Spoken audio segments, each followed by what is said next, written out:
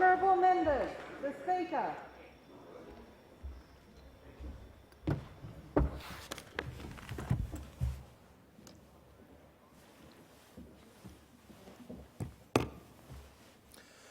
I acknowledge the Ngunnawal and Ngambri peoples who are the traditional custodians of the Canberra area and pay respect to the elders, past and present, of all Australia's Indigenous peoples.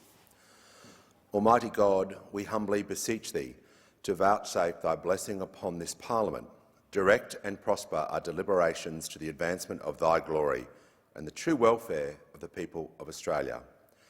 Our Father, which art in heaven, hallowed be Thy name. Thy kingdom come, Thy will be done in earth as it is in heaven. Give us this day our daily bread, and forgive us our trespasses, as we forgive them that trespass against us. And lead us not into temptation, but deliver us from evil. For Thine is the kingdom, and the power, and the glory, for ever and ever. Amen.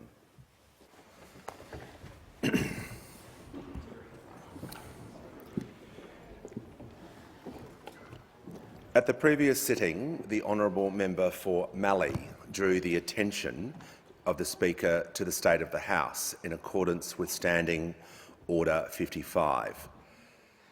I will count the House if the member so desires, but in light of the member for Mallee not being present, the matter lapses.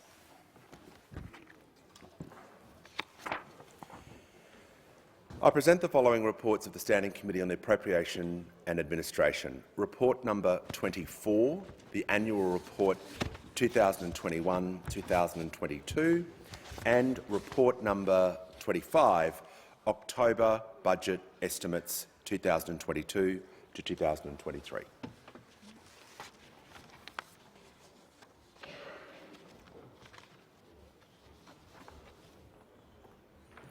And I call the clerk. Government business, notice number 1, suspension of Standing Order 31. I give the call to the Leader of the House. Thanks, Mr Speaker. I move the motion in relation to the reply by the Leader of the Opposition to the 2022-23 budget in the terms in which it appears on the notice paper. This is simply the normal resolution to allow the budget reply to take place this evening. I'll put the question. All of those opinions say aye. Against no. I think the ayes have it.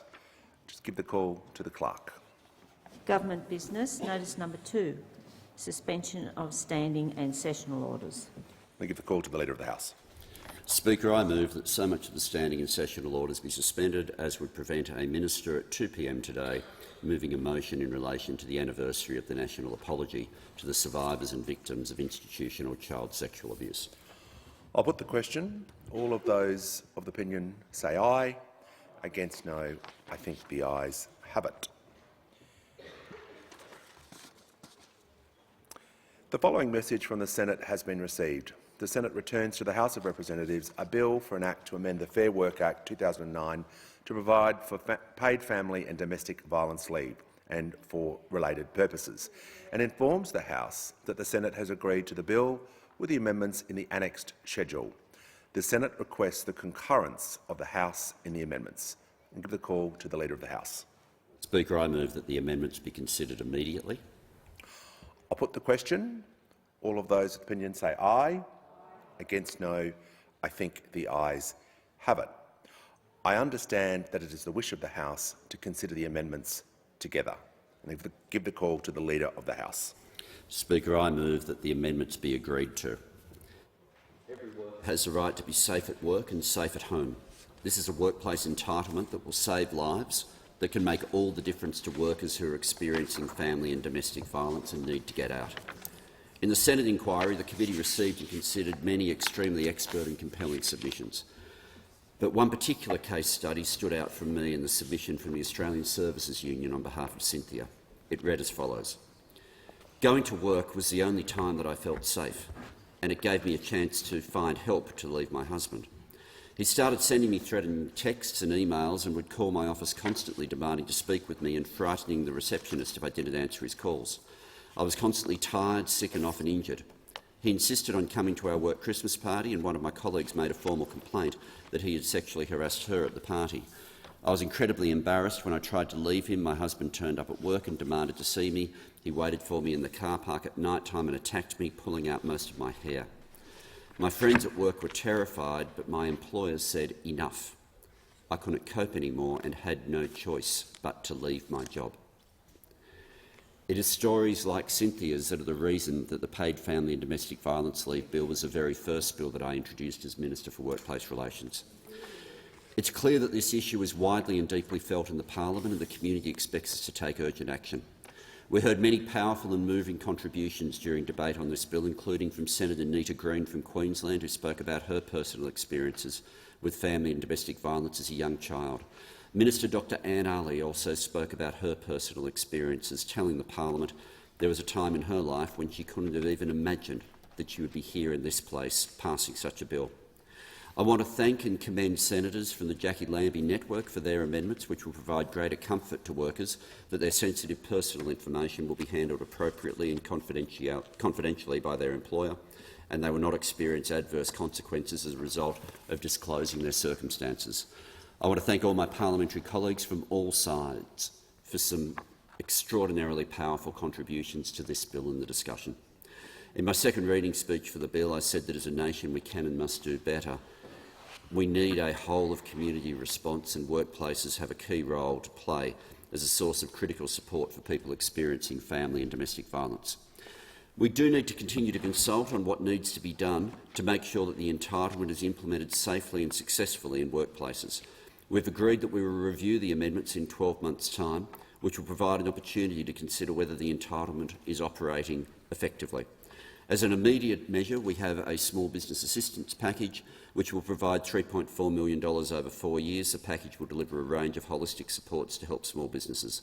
This is to ensure that small business can access the right advice at the right time to provide the best support to their employees experiencing family and domestic violence. I want to once again thank and pay tribute to the advocates, frontline community sector organisations, workers and their unions who have campaigned so passionately for this reform, and to all those who have experienced and are experiencing family and domestic violence. You have asked us to take action, and we are. This bill will not by itself solve the problem of family and domestic violence, but it does mean no employee in Australia will ever again be forced to make a choice between earning a wage and protecting the safety of themselves and their families. I want to acknowledge our incredible frontline workforce who strive every day to support and assist individuals and families impacted by violence. I want to acknowledge those on the floor here and in the other place, my colleagues who have campaigned for this moment for so many years. I acknowledge you and thank you for your commitment in supporting those impacted by family and domestic violence. I want to acknowledge those in our community who have lost their lives due to family and domestic violence. I recognise those we've lost, those who've survived, and those who at this very moment still feel trapped. This bill is for you, and now we take the final parliamentary step to make it law. Yeah. I'll put the question. All of those opinions say aye. Against no. I think the ayes have it.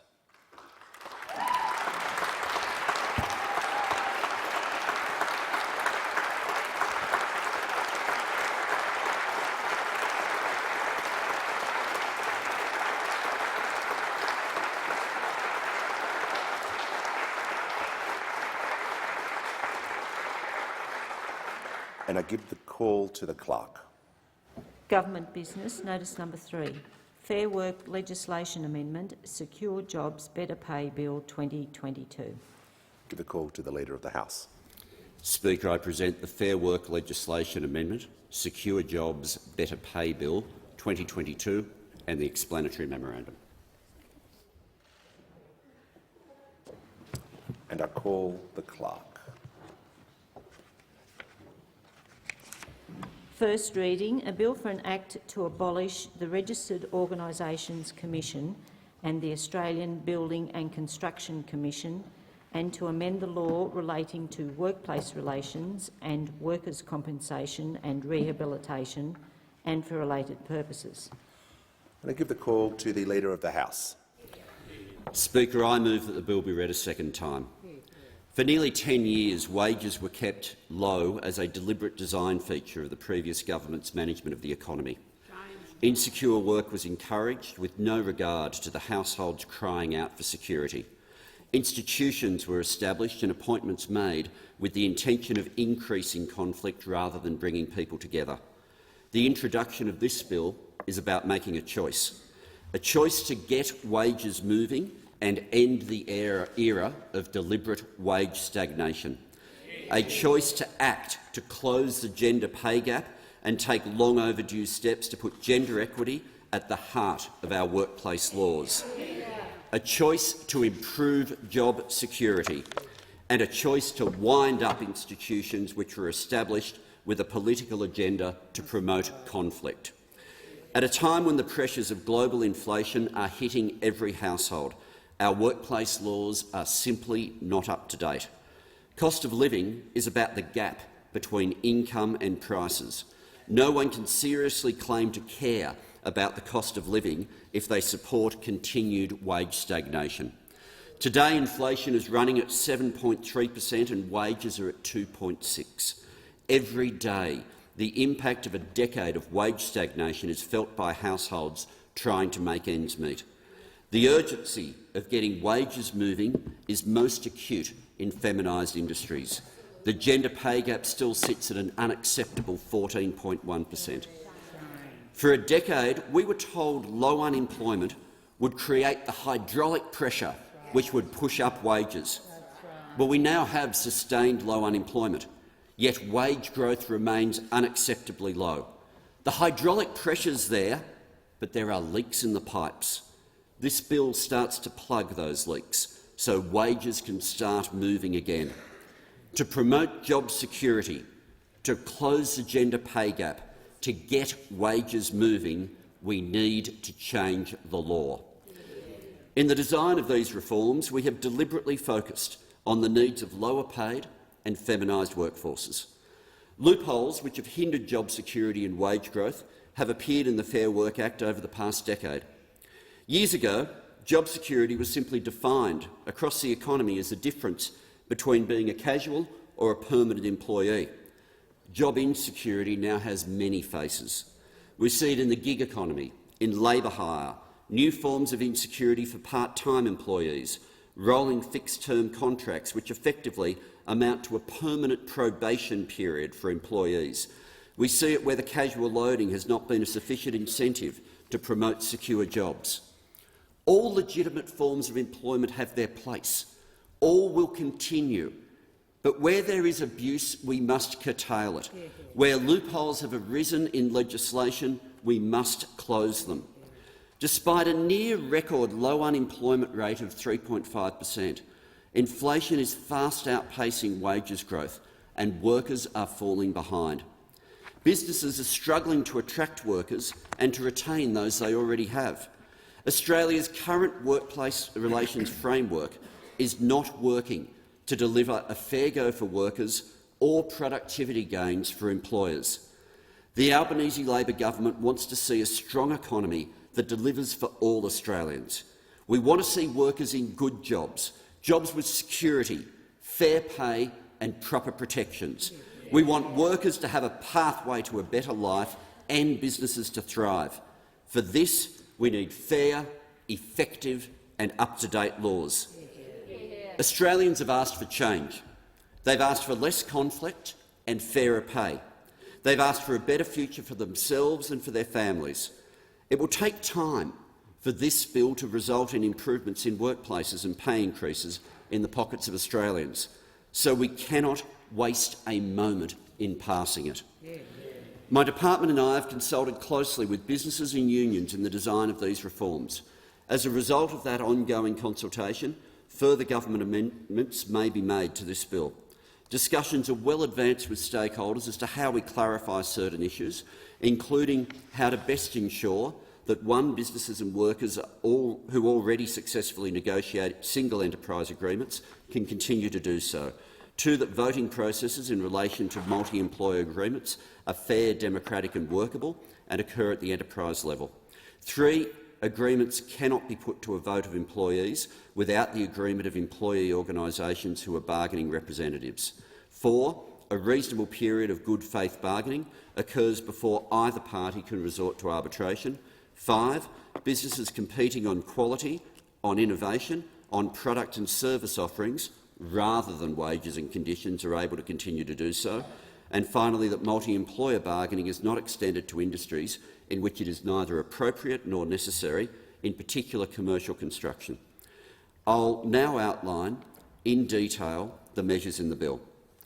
Australian women are among the most educated in the OECD and are participating in the workforce in significant numbers. Yet over the period from 1983 to date, successive governments have only been able to close the gender pay gap by 5.1 percentage points. Some of the most undervalued workers in our country are workers in female-dominated industries. Many are the very workers who put their health and safety on the line to get us through the shutdown period of the pandemic. Workers in healthcare, aged care, disability support, early childhood education and care, the community sector and other care and service sectors. Work in these industries is undervalued because of unfair and discriminatory assumptions about the value of the work and the skill required to do the job. This undervaluation is one of the biggest causes of the gender pay gap, and our reforms take a number of key steps to address it. Gender equity is at the very heart of our government's agenda, and this bill will place gender equity at the very heart of our Fair Work system, where it belongs. Under our reforms, gender equity will be included as an overarching object of the Fair Work Act, in the modern awards objective and in the minimum wages objective.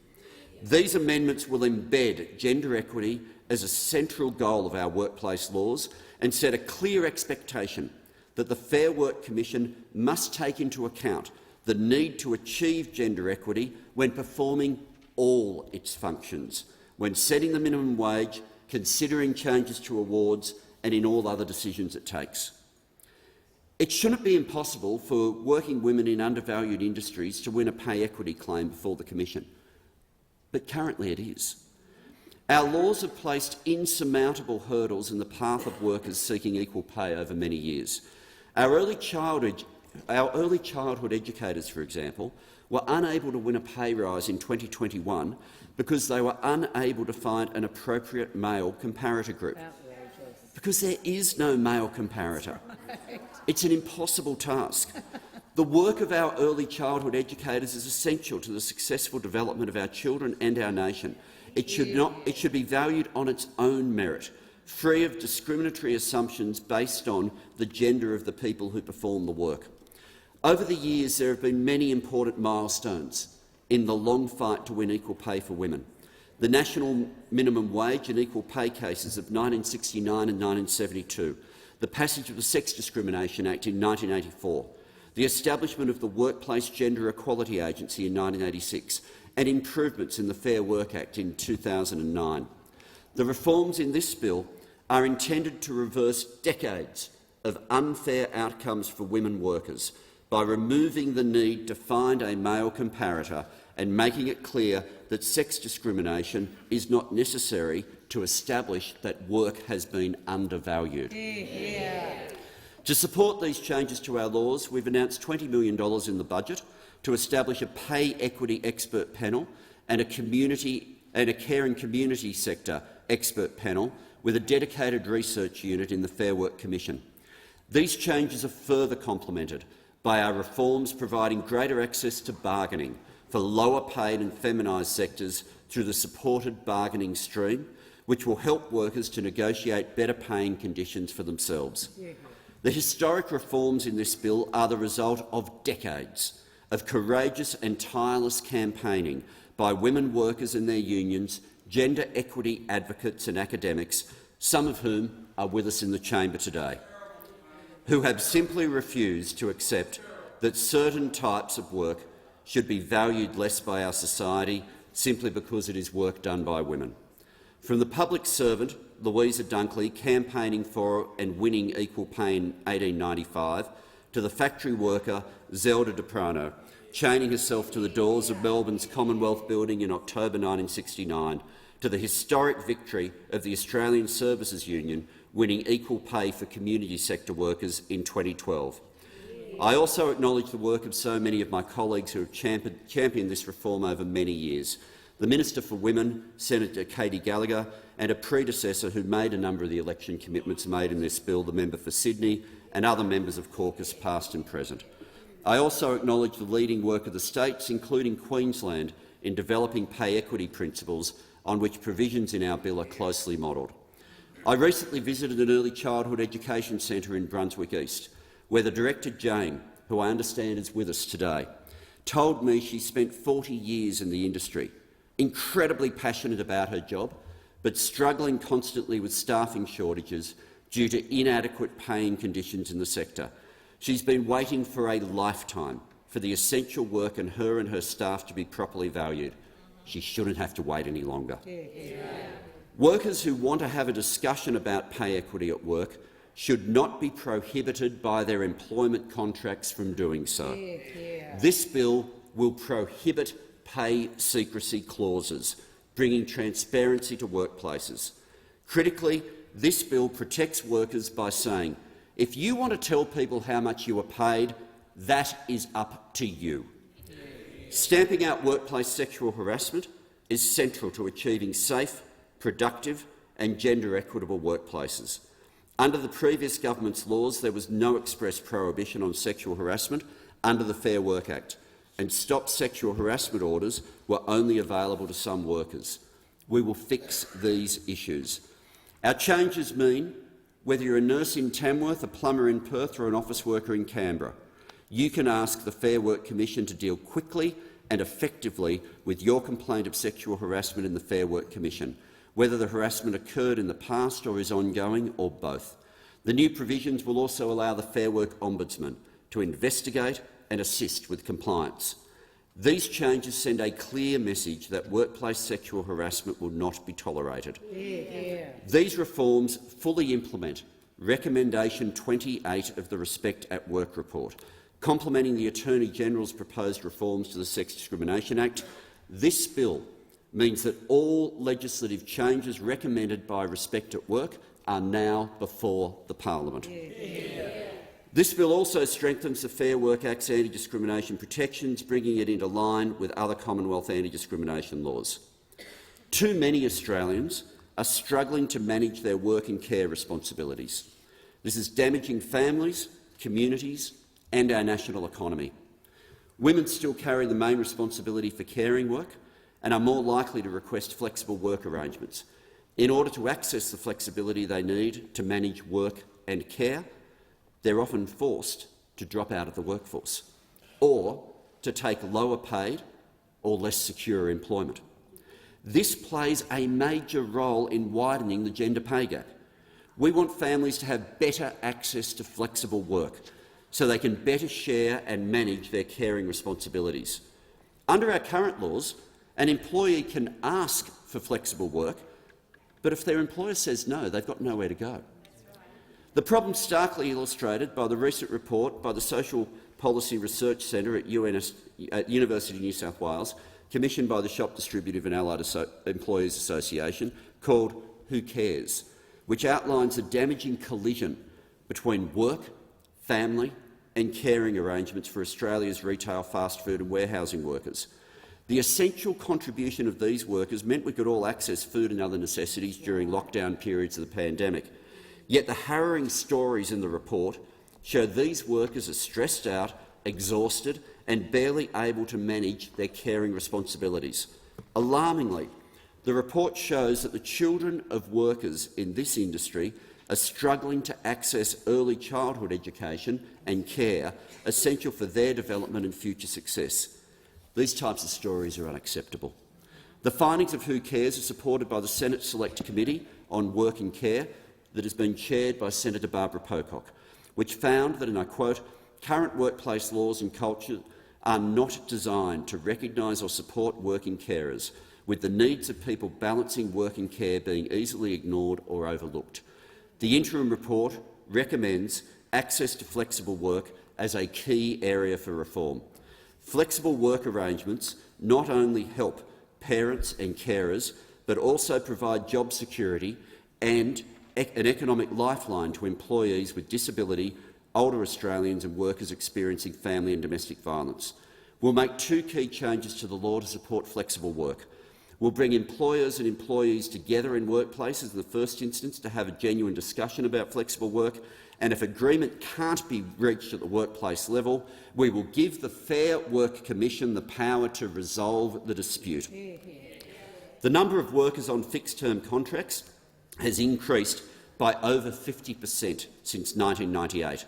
More than half of all employees engaged on fixed-term contracts are women. More than 40% of fixed-term employees have been with their employer for 2 or more years. This bill will limit the use of fixed-term contracts for the same role beyond 2 years or 2 consecutive contracts, whichever is shorter, including renewals. If these rules are breached, the term of the contract that provides for its expiry on a set date will be of no effect, but otherwise the contract will be valid. The provisions allow employers to use fixed-term contracts for legitimate purposes while providing appropriate protections for employees. The bill gives immediate effect to recommendations of the 2019 Migrant Workers Task Force. Amendments I am introducing today would not have been possible without the advocacy of migrant workers and their unions. It will now be unlawful to advertise a job for less than the applicable minimum rate. Secondly, the bill will provide greater ability to recover unpaid entitlements by increasing the cap on small claims under the Fair Work Act from $20,000 to $100,000. The current low threshold forces many workers to pursue pay claims through a full court process, which can be expensive, time-consuming and complex. The bill will also fix a loophole that the previous government had failed to address by including ACT volunteer firefighters in the presumptive liability provisions. We'll also add malignant mesothelioma to the list of presumptive cancers for firefighters and lower the qualifying period for esophageal cancer from 25 to 15 years. This is unfinished business and will continue to consult to ensure our laws provide firefighters and all first responders with better access to the compensation they deserve for work-related injuries and illness. I acknowledge the advocacy of Mr Brett McNamara, an ACT government firefighter who has been lobbying for some time for changes to the law, and acknowledge the representations that have been made to me for all members in this place and the Senate who represent the ACT, as well as the United Firefighters Union and the ACT Volunteer Brigades Association. Australia's bargaining system is not working effectively and hasn't worked effectively for a long time. Bargaining delivers simpler and more tailored workplace arrangements for business and an average of $601 more for workers each week compared with those on awards. Yet only 14.7% of employees are covered by an agreement that is in date. This bill enacts commitments I made at the Jobs and Skills Summit in September. Reforms will remove unnecessary limitations from the existing framework. Multi-employer bargaining is already contemplated by the Act through 3 streams: single interest, multi-employer and low paid. The problem is it isn't working. We're not creating new streams of bargaining. We are varying the existing streams to make them work and to get wages moving. The prohibition already in the Act on pattern bargaining will remain. Bargaining at the enterprise level delivers strong productivity benefits and is intended to remain the primary and preferred type of agreement making. For employees and employers that have not been able to access the benefits of enterprise-level bargaining, these reforms will provide flexible options for reaching agreements at the multi-employer level. This is intended to deliver more equitable and inclusive wage outcomes which benefit more Australians. The bill will allow the Fair Work Commission to resolve intractable disputes through arbitration when there is no reasonable prospect of agreement being reached. These changes are intended to provide a strong incentive for good faith negotiations, reduce the time for enterprise agreements to be finalised and allow for quick resolution of intractable disputes. The bill will limit the circumstances in which an agreement can be terminated by the Fair Work Commission if the application has only been made by one party rather than by consent. To address this challenge, when determining unilateral application for termination of agreement, the bill requires the Fair Work Commission to consider whether bargaining is underway and whether the termination would adversely affect employees' bargaining position, the Commission will have the capacity to terminate an agreement where its continued operation would pose a significant threat to the viability of the employer's business, and termination would likely reduce the potential of job losses, and the employer guarantees to pay employees the relevant termination entitlements. The bill will return to balance and fairness to the system by sunsetting enterprise agreements that are out of step with the wages and conditions provided in modern awards. It's inconceivable in 2022 there are agreements that still exist which lock in terms and conditions back to the work choices days. Right. Sunsetting zombie agreements will mean businesses need to pay the minimum entitlements paid for in awards to benefit workers and level the playing field. We'll make the Better Off Overall test simple, flexible and fair. There's consensus that approval requirements for enterprise agreements are onerous, complex and unnecessarily prescriptive. We'll make key changes to fix this.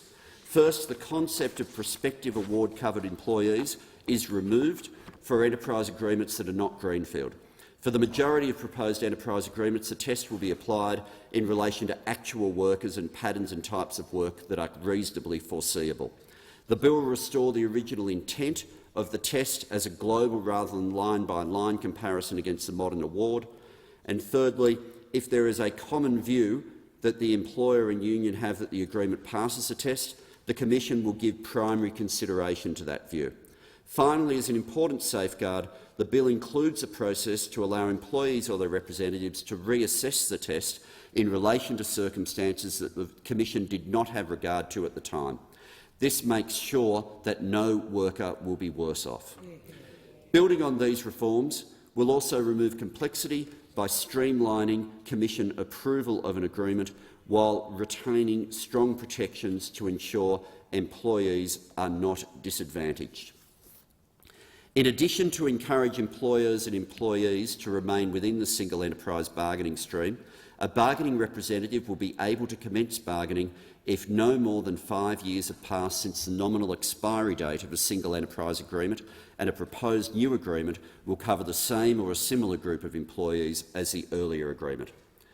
The bill will rename and remove barriers to access the existing low-paid bargaining stream, with the intention of closing the gender pay gap and improving wages and conditions in sectors such as community services, cleaning and early childhood education and care, which have not been able to successfully bargain at the enterprise level.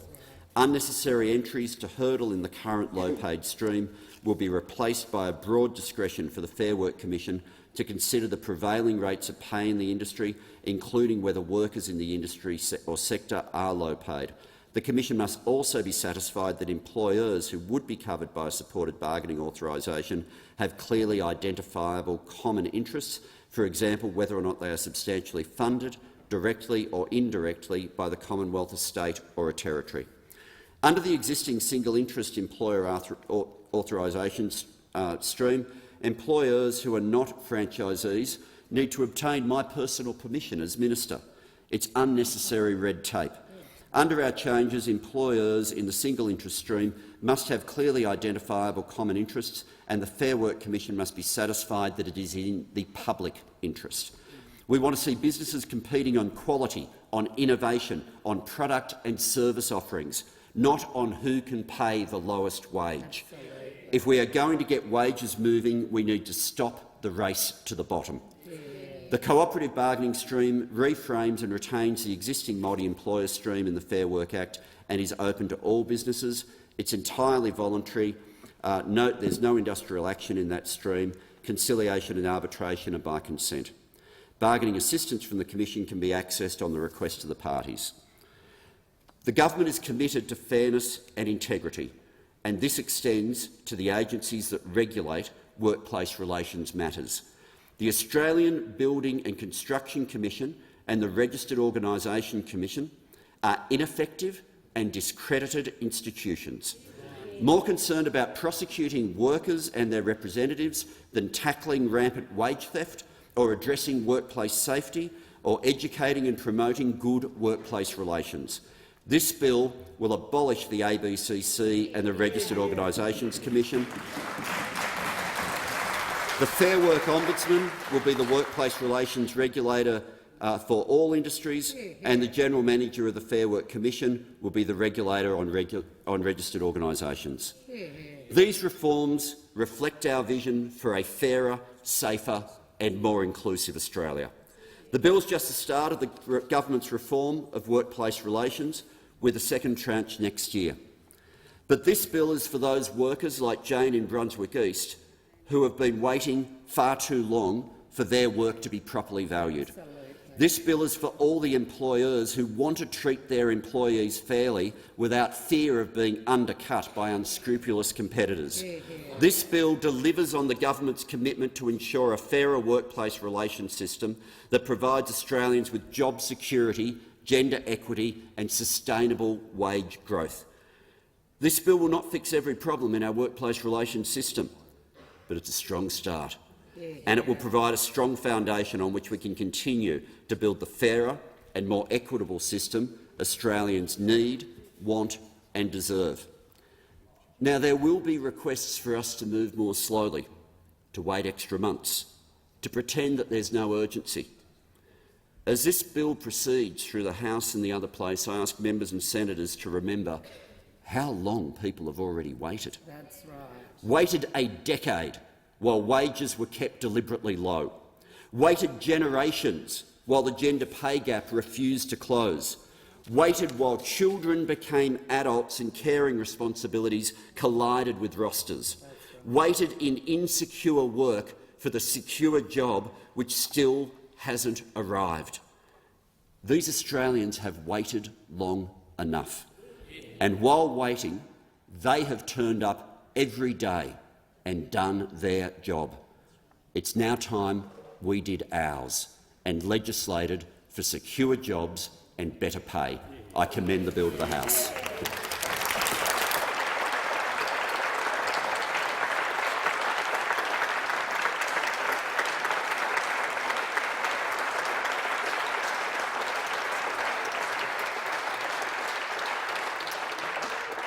The debate must now be adjourned, and I give the call to the member for La Trobe. I move the debate be adjourned.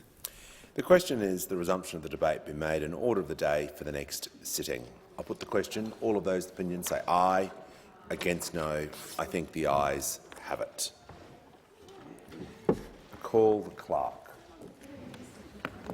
Government business. Notice number 4. Education Legislation Amendment 2022 Measures Number 1 Bill 2022. I give the call to the Minister for Education. Mr Speaker, I present the Education Legislation Amendment 2022 Measures Number 1 Bill 2022. And I call the clerk.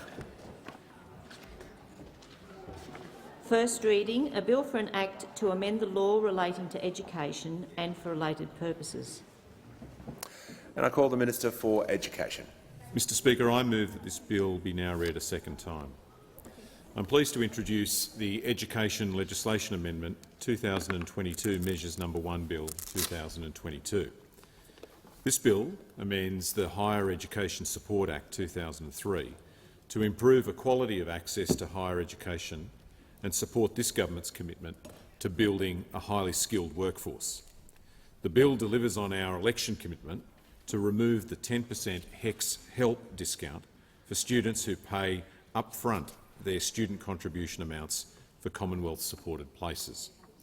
This was a measure that we took to the election on the principle that all students should pay the same amount for the same course, regardless of their ability to pay upfront. The measure will take effect from the 1st of January 2023 and is projected to save $144 million over the forward estimates. Those savings will help to fund the extra 20,000 new university places that I announced earlier this week. Those 20,000 extra places have been allocated to support students who are currently underrepresented in our universities. Students from poorer families, students from regional Australia, Indigenous Australians, Australians with a disability, and students who are the first in their family to ever set foot in a university. This bill will also extend the fee help loan fee exemption for a further 12 months. This exemption commenced on the 1st of April 2020 as a COVID-19 financial relief measure and will now continue through to the 31st of December this year. This will help around 30,000 full-fee paying undergraduate students accessing fee help to study in 2022. It will also support the higher education providers where these students are enrolled. This bill also extends the fee help to eligible students who participate in the government's micro-credentials pilot. The micro-credential pilot encourages universities to develop and deliver industry-targeted, flexible, short courses as part of building a highly skilled workforce. The bill also makes other amendments to the Higher Education Support Act to clarify and to improve its operation. It clarifies arrangements around enabling courses. Enabling courses help prepare students for higher education study, like a bachelor's degree. The measures in this bill clarify that these enabling courses will not count towards a student's lifetime limit of Commonwealth support. The bill also improves the consistency, aligning the HECS help and fee help citizenship and residency requirements for New Zealand citizens with the existing requirements for those students accessing Commonwealth-supported places. It requires that these students be resident in Australia for the duration of their unit of study to be eligible for HECS help and fee help. The bill also strengthens the administration and accountability by requiring that students seeking Commonwealth funding provide their unique student identifier to their institution and to the Commonwealth. It also makes other minor technical amendments to the Higher Education Support Act and the Tertiary Education Quality and Standards Agency Act to improve their operation. The measures in this bill support the government's commitment to equal access to higher education and building the skills of Australia's workforce, and I commend it to the House. The debate must now be adjourned. I give the call to the member for Latrobe. I move the debate be adjourned. The question is that the resumption of the debate be made an order of the day for the next sitting. I'll put the question. All of those opinions say aye. Against no. I think the ayes have it. And I call the clerk. Government business. Notice number 5. Defence Home Ownership Assistance Scheme Amendment Bill 2022. I give the call to the Assistant Minister. Thanks, Speaker. I present the Defence Home Ownership Assistance Scheme Amendment Bill 2022 and the explanatory memorandum. And I call the clerk. First reading, a bill for an act to amend the Defence Home Ownership Assistance Scheme Act 2008 and for related purposes. And I call the Assistant Minister. Thanks, Speaker. I move that this bill now be read a second time. I'm pleased to present the Defence Home Ownership Assistance Scheme Amendment Bill. This bill fulfils another election commitment from the Albanese Labor government to boost home ownership for defence members and veterans by expanding the Defence Home Ownership Assistance Scheme eligibility criteria. This scheme was established in 2008 by the Rudd government, and it continues to be an important retention offering by the Australian Defence Force.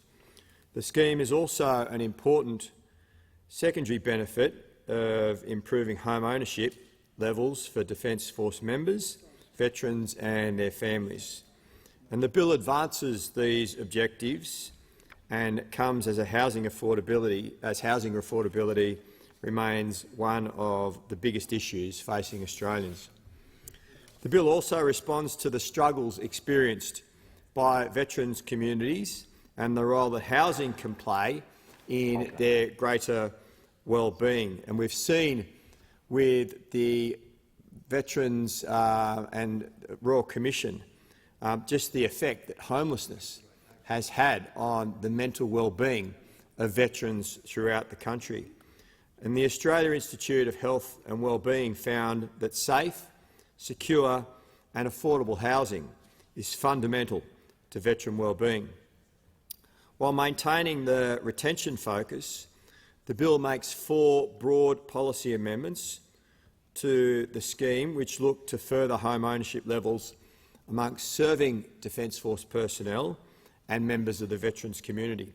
Firstly, Speaker, the bill expands access to the scheme by providing Defence members with access to the benefits earlier in their careers.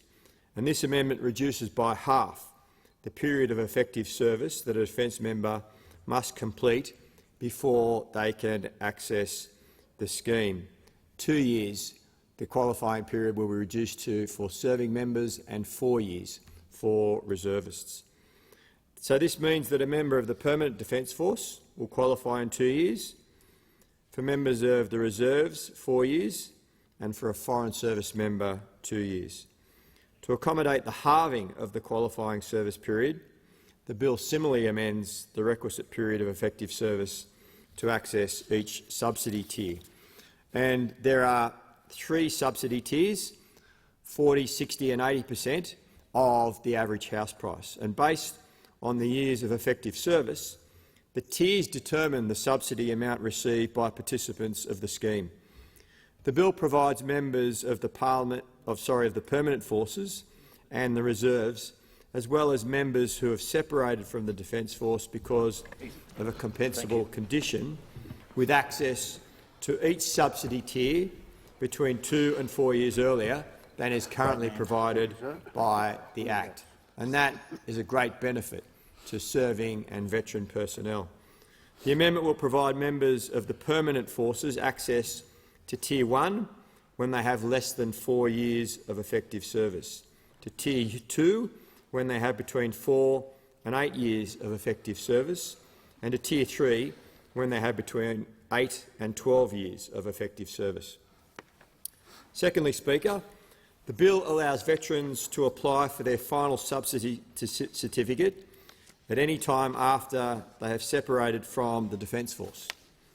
Currently, veterans must apply to access the scheme within 5 years of separating from the Defence Force. So removing this limitation will ensure veterans can access the scheme at any time that suits them without feeling pressure to do so in that 5-year period. The Albanese Labor government acknowledges that the nature of military service is unique and families can be deeply affected by military service. This can include the frequency of postings throughout Australia, which has an impact on home ownership. And that's why this amendment is so vitally important. By extending to surviving partners who have similarly been impacted by the nature of their service, their family service within the Australian Defence Force. Thirdly, the bill creates a power to continue paying a subsidy amount where a genuine error, mistake or accident caused all outstanding amounts due under the subsidised loan to be paid. This amendment is in response to observations by Defence that the current legislation provides little reprieve where a loan is paid down due to a genuine error, mistake or accident, and as a result, the subsidised borrower stops receiving their monthly subsidy. It's intended that this power will address scenarios including, but not limited to, where a subsidised borrower mistakenly transfers money into their loan account, which results in it being paid off, or where a third party mistakenly transfers to a subsidised borrower's loan account when it was not for the purpose of paying down the loan. Finally, Speaker, the bill provides a power to make and recover relevant payments, including overpayments, which may occur in the administration of the scheme. This technical amendment assists the scheme's administrators in efficiently processing subsidy payments. For transparency and good governance, the bill also requires the Secretary to report any such payment every financial year. The bill assists in positioning the Australian Defence Force as an employer of choice, assisting serving members and veterans to own a home and ensuring the scheme can be administered as efficiently and beneficially as possible.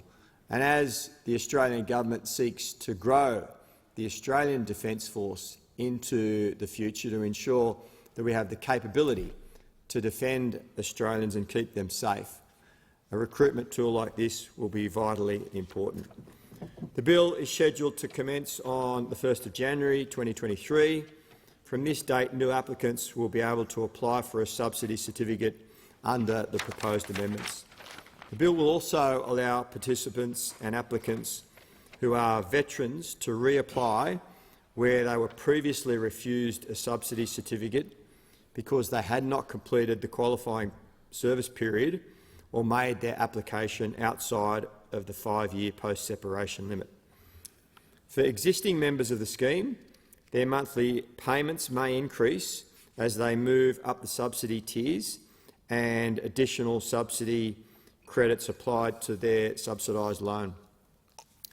Boosting the Defence Home Ownership Assistance Scheme delivers on the Albanese Labor government's key election commitment to help more Australian Defence Force members and veterans buy their own home and give them that security associated with owning their own home. The Albanese government is improving access to home ownership for defence personnel earlier in their careers, and it means more eligible local veterans can now also access the scheme any time after they've completed their service.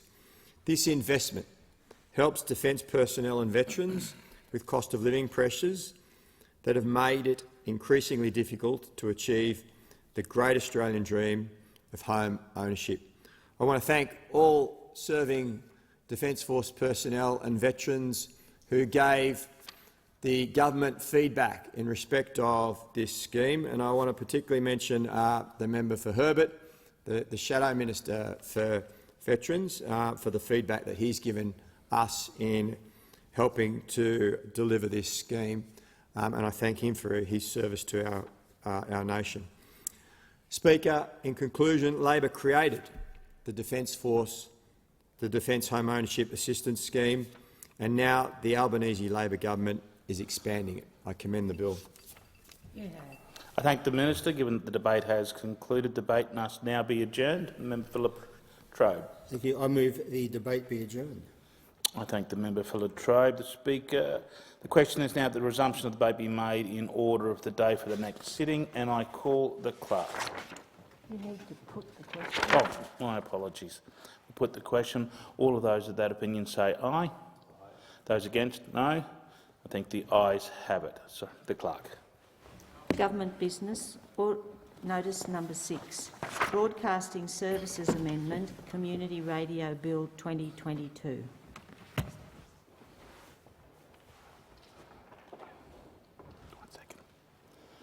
The clerk. I've called on. Oh, I call the Minister. Here. I present the Broadcasting Services Amendment, Community Radio Bill 2022 and the explanatory memorandum.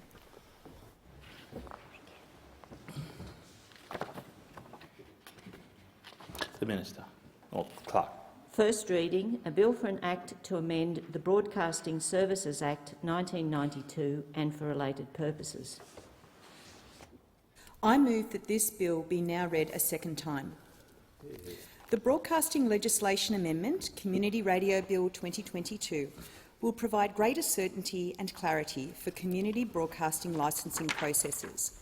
It will support listener access to high-quality and diverse community radio services, as well as provide regulatory flexibility for the Australian Communications and Media Authority. Every week, more than 5 million listeners tune in to more than 450 community-owned and operated radio stations around the country. This includes 1.4 million listeners from non-English speaking backgrounds, listening to broadcasts in more than 100 languages.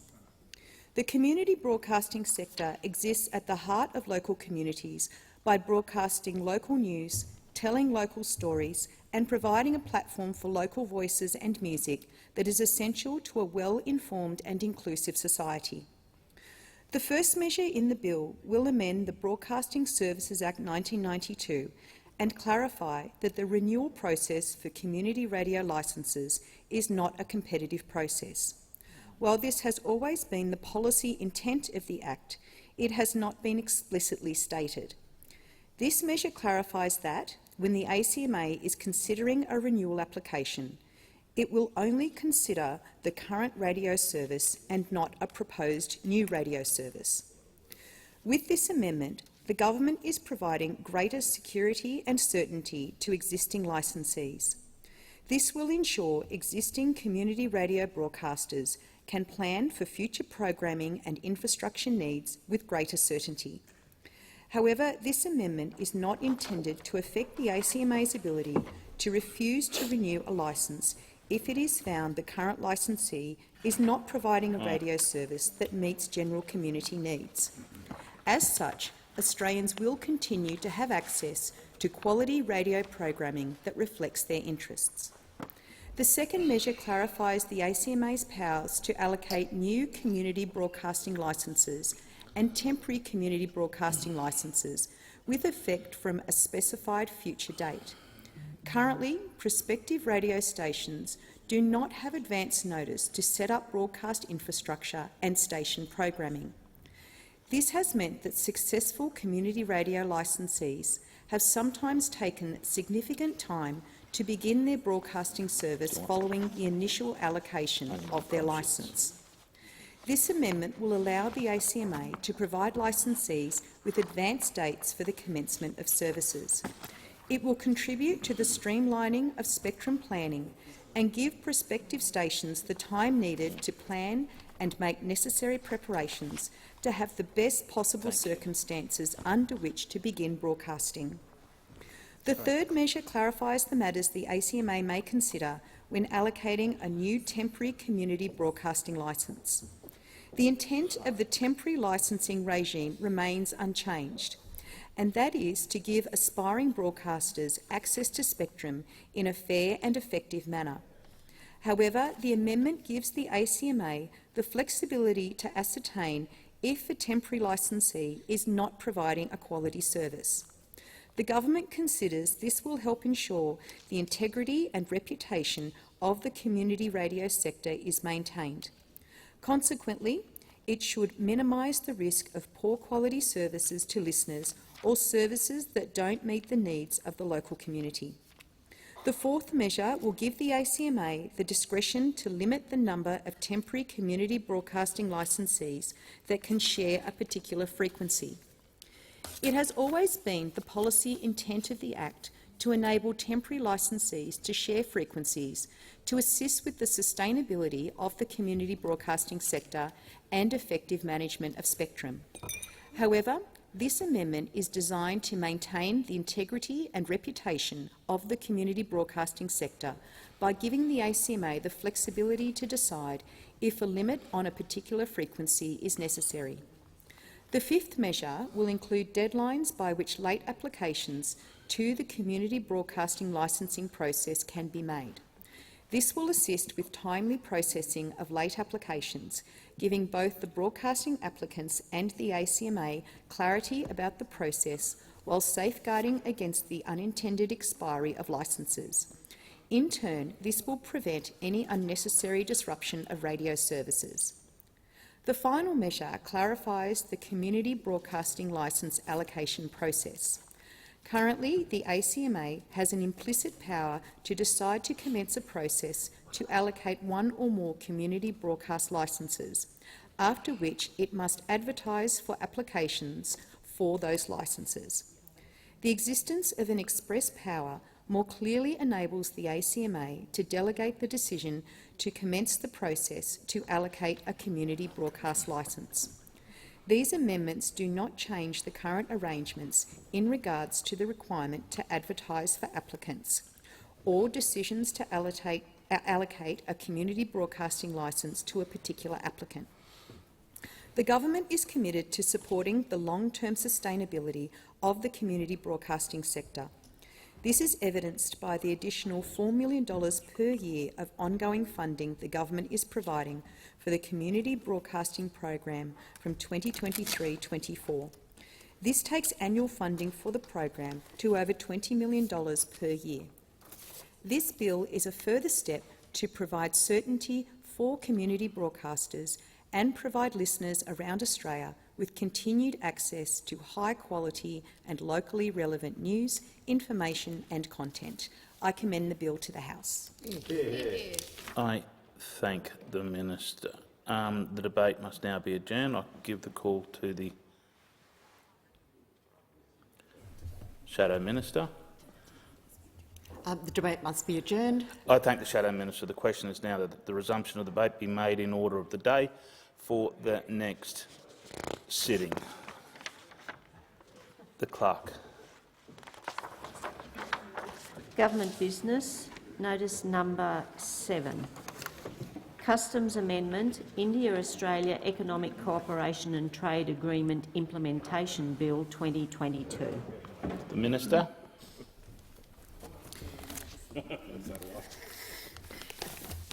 Thank you. I present the Customs Amendment, India-Australia Economic Cooperation and Trade Agreement Implementation Bill 2022 and the explanatory memorandum. Thank the Minister. The Clerk. First reading, a bill for an Act to amend the Customs Act 1901 and for related purposes. The Minister. I move that this bill be now read a second time. Deputy Speaker, the Customs Amendment, India-Australia Economic Cooperation and Trade Agreement Implementation Bill 2022 amends the Customs Act 1901 to implement the India-Australia Economic Cooperation and Trade Agreement. India is a key strategic and economic partner for Australia, and the Australian government is committed to accelerating our economic ties with this critical country. The India-Australia Economic Cooperation and Trade Agreement will be a very important driver for deepening that relationship. Recent years have seen remarkable growth in the trading relationship between India and Australia, fuelled by the many complementarities between our two economies. The India-Australia Economic Cooperation and Trade Agreement will secure Australia's foothold in the world's fastest-growing major economy and enable Australian businesses to unlock or expand their operations in a market of nearly 1.5 billion consumers with a GDP of $4.3 trillion. The agreement represents significant new trade diversification opportunities for Australian business.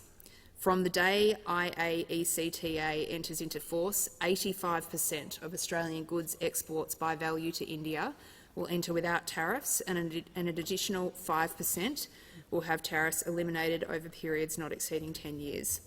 This is commercially significant for up to $14.8 billion worth of Australian merchandise trade destined for the Indian market each year.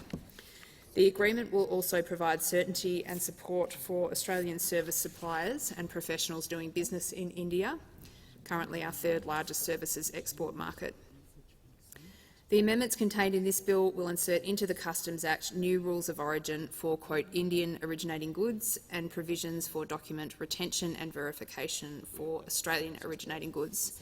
The amendments will outline when imported goods may be considered to have originating status or be eligible for preferential tariff treatment. Complementary amendments to the Customs Tariff Act 1995 will provide for the preferential rates of customs duty applicable to goods that are originating under the agreement. These will be made by the Customs Tariff Amendment, India-Australia Economic Cooperation and Trade Agreement Implementation Bill 2022. These bills were referred to the Joint Standing Committee on Treaties, JSCOT, on 1 August 2022, and debate on the bills would be dependent on the advice provided in its report. It is anticipated that JSCOT will report in mid-November, and I commend this bill to the House. The Minister. I thank the Minister. The debate must now be adjourned. I move the debate be adjourned. The question is now that the resumption of the debate be made in order of the day for the next sitting. The Clerk. Put the question. Oh, again. My apologies. I didn't put that question.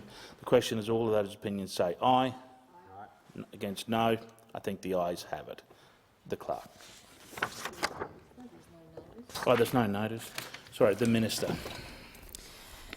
Mr Speaker, I present the Customs Tariff Amendment India-Australia Economic Cooperation and Trade Agreement Implementation Bill 2022 and the explanatory memorandum. Thank the Minister. The Clerk. First reading, a bill for an Act to amend the Customs Tariff Act 1995 and for related purposes. I give the call to the Minister. I move that this bill be now read a second time. Mr Speaker, the Customs Tariff Amendment India-Australia Economic Cooperation and Trade Agreement Implementation Bill 2022 will amend the Customs Tariff Act 1995 to implement the India-Australia Economic Cooperation and Trade Agreement, known as IAECTA. The amendments contained in this bill will insert a new schedule of preferential rates of customs duty for goods that are Indian originating. Schedule 10A will be comprised of tariff subheadings for goods that have a rate of customs duty other than free at entry into force of the IAECTA. The goods classified to these subheadings will include tobacco, alcohol and fuel products, which will have an excise equivalent rate of customs duty, and certain goods containing iron, steel and aluminium, which will be phased to free over approximately 5 years. The bill will also amend concessional items in Schedule 4 of the Customs Tariff Act 1995 to extend concessional treatment to goods that are Indian originating. The amendments contained in this bill complement the amendments contained in the Customs Amendment, India-Australia Economic Cooperation and Trade Agreement Implementation Bill 2022, and I commend this bill to the House.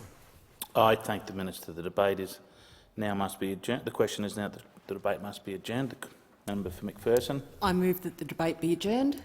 I thank the member.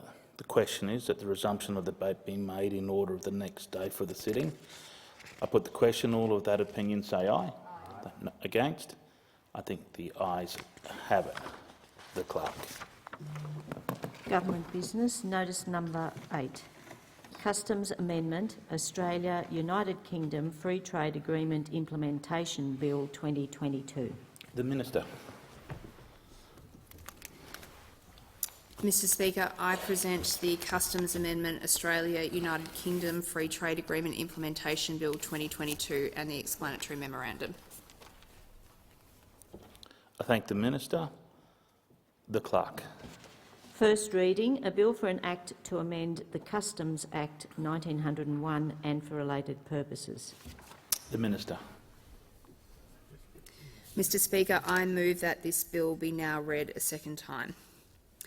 The Customs Amendment Australia United Kingdom Free Trade Agreement Implementation Bill 2022 amends the Customs Act 1901, known as the Customs Act, to implement the free trade agreement between Australia and the United Kingdom of Great Britain and Northern Ireland, known as the Agreement. The agreement will bring both commercial and strategic benefits. The United Kingdom is the world's 5th largest economy and our 5th largest two-way trading partner, with $31.8 billion in goods and services traded in 2020. The agreement will deliver preferential market access for Australia's key exports, providing important diversification opportunities and removing barriers that were impeding trade while the United Kingdom was a member of the European Union. It will also improve certainty for exporters and importers, service suppliers and investors across the whole economy. The agreement will facilitate a strong and resilient economic recovery from COVID-19 while reducing the vulnerability of Australia's trade and investment for future crises. It will enhance Australia's economic engagement with the United Kingdom through strengthening trade rules that will help build upon our already healthy trading relationship. The amendments contained in this bill will insert into the Customs Act the rules of origin and document retention requirements called for by the agreement. Those amendments outline when imported goods may be considered to have originating status and be eligible for preferential tariff treatment. Complementary amendments to the Customs Tariff Act 1995 are required to provide for those preferential rates of customs duty. The Joint Standing Committee on Treaties is currently considering this agreement and is scheduled to report in mid-November. This bill is being introduced now to give Parliament more time to consider the amendments required to implement this agreement, and I commend the bill to the House. I thank the Minister. The debate must now be adjourned. I call the member for McPherson. I move that the debate be adjourned. The question is that the resumption of the debate being made in order of the day for the next sitting. I put the question. All of that opinion say aye. Those against say no. I think the ayes have it. The Minister. Mr Speaker, I present the Customs Tariff Amendment, Australia-United Kingdom Free Trade Agreement Implementation Bill 2022 and the explanatory memorandum. I thank the Minister and call the clerk. First reading, a bill for an act to amend the Customs Tariff Act 1995 and for related purposes. I call the Minister. Thank you, Mr Speaker. The Customs Tariff Amendment, Australia-United Kingdom Free Trade Agreement Implementation Bill 2022 will amend the Customs Tariff Act 1995, also known as the Customs Tariff Act, to implement the preferential rate of customs duty for goods determined to be United Kingdom originating. These amendments will ensure that Australia fulfils its obligations as a signatory to the Australia-United Kingdom Free Trade Agreement and is prepared for the agreement to enter into force. This bill will insert a new schedule of duty rates into the Customs Tariff Act. Schedule 15 will contain the preferential rates of customs duty for imported goods that satisfy the rules of origin that is set out in the agreement.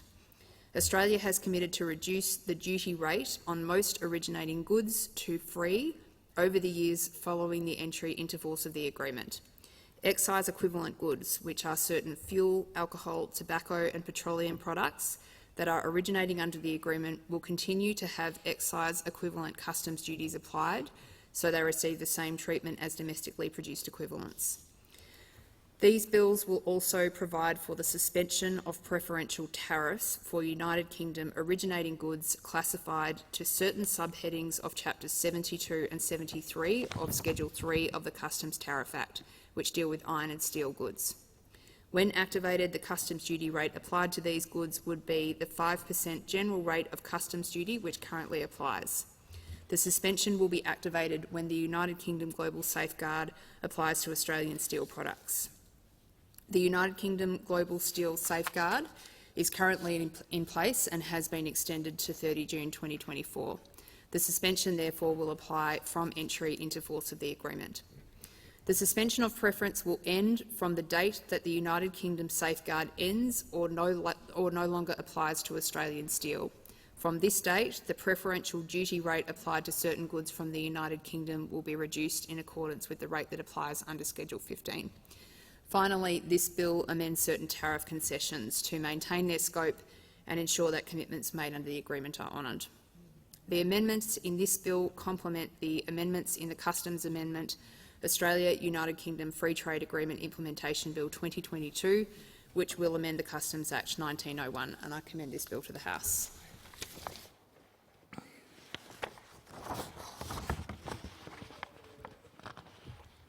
The Minister's microphone was just turned off then. Can I call the Minister? Excuse me, Mr Speaker, I move that the bill be read as I thank very much the Minister. The debate must now be adjourned. I call the member for McPherson. I move that the debate be adjourned. The question is that the resumption of the debate be made in order of the day for the next sitting, and I put the question. All of that opinion say aye. Aye. Those against say no. I think the ayes have it. Now, did we have a letter from the Senator, or have we got another one?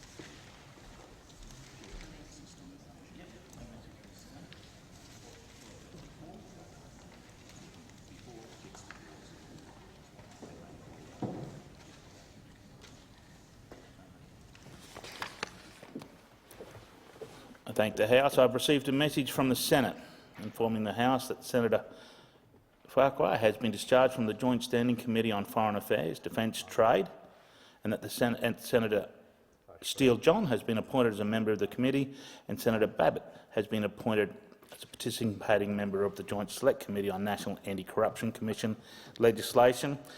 And returning the social services and other legislation amendment lifting the income limit for the Commonwealth Seniors Health Card, Bill of 2022, and informing the House that the Senate does not insist upon its amendments disagreed to by the House. The clerk. We're going to... Okay, so am I wrong? So the next...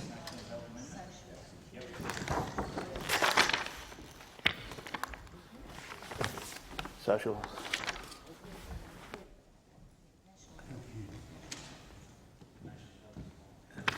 Roger.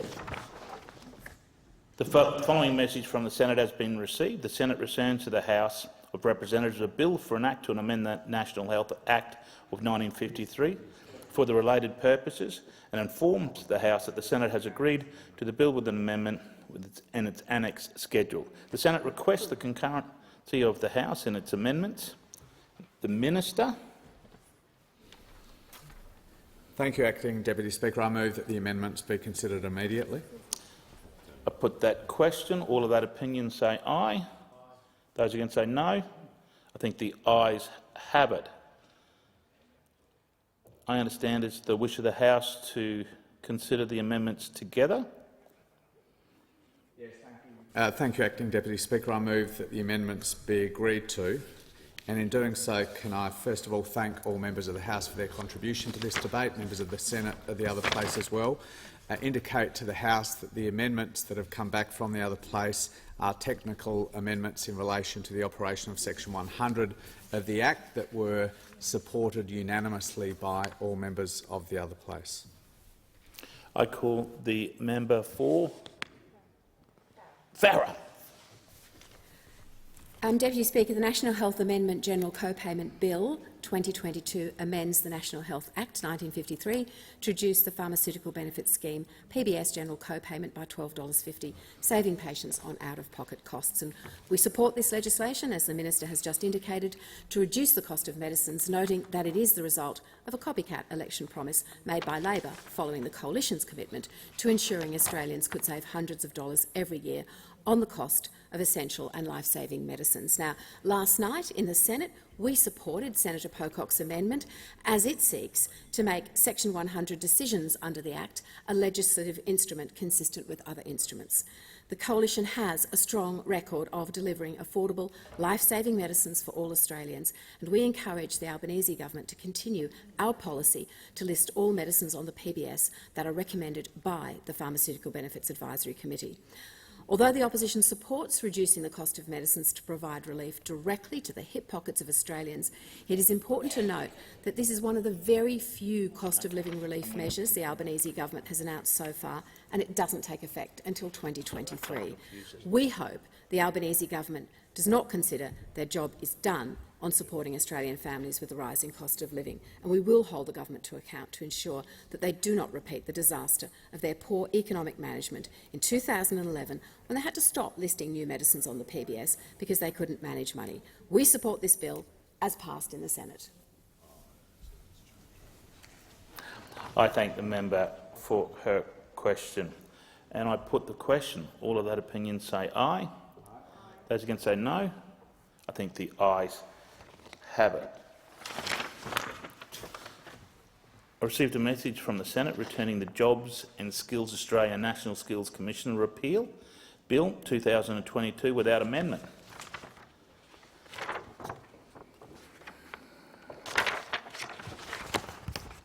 The following is a message from the Senate has been received. The Senate returns to the House of Representatives a bill to enact and establish a Jobs Skills Australia for the related purpose, and informs the House that the Senate has agreed to the bill with the amendment in the annex schedule. The schedule requests the concurrency of the House in the amendments. The Minister.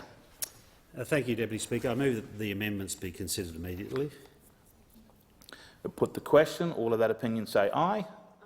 Those against say no. I think the ayes have it. I understand it's the wish of the House to consider the amendments together. The Minister. I move that the amendments be agreed to, Deputy Speaker, and in doing so, I'd like to thank members and senators for working together to finalise this bill. I think it's fair to say that the discussion, the debate in this place and in the Senate has improved the bill. I want to thank the members for Indi and Kennedy, the Greens Party, the opposition, for their constructive engagement, also Senator David Pocock, for looking to find ways to improve the legislation. And whilst we had some areas of difference, in the end we reconciled those differences, and I think as a result we have a better piece of legislation to be enacted. This is a very important bill. It leads to the, at least in the interim, the creation of this entity, which is about providing much better advice to government and industry about the nature of the labour market, the economy and how we supply the skills that are in need. We are going through a skills crisis, Deputy Speaker. We have the tightest labour market in decades. We have skill shortages across the economy. Every industry, whether it's aged care or advanced manufacturing, whether it's the traditional trades, whether it's the tech industry, nurses, doctors, wherever you look, we have significant challenges in supplying the skills that are needed. I think that's particularly the case in regional Australia, in regards to many professions and occupations. So we have a big job to do, and that's why the Prime Minister convened the Jobs and Skills Summit, brought together employers and unions, civil society, state and territory governments, and we had a very good, I think, discussion which has led to some immediate action, including, of course, the announcement of 180,000 fee-free TAFE and VET places next year, and also embarking on very significant reform over the next 5 years with the National Skills Agreement that I hope will commence on the 1st of January 2024. But we think that's an opportunity too to provide, to ensure reform to the VET sector so it's fit for purpose, to supply the skills that businesses are crying out for, the skills that workers need, so that they are in demand, so they can have secure employment, so they can have career progression, and so that our economy grows, so that we have a more productive economy, which of course will ensure cheaper goods and services. And we're dealing with very high inflation, and we think improving productivity, reducing the costs of goods and services will of course be one of the ways to tackle that significant challenge. And beyond that, we're living in a globalised, knowledge-based economy, a very competitive world. And if we don't have a smart, innovative, skilled and knowledgeable workforce, we will be left behind. And so for all the reasons it's important for people to have great education and training, which transforms their lives, countries need a skilled workforce to ensure a good quality of life for its citizens, and that's what we want to see happen. And I want to thank all members and senators who've been very constructive in the engagement on this matter, and we want to get this going very soon, and we hope that will provide the advice that industry needs, government needs, the country needs to respond to this very significant challenge, namely the skills crisis in the economy. I thank the Minister and give the call to the honourable member for Farrer. Thank you, Deputy Speaker. And the opposition will be supporting the amended Jobs and Skills Australia Bill. The opposition has successfully introduced transparency into the Albanese government's key workforce agency, Jobs and Skills Australia, after working constructively with the crossbench and convincing the government to support the bar that we set with the National Skills Commission. The opposition successfully pursued the introduction of key accountability measures into the Jobs and Skills Australia Bill 2022 that were existing and legislative features of the National Skills Commission Act 2020. The National Skills Commissioner model worked and was developed and delivered following the Stephen Joyce review commissioned by the Coalition Government. The National Skills Commission was required to provide an annual report to the Minister reflecting Australia's current, emerging and future workforce skills needs over the calendar year. This was tabled in Parliament and provided important information about the state of the Australian economy. It provided accountability for government and a benchmark for performance on workforce outcomes. Now, Labor had removed the formal requirement for the Jobs and Skills Australia Director to report to Parliament at all. Our support for the bill was contingent on it being reintroduced. Labor did try to water down accountability in the way in which the Minister would be able to task Jobs and Skills Australia. Under Labor's legislation, directions from the minister did not even need to be given in writing, meaning there would be no formal record of what the minister tasked this important agency with. This would have been a serious loss of transparency, given the minister was only able to give directions to the National Skills Commissioner by way of legislative instrument.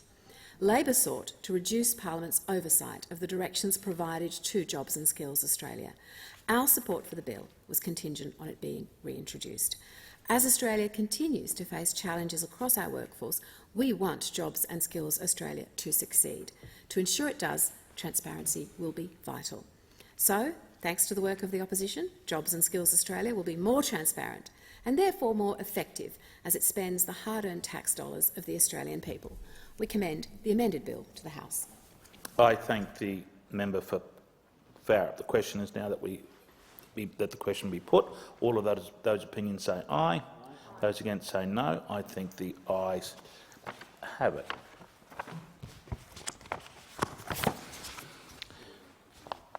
The original question was that the bill now be read a second time. The clerk. Government business. Order of the day number 1. Family Assistance Legislation Amendment, Cheaper Childcare Bill 2022. Question on the amendment by the member for Griffith to the amendment moved by the member for Moncrieff. I thank the clerk. The original question was that the bill now be read a second time, to which the honourable member for Moncrieff moved, as an amendment to all words after that be admitted in a view to substituting other words. The honourable member for Griffith has moved an amendment. To that amendment, all other words after reading to be admitted in a view of substituting other words. The immediate question is that the amendment be moved by the honourable member for Griffith be disregarded to, disagreed to. The question is that the amendment moved by the honourable member for Moncrieff be disagreed to.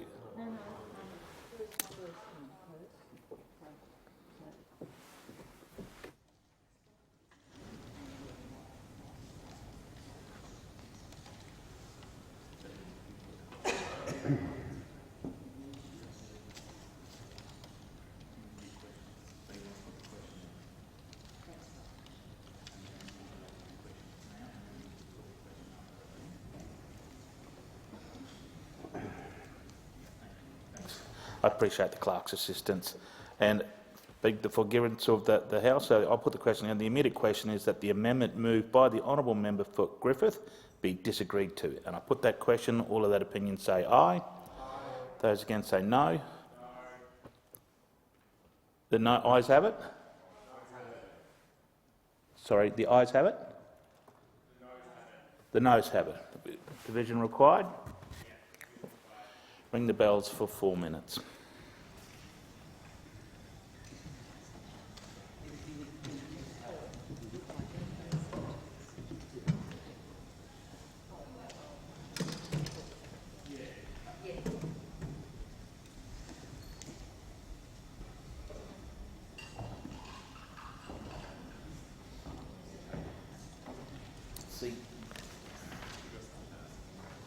See or not?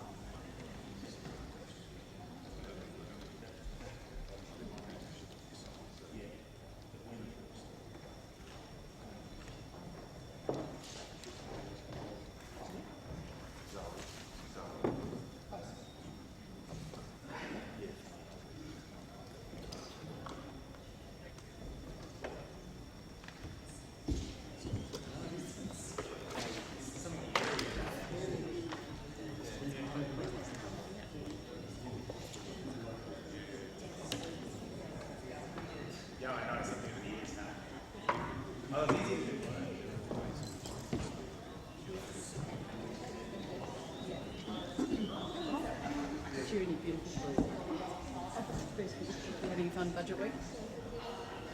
It goes on, doesn't it?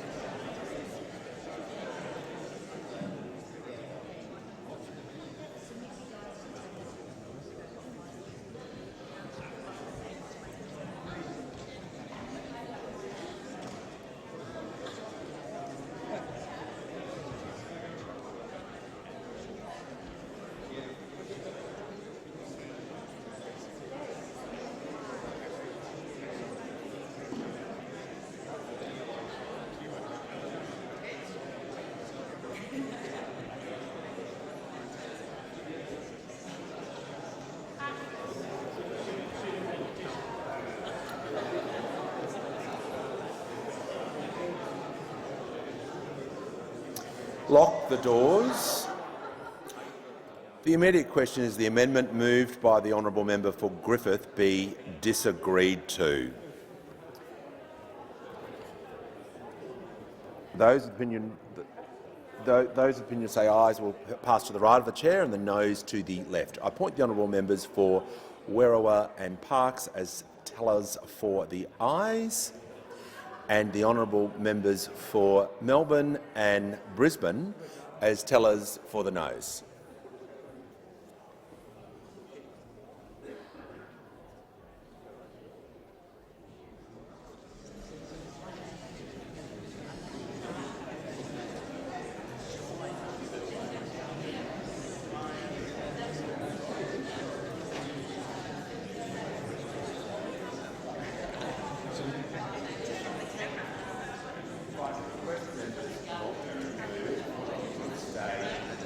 In one place to assist the count and the tellers.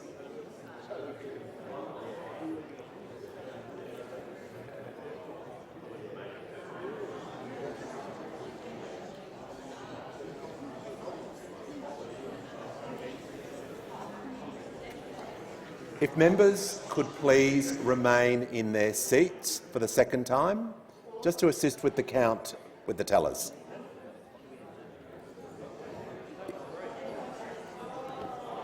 If members could stand still, that would assist with the tellers and the count.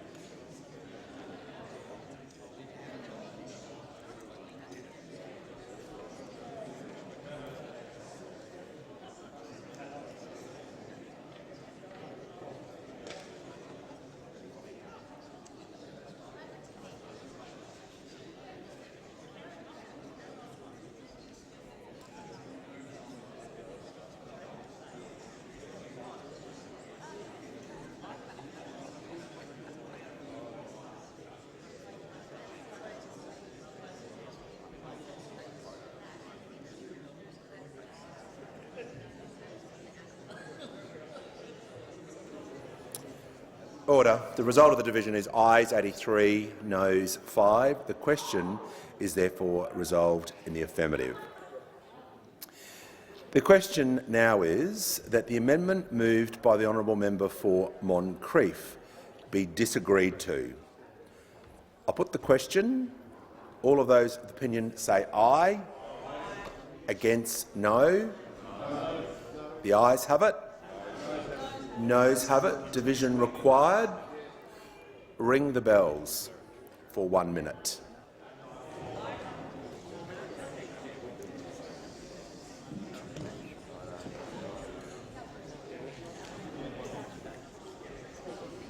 For 4 minutes.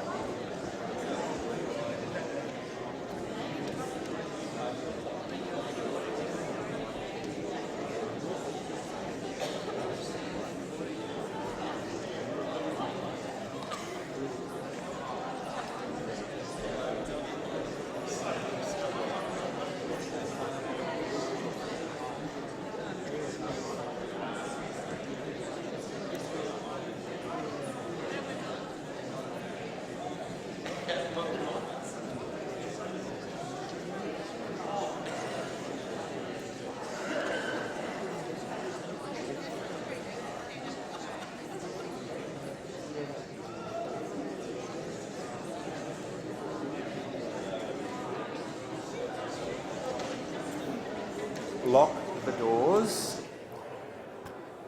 The question is that the amendment moved by the honourable member for Moncrieff be disagreed to. The ayes will pass to the right of the chair and the noes to the left. I appoint the honourable members for Werriwa and Bean as tellers for the ayes, and the honourable members for Grey and Parkes as tellers for the Noes.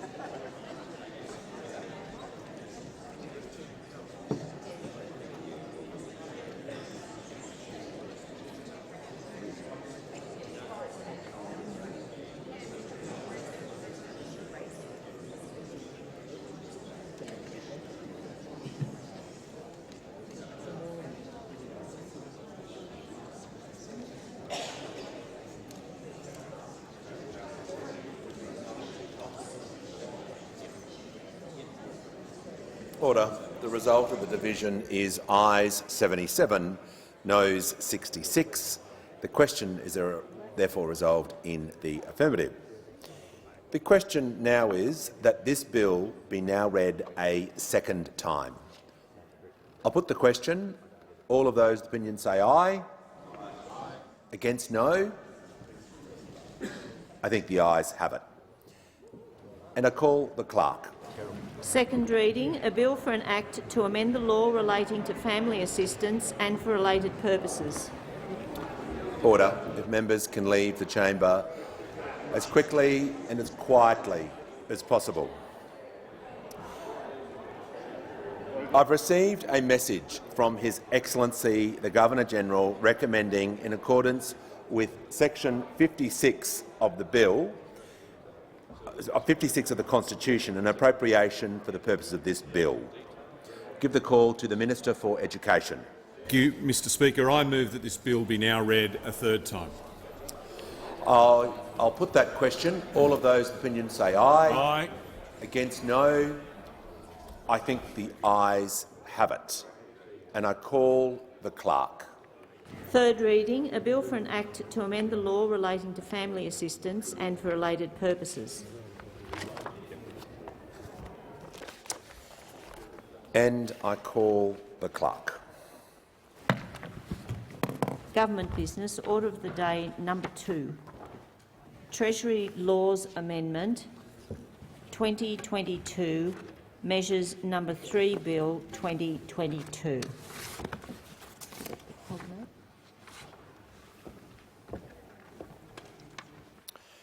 Before the debate is resumed on this bill, I remind the House that it has been agreed that a general debate be allowed covering this bill. The Foreign Acquisitions and Takeovers Fees Imposition Amendment Bill 2022 and the Income Tax Amendment Labour Mobility Program Bill 2022. And I give the call to the Assistant Treasurer. Thanks, Speaker. I want to thank those members who have contributed to this debate. I remind the House of the important measures that are contained within this bill. Firstly, Schedule 1 to the bill amends the Foreign Acquisitions Takeovers Act of 1975 to double the maximum financial penalties for contraventions by foreign investors of provisions that relate to residential property. The Acquisitions and Takeover Fees Imposition Amendment Bill amends the Foreign Acquisition and Takeover Fees Imposition Act of 2015 to incorporate the cumulative total of indexation to date in the legislated maximum fee cap. This will align the indexation process in the FATA Fees Act with the indexation process in the Foreign Acquisition and Takeovers Fees Imposition Regulations of 2020. Schedule 2 to the bill amends the taxation secrecy provisions to enable the Australian Tax Office to share the taxation information with an Australian government agency, including states and territory governments, for the purposes of administering disaster support programs. These amendments will assist Australian government agencies to address the needs of individuals and businesses significantly disrupted by a major disaster event more efficiently and more effectively. And we could not have a greater reminder of the importance of these sorts of administrative measures, Madam Deputy Speaker, as we approach major flood events throughout eastern Australia, Tasmania, Victoria, the northern rivers of New South Wales and southeast Queensland. We're expecting these to persist right through till January this year. Communities are on a knife edge in these areas. And it's absolutely critical that relief is not only promised but delivered speedily. So I encourage all members of the House to ensure that we offer no obstacle to the speedy passage of these provisions to enable the efficient operation not only of the Commonwealth Government but state and territory governments in providing the relief anticipated. Now, Schedule 3 to the bill extends the operation of a temporary mechanism in response to the COVID-19 pandemic, which allows arrangements for complying with information and documentary requirements to be ordered under Commonwealth legislation, including requirements to give information in writing and produce witness and signed documents. The temporary mechanism responded to the ongoing challenges posed by restrictions on the movement for individuals during COVID-19. In recognition of the importance of continued business transactions and government service delivery during the pandemic, this measure provides that a responsible minister may determine the provisions in Commonwealth legislation containing particular information or documentary requirements can be varied or do not apply. A responsible minister must not exercise the power unless they are satisfied that the determination is in response to circumstances relating to COVID-19. Deputy Speaker, we can only hope that the measures aren't necessary, but we provide them out of an abundance of caution. Schedule 4 to the bill, along with the Income Tax Amendment Labour Mobility Program, sets out the income tax arrangements for foreign resident workers participating in the Pacific Australian Labour Mobility Scheme, otherwise known as the PALM scheme. These amendments specify the foreign resident PALM scheme workers will pay a final withholding tax of 15% for each dollar of income earned under the scheme from the 2022-23 income year. Again, Madam Deputy Speaker, it's important that all members of the House understand that in the grip of labour market shortages around the country, but particularly labour market shortages affecting businesses in regional Australia and agricultural businesses and horticultural businesses in regional Australia, it's absolutely critical that these measures are able to pass the House and move to the Senate so they can be moved through the Senate and into law as a matter of urgency. Fruit is rotting on trees. Crops are rotting in the ground. All of those members in this place who represent regional electorates would understand the absolute urgency of us doing whatever we can to assist farmers, horticulturalists and primary industry employers have access to labour, and particularly overseas labour, seasonal overseas labour, as quickly as possible. Of course, that is made attractive if we get the taxation arrangements in place. And the advantage of the PALM scheme is that not only provides a valuable source of labour for businesses in the agricultural and horticultural sector, but it's great international relations. It is an important form of foreign remittance income for the workers and the families in the countries who are the source of that labour. So I know that all members of this House, politics aside, all members of this House will share an interest in ensuring that the swift passage of these measures through the House occurs with bilateral support. Schedule 5 to the bill will ensure that Australians of faith have their freedom to choose a fund that invests their superannuation in line with their religious beliefs. Now, I might not share the religious beliefs of Australians who choose to invest their superannuation in a particular fund, but I 100% support their ability to choose that fund. And I don't think it should be the role of the Australian government to shut that fund down because that fund happens to operate in accordance with religious principles and faith-based investing principles. I might not agree with them, but I'll defend to my last breath, as the saying goes, their right to hold those beliefs and their right to invest in accordance with those beliefs. It affects an incredibly small number of funds. I can get to less than 5. It affects an incredibly small number of funds, but the members of those funds and the communities who support them hold dearly their belief to be able to invest and have a fund which is available for them to have their retirement savings invested in accordance with their principles. And I'm sure, Madam Deputy Speaker, those who were in this House earlier this year prior to the May election would understand the great passion with which this parliament and the previous parliament have debated principles of religious freedom. In the earlier debates, it was thought important by the former government that we provide certain freedoms to principals and boards of government of religious-based schools to be able to act in accordance with their religious principles. Those provisions caused immense consternation within the community, but there were many members in this House, including, I understand, the member for Fadden, who'll be speaking shortly on this debate, I understand, held a very strong view during those debates about the importance of religious schools being able to operate in accordance with their religious principles.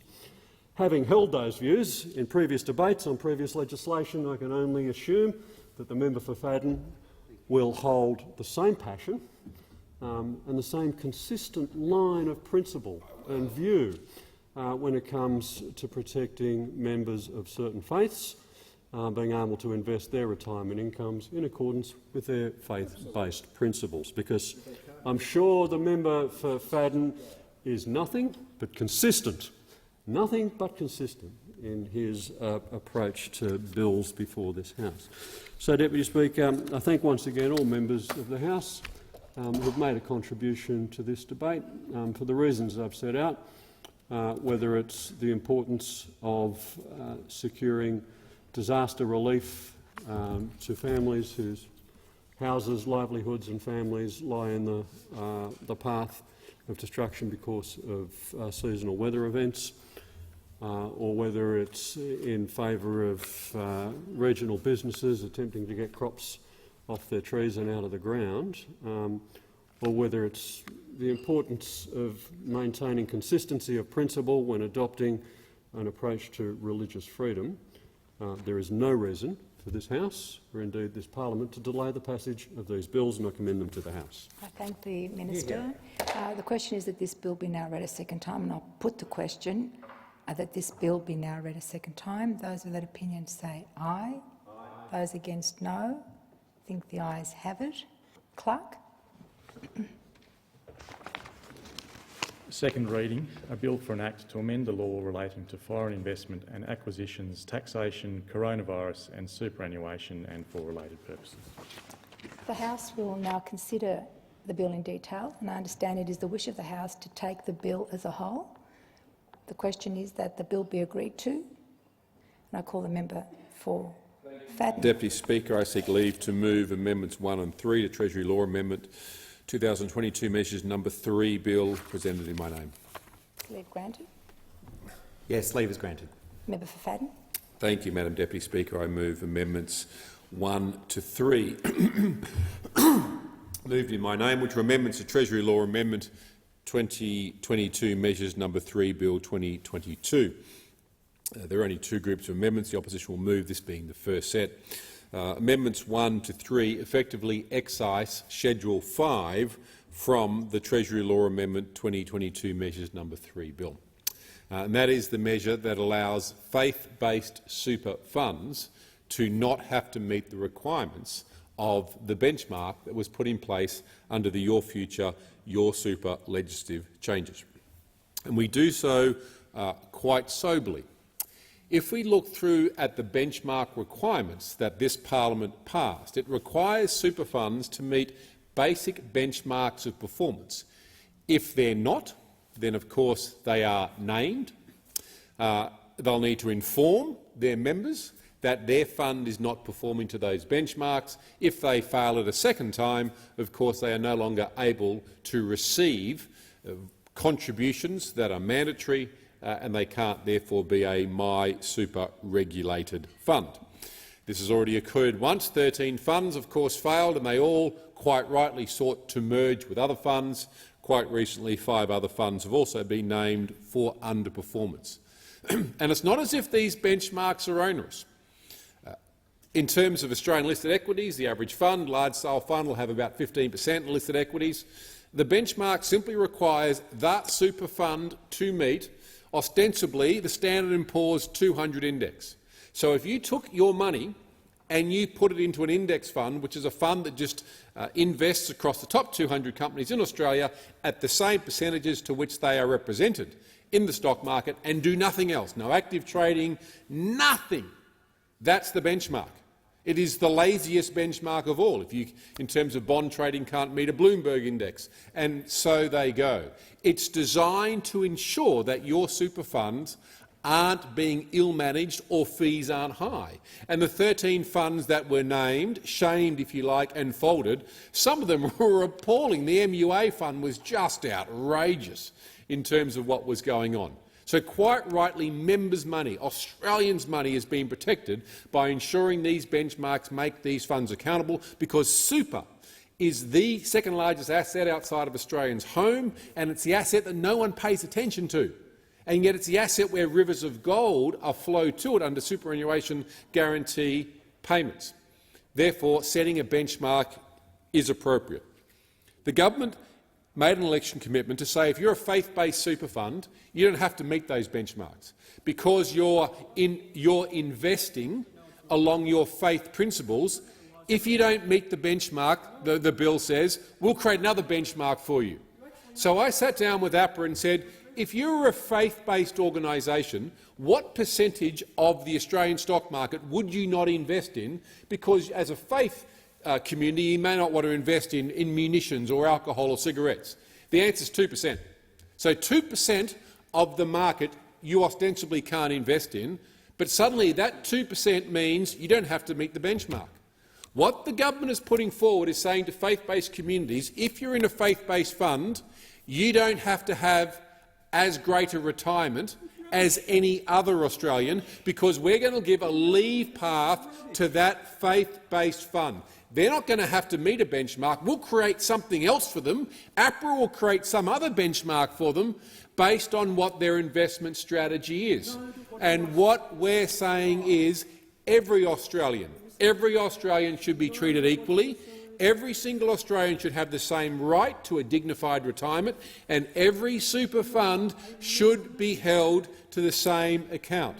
Hence why we are moving to strike out Schedule 5 to this bill, so that every Australian is treated the same way, every Australian super fund is treated the same way, and everyone can expect a dignified retirement in the same way, and no one gets a leave pass, whether you're of faith, whether you believe in ESG or any other principle. The bottom line is retirement is important, a dignified retirement is important, and everyone should have the same responsibility to receive that. I thank the member for Fadden. Just some clarification from the member for Fadden. When moving the amendments, I understand the member said, I move amendments 1, 2, 3.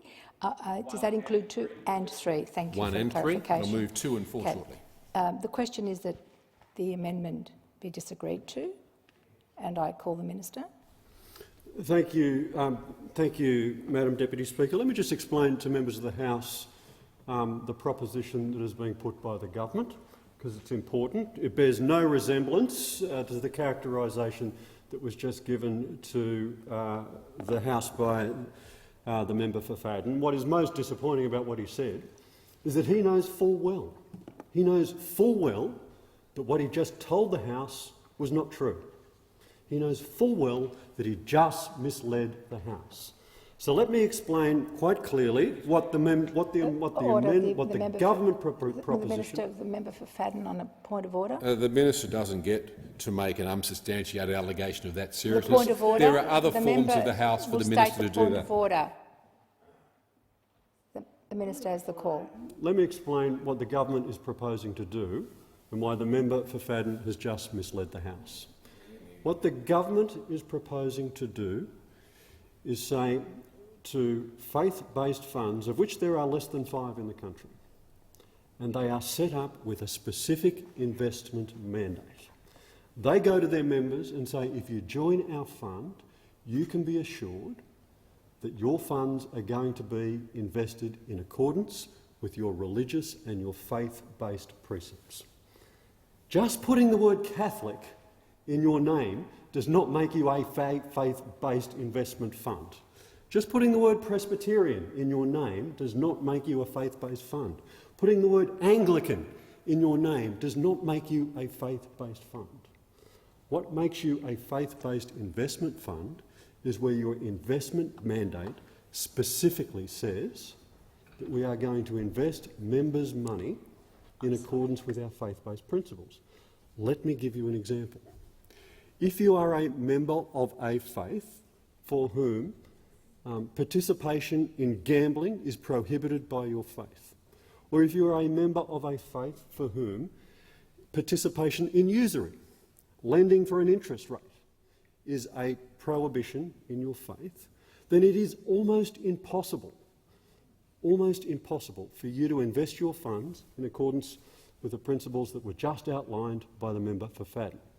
Because if you invest your funds either directly or in an exchange-traded fund which is leveraged off the ASX 200, you're invested in Woolworths, you're invested in NAB, you're invested in the Commonwealth Bank, you're invested in Coal, you're invested in AHL Holdings, you're invested in all of these. I love Woolies. I don't invest my money in the member for Fadden asked me what I've got against Woolies. Absolutely nothing. But I'm not. Well, if he would be quiet for just a moment, he might understand why he has just misled the House, and thickness makes a lot of noise in the case of the member for Fadden. Let me explain to you. If you are a member of one of these, religions that prohibits you participating in gambling, why should we be saying to them, we are going to deregister your fund unless it performs in accordance with an index which assumes you invest in a gambling business, or you invest in a banking business, or invest in one of these businesses which is specifically operating against the religious precepts of that community. Now, I don't happen to hold those views. I don't happen to find those activities offensive. But I do understand that there are many members who represent communities for whom they do hold those principles, and they want to ensure that their life savings, their superannuation savings, are invested in accordance with those principles. I've mentioned the example of gambling, I've mentioned the example of banking, there are others. So what the member for Fadden has done is specifically misled the House. So let me explain to the House how the new test will work. Let me explain to the House and the member for Fadden, who clearly doesn't understand it, how the new test will work. A faith-based fund will be measured in accordance with every other fund in the country, and they can't just stick their hand up halfway through the process and say, oh, by the way, we're a faith-based fund. They have to have declared in their investment mandate, way before the measurement period, that that is indeed what they are. They're investing their money in accordance with a religious principle. If they are run through the annual performance test and they fail it, APRA will then run a second test, which will ask a very simple question. A very simple question. But for this fund investing its money in accordance with those religious principles... The Minister's time has expired. In accordance with... Order. Time has expired. I call the member for Fadden. Thanks, Madam Deputy Speaker. I'm always amused by the Assistant Treasurer's marvellous turns of phrase. The House is very clear what the bill is seeking to do. The Minister, of course, can't explain what this secondary test APRA will do. If you fail the primary test, APRA will then devise some secondary test in line with whatever your investment mandate is. But let's understand exactly what products and sets that faith-based super may not want to invest in. Apparently the Assistant Treasurer thinks they won't want to invest in Woolies. I don't know what the government's got against Woolies, apart from a budget that passed 2 nights ago that does nothing to the cost of living that hurt their share price. Apart from that, I don't know what you got against Woolies. But in APRA's view, there's about 2% of stocks on the ASX that wouldn't be invested in from faith-based supers. Considering a super fund has about 15% in domestic equities, that means 85% elsewhere. So in terms of the total fund balance, there's about 0.5% of product that total fund couldn't invest in, and for 0.5 we should junk the benchmark designed to protect Australians because of a measly 0.5. It doesn't stack up, it doesn't hold water. Every Australian should be assured that their fund is doing the very best they can. The benchmarks are the mere betterment, the mere bottom of what you could possibly invest in. They set the lowest possible balance necessary. Every fund should be able to do with it, and if only 0.5% of your total investment mandate is ineligible because of your faith base, there is absolutely no reason why you shouldn't be meeting the benchmark. Thank you. The question is that the amendment be disagreed to. I call the Minister. Did the member for Melbourne seek the call? Let me explain how the benchmark will work.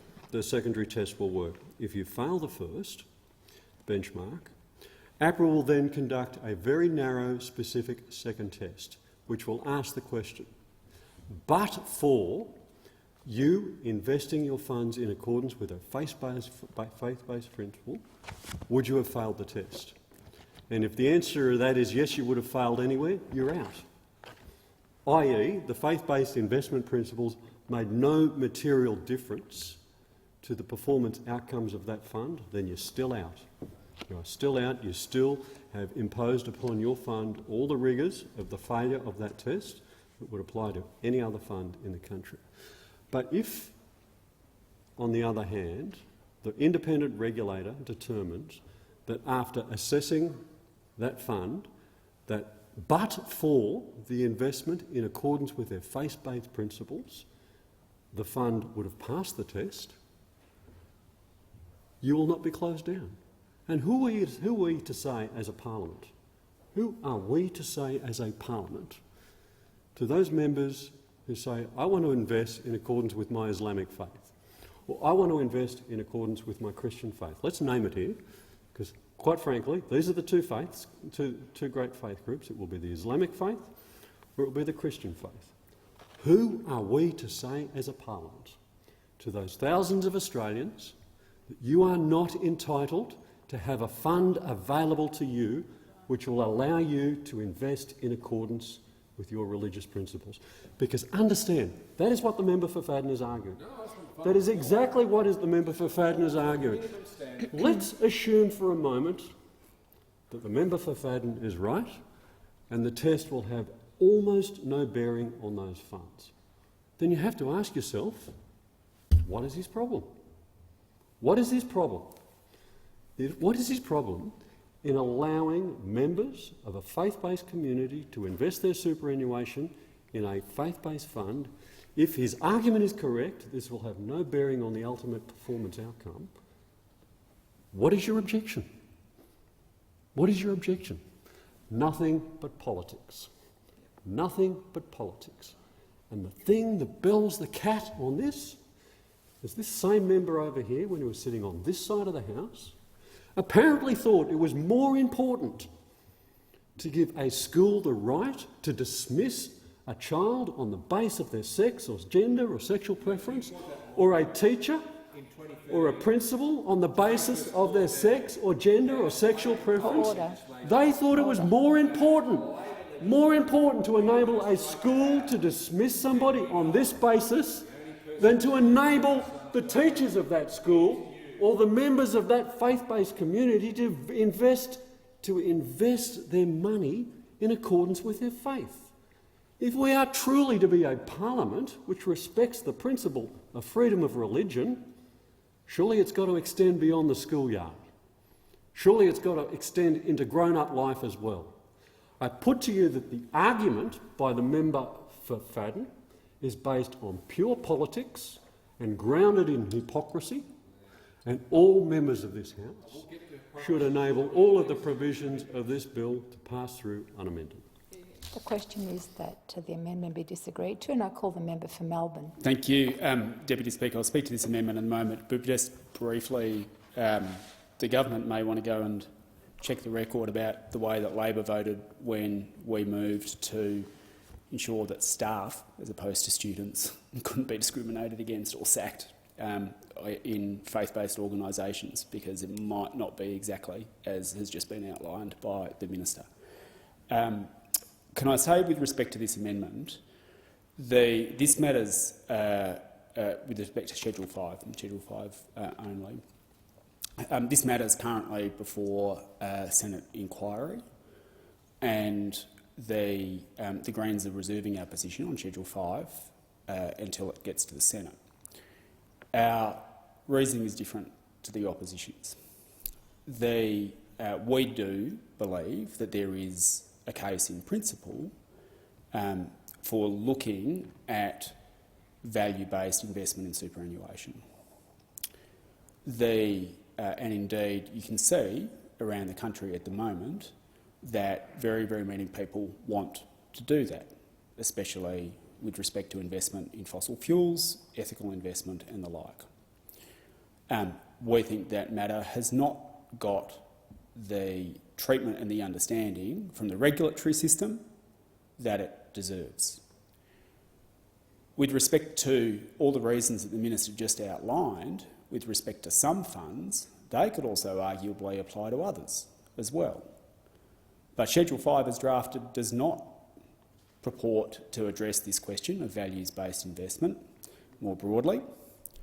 It does not purport to deal with those questions that I've raised and what might be the appropriate way of dealing with that. So, as such, in its current form, we just want to put the government on notice that the government cannot rely on our support for Schedule 5 as it's currently drafted when this matter comes before the Senate. We take a different approach to the opposition, so there may be a different way through when it comes to the Senate. The opposition did not put us on notice that they're going to be moving these Schedule 5 amendments separately today, and so our position is to reserve our position until the matter comes before the Senate. It may well be that we move our own amendments with respect to Schedule 5 in the Senate, given the way things are at the moment. I just wanted the government to clearly understand that, that with respect to Schedule 5, we cannot commit to supporting Schedule 5 in its current form at the moment, and we are open to seeing if that matter can be resolved before it comes to the Senate, but it's putting that squarely on the government's radar. And the matter is, as I understand it, before an inquiry, and so we'll wait and see the outcomes of that inquiry. I thank the member for Melbourne. The question is that the amendment be disagreed to. Put. Clerk. I put the question. The question is that the amendment be disagreed to. All of those opinions say aye. Those against it, no. The ayes have it. Division required. Ring the bells for 4 minutes.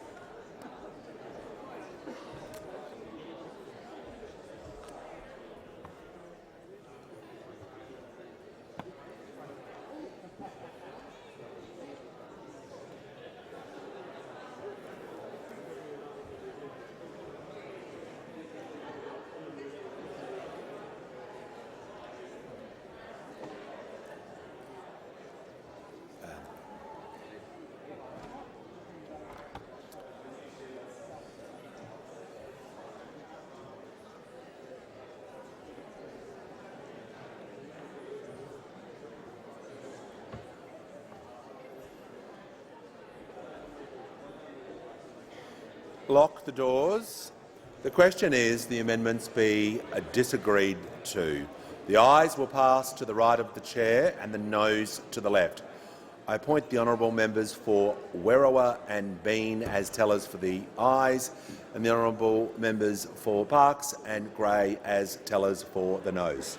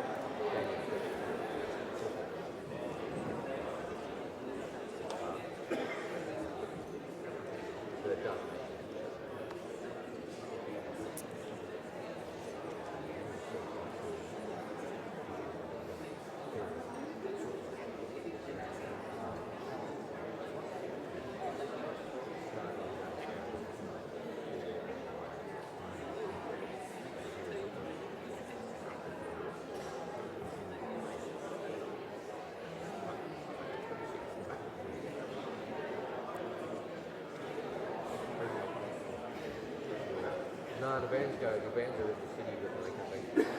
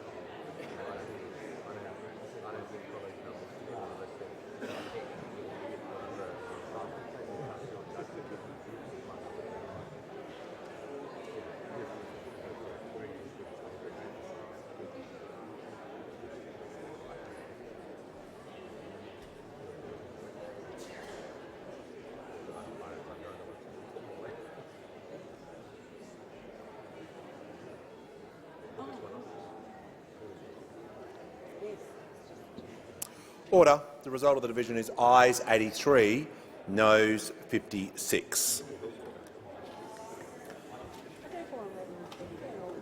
Now give the call to the member for Fadden. Thank you, Mr Deputy Speaker. I seek leave to move amendments 2 and 4 to Treasury Law Amendment 2022 Measures No. 3 Bill in my name.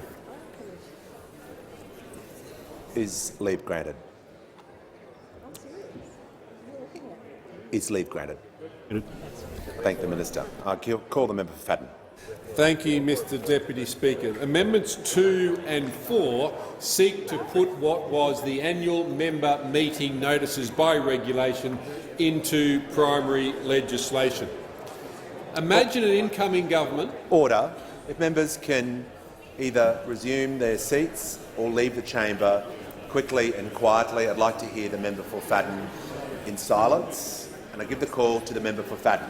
Imagine an incoming government's first act of Treasury. You'd think the first act would be fairly significant. Been out of government for 9 years, and the very first act of Treasury was to water down transparency in super. That's what it was. Under the previous governments, Your Future, Your Super changes, a range of changes came through on stapling of funds, on benchmarks, and one of those changes was that every single super fund had to actually report to their members whose money it is, a breakdown of what those funds are actually spending their money on. Now, they already produced that because it has to go to APRA. The very first act of the Department of Treasury and its ministers, in this case the Assistant Treasurer— Order. The member will just resume his seat. There is far too much noise on my right. The member for Fadden has the call. Mr Speaker, the very first act of Treasury was to knock out the requirement for transparency in super and for disclosure as to what super funds were spending their sponsorship and support and contributions on, and for it only to be reported in the aggregate.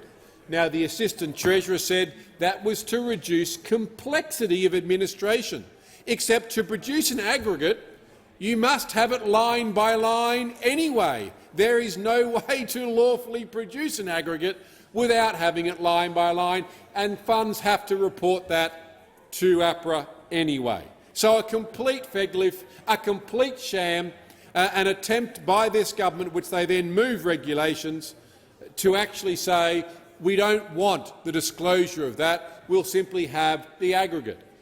Now, why was this rushed through as the first act of Treasury? Apparently it was the most important thing, not cost of living. Now, that wasn't the most important thing of Treasury.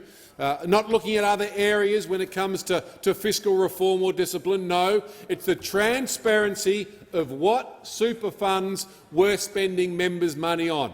And now we know why it's so urgent, because the annual member meetings all start from September, October. So you've seen the Commonwealth Superannuation Corporation.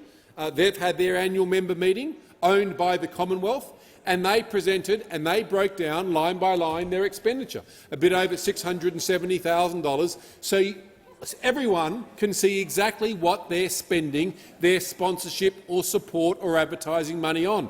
Prime Super did exactly the same thing. Now, the first of the big super funds, Australian Super, came through. They announced $30 million in sponsorship in the aggregate. That's it. No idea what it's for, no idea where it goes, and more importantly, the members don't have any idea where it goes. And of course, over $80 million in the aggregate of co-payments, if you like, again with nothing outlined of where the funds go. The disclosure mechanisms in these regulations that the Assistant Treasurer has now overruled take away any transparency of what super funds are spending on sponsorship, on support, on contributions, on co-payments. It's got nothing to do with donations. There was never any levelling that industry or other super funds were making donations to political parties. This is about contributions and sponsorship and support, about saying let's be transparent to members. So how the government's first act of Treasury was to water down transparency is simply beyond understanding. Amendments 2 to 4, moved in my name, seek to take those regulations that have transparency in where members' money is being spent to put it into primary legislation so transparency can be brought back to super. Order. The question is that the amendments be disagreed to, and I give the call to the Assistant Treasurer. Well, the award for chutzpah goes to the member for Fadden. I mean, if there's a person in this House who is least qualified to talk about transparency, it's the member for Fadden. The people of Australia still don't know how he acquired the Grey Wolf shares and how he disposed of them, but he stands here and lectures the Australian Labor Party and the people of this parliament on transparency. I mean, the bloke who was sacked from his last job— Order. The minister will return to the amendments. Context is relevant, Mr Speaker, and I accept your guidance. There is an important piece of work to be done on transparency and reporting in superannuation, in funds and all across the country. Unfortunately, the politically motivated regulations that were introduced by the former government were all about the politics and had nothing to do with transparency. I asked the House to consider this. If there is something material that ought to be disclosed to members, would you stick it in the annual member meeting notice, or would you stick it in an annual report? Would you stick it in an annual member meeting notice that gets mailed out, or would you stick it in the annual report that is required to be disclosed to all of your members and to regulators and all the rest of it? So we want to have a discussion and a reform job on reporting in superannuation, and we will do it. But it won't be motivated by the petty politics that dominated the coalition's approach to superannuation, and dare I might say the hypocrisy when it comes to the member for Fadden. We won't be motivated by that. We will have a reform job on transparency, but to start we have to undo the mess that was left by the other side. Why did we repeal? Why did we repeal the regulations put by the other side? Because they actually require funds to mislead their members. They were drafted in such an incompetent, politically motivated way that they required funds to mislead their members. Because to report in accordance with the regulations, you would have to often double and triple count under various headings the same expenditure. So it would appear to any member who was looking at their annual member meeting notice, trying to find the time and date of the meeting, under 400 pages of documents reporting various transactions, it would appear to them that the same amount of money spent once had been spent like 10 times. That's what's wrong. I mean, they were in such haste to execute a political agenda, they forgot to introduce one based on probity, one based on prudence. So we will reform the reporting arrangements for superannuation in this country. We'll do it on an even-handed basis, motivated by the best interests of members, not by the political and, might I say, the hypocritic rantings of the member for Fadden and so many members that sit behind him. We reject the proposition. The question is the amendments be disagreed to, and I give the call to the member for Kennedy. Mr Speaker, I applaud the opposition for bringing this forward because of all the areas that need reform in Australia, and to quote my own book, Mr Speaker, humble as I am, the socialist decision to put 10% compulsory superannuation, excellent. Implementation, disastrous. We've gone from $70 billion a year 20 years ago, going into the stock market, to $1,700 billion. A bunch of slithering Sydney suits out of Sydney universities now have control of all of the savings of Australia. And I want to put a personal note in here, Mr Speaker, because my wife, she gives me a terrible time. I'm an abused husband. And she informed me that her shares, I better not mention the name of the company, in her retirement fund have gone down now for 3 solid years. I don't know how much she's putting in, she won't tell me, but it might be $15,000 a year. But the value has gone down. Well, you're in a Ponzi scheme. Kevin Rudd, in his latest book, said the thing that most needs attention is that all of Australia's savings are going into speculation. He quotes John Maynard Keynes as describing the stock market as a giant roulette wheel. I would call it a Ponzi scheme. If you're going from putting $70 billion a year in to putting $1,700 billion a year, we're just buying and selling shares to each other, and it just keeps going up. Well, there's not a person in this House doesn't know what happens at the end of a Ponzi scheme, that's for certain.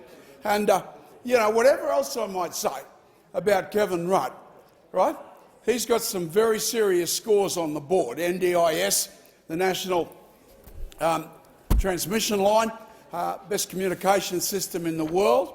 But we don't need Kevin Rudd to tell us. It should not need Kevin Rudd to tell us that where in 1995 60% of all retirement funds went into government securities, where of course they should go, where they're guaranteed secure.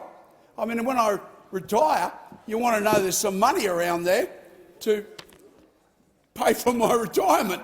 And if it's going to speculation, no such guarantee exists. So the 60-40 rule was never objected to by anyone ever. But under the national competition policy, it was abolished. And so instead of the money going into development, every inch of railway line into the mines in Queensland, every inch that creates our aluminium, our coal, our copper, silver, lead, zinc, every inch was built by the government out of that money. The biggest power station, the most efficient power station in the world at Gladstone, was built out of that money. In fact, the great edifice of the economy of Queensland was built out of that money, and that money is not now there. So no wonder no dams are being built. No wonder no mines are being opened up. No wonder no factories are being opened up in this country, because there's no money, there's no pool of money from which the infrastructure can be supplied. So, Mr Speaker, traceability, well, at the very least, we should have a look at where it's going. At the very least, we should have a look at where it's going. But the failure of this place to deal with Australian savings going into a Ponzi scheme is a disgrace. But at least let's have a look at where it's going. The question is the amendments be disagreed to, and I give the call to the honourable member for Fadden. Thank you, Mr Deputy Speaker. Transparency is important when it comes to superannuation. I draw the House's attention to an exhibit that went to the Hayne Royal Commission, which was a KPMG review of payments made to CBUS sponsoring organisations, a public document I'm referring to. It was tabled and used and is publicly available. The background, the executive summary, says CBUS members' interests are represented by the ACTU, the CFMEU, the Communications, Electrical and Plumbing Union, CEPU, AMWU, AMU and the Master Builders Association. And it says the sponsoring payments made by CBUS are governed by CBUS policies, and the benefit is obtained is recognising retending funds. So here you've got CBUS making payments to 5 sponsoring organisations, none others, just these 5, the 5 who set the funds up. The report goes on to say that these funds are to be paid when an invoice is received. No other sponsorship is reported, just sponsorship to these funds. If you go to page 2, it gives the payments: $1.3 million in 2010, $1.5 million from CBUS members' money in sponsorship payments to these union movements, 1.5. Go to 2012, 1.5.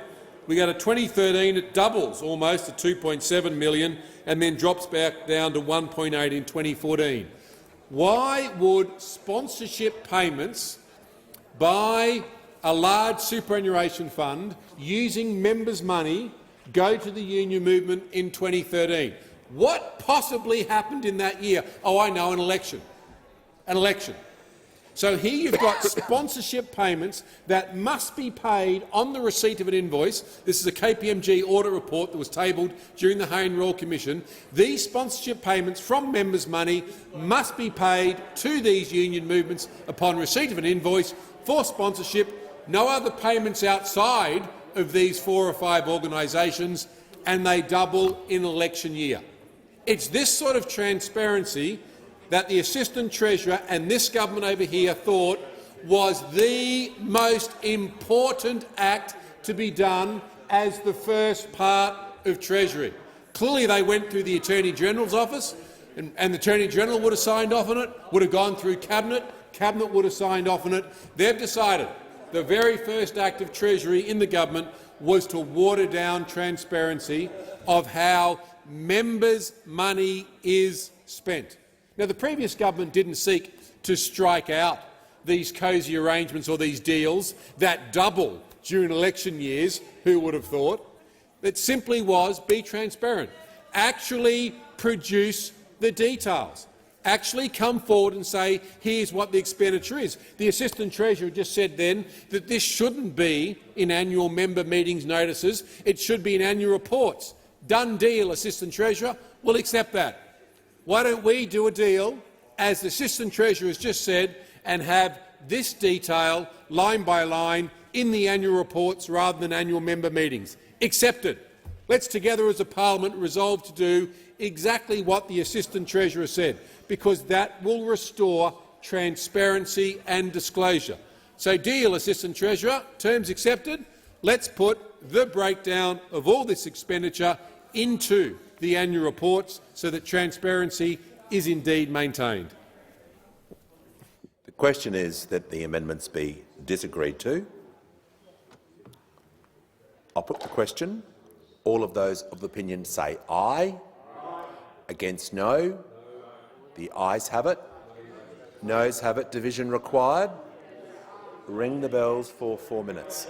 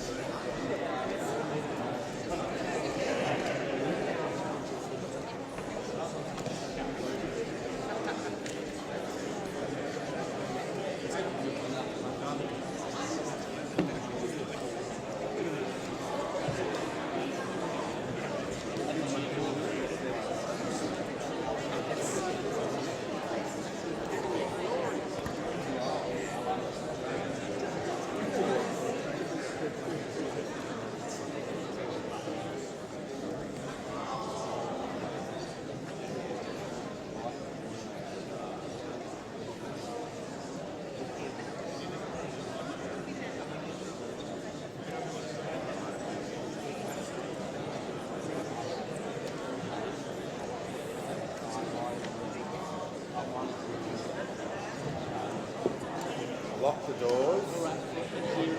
The question is the amendments be disagreed to. The ayes will pass to the right of the chair, the noes to the left. I appoint the honourable members for Werriwa and Bean as tellers for the ayes, and the honourable members for Grey and Parkes as tellers for the noes.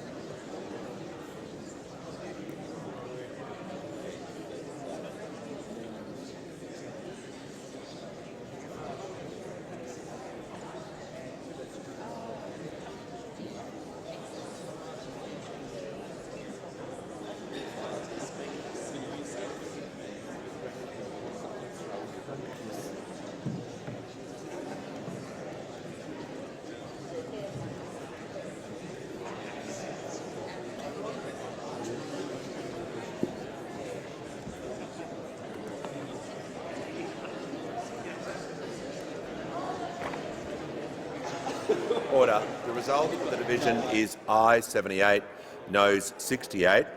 The question is therefore resolved in the affirmative. The question now is that this bill be agreed to. I'll put the question. All of those of opinion say aye. Against no. I think the ayes have it. This bill has been agreed to. And I give the call to the Assistant Minister. I move that this bill be now read a third time. Is leave granted? I call the member for Fadden. I thank the member. I give the call to the Minister. I move that this bill be read a third time. I put the question. All of those opinions say aye. Against no. I think the ayes have it. And I call the clerk. Third reading. A bill for an act to amend the law relating to foreign investment and acquisitions, taxation, coronavirus and superannuation and for related purposes. The question is that this bill now be read. Oh, call the clerk, sorry. My apologies. Government business. Order of the day number 3, Foreign Acquisitions and Takeovers Fees Imposition Amendment Bill 2022, resumption of debate on the second reading. The question is that this bill be now read a second time. I'll put the question. All of those opinion say aye. Against no. I think the ayes have it. I call the clerk. Second reading. A bill for an act to amend the Foreign Acquisitions and Takeovers Fees Imposition Act 2015 and for related purposes. Is leave granted for the third reading to be moved immediately? It's granted. Call the Minister. I move that this bill be now read a third time. I'll put the question. All of those of the opinion say aye. Against, no. I think the ayes have it. And give the call to the clerk. Third reading, a bill for an act to amend the Foreign Acquisitions and Takeovers Fees Imposition Act 2015 and for related purposes. And I call the clerk. Government Business Order of the Day number 4, Income Tax Amendment Labor Mobility Program Bill 2022, resumption of debate on the second reading. The question now is that this bill be now read a second time. I'll put the question. All of those of the opinion say aye. Against, no. I think the ayes have it. Give the call to the clerk. Second reading, a bill for an act to amend the Income Tax Seasonal Labour Mobility Program Withholding Tax Act 2012 and for related purposes. Is leave granted for the third reading to be moved immediately? I call the member for Fadden. I call the Minister. Bill be now read a third time. I'll put the question. All of those opinions say aye. Against, no. I think the ayes have it. And I call the clerk. Third reading, a bill for an act to amend the Income Tax Seasonal Labour Mobility Program Withholding Tax Act 2012 and for related purposes. And I call the clerk.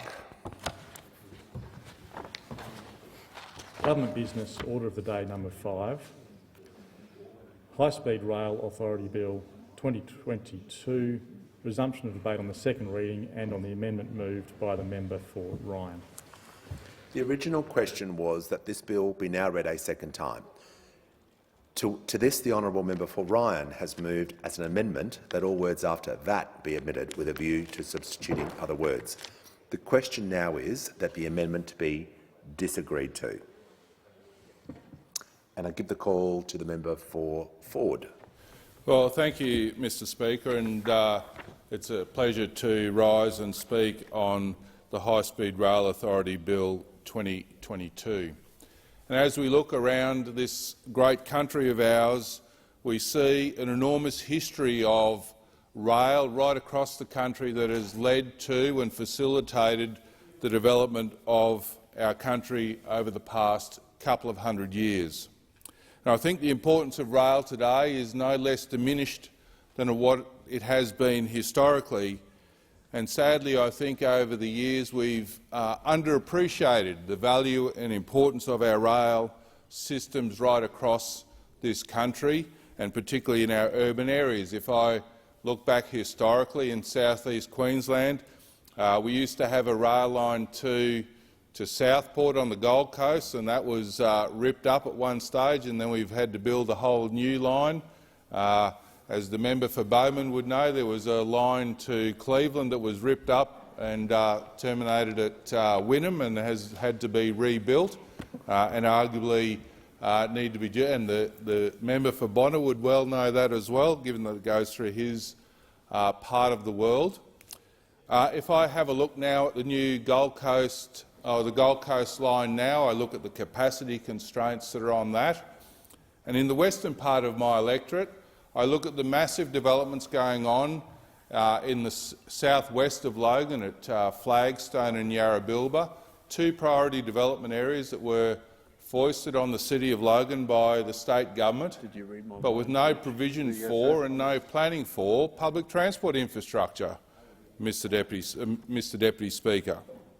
Now, I'm pleased to say that when we were in government, we committed some $10 million in partnership with the state government, with another $10 million, so a total of $20 million, to another study on passenger rail in the Salisbury to Beaudesert corridor, which would service the west of my electorate, and those two key priority development areas that I just mentioned, which are in our colleague, the member for Wright's electorate.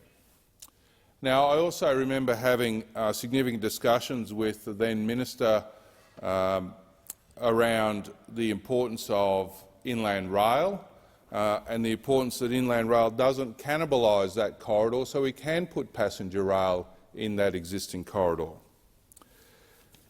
And as I look at this bill, Mr Deputy Speaker, to create the High-Speed Rail Authority, it reminds me of when I first came to this place and the work that the now Prime Minister was doing when he was the Minister for Infrastructure in the former Gillard-Rudd governments on a high-speed rail study which, in large part, identified a corridor from Brisbane to Melbourne, and the work that was done then. And there's been a number of pieces of work that have been done subsequently over the years trying to quantify the cost of such a rail system, and one of the latest figures I've seen is in the order of $140 billion. So it does beg the question, how is that going to be funded? And is this another statutory body that does an enormous amount of what I think is good work? And I see the Minister is in the House, and I believe that the purpose of this high-speed rail authority is primarily, first and foremost, to look at a government commitment for high-speed rail between Newcastle and Sydney, which we know is a corridor that is growing enormously, the same as the south-east of Queensland is growing enormously. But as we look at the amount of money that's being provided for that at $500 million, that's not even close to what would be required to facilitate that project. If I have a look back in my home state of Queensland, and we've got the member for Fisher here in the House, and to the west of his electorate he has the North Coast line that runs from Brisbane all the way up to Cairns. But as he would well know, one of the services that runs on that is the tilt train, and that is presently actually recognised as the fastest passenger rail train in Australia. And, well, I'll get to that, member for Fisher. One of the reasons it can't run at its identified top speed is because of the quality of the rail line, and more particularly the alignment of the rail line. And having a look at what would be necessary to achieve those maximum speeds that train is known to be able to run at would involve some significant upgrades in alignments on that line. It is one of the reasons we announced when we were in government the National Faster Rail Plan in 2019, and one of the commitments in that was for $1.6 billion for the Brisbane to Sunshine Coast extension and a further $1.2 billion for the Brisbane to Gold Coast rail upgrade, which particularly is of interest to me, through the upgrade of the corridor between Currabee and Beenleigh.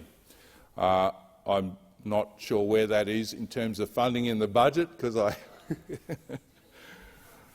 thank you, Minister. I appreciate that that is contained in the budget. But if you have a look at what is required to achieve the outcomes that are sought for that project, it requires significant realignment and re-engineering of the existing corridor. Because in order to achieve higher speeds in our trains, or for our trains, the radius of the curves, the capacity to travel at higher speeds, those radiuses need to be far flatter. You can't have tight curves. That impacts the speed outcomes for the trains. And that comes at enormous cost, because there are a large number of resumptions required along that corridor because it's highly developed. The corridor south of Beenleigh to the Gold Coast is relatively straightforward and pretty straight, so the trains can travel at or near their maximum speed. And having a look at that corridor between Newcastle and Sydney, I think the same thing applies as the issue I raised with the Brisbane line north to Rockhampton, on which the tilt train runs. I would argue that there is much work that could be done on that corridor in terms of straightening alignments and improving the existing alignment that can significantly increase the speeds. And it would be interesting to see what ultimately the cost of that would be. And I know that when we were in government, we committed some $1 billion to that potential upgrade. Now, I would argue that rail is critically important and remains critically important. It goes an enormous way to reducing congestion on our roads because we know that trains are the most efficient way to move large numbers of people quickly. So the question becomes how, through a national rail faster agency or even a national high-speed rail authority or even faster rail, how we achieve those efficiencies and ensure that in doing that, given the costs involved today of building these pieces of infrastructure, as we are seeing with the cost of inland rail, ensure that the cost of tickets on those trains is affordable for commuters to use them on a regular basis to be able to commute to and from work and other places. So I support the creation of this high-speed rail authority. As I said, there's been much work done over the years. What I would not like to see is that it becomes another government body that does an enormous amount of good work, as I said earlier, and doesn't achieve any practical outcomes at the end of the day where we don't see the delivery of, at least as a starting point, Mr Deputy Speaker, faster rail in our capital cities and our large urban areas, as opposed to high-speed rail, because there is a significant step up and differential in cost between fast rail and high-speed rail. And I think if we can achieve high-quality fast rail in the first instance to improve the quality and timeliness of our existing services, then ultimately maybe at some point down the track it leads us to introduce high-speed rail. But as I said, Mr Deputy Speaker, I'm pleased to see that the government is building on the enormous amount of work we did in the rail space when we were in government, and I'm sure that as an opposition we'll continue to work with the government to see these outcomes realised. I thank the honourable member for Ford. The question now is that the amendment be disagreed to, and I call the honourable member for Fisher. Thank you very much, Mr Deputy Speaker, and I hope my voice will hold out for the duration of this speech. Firstly, I just want to acknowledge the presence of the Minister in the chamber this afternoon. I've been fighting for heavy passenger rail to come into the Sunshine Coast since I was elected in this place in 2016. And I should say also, I know that the member for Fairfax and I have been working assiduously on this. When the Sunshine Coast was first developed over 100 years ago, people settled inland in the hinterland, what is now the hinterland. The rail line was built in the hinterland. That rail line is now well over 100 years old. From Beerburrum, it is only a single track going north. And it's interesting that that same single track going north, and look, I also want to acknowledge the former Minister for Infrastructure and Cities who's just walked into the chamber, who I and the member for Fairfax worked very closely with when we were in government. The people of the Sunshine Coast have been absolutely screaming out for this project. We are the 9th largest city in the country. We are growing exponentially. And we are growing exponentially. And when I move my way around the electorate, as I often do, and hold my listening posts, infrastructure, road and rail are two very constant issues that are brought up by my electorate. Because at the moment, there is no rail actually on the coast, unlike, say, on the Gold Coast. If you want to, if someone who lives on the Sunshine Coast, right on the coast, if they want to jump on the train and go to Brisbane, then they have to travel more than 25 minutes inland to catch a train. Now, over 100 years ago, that's where the settlement was. Nobody wanted to live on the coast, everyone wanted to live in the hinterland.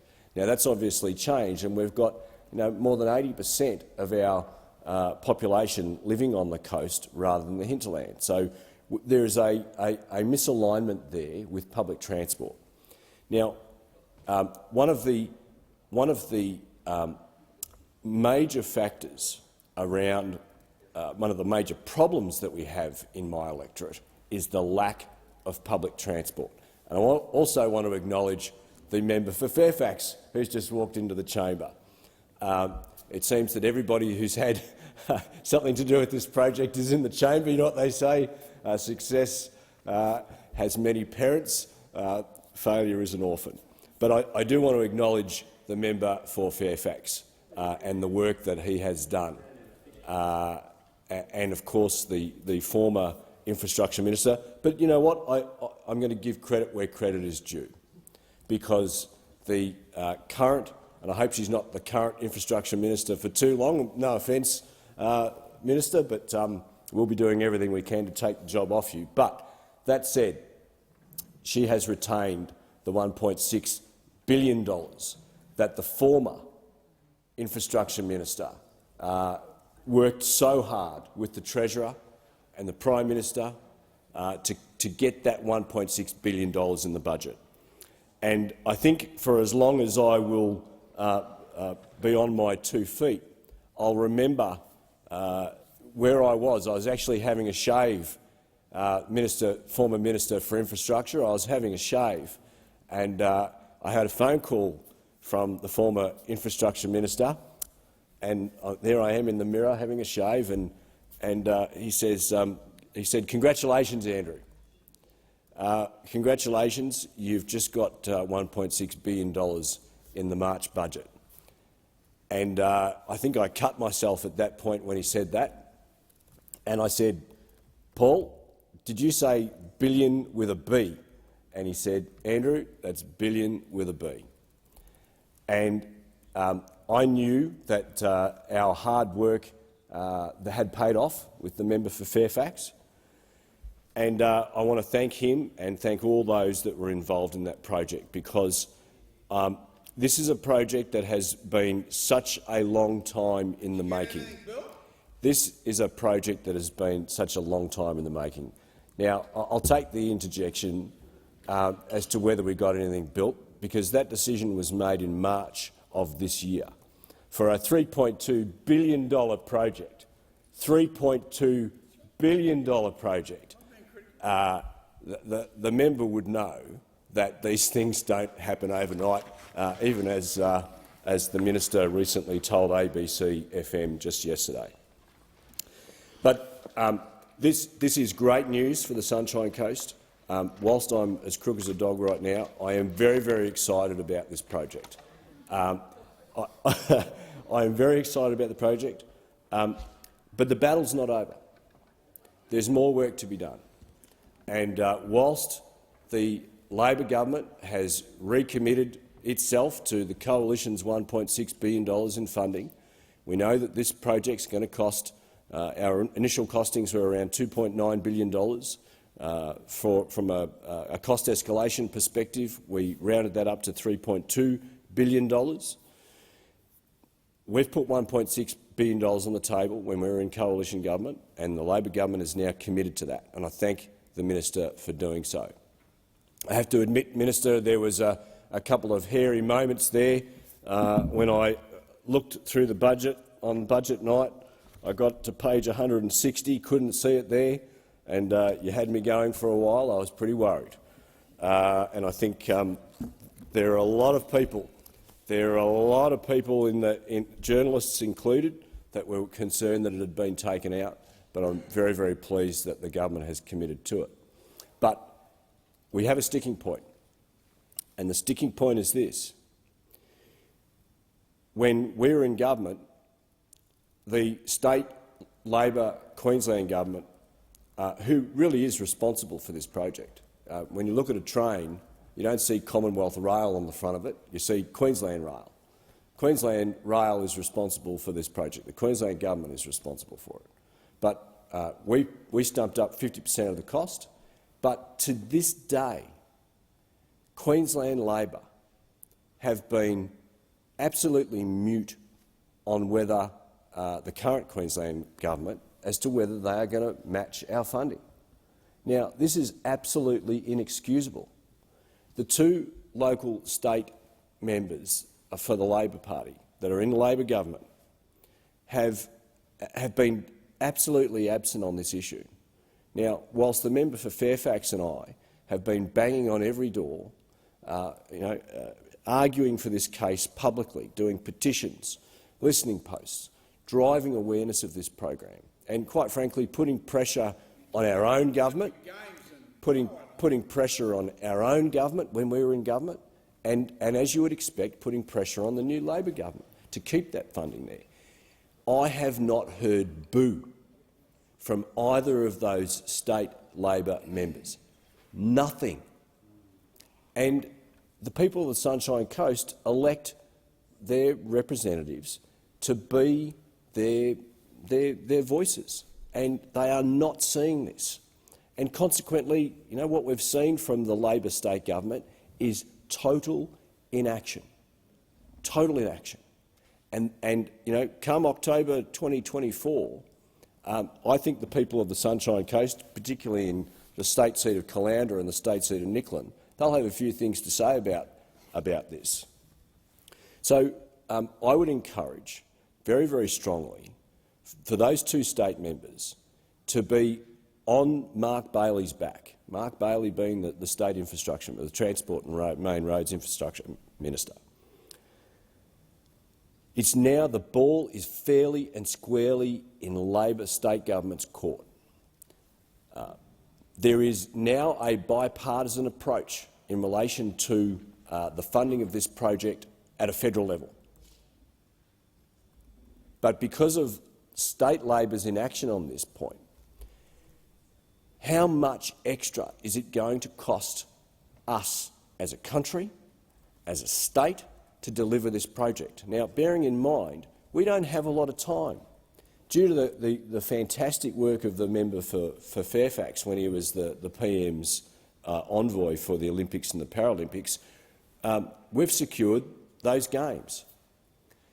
We know that in 2032 we are going to get an explosion of people coming to the Sunshine Coast, where we are host to all sorts of games, all sorts of events.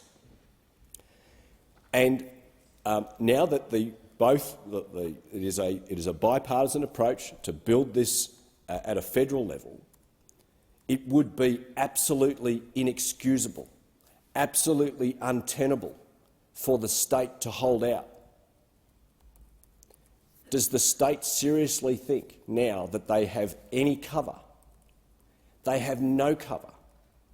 And it's time for them to stump up and put this $1.6 billion that they must commit to this project. Now, turning to the bill, and I want to say that I think this bill is a good thing. This bill is a good thing. I support high-speed rail. I support the establishment of an authority. Can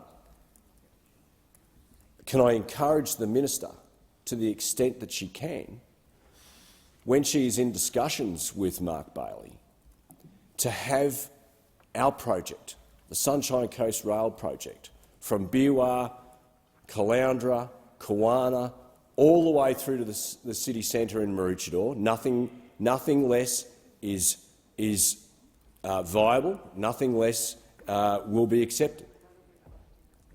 Can I encourage her, to the extent that she can, that the design of that part of the works should be done as a high-speed project? We have got a corridor that has been set aside. There will be very few resumptions that will be required to be undertaken. The corridor was put in place 20 years ago, and it's effectively ready to go. So, unlike other parts of the main line, that's existing line, where there are parts that are around Udalo that are like a snake because of its twisting, etc., the CAMCOS corridor is a relatively straight stretch of line. So I want to encourage the Minister, when she's speaking to the Queensland Minister, that this section ideally should at least be designed to be capable of carrying fast or faster rail. Now, why this is important, because the speed at which the current train operates on the existing line, Minister, is 56 kilometres an hour as an average. 56 kilometres an hour. And as I understand it, that is slower than the trains used to travel when they were coal-fired locomotives. So the time has come for faster rail to the Sunshine Coast. This project will absolutely put pay to the concept of what the local council want to do and put in light rail between Caloundra and Maroochydore. Not connected to Brisbane. That's what council wants to do, but almost every one of my constituents that I talk to are against light rail. And I know that the Minister, when she was speaking to ABC Coast FM, this is not a criticism, you actually let slip, you talked about light rail. I'm going to assume that was a slip of the tongue. But I'm assuming, and I think it was, there is absolutely no support for light rail on the Sunshine Coast amongst my constituents and the constituents of Fairfax. So this is a great project. It's a project that we can all be very, very proud of on both sides of the House. But I do want to acknowledge particularly the work that was done by the member for Fairfax. I do want to acknowledge the former member for Infrastructure and Cities. If you hadn't have stumped up and listened to our pleas, we really wouldn't be here today, and there wouldn't have been the pressure on the existing government to deliver that project. So, from the bottom of my heart, and on behalf of all the members, people in Fisher, and if I can from Fairfax as well, thank you so much. Order. The question now is that the amendment be disagreed to, and I call the honourable member for Kennedy. Mr. Speaker, speaking to this, it's not so much what this does, it's the things that don't get done because this is being done. Now, there is a fundamental difference. There is a world of difference between a make-money project and an absorb-money project. Now, I'm not denying that a ring road around Melbourne would be a good thing to happen. A superhighway from the second airport into Sydney wouldn't be a good thing to happen. I'm not denying that what the previous speaker said wouldn't be a good thing to happen. But is this a make-money project or an absorb-money project? Well, I would say it's a classical absorb-money project. I do not know of a single industry that will be helped or promoted by the construction of this railway line. Not a single thing. Now, I can give you 1,000 examples of make-money projects, and the strength of Queensland, which was a Cinderella state with a very, very tiny economy, economy much smaller than South Australia's. The making of that economy was the use of government money on make-money projects. If anyone would listen to the wonderful address by Sir Leo Hilcher, 2 of the 4 biggest bridges in Australia are quite rightly named the Sir Leo Hilcher Bridges, one of the great architects of the economic miracle, which is Queensland. Queensland had no coal industry. It had a negligible copper industry. It had no aluminium industry. It was the 4th smallest state in cattle population. it was a Cinderella state. The government built the railway line from Gladstone to Noesville, to a post office box on the side of the road, to a station called Blackwater. So the little post office box with Blackwater at night. That's where the railway line went. Now, this was a make-money project. The income created by that railway line now amounts to some $50 billion a year. So for an outlay of $1 billion, we get $50 billion a year for 50 years. Now, that has not happened in this place since I've been in here. If there is a significant make-money project that has occurred, I haven't seen it. Now, I don't wish to denigrate. You know, he's a friend of mine. I like him. The Prime Minister passed in the building of the NBN, because I think the building of the NBN is a wonderful thing. But it's not a make-money project.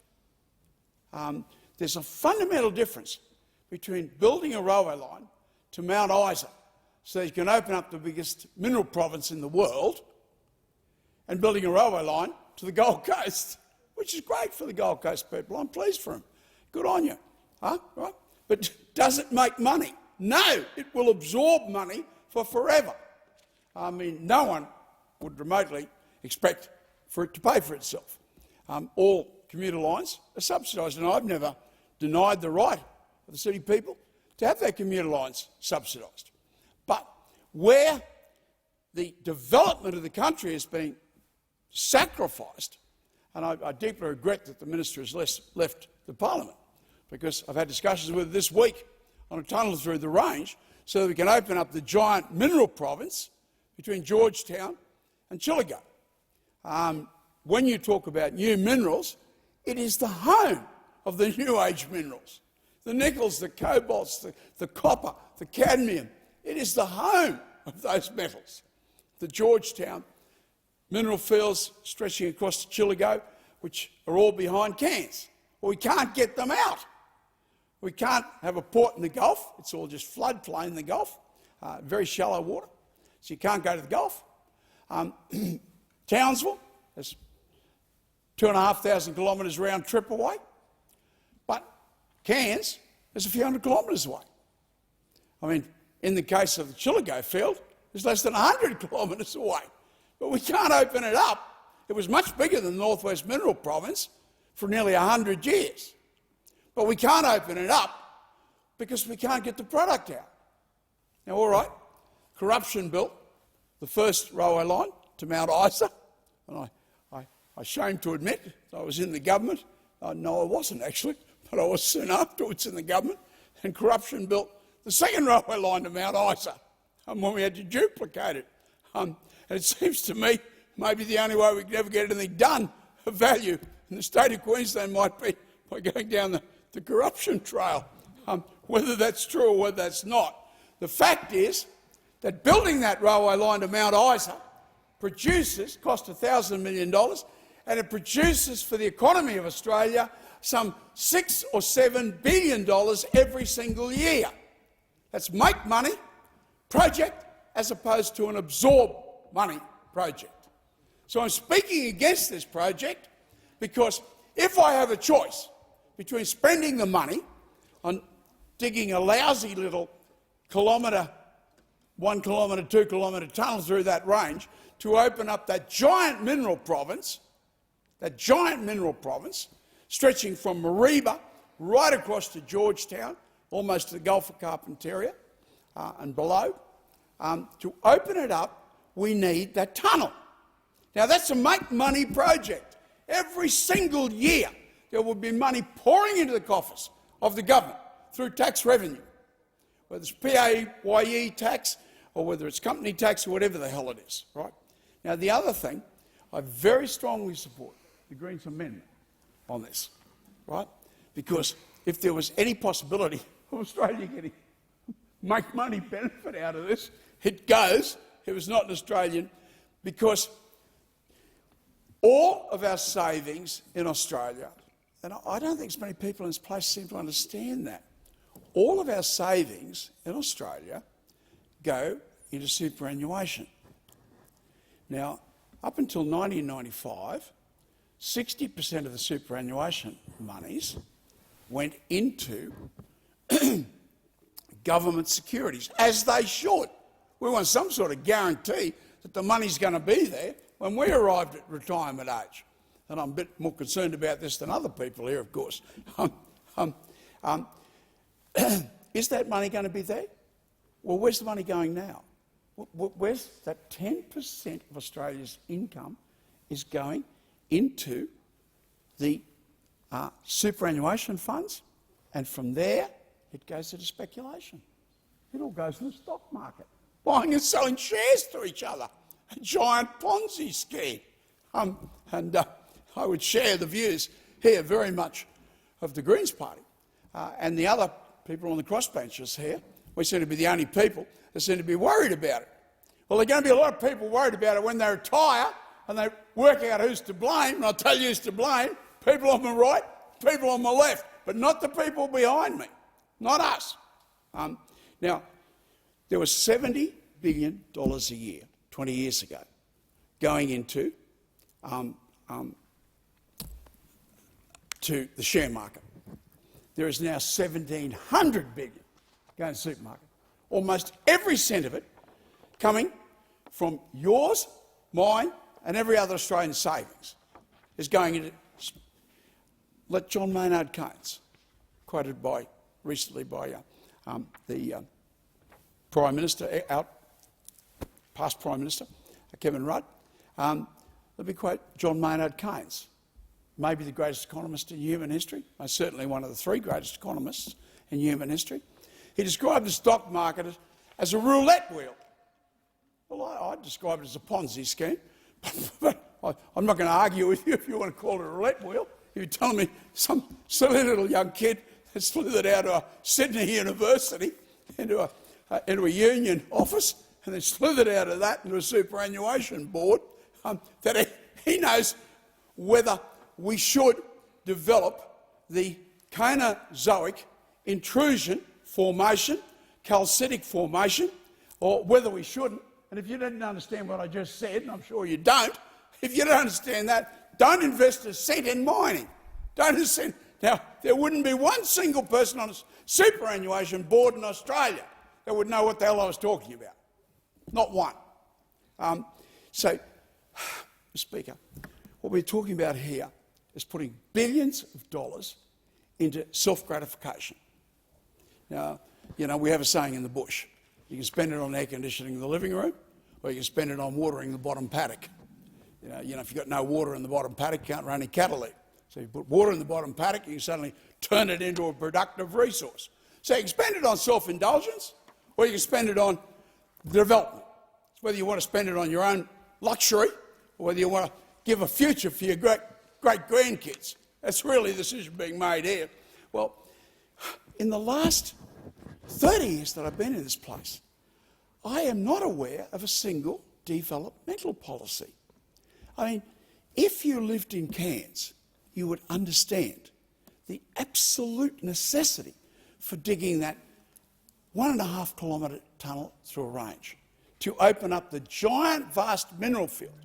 We congratulate the government on giving us $210 million for the development of the new age minerals, which stretch from Chillago through Georgetown all the way down to Julia Creek, Cloncurry, my homeland, Mount Isa, all the way down to there.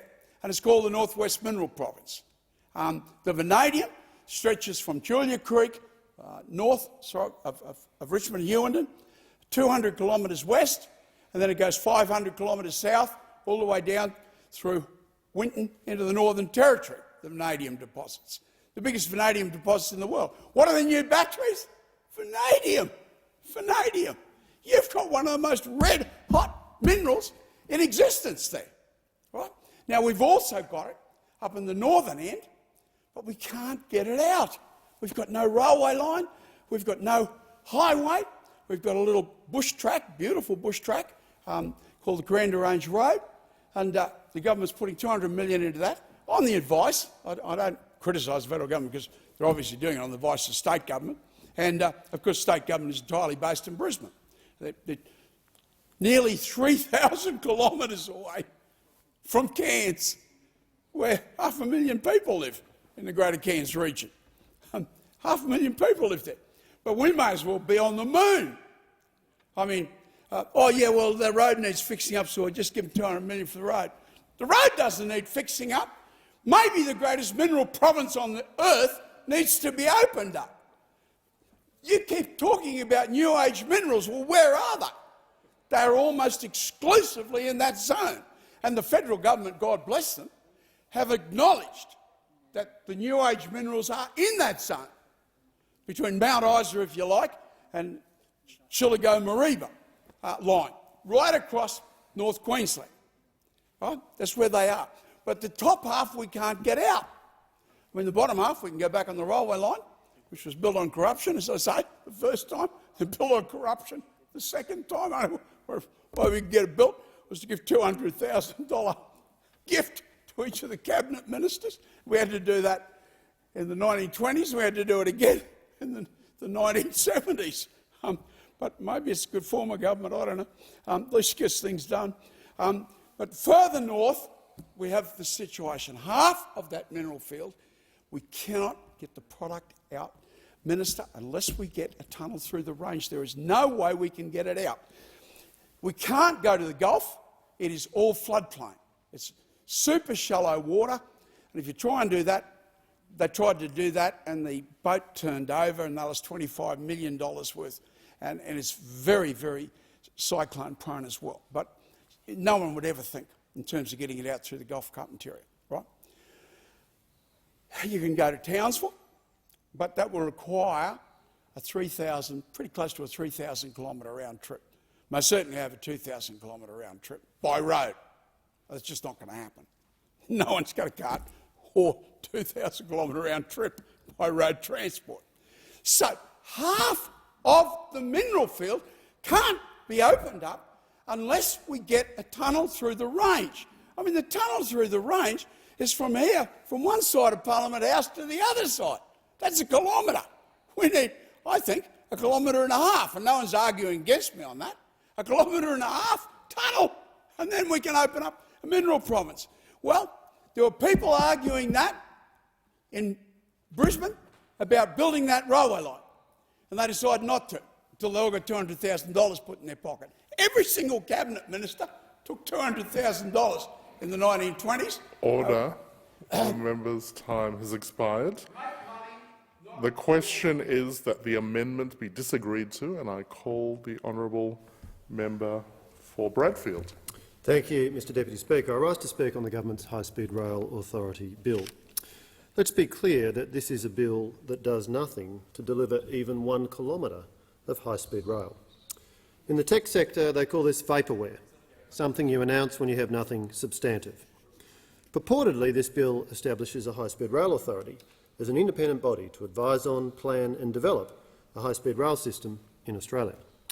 But there is already a national faster rail agency established several years ago with a significant body of work completed and substantial funding commitments made, as I will come back to, and indeed as the member for Fisher was referring to, because of course one of the projects which was developed through work by the National Faster Rail Agency was the line to the Sunshine Coast that he was speaking about. Now, Mr Deputy Speaker, let's be clear. Everybody loves high-speed rail. But let us be honest, the economics of high-speed rail in Australia, normally understood to be speeds of 200 kilometres an hour or more, are extremely challenging. How do we know that? Well, for one thing, from a study commissioned by the now Prime Minister when he was Minister for Infrastructure, which was conducted from 2010 to 2013. This study was not particularly glowing in its findings. Indeed, at the time, he had this to say, quotes, "The reality," referring to high-speed rail, "the reality has a wide corridor, major tunnelling, significant noise impacts, and that's before we consider the significant economic costs," close quotes. This study remains the most comprehensive analysis of the feasibility of high-speed rail in Australia, and it was undertaken from 2010 to 2013. The cost at that time was estimated to be $114 billion in 2012 numbers, and this equates to approximately $131 billion in current numbers, taking into account inflation. There have not been any more detailed costings done since this time, but most credible rail experts consider that the real cost for high-speed rail from Melbourne to Brisbane would be at least $200 billion to $300 billion.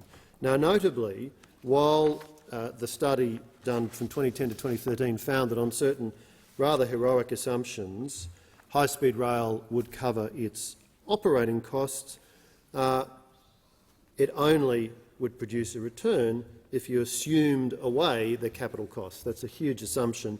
In other words, it's a hopelessly uneconomic project. Another thing that the study said at the time was that operations would not commence on the Newcastle to Sydney part of the line until 2040. Almost 10 years later, that translates to 2050. It's interesting, to say the least, that the now Prime Minister made no mention of this fact when he made an announcement about Sydney to Newcastle fast rail in January this year before the election. No mention of the fact that a study he had commissioned about high-speed rail when he last had ministerial responsibility said that if the project started at that time, it would be 2040 before operations would commence Newcastle to Sydney, meaning today it would be 2050. He was completely silent about that fact when, with a big song and dance, he made an announcement early in January in Newcastle promising $500 million. The fact is, Mr Deputy Speaker, that the current Prime Minister had 6 years as Minister for Infrastructure to get moving on high-speed rail should he have chosen to do so. He did nothing, and we are in all likelihood in for a repeat performance from a Labor government and a Prime Minister that talks big when it comes to infrastructure, including high-speed rail, and yet consistently fails to deliver. When the Prime Minister made his announcement in Newcastle in January this year, he said that if elected, Labor would commit $500 million towards this project in its first term. It's a little bit like somebody saying, I'm going to buy myself a house in Sydney, median price $1.5 million, and I'm setting aside $3,750 for that purpose, because that's the ratio, Mr Deputy Speaker. On any realistic assessment, the amount that is being set aside is as if you were saying, to buy a house with a median price $1.5 million, I'm setting aside $3,750. Of course, if the Albanese Labor government does seriously intend to spend $200 billion to $300 billion, just exactly how are they going to pay for that? What taxes would have to rise as a result? According to the Grattan Institute, East Coast high-speed rail, Melbourne to Brisbane, will cost each taxpayer $10,000 in higher taxes. You might live in Adelaide or Cairns or Darwin or Hobart or Perth and never use this high-speed rail link that is supposedly going to be the outcome at some point of this authority which is being set up now, but you'd certainly pay for it, according to the analysis from the Grattan Institute. So, Mr Deputy Speaker, I want to remind the House that there is a much better way, as indeed the member for Fisher was speaking about, and that is the commitment that the coalition made and did a lot of work on delivery of, the commitment to faster rail. So what's the core idea here? The idea here is to make practical upgrades to existing tracks between capital cities and surrounding regional areas with a view to being able to run services at up to 140 kilometres an hour. What sort of practical upgrades would be involved? Well, it would be measures like replacing sharp curves with more gradual curves. Alternatively, or additionally, you can upgrade stretches of track from 2 to 4 tracks. What that allows trains to do is to travel more quickly and frequently, and critically what it also allows is the running of both express and all-stops trains using the 4-track stretches to allow the express trains to pass the all-stops trains. The Coalition released its 20-year National Faster Rail Plan in 2019, and at the March 2022 budget committed a further $3.72 billion to to deliver faster rail, bringing total commitments to faster rail projects to $6 billion. Now, one of the projects to which there was a commitment made was $1.6 billion for the Brisbane to Sunshine Coast extension, as the member for Fisher was talking about. And I want to emphasise this point, that the extension from the existing rail line, which, as the member for Fisher rightly pointed out, travels inland, the extension from Beerwah to Maroochydore has been planned with the Commonwealth Government working with the Queensland Government to use the CAMCOS corridor, which, thanks to some far-sighted work by the then Queensland Government 20 years ago or so, has been set aside. And this funding commitment has been arrived at based upon pretty detailed planning work. And, of course, critically, it will also support the Sunshine Coast, not just for its important and continuing long-term transport needs, but also for Olympics needs, given that there will be Olympics events, Olympics venues on the Sunshine Coast. Now, one of the other commitments that was made in the 2022-23 budget was $1.12 billion for Brisbane to Gold Coast. Now, that is a route of approximately 90 kilometres, and again, one of the key pieces of transport planning logic here was that along a stretch of track, roughly in the middle of that 90-kilometre stretch, you would upgrade from 2 tracks to 4, and again there would be some straightening of lines and reduction in sharp curves and so on. And these very practical measures, Mr Deputy Speaker, have significant benefits. They allow faster rail, faster services, more frequent services to be delivered, and for that to be done much more quickly than high-speed rail, which on any view has a very long lead time. Don't take my word for it. Take the word of the study commissioned by the then Prime Minister between 2010 and 2013. So the Coalition developed and worked to implement a practical plan to deliver faster rail, with a particular focus on faster rail between our big cities and surrounding regional areas, Brisbane, Gold Coast, Brisbane, Sunshine Coast, Sydney, Newcastle. And I do want to come to Sydney, Newcastle, because we've heard a bit about this $500 million that is supposedly to be spent by the Labor government. It's very unclear how much of that will actually be spent on rail track or land acquisition, and how much of it will be spent on establishing an authority, having plush officers, fees for directors and advisors and all kinds of other things. But there is a sharp contrast to be drawn between the very specific and tangible $1 billion worth of funding included for Sydney Newcastle in the March budget, and again the logic is to go from 2 tracks to 4 on a significant stretch in the middle of the Sydney to Newcastle corridor, Wyong to Tuggerah. Again, that is something that can be delivered quickly, or certainly much more quickly than high-speed rail, and will deliver immediate and practical benefits within a reasonably foreseeable time frame. So, Mr Deputy Speaker, the Coalition is certainly supportive of faster rail.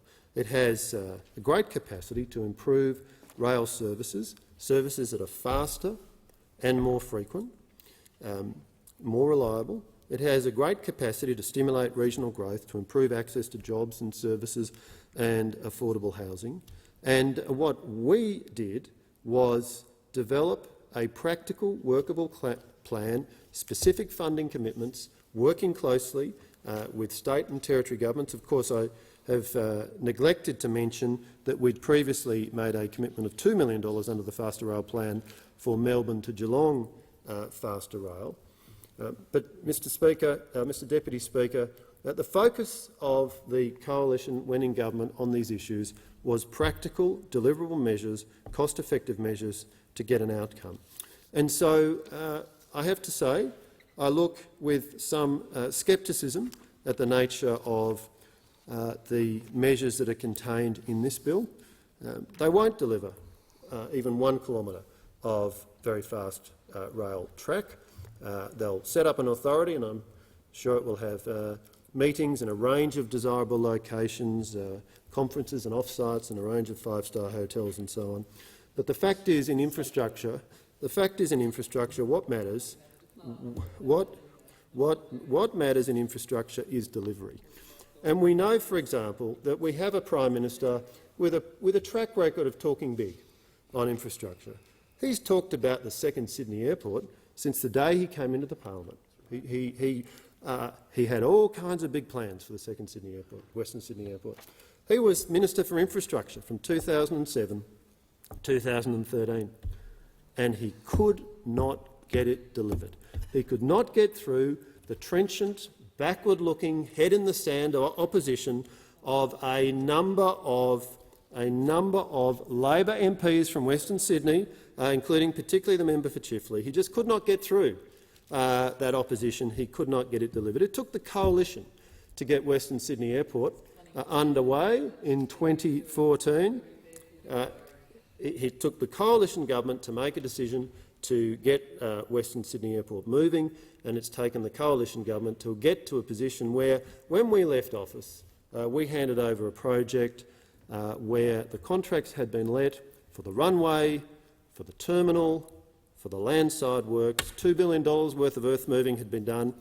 If you want to see what $2 billion worth of earth moving looks like, go out and take a drive along the Northern Road, which has also been upgraded to 4 lanes all the way from Penrith to Narellan, one of the incidental benefits for the people of Western Sydney from the coalition government delivering on infrastructure, delivering on Western Sydney Airport. So I say to this House that when it comes to infrastructure, we do hear a lot of talk from Labor. We had a lot of talk about the NBN. My goodness, they talked. But it was fibre to the press release, Mr Deputy Speaker. When they left office, barely 51,000 premises had been delivered. Who was the minister, by the way, at that time when they left office? It was the current Prime Minister. Bit of a theme there, a lot of talk, not much delivery. And I say to you, this High-Speed Rail Authority, perpetuation of that theme, a lot of talk, not much delivery. Look at the infrastructure record on this side of the House. NBN, we inherited a train wreck of a project and we turned it around. When we left government just a few months ago, 8.4 million premises connected to the NBN compared to the 51,000 connected to the fixed line NBN after 6 years and $6 billion that we inherited from Labor. Similarly, practical delivery from this side of the House when it comes to faster rail, getting projects in place that won't take 30 or 40 years to make something happen. By contrast, this High-Speed Rail Authority, it's a piece of pure political window dressing, vaporware from somebody who's made a bit of a specialty of just that. The question is, sorry, I call the member for Kennedy. The sorry. amendment being predicated by the member for Kennedy. We are allowed to speak twice, Mr Speaker. No. Well, that's not correct. I've been here a lot longer than you, my friend, and I think I know a little bit more about it. The question is that the amendment be disagreed to, and I call the Honourable Minister.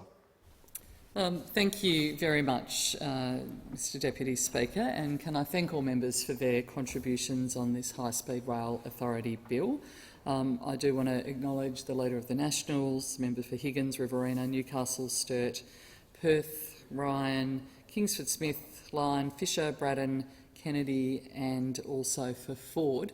There are a lot of people who really love trains in this place, which is lovely to see, which is good. Can I thank them all very much for their very thoughtful contributions in relation to that. This bill, of course, does establish the High-Speed Rail Authority to develop, advise on and plan for the high-speed rail system in Australia. It will, of course, deliver on our election commitment and will plan for high-speed rail along Australia's east coast from Melbourne to Brisbane, but particularly concentrating in that early phase on those connections between Sydney, Central Coast and Newcastle, and they'll be progressed as a first priority. I do want to, just in response to a couple of a couple of contributions, particularly in relation to the member for Braddon. The Coalition has signalled they're supporting this bill. I understand that may not have been the position that he wanted to take, but that's what's happened. Faster rail will continue. That work will absolutely continue. I do recognise how important that is. It's why I have been at pains when I've been working with state and territory colleagues to ensure that money for particularly heavy rail projects continues to be in the budget. And I do also welcome the contribution from the member for Fisher and acknowledge his thanks for keeping that money within the budget. And I do also say to him, that was also at the request of the Queensland State Government. So there is a commitment to the project, and obviously there's some longer-term work that's needed, particularly as part of the Olympics, in terms of the entire public transport network and how people are going to move around. But what we want to do in relation to that is make sure we leave a long-term legacy for people to be able to use the systems and the transport that comes long after that. So I welcome that. I particularly just want to say thank you very much to the member for Ryan for your, again, thoughtful contribution to the debate and your engagement with my office respectfully and collegiately. I think that's a really very good model to have when working with government. I do acknowledge the sentiments of the amendments that you have proposed, and I do say, as you know, we have signalled to this before, we won't be supporting them. The purpose of the bill is simply to establish the High Speed Rail Authority as the statutory agency. Our position is that considerations surrounding the funding, the financing, construction, operation of the rail network is not for this legislation in and of itself to determine. Obviously, if you look at our record, and you certainly look at the Prime Minister's record, privatisation of these sorts of assets is not something that has really traditionally been something that we are keen on. But certainly within this bill, in terms of it, it's not up for this legislation to determine, but should be considered as part of the planning work of the High Speed Rail Authority once actually established. The authority will be charged with advising the responsible minister on environmental matters. Obviously, those are important issues in terms of any planning, both at the federal and state level. The authority will also be responsible for consulting stakeholders to ensure adequate consideration of both the environment and community interests during that consultation, and operation of high-speed rail network does occur as well. The government is committed to delivering a national rail manufacturing plan as well, which I think is something I'm particularly proud of and keen to see happen, which will ensure that more trains are actually built here in Australia by local manufacturing workers, and that federal funding spent on rail projects is actually used to leverage those jobs within rail manufacturing in particular. And I have a particular interest in that, as having a rail manufacturing workshop which is almost 150 years old in Ballarat in and of itself, that is still continuously been servicing and manufacturing trains originally, but now continuing to service those. It's for these reasons that we won't be supporting the second reading amendment today, and acknowledge again the contribution of the member for Ryan in that process. I do again want to thank members for their contribution here. High-speed rail does open up choices. It is not an either-or, do we do faster rail or high-speed rail? It is actually about saying very clearly, we know we've got to do significant improvements on our rail networks in many areas, including in my own constituency. It is, it's over 100 years old. It was set up for people to head from regional areas to do shopping in town in some instances. It wasn't set up as big commuter lines, and we want to try and make sure we can do that. But also being in government and actually having the capacity to sit on this side of the chamber is also about vision. It's about what you think the future of the country should look like. And I guess what I would say to the member for Braddon is that that is epitomised by what his contribution was there. It's about, let's do this bit, let's just do this bit. But what's the vision for the country? What do you want the future to be? What are the settlement patterns that will open up around the East Coast with high-speed rail? If the point of government is just to manage and to do a little bit better, well, that's not how we think of government. We think government is an opportunity to really change and shape how the nation is. And this, I understand, this is a 20, 30, 40-year project. But imagine what it will do for new communities, new opportunities, new settlements all along that corridor. and the opportunity that it provides to really change the nature of our relationship between our cities and our regions and our rural communities in a way that allows people to live and work in the magnificent and beautiful places that I happen to live in, and many others on all sides of this place do. So it will allow people to live closer to where they work, to stop people having to commute so much, and it will offer choice.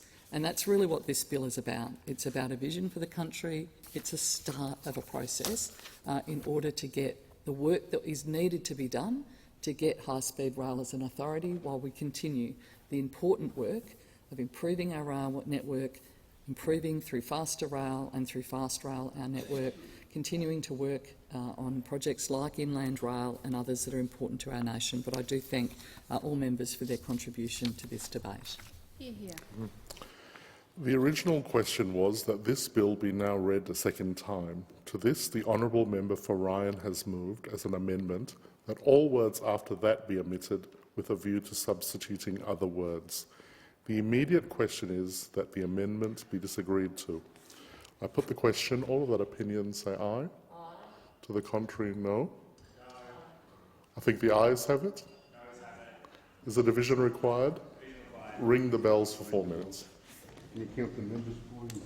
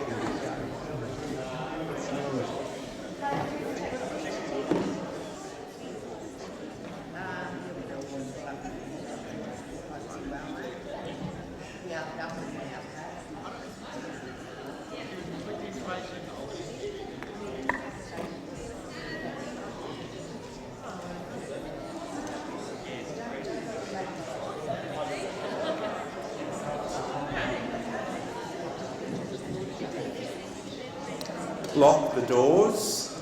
The question is the amendment be disagreed to. The ayes will pass to the right of the chair and the noes to the left. I appoint the honourable members for Werriwa and Parkes as tellers for the ayes, and the honourable members for Melbourne and Brisbane as tellers for the noes.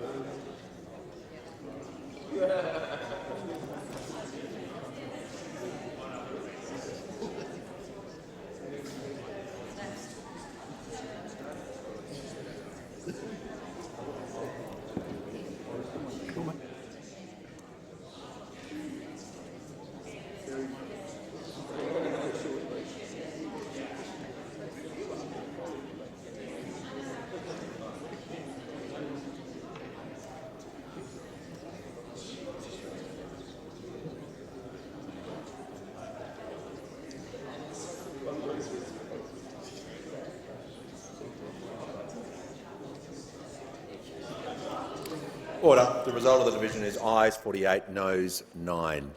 The matter is resolved in the affirmative. The question now is that this bill be now read a second time. I'll put the question. All of those opinions say aye. Against no. I think the ayes have it. And I call the clerk.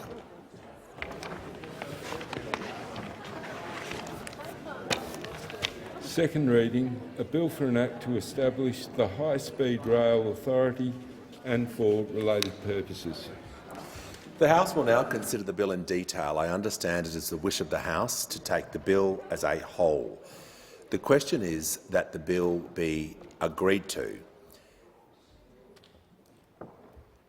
And I give the call to the member for Clare, who is moving amendments on behalf of the member for Maranoa.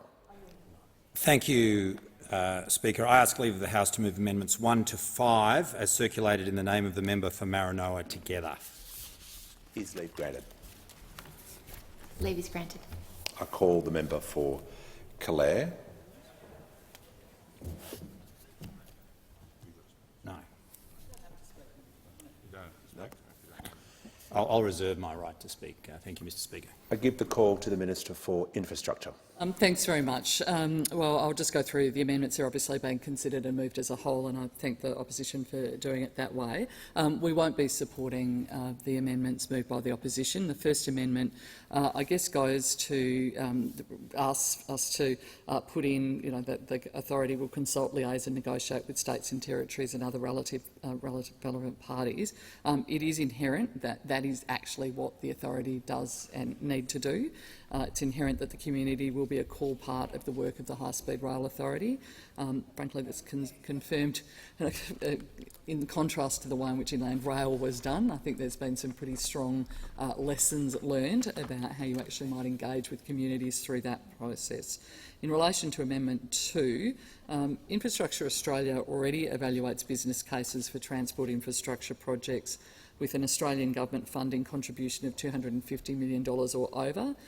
In addition, business case evaluation reports are publicly released by Infrastructure Australia. In relation to Amendment 3, again, we won't be supporting that. The board, and this is the amendment that the opposition wants to seek to have at least one board member being a member from Regional Australia. I'm not opposed to Regional Australians being on boards at all, but this is important principle here. This is a skills-based board. This is billions of dollars potentially of taxpayer money. This is a complex engineering project as well. It is actually really important we get the right people on the board, that we don't say that we're going to have a quota of regional people. Of course, I would love to be able to have someone who has the skills and that experience and expertise. If they happen to live in regional Australia, then that is absolutely a bonus, and I can certainly undertake that we will look and seek a person there. But it is actually really important that we have a skills-based board. I'm often somewhat amused by the we get lectured a bit over on this side. We have a affirmative action policy, and we've heard the Nats are very much opposed to that. I'm not sure having an affirmative action policy or a quota for regions really is consistent with that principle when it's come to women particularly. In terms of Amendment 4, again, this requires the authority to give progress reports. Well, information on the progress of High Speed Rail Authority will be publicly available via its annual report and corporate plan. That is what happens with Inland Rail. It happens what happens with all of the other authorities that are under the portfolio already, so we don't think that's necessary. And similarly with the final amendment that's being proposed by those opposite, again, information on the progress of High Speed Rail Authority will be publicly available via its annual report and its corporate plan. Again, I reiterate and I thank people for their contribution to this bill. Who knew so many people love trains? It's terrific to actually see people so dedicated to wanting to talk about the vision that this government has for the country to really start the process to bring high-speed rail to an authority to reality. This is a complex long-term project. We understand that. We're not trying to pretend otherwise, and that's why the work, the important work on fast rail and on faster rail and on building those important public transport networks continue. But if you've got a vision for the nation, you've got to start. You hear that old adage that every journey starts with the first footstep, and this is really what this is about. But if you don't take that first step, you never get to the end destination, and this is really what this is about. Establishing the authority, re-looking at the business case, looking at the financing mechanisms, looking at the settlement policy around the areas where we want to start with high-speed rail, putting the money into the budget, which is in addition to the establishment costs of the authority, just so the member for Braddon's aware of that.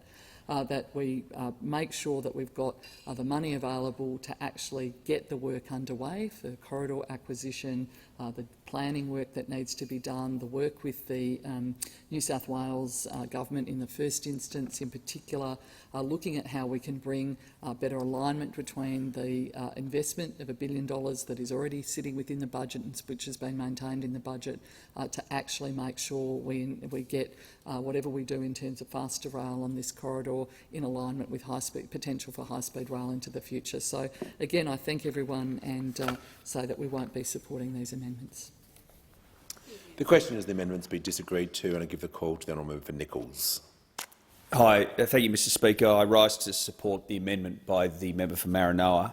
I'm a firm believer in high-speed rail and its transformational impact on rural and regional Australia, particularly the potential for my region of Nichols.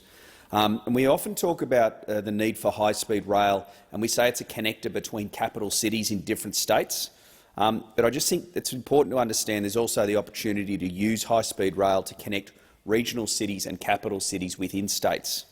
And there's such a proposal that already exists, developed by the Rail Futures Institute, and I commend their report, A State of Cities, Not a City-State, about Victoria, to anyone who's interested in the topic.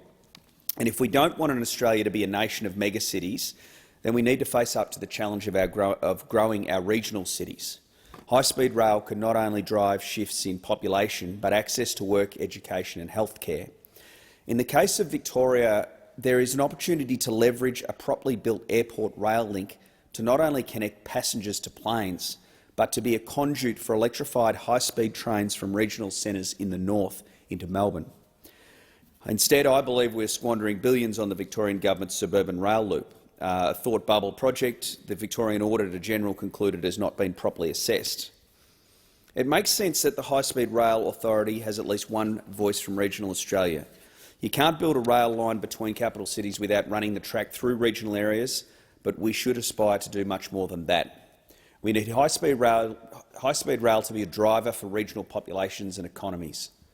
It is important that those regional and rural Australians who will be impacted and who can also benefit enormously have a voice. The transparency and accountability measures proposed by the Leader of the Nationals are equally sensible. Economic assessments and cost-benefit analysis undertaken by the Productivity Commission and Infrastructure Australia will better inform all Australians. High-speed rail has been talked about for a long time. It can be transformational, but it will also be expensive. We need to understand whether the cost-benefit equation stacks up. As such, I support the amendment moved by the Leader of the Nationals. Thank you. The question is the amendments be disagreed to, and I give the call to the Minister. Thanks very much, and I thank the member for their contribution. Again, as I would say, a couple of things. In terms of the transparency measures, there are processes that occur now through both annual reports and corporate plans that actually provide the opportunity for that to occur. Again, in terms of the board, I would say very clearly, of course I would like someone with the right skills to be on there if they happen to be a regional Australian. I think that is a really good thing, and we'll certainly actively look to do that, but it has to be a skills-based board. It is such a complex project, and I can't have a quota for quota system, which is basically what the Nationals are proposing in relation to that. Not something they support in any other area, which I'm amused by.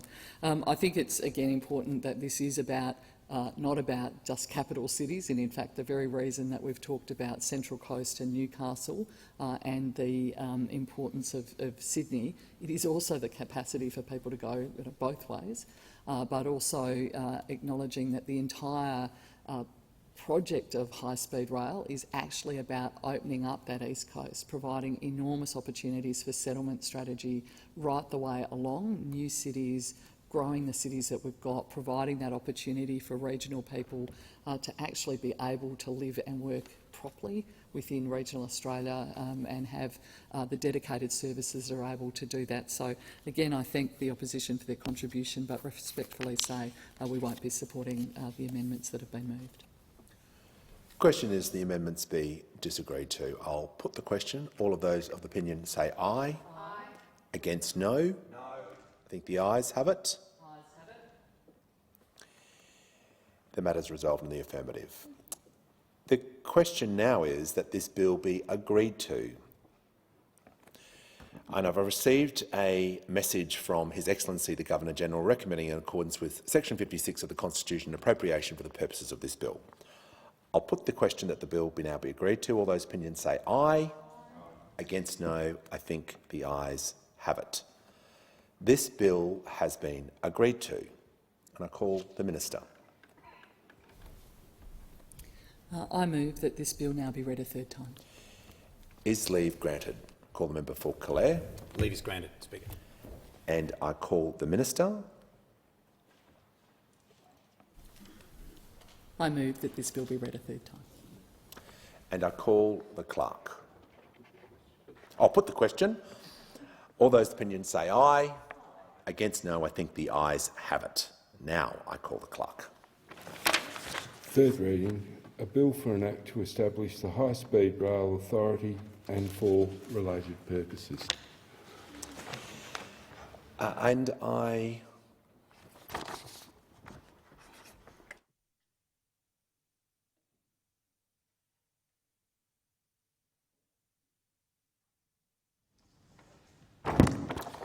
have to report that the Federation Chamber has been unable to complete its consideration of the Emergency Response Fund Amendment Disaster Ready Fund Bill 2022 and has returned the bill to the House with an unresolved question. I present a certified copy of the bill together with a schedule of the question which the Federation Chamber was unable to resolve. I understand that it is the wish of the House to consider this bill immediately. The unresolved question is that the amendments be disagreed to. The question is that the amendment be disagreed to. I'll put that question. All of those of opinion say aye. Aye. Against no? No. I think the ayes have it. Noes have it. Division required. Ring the bell for 4 minutes.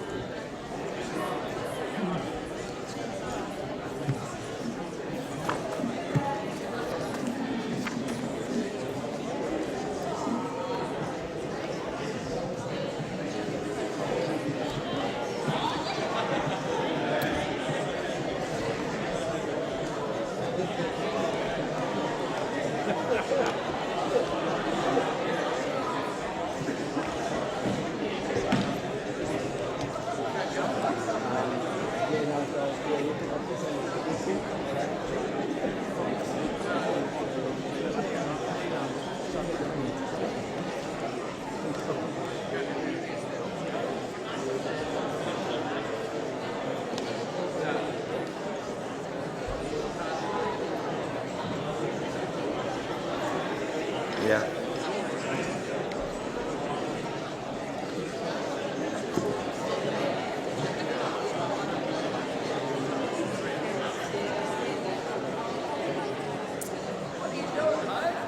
Lock the doors.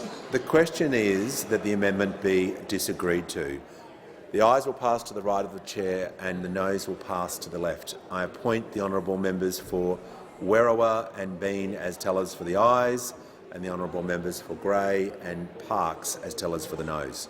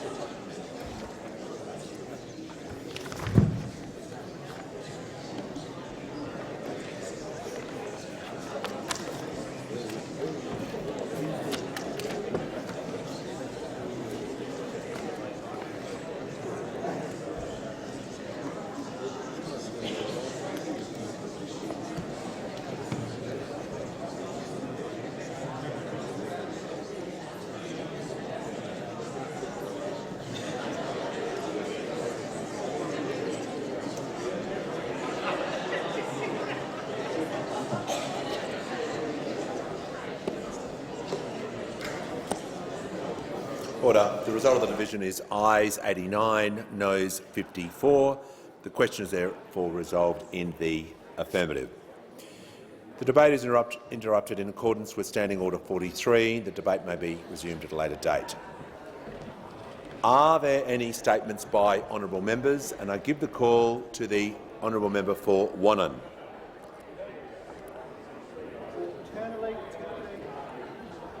The efforts of all the volunteers and the professional services who have helped deal with the floods in Wannon.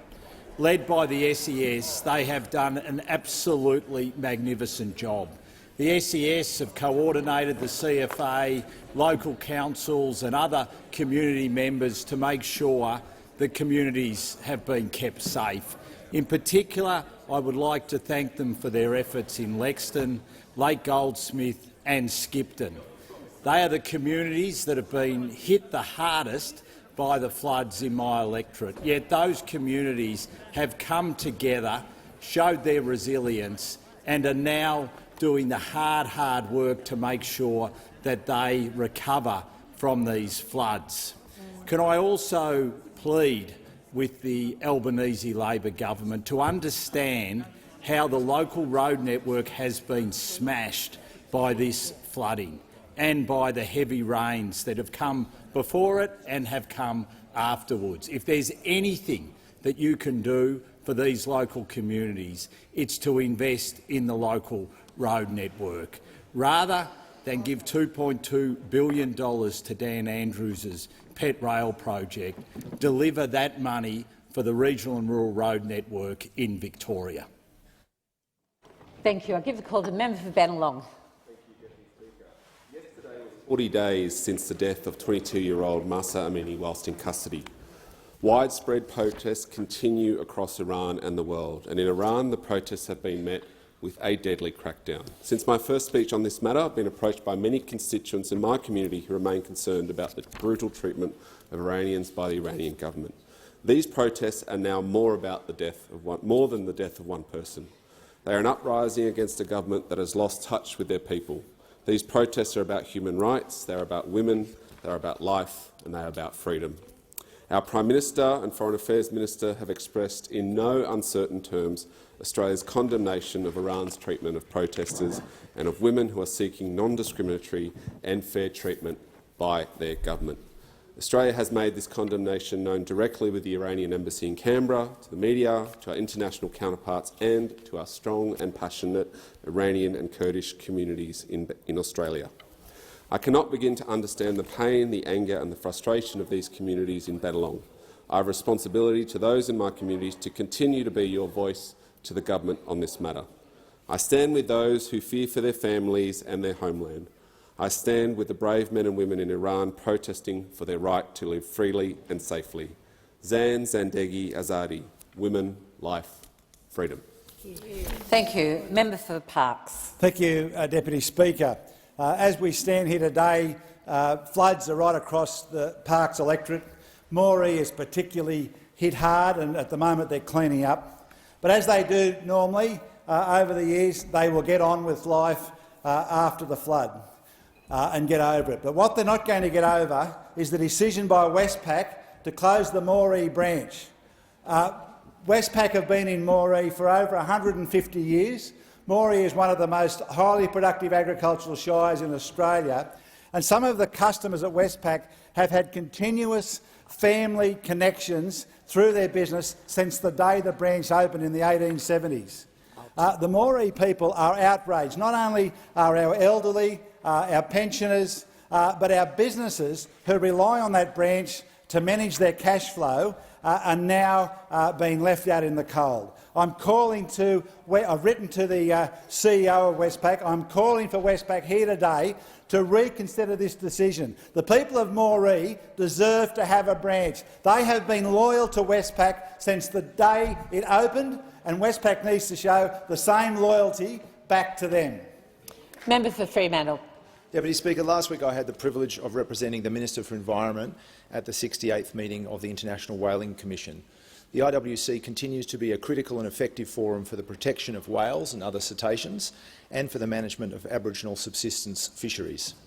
Let's remember that prior to the IWC moratorium on commercial whaling, there may have been fewer than 1,500 humpback whales transiting through Australian waters.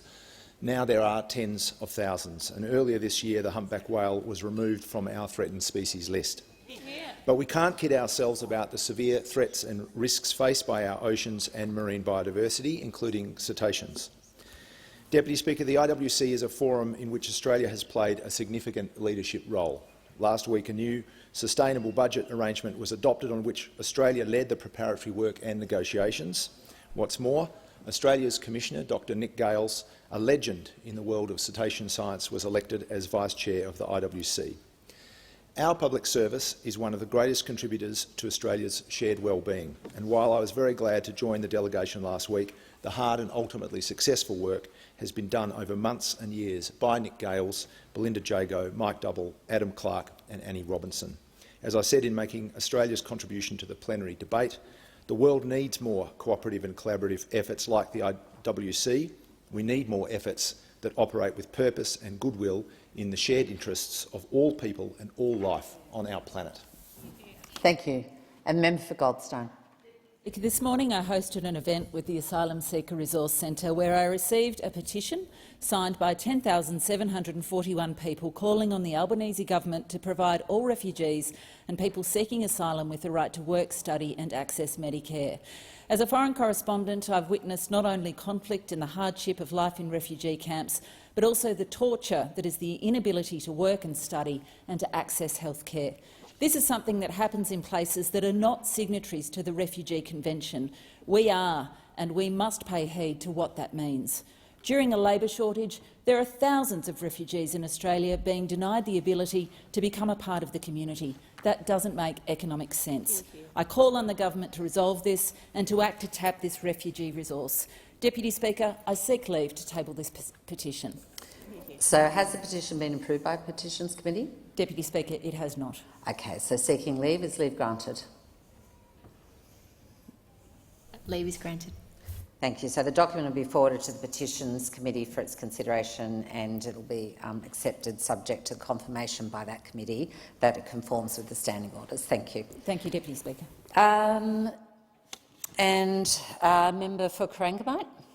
Thank you, Deputy Speaker. The Albanese government has hit the ground running since coming into office. I'm proud that despite a difficult economic environment, our government has delivered a budget to ease cost of living pressures. This budget delivers cheaper childcare, cheaper PBS medicines, expanded paid parental leave to 6 months, more affordable housing and gets wages moving. We are also delivering on local commitments to people in my electorate, the Bellarine, Surf Coast, Golden Plains and Greater Geelong, with more than $180 million in funded local projects. Key issues I've fought for: local roads, health, sporting and community facilities and investment in environment and clean energy. This budget proves that I'm doing just that. $125 million for Stage 2 of the Barwon Heads Road for the rapidly growing Armstrong Creek, and Armstrong Creek Headspace to ensure young people have a dedicated mental health service, environmental projects to address stormwater impacts of the Carafe wetlands and emission-saving community battery in Torquay, and there's funding for a mobile black spot in St Leonards. These important sporting community and health projects are also funded. We're doing all of this while delivering a budget that responsibly delivers cost of living relief. Thank you. Thank you. Member for Lyne. Thank you, Madam Speaker. I'd like to congratulate local legend Will Rubright of Mitchell's Island for bringing home his first world title. He's taken out the FIM Enduro GP Enduro 2 World Championship in Germany. Well done, champ. It's a massive achievement. And another great achievement for our community was the very successful Winger Music Festival. There were so many fantastic acts and a huge variety of market stalls. So congratulations to Donna Ballard and the whole committee. It was a great team effort. A big shout-out also goes to the Combine Show Society for putting on the 84th Combine Show, despite all the inclement storm, tempests and continuous rain.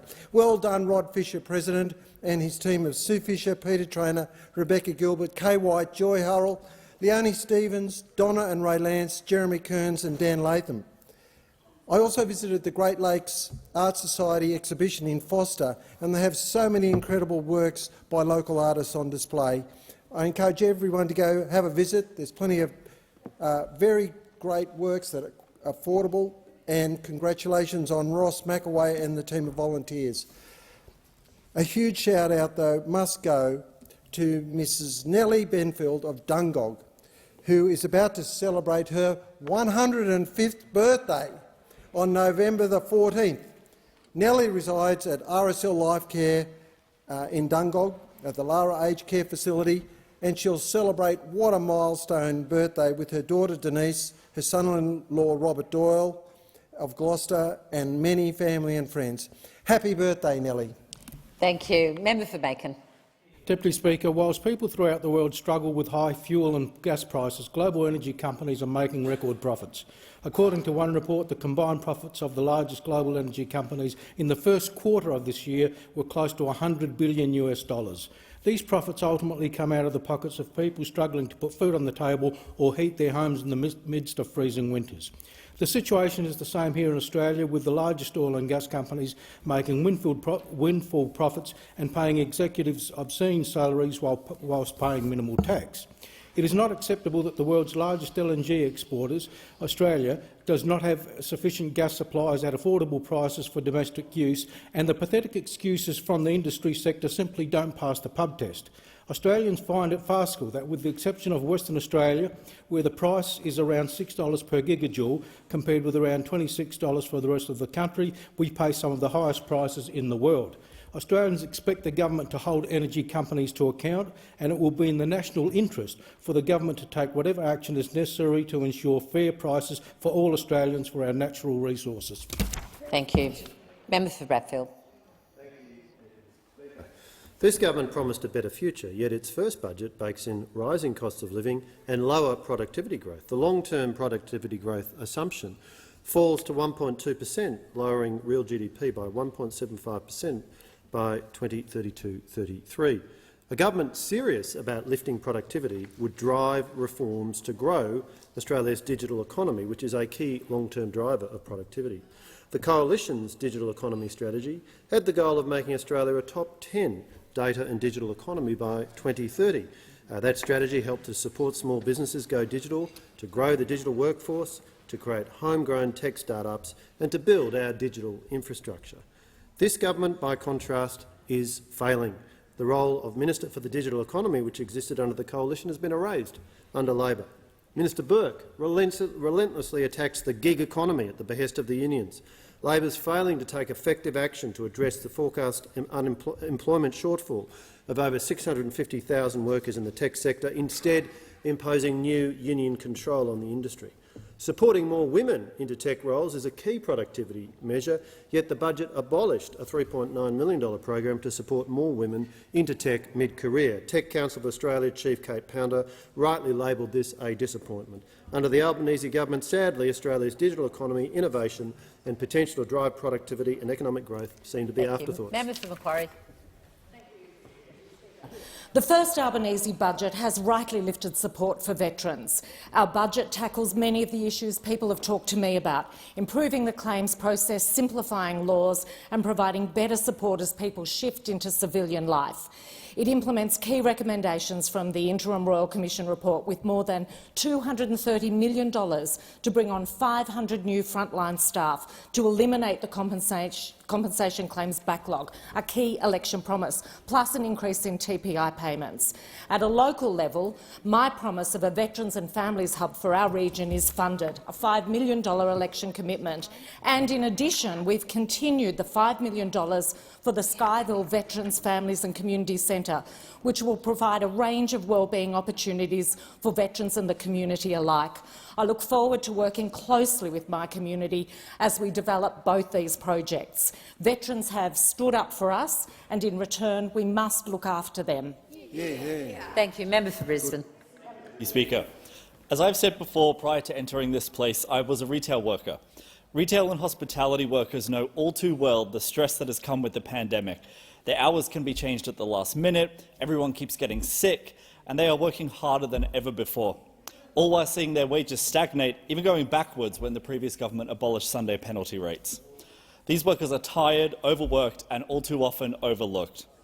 On the 18th of October, the Retail and Fast Food Workers Union coordinated the first national retail strike in Australian history. I was proud to stand in solidarity with my former colleagues as they walked off the job at the Brisbane Apple store.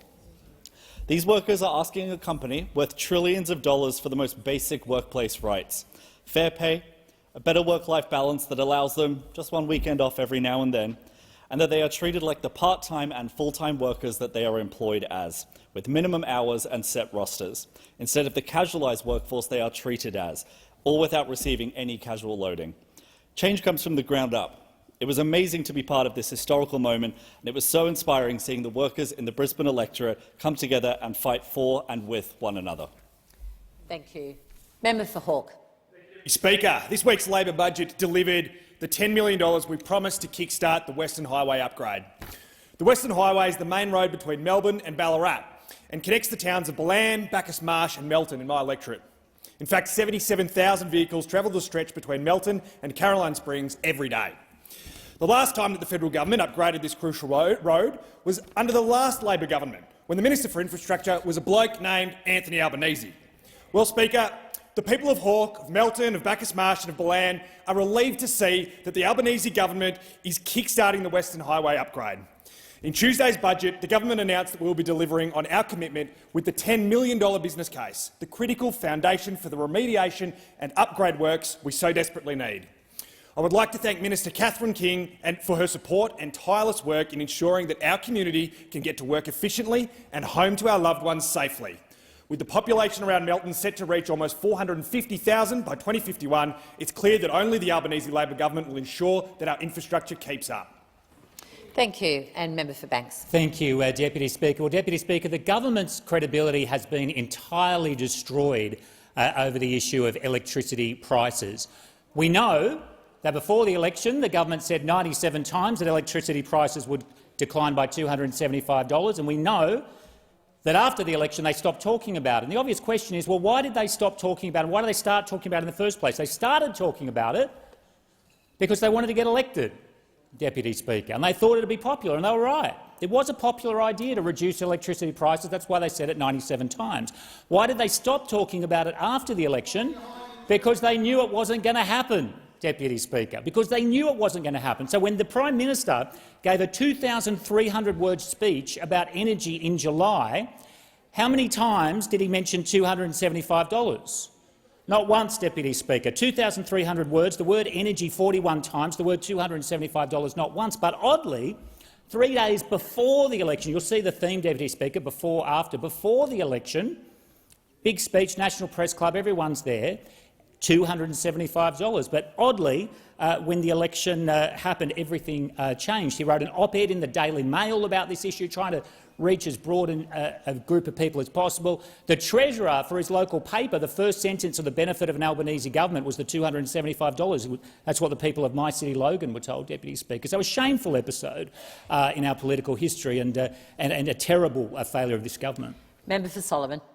Deputy Speaker, I rise to pay tribute to a great Territorian, Mr Adam Drake, who's here with us in the gallery today.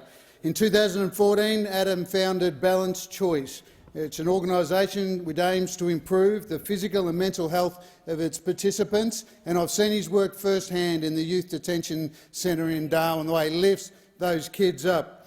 The organisation has greatly expanded over recent times, and he's now got people all around the country, not just in state and territory government schools, but in other correction centres and in not-for-profit organisations, including in remote areas of the Territory. Balanced Choice now assists over 3,000 Territory kids. It's fantastic the work he's doing. They're kicking goals, and I recognise him.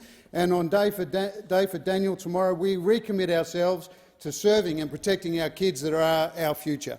Yeah. Thank you. And Member for Canning. Thank you, Deputy Speaker.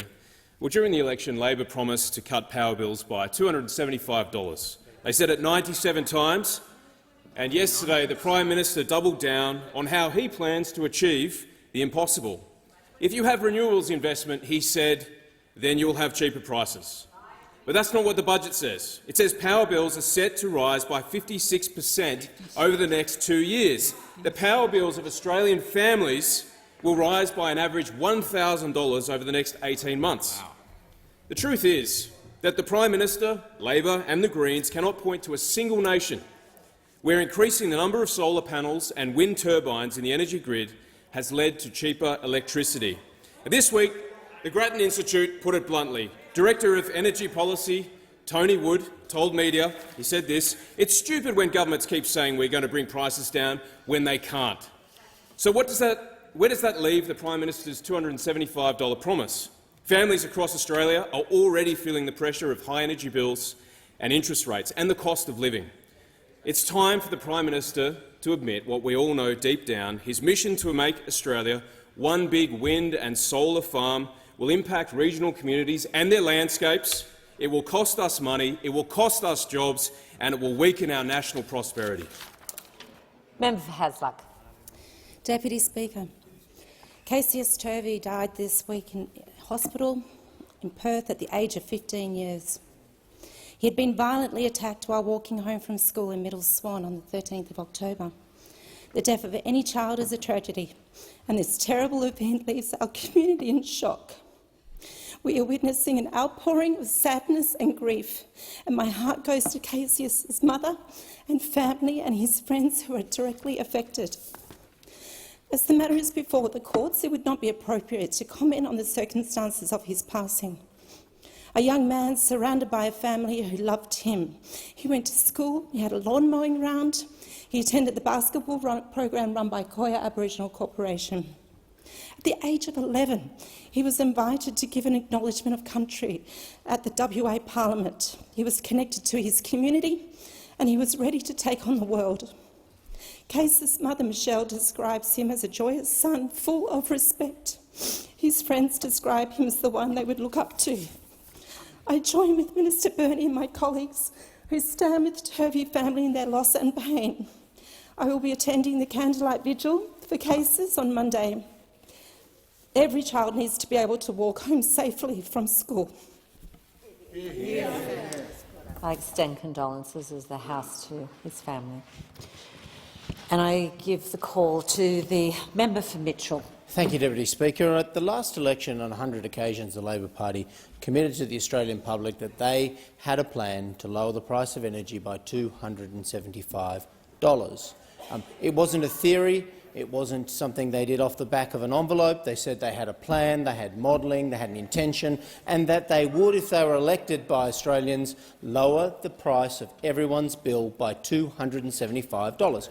Every member of the Shadow team made that commitment. Every senior Labor Party figure renunciated it over and over and over. We will lower the price of bills. And indeed, it was a cost of living election. And indeed, the Labor Party was successful at that election.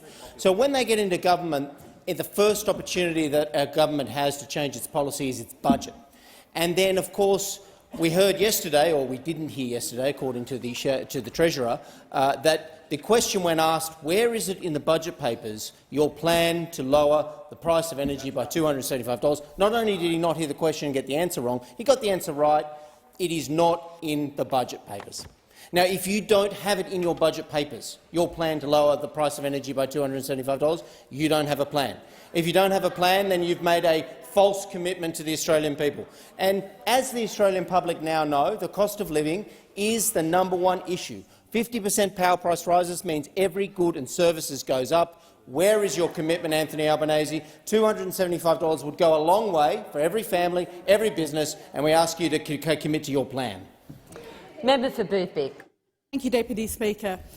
When I was campaigning, I heard nothing more common from my Boothby residents than climate change and their distress at the lack of action on climate change. We're a wonderful electorate. We have beautiful beaches, we have wonderful rivers and environments in the middle, and we have a green, leafy hills. And I'm really pleased to say that as a result of our first budget, we're actually committing to both climate change action but also to fixing our environment. So I'm really proud to say that Rewiring the Nation has been funded, and we're looking forward in Boothby to having a community battery in Edwardstown, which will enable people who otherwise wouldn't be able to access renewable energy, the cheapest form of energy, to actually be able to access it. So that's people who might be in rental properties, it's people who might be in ground floor flats or just can't afford batteries or solar panels. We're also having some QRVs, some quick response vehicles, going to our wonderful Sturt Country Fire Service volunteers to enable them to continue their very valuable work during bushfire season, saving lives and saving properties. And on top of that, we're also having money going to urban catchments and rivers so that we can enjoy our beautiful environment in Boothby. I'm really proud of this budget. We're starting the work that should have happened a decade ago. Time has expired. Give the call to the honourable member for Page. Thank you, Speaker. Thank you. No hope, no solutions. That's the summary of this week's budget, Speaker. No hope, no solutions. No grand plan, no great vision, no statement of where we're going and no great vision to get behind. But there's also a number of great disappointments in the budget this week, Speaker. The first great disappointment, unfortunately not a surprise, was the $9.6 billion ripped out of regional grant programs, Speaker. That doesn't surprise us, and it's also an insult. The Labor Party will want to call Nationals MP, which I'm a very proud one, pork barrelers. That's not an insult to me, Speaker. That's not an insult to a Nationals MP. That is an insult to every community member of every regional community around this country, Speaker, because that's what they're saying. What the Labor Party is saying is that those communities and those people are not worthy recipients of the infrastructure spending that we have been given, whether it be sporting upgrades, cultural upgrades, roads, bridges. We're not worthy because it's pork barrelling. But mind you, it's not pork barrelling, apparently, to give $2 billion to a rail project in Melbourne. The other great disappointments, Speaker, that have been well mentioned, the other great disappointments, $275. It's not $275 down, Speaker. You know what it is? It's $1,000 up. That's what the commitment is. The promise was something different. Higher mortgage payments. The theme was no hope, no program. Order. The member's time has expired. Give the call to the Prime Minister. Thanks very much, Mr Speaker. Earlier this week I received a message from Brad Hazzard, the Minister for Health in New South Wales, and he informed me, gave me the courtesy of telling me that he'd be retiring after 30 years in the parliament. Brad Hazzard is someone who I regard as a friend and someone who's made an enormous contribution, particularly as the Minister for Health during the global pandemic. Brad Hazzard is someone who has always been prepared to reach across the aisle to deliver outcomes, whether that be in New South Wales or whether that be between New South Wales and the national parliament. And I regard him as also being a very patient man. He waited a very, very long time to become a minister after many long years in opposition. I wish him and his family well in the future, and I thank him for the constructive relationship that we've had during my time in the national parliament. And on indulgence, I call the Leader of the Opposition. Thank you very much, Mr Speaker. Well, just briefly on indulgence, I join with the Prime Minister's remarks and pay tribute to a great minister, a Liberal who's contributed a lot to our party, but most importantly a considerable amount to our country. He has, during the course of COVID, like many of the health ministers around the country, confronted a very stark set of circumstances and responded with leadership. And there are a number of occasions where I spoke with Minister Hazzard during the course of COVID and the government's collective responses to it, and I wish him well in the next stage of his life. He has led a distinguished career and he has contributed a lot to the state of New South Wales and to our country. And I call the Prime Minister. Thank you, Mr Speaker. I move that the House commemorate the anniversary of the national apology to the survivors and victims of institutional sexual abuse. Mr Speaker, just over 4 years ago we gathered here for the national apology to victims and survivors of institutional child sexual abuse. We heard powerful words from the Prime Minister and from my predecessor, the member for Maribyrnong. Those words needed to be said. They had to be said in this place, and they so badly needed to be heard. It was profoundly moving for all of us here and all who listened across the country, especially the survivors, their loved ones and the families of victims. and they heard the message that they should have heard so long ago. We hear you, we believe you. It was a day of tears. It was a day of relief, of love, courage and grace. For some it softened, even ended, the confusion and shame that had hung over their lives for too long. And for many, it was a day when the future began to seem just a little bit more possible. But it was also a day of ghosts and the most difficult of memories. It is easy to reach for metaphors of shadows and darkness, but much that was done, the betrayals, the destruction of trust, the abuse, was carried out brazenly. It was carried out openly. A culture that gives credence to the abusers over the abused is a culture that thrives on silence, and silence is as much at home in the light as it is in the dark. Words break the silence, and what allowed so many words to be finally spoken was the Royal Commission begun by Prime Minister Julia Gillard. Never forget the courage that she showed. Never forget the criticism which she endured as a result of showing that courage at that time. However great the voices of opposition were, her compassion and determination was so much greater.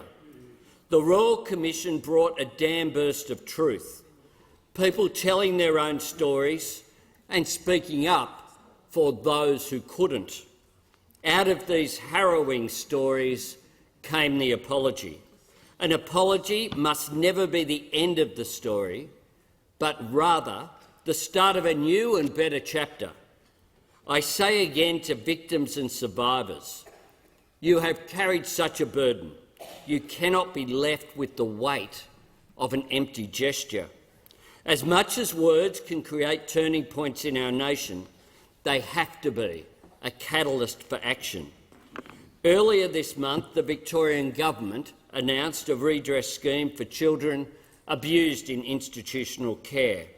On a national level, more than 600 non-government organisations have signed up to the redress scheme established following the Royal Commission.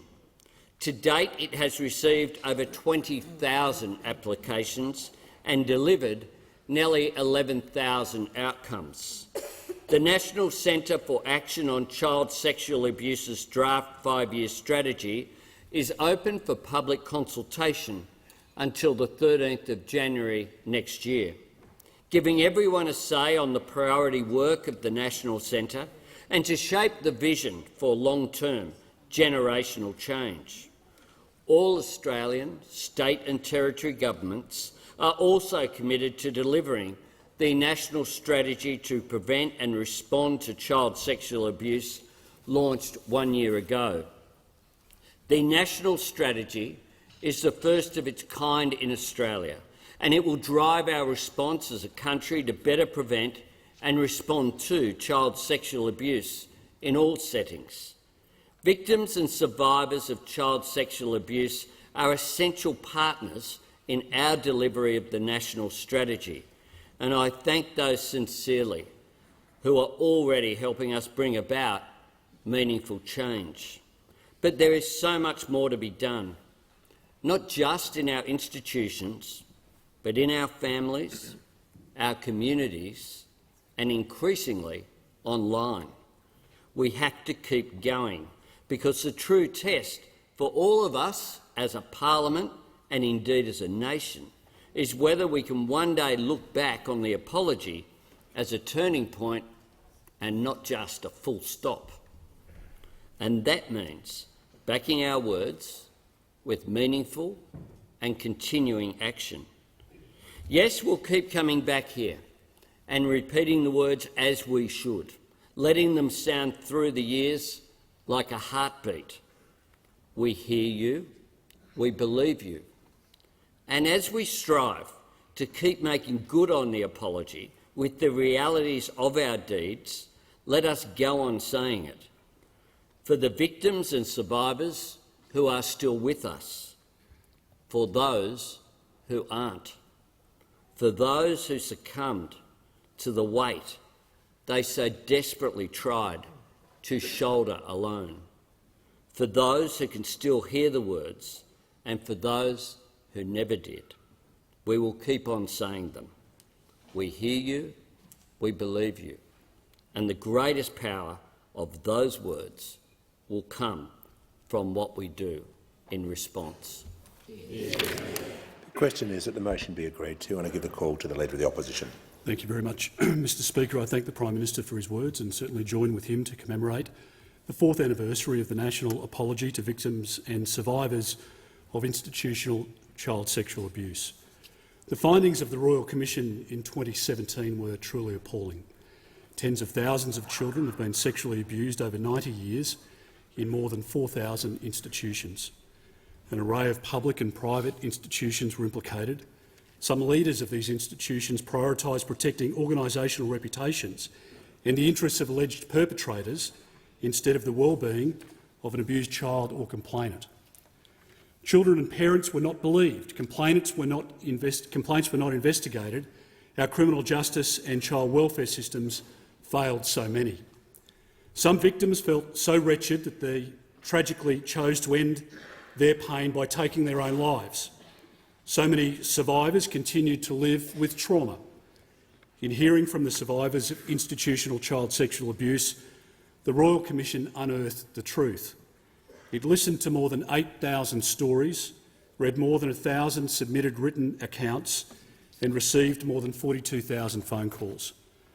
Today we applaud the exemplary work of the Royal Commissioners and public servants, especially those who answered the calls with a compassionate and an attentive ear.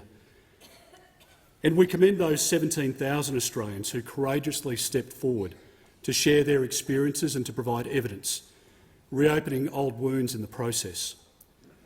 I'm proud of the Coalition Government's record in responding to the Royal Commission's findings, especially the institutions we created and initiatives we implemented to combat child sexual abuse and to support victims and survivors. I commend the government for carrying on that work, especially under the National Redress Scheme. Mr Speaker, we know that Aboriginal and Torres Strait Islander children are more likely to be victims of child abuse and sexual assault. Last week I visited the Northern Territory with Senator Jacinta Price to listen to people on the ground. While the vast majority of families, of course, are raising their children with love, that is not the case in all homes. Women and mothers despairingly told us about rampant child sexual abuse. What's happening on the fringe of communities is abominable. Children are sleeping during the day and missing out classes to avoid being at home during the hours of darkness from fear of being sexually abused or assaulted. And the tragedy, the absolute tragedy of the stolen generation is that children were taken from safe and loving homes. Today, conversely, authorities are not removing children from homes where they're being harmed and abused. In modern Australia, we respect cultural sensitivities and Indigenous connection to country, but the rights of the child are above culture and sensitivities. And we all sit in this place knowing that child sexual abuse is widespread in Indigenous communities and in some cases that it's been normalised. And for too long, we've been silent and supine. Imagine the 10-year-old little girl today who has been sexually abused. She might say to those here in this place a decade from now, "How could you have left me there? Why didn't you do anything to stop it?" And she would be right to demand an apology. And enough, Mr Speaker. This is not about creating another stolen generation. It's about preventing a new generation from having their lives and aspirations stolen. The national apology came to fruition because of a Royal Commission, and in the spirit of the 4th anniversary and our enduring commitment to keep children safe, it is time for a new Royal Commission to examine child sexual abuse in Indigenous communities. We support immediate action from this government and from the Northern Territory government on this incredibly important issue. I thank the Prime Minister and the Minister for their time. Only earlier today I've raised this issue and met with the Prime Minister on 2 occasions now, and it is an issue that we continue to work on together. The Coalition dedicates ourselves to supporting action taken by the government There is goodwill on both sides, but this is a national issue that needs addressing now. I'll give the call to the Leader of the House. I move that the debate be adjourned. The question is the debate be adjourned and that the resumption of the debate be made an order of the day for the next sitting. I'll put the question. All of those opinions say aye. Against no. I think the ayes have it. Call the Leader of the House. I ask Leader of the House to refer the matter to the Federation Chamber for further debate. Call the Manager of Opposition Business. Leave is granted. Call the Leader of the House. I move that the resumption of debate on the Prime Minister's motion relating to the anniversary of the national apology to the survivors and victims of institutional child sexual abuse be referred to the Federation Chamber. I put the question. All of those opinions say aye. Against no. I think the ayes have it. Questions without notice. Are there any questions? I give the call to the Leader of the Opposition. Thank you very much, Mr Speaker. My question is to the Prime Minister. I refer to Labor's economic plan and budget strategy available on the Labor Party's website. Page 7 of that document outlined a 5-point economic plan. The first point is, and I quote, to cut power bills by $275 a year by 2025. With the budget confirming this promise has been broken, will the Prime Minister admit that his economic plan is in ruins? Members on my right, the Prime Minister will be heard in silence. And I give the call to the Prime Minister. I thank the Leader of the Opposition for his question, which goes to energy prices and goes to what was said before the election. The Leader of the Opposition has asked his question, and I just said that the Prime Minister will be heard in silence. I want to be clear today. Questions will be heard in silence out of respect for the office of the person asking them, but also answers will be heard in silence. And I'll give the call to the Prime Minister. Thanks very much, Mr Speaker. And indeed, before the election, there were a range of things said. And indeed, when confronted with the fact that when in government there was a warning of a pending spike in energy prices and that the announcement was delayed until after the election, this is what the former Minister for Energy and now Shadow Treasurer said just, I think, yesterday, the 26th of October. He said this: that was a report from the Australian Energy Regulator. It puts it out, not me, and I didn't say it. That's what he said yesterday. Well, that's interesting, Mr Speaker, because this is the very document that goes to the increase that has occurred in the default retail price, which has fed into energy prices increasing by figures around about 20%. 20%. But he said he didn't see it and didn't know about it. An interesting statement. Here, of course, is the document, Default Market Offer Prices 22-23, the final determination of May 2022, and I tabled the document. I tabled the document from the Australian Energy Regulator. But at the same time, here is the change in the law dated the 31st of March 2022, and the bloke who said he didn't see it, he didn't know about it, it puts it out, not me, and I didn't say it yesterday said this. The Prime Minister will pause. The order. Members on my left and my right, I wish to hear the Manager of Opposition Business in silence. I give the call to the Manager. It's on relevance. He's had a 2-minute preamble.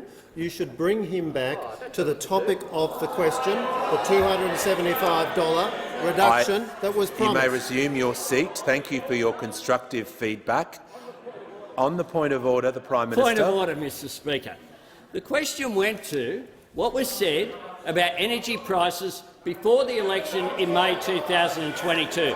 My answer has gone to what was happening to energy prices in May 2022 and can't be more relevant to the question that was asked by the Leader of the Opposition. So I'd ask you to rule against the point of order. The Prime Minister is correct when he says that the question was about 5 points announced before the election. The Prime Minister is referring to the policy announcement and what was announced. So the Prime Minister is being directly relevant, and I give the call to the Prime Minister. Thanks very much, Mr Speaker. And here's the regulation, the change in the law, 31st of March 2022, from Angus Taylor, who said he didn't see it or know anything about it. There's two simple changes. Item 1, paragraph 17, omit 1st of May, substitute the first business day after 25th of May. How subtle is that? How subtle is that? They changed the law in March with a regulation after Parliament couldn't disallow the change in regulation because we were going into caretaker mode and changed it till after the election. Order. What a farce. You have no credibility. Time has expired. Order. The member for Petrie. When the House comes to order,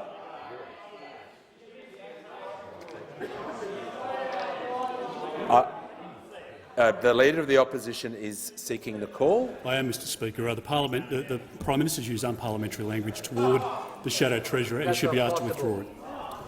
That's not possible. Well, I didn't hear.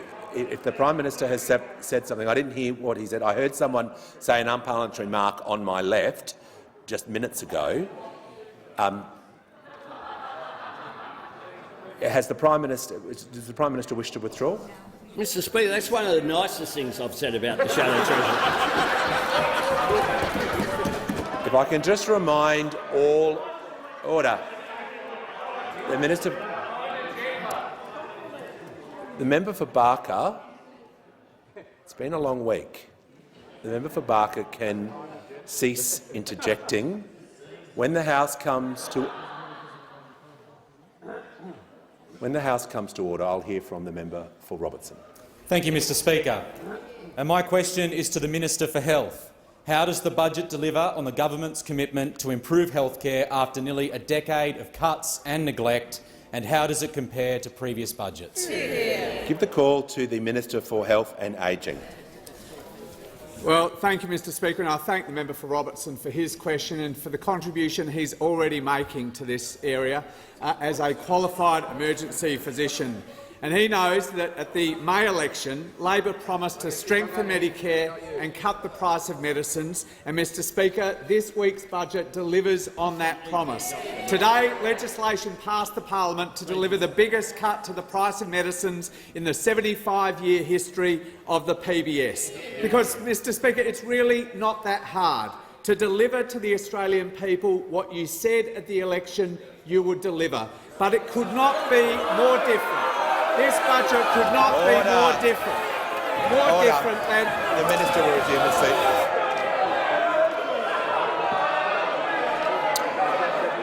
Members on my left, when the House comes to order,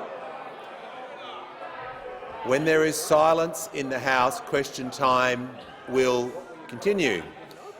There is obviously far too much noise in the chamber.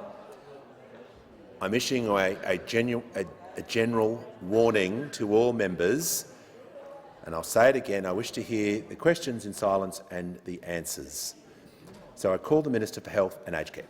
Well, thank you, Mr Speaker, because this budget could not possibly be more different than the first budget that the Leader of the Opposition delivered as a Health Minister back in 2014.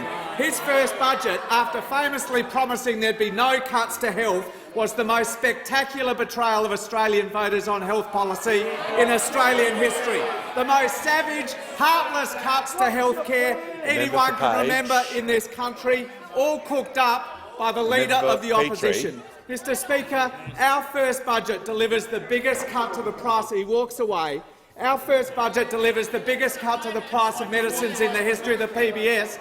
His first budget tried to raise the price of every script for every patient by as much as $5 for general patients. He tried to cut Commonwealth funding to public hospitals by $50 billion. Just jaw-dropping, $50 billion. He was so proud of it, he arranged for a special glossy brochure to be printed to boast about it to the Australian people. And famously, or infamously, he tried to slug every single Australian patient $7 for every single visit to a GP. Pensioners, concession card holders. And when we blocked that vandalism in the Senate, Mr Speaker, he froze the Medicare rebate for 6 long years instead, a policy doubled down on by the Deputy Leader of the Opposition when she was the Health Minister. He cut funding to states for elective surgery. He abolished Health Workforce Australia, seeding the workforce crisis we have in the sector today. He abolished the Preventative Health Agency, perhaps no surprise given the attitude he brought to our world-leading reforms in plain packaging for tobacco. And, Mr Speaker, he has never admitted he was wrong. He has never once admitted he was wrong. No wonder even Tony Abbott thought he was too radical to be Health Minister and sacked him after 15 months, just 15 months in the job. And no wonder, Mr Speaker, Australia's doctors famously voted him as the worst Health Minister in Australian political history. But Malcolm likes him. The Minister for Climate Change and Energy will cease interjecting. I'd like to hear order. I'd like to hear the Deputy Leader of the Opposition in silence, and I give her the call. My question is to the Prime Minister. Yesterday, the Treasurer finally confirmed that the Labor Party misled the Australian people 97 times before the last election on their promise to reduce power bills by $275 when he admitted it wasn't in the budget after saying it was. The member for Moreton. Given the Treasurer has now apologised to one Australian over this, Charles Croucher from 9 News, when will the other 26 million Australians get their apology? Order. And I give the call to the Prime Minister. It's Olivia over there. Mr Speaker, I thank the Deputy Leader for her question. I reject the premise of the question, because it goes to a failure still for those opposite to actually recognise that renewable energy is the cheapest form of new energy. It goes to that. Order. Members on my left. Yesterday I spoke about the deal that was done with the Tasmanian government and what they have to say, what the Victorian government have to say as well, and I spoke about what the New South Wales Premier had to say. But I agree with the statement that the cheapest, most reliable and cleanest energy on the planet are renewables. I agree with the statement the cheapest way to deliver electricity today is not coal, it's not gas, it's certainly not nuclear, it's wind, solar backed up by pumped hydro and batteries. So if you care about cheap energy and reliable energy, then you're looking at wind, solar and pumped hydro. Now, they're not my statements, Mr Speaker. They're the statements of Matt Keane, the New South Wales Treasurer, the Deputy Leader of this Deputy Leader's party in New South Wales. The Prime Minister will take a break. Order. Members on my right, close to me, can cease interjecting, and I call the Deputy Leader on a point of order. A point of order on relevance, Mr Speaker. Why can't the Prime Minister say resume your seat. 207? Resume your seat. I was pretty clear yesterday about that abuse of standing order. The Deputy Leader has special privileges which he's taken advantage of. I just remind all members to state the point of order of relevance. I will take the point, but if it continues, I will not take them anymore. I give the call to the Prime Minister. Thanks, Mr Speaker. But it's not just more enlightened members of the Liberal Party who recognise that the earth is round and renewables are the cheapest form of new energy. It's also the business community. This is what Jennifer Westacott said when they're not busy trying to expel Liberal business people like Nigel Satley. They could at least listen to them. Jennifer Westacott said this: "You'll also be paying less for your power because at the moment building new renewables is cheaper than building new coal, and cleaner electricity will continue to drive down energy prices." Member for Hume. That is what That is what the business Member for community Groom. says. That is what state and territory governments say. But what do those opposite do? You know, they pretend that they didn't know.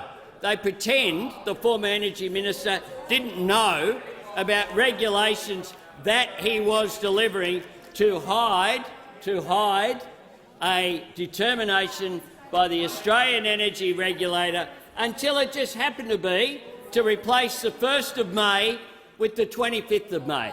Because what happened in between the 1st of May and 25th of May? What happened? What was it? What was it? What was it that happened on the 21st of May? They wanted to avoid the Australian people before they voted knowing about the hike in energy prices that was occurring on their watch because of their failure to invest in energy. The Prime Minister's time has expired. Order. The House will come to order. The member for Hume will cease interjecting. Give the call to the member for Werriwa. Thank you, Mr Speaker. My question is to the Treasurer.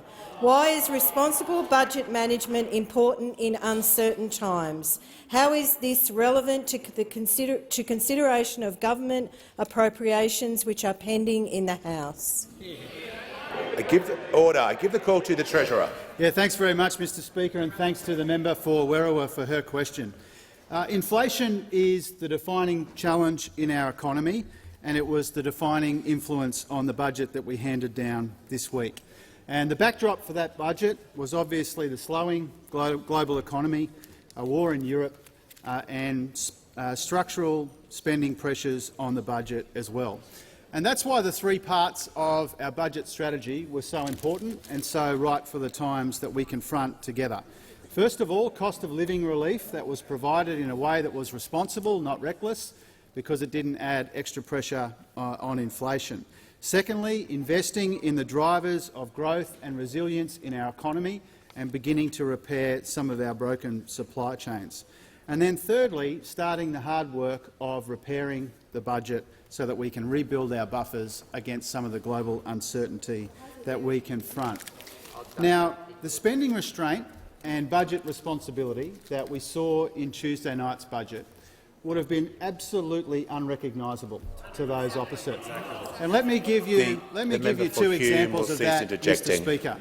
In our budget on Tuesday night, we had $22 billion worth of savings. $22 billion worth of savings. Not a bad start.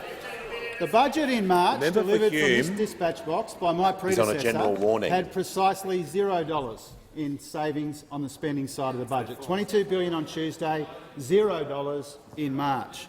And then on Tuesday night, we banked 99% of the temporary revenue surge that we got from higher commodity prices. In the budget in March, they banked 40%, so 99% versus 40%.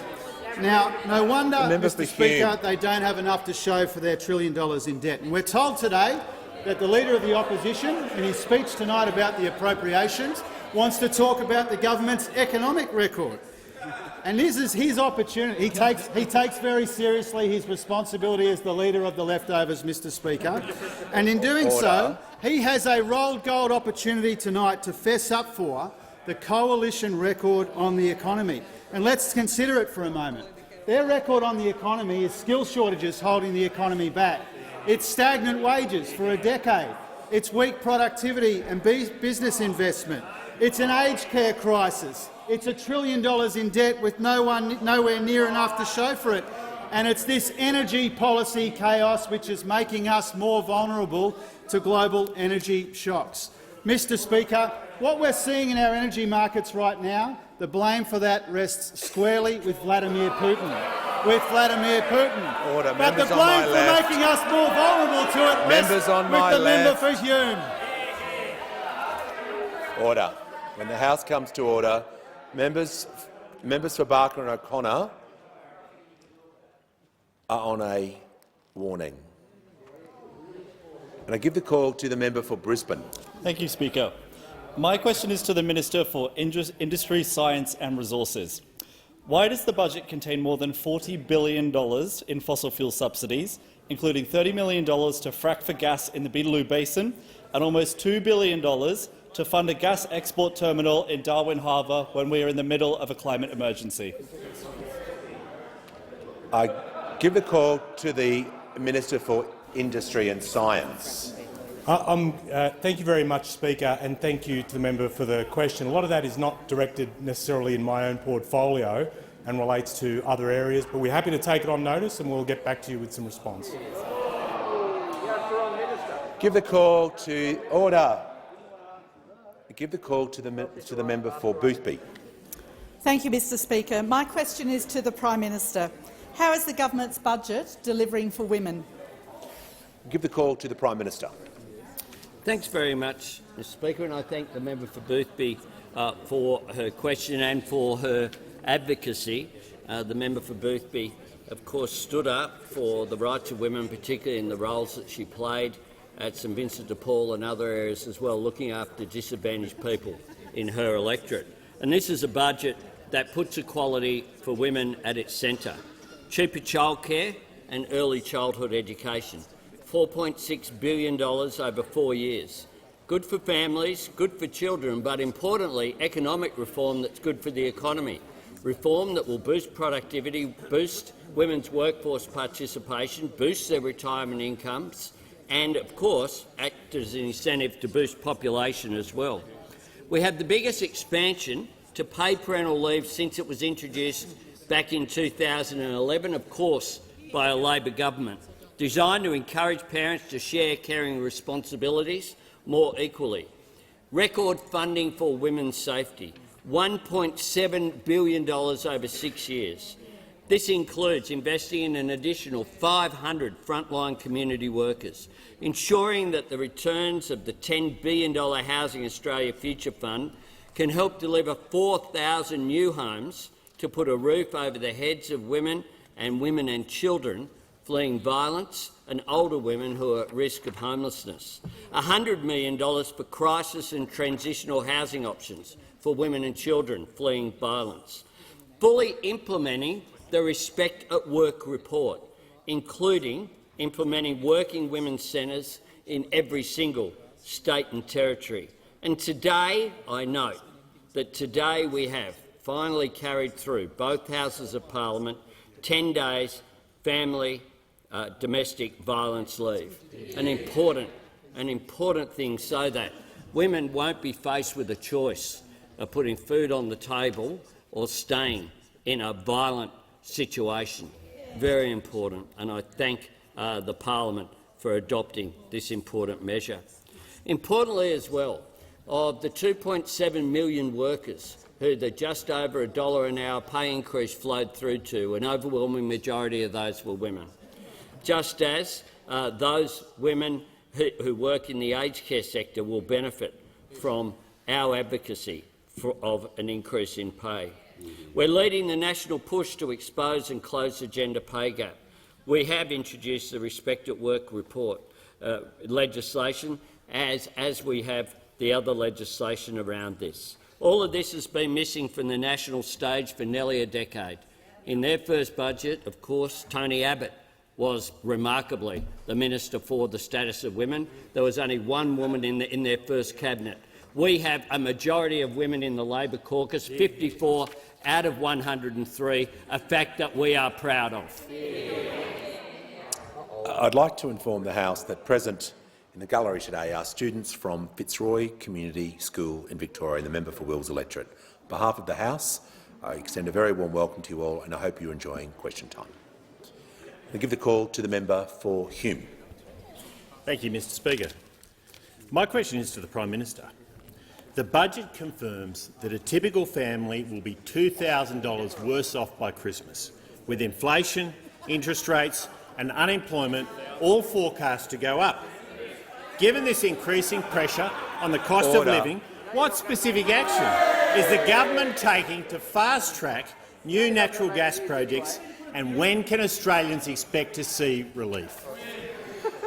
I give the call to the Prime Minister. Mr Speaker. I thank the Shadow Treasurer for his question. Of course, they had a Shadow Treasurer even when they had a Treasurer over here. But we have one Treasurer, and he's done a fantastic job. He's done a fantastic job. and the budget has been well received by people who are economically literate. This is what Jennifer Westacott of the Business Council had to say. Amid global economic turmoil, this budget steadies the ship and sets the groundwork for reform to drive economic growth in the May budget. This is a cautious and careful budget that avoids making our inflation problem worse. This is a crucial first step to restoring our budget position and building our national resilience. We welcome investments to boost productivity and participation through skills, education, childcare and expanding paid parental leave. We strongly support the government's comprehensive skills package and migration announcement. It went on and on. But the ACCI said this. Andrew McKellar said this. Tonight's budget is a responsible one. This budget covers the essential elements of economic management and tackling growing cost pressures. As the budget warns, we cannot afford to be complacent against the global headwinds of severe inflationary pressures, climbing interest rates and soaring energy prices. Through the Powering Australia plan and funding for new energy infrastructure, the budget provides significant investment to underpin the transition to a net zero future that supports new opportunity for industry. So we have big business supporting the budget. We have medium-sized business supporting the budget. But what did Cosboa have to say? This is what Cosboa had to say. Small business. Small business. Those apparently the affiliates of the Australian Labor Party in small business had this to say. This budget delivers benefits for small business owners and sole traders in 4 key areas, namely improved internet connectivity, small business mental health support, cost of living improvements to childcare support and vet and skills planning. Cease interjecting. This is what the master builders had to say. Again, apparently an affiliate of the Labor Party. The 2022 Housing Accord is a welcome signal to the building and construction industry who have been crying out for action to address housing affordability barriers and supply constraints. I've got more, Mr Speaker, but I'll wait for the next question for the further endorsements done by people who used to be their allies, who they now ridicule. Time has expired. Give the call to the member for Pearce. Thank you, Mr Speaker. My question is to the Deputy Prime Minister. What is the Albanese Labor government doing to clean up the defence procurement mess left by the previous government? Thank you. We give the call to the Deputy Prime Minister and Minister for Defence.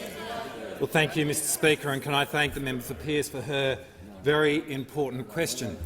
In coming to office, the Albanese Labor government has inherited a defence procurement mess. When those opposite were in power, there were 28 different programs that were running a total of 97 years over time. Hunter-class frigates, 4 years late, $15 billion over budget. The Spartan battlefield aircraft, 4.5 years late, unable to fly into a battlefield. Offshore patrol vessels, a year late. Evolved Cape-class patrol vessels, another year late. And that's before we even start talking about submarines. When it came to defence announcements, those opposite were best in class.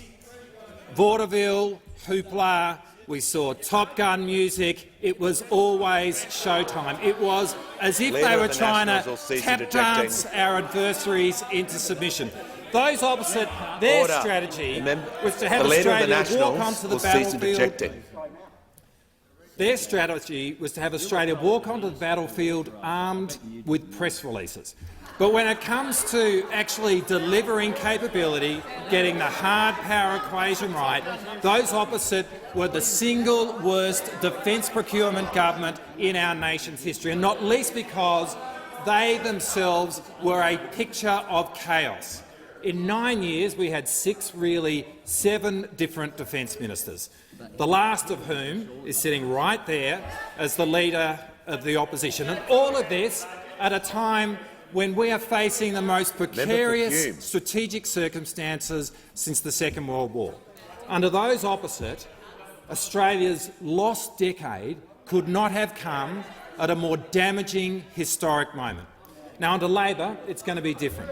We are getting back to the basics, establishing an independent project management office within Defence. I mean, we understand defence projects are large, they are complex, they don't always go right, which is why it's so important that you have objective criteria and metrics before projects are put on the project of interest, project of concern list. And when they are, we're going to make sure that there are monthly reports to ministers so that we can get those projects back on track. In other words, we are going to actively manage defence procurement because we get that the defence budget is going to increase, which is why it's so important that the quality of defence expenditure is excellent, so that we can deliver value for money for taxpayers and much better capabilities which keep Australians safe. I give the call to the Leader of the Nationals.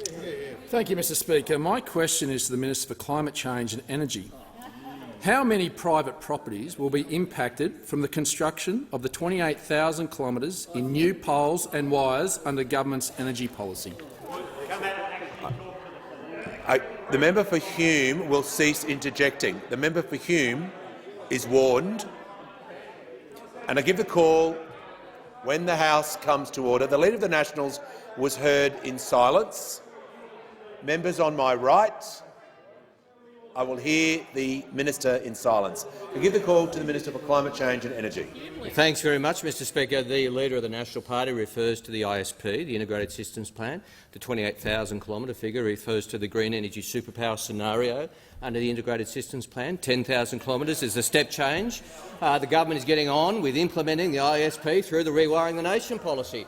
Just tomorrow, the nation's energy ministers will meet and review progress in reforming the regulatory process of transmission to improve community consultation and compensation, a process started by this government. A process started by this government, not started by the previous government, because we want to ensure communities are consulted properly. The Minister for Infrastructure. The Minister for Infrastructure will cease interjecting. I give the call to the Leader of the Nationals on a point of order. Relevance, Mr Speaker. The question was very tight. It asked for a specific number of properties that will be impacted by the 28,000 kilometres of poles and wires. You may resume your seat. Thank you for that. The Minister is in order. He's been going for 40— if you let me finish, the Leader of the Nationals, he's been going for 40 seconds. There was a specific question in there regarding a number, and I will ask the Minister to return when he's ready to that part of the question, and I give him the call. Thank you, Mr Speaker. And the Leader of the National Party asked me about the 28,000 kilometres, which is the green hydrogen superpower scenario. And there's 28,000 kilometres under that scenario, a scenario that was prepared under the previous government.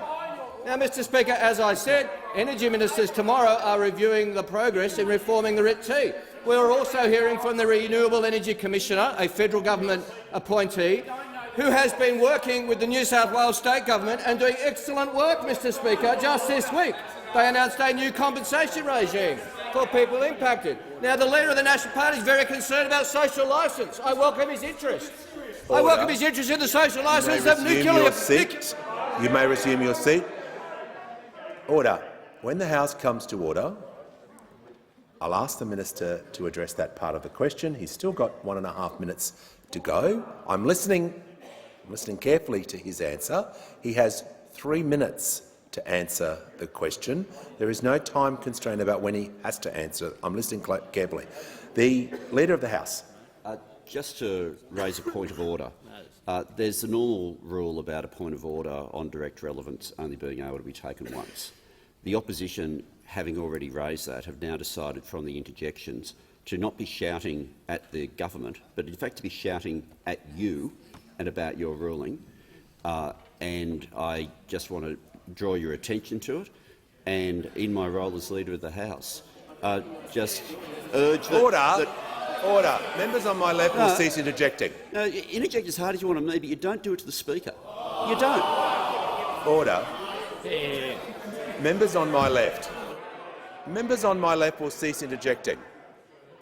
I've asked the minister to return to that part of the question, and I told the House I'm listening carefully to the answer. The minister may continue. We'll continue to work with the Renewable Energy Commissioner and with my state and territory colleagues, and we'll continue to oppose your plans to put nuclear reactors right across Australia, which doesn't have much community support or licence either.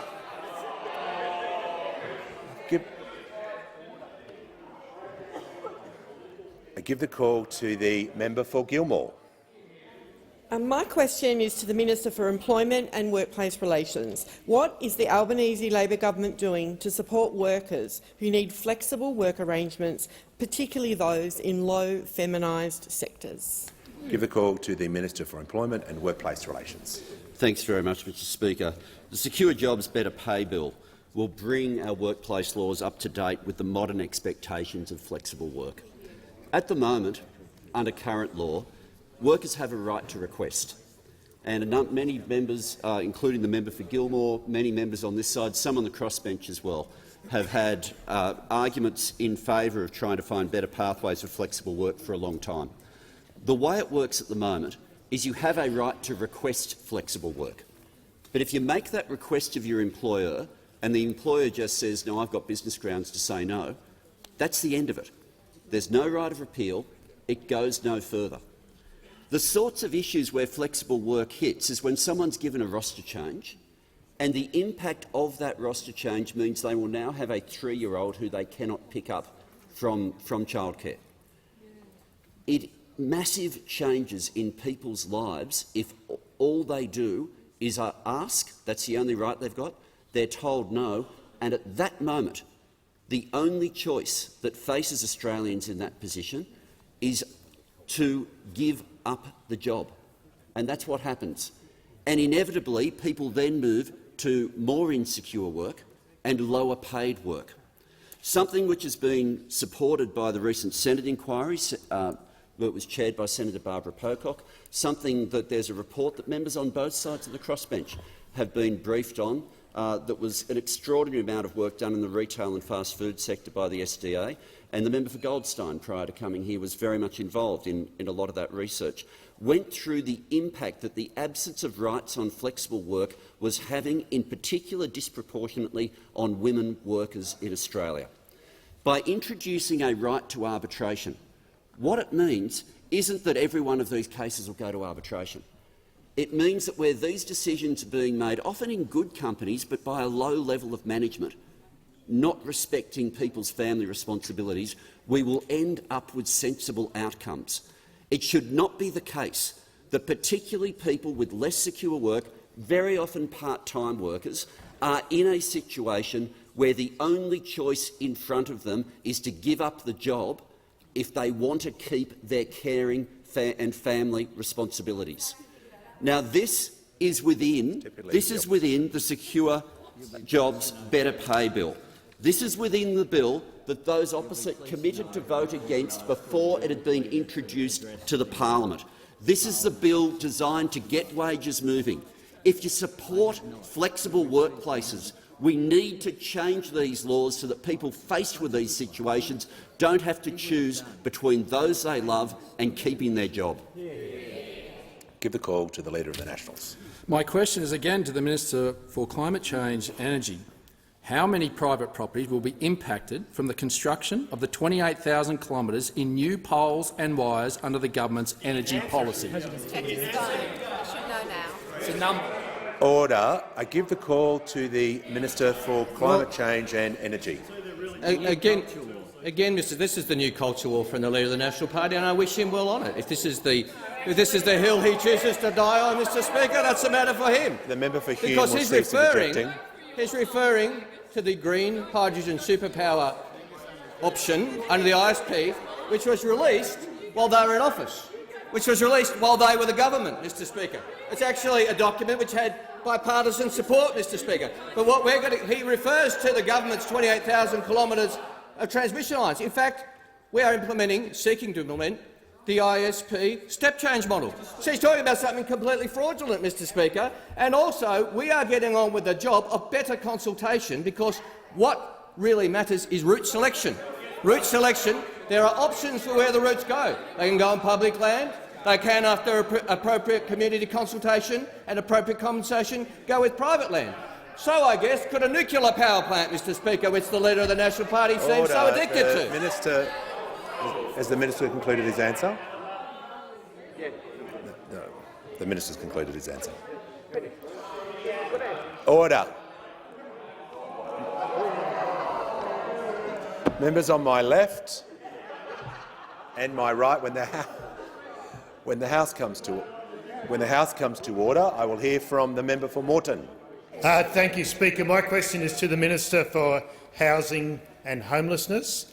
Minister, what has been the response to the Albanese Labor government's National Housing Accord and its reforms to address housing affordability in Australia? Give the call to the Minister for Small Business, the Minister for Housing, the Minister for Homelessness.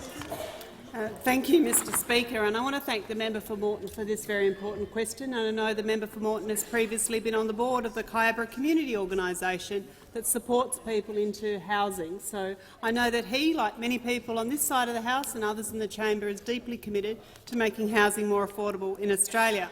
And indeed, that's why in the budget on Tuesday night we committed to addressing the cost of living pressures by making housing more affordable. After nearly a decade of more inaction and neglect from those opposite, we are implementing a suite of reforms to ensure that more Australians have a safe and affordable place to call home. Indeed, as Kate Colvin, who's spokesperson for Everybody's Home, said, and I quote, "After almost a decade of the coalition shirking federal responsibility on desperately needed investment in affordable rentals, the new federal government is showing national leadership." Mr Speaker, our reforms will help address the cost of living pressures people are experiencing and are both responsible and right for the times. Indeed, the National Housing Accord has been agreed by each tier of government, by the sector, by investors and by industry, as well as community housing providers. It is a national commitment, Mr Speaker, to work together to address the systematic problems in the housing market, and it will be guided by the National Supply and Affordability Council. Of course, it is an aspiration for 1 million homes from 2024 across the country. Order. And we will deliver in the budget $350 million to deliver 10,000 new affordable homes, Mr Speaker, and this will be matched by the states to deliver a further 10,000 affordable homes.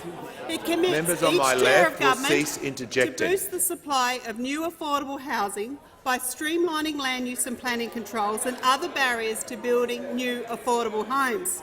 It will also help deliver private investment, including from superannuation funds, to boost new and affordable housing. As the New South Wales Minister Roberts said, and I quote, "The Accord will help address Australia's housing supply challenges and enable the delivery of more social and affordable housing." Indeed, he went on and he said it recognises the importance of states and territories to expedite zoning, planning and land releases for social and affordable housing. Or as the head of ACOS said about the Accord, Members it's on my a serious left, start there's to far too tackling much the noise. housing crisis. And then, of course, we had Graham Wolfe from the Housing HIA. He said, and I quote, "Australia's first budget shows leadership to tackle Australia's housing supply and affordability challenges for all Australia. Our housing policy and our investments are right for the times and they're right for the future, and we're going to get on with delivering more affordable homes for more Australians." I give the call to the honourable member for Kooyong. Thank you, Mr Speaker. My question is for the Minister for Infrastructure and Regional Development. In this week's budget, your government allocated $1.5 billion for the Middle Arm Industrial Zone in Darwin Harbour. Middle Arm proposes petrochemical manufacturing using gas from the Beetaloo Basin. Unless that changes, this is a subsidy for the fossil fuel industries. Will you guarantee the Middle Arm precinct will not produce petrochemicals or gas-based manufacturing? I give the call to the Minister for Infrastructure, Transport, Regional Development and Local Government. Thanks very much to the member for Kooyong for your question.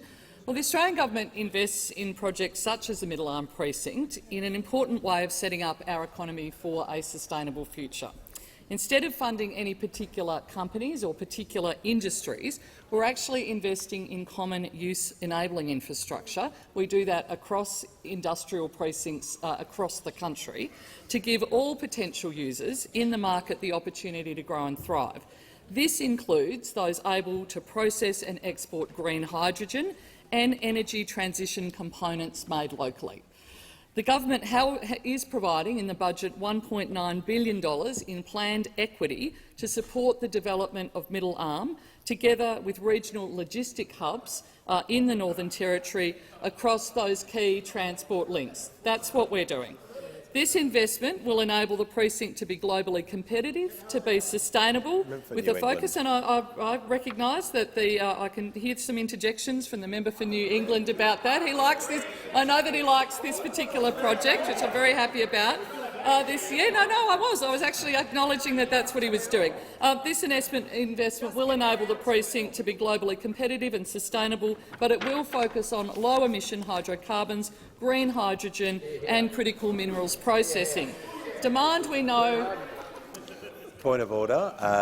I'll hear from the member for Kooyong and ask the minister to take a pause. Thank you, Mr Speaker. I was hoping for an answer to my question. That is not order. That is not order. To remind all members, that is not a point of order. The minister is being relevant, and I give her the call. Thank you very much, Mr Speaker. As we know, the demand is growing for clean energy sources, and Labor's investment will help position the Northern Territory and Northern Australia to actually diversify their economy and to create jobs. This investment is not a subsidy for fossil fuels. I reject that entirely. Rather, funding will go towards the infrastructure that will support users to export clean energy, critical to meet our commitment to net zero, like green hydrogen and lithium batteries that are critical to decarbonisation. Common user infrastructure at Middle Arm and in industrial precincts across the country, which the Commonwealth regularly invests in, is included in Infrastructure Australia's infrastructure priority list of nationally significant proposals, and the project is currently at the Stage 2 assessment process. The Middle Arm precinct is undergoing significant environmental assessments under the Northern Territory Environment Protection Act and the Federal Environmental Protection and Biodiversity Conservation Act. These assessments will help understand the impact of the proposed construction. The Northern Territory Government has completed and commenced over 200 investigations, including feasibility studies into land and marine development and environmental culture and heritage. This is good for the Territory, it's good for the nation, and I reject absolutely it being a fossil fuel subsidy. Order. When the House comes to order, the member for New England and Riverina will cease interjecting, and so will the Minister for Resources. And I give the call to the member for Reid. My question is to the Minister for Early Childhood Education. What is the Albanese Labor government doing to fix issues about access to affordable, quality early childhood education in Australia? Give the call to the Minister for Early Childhood Education and Minister for Youth.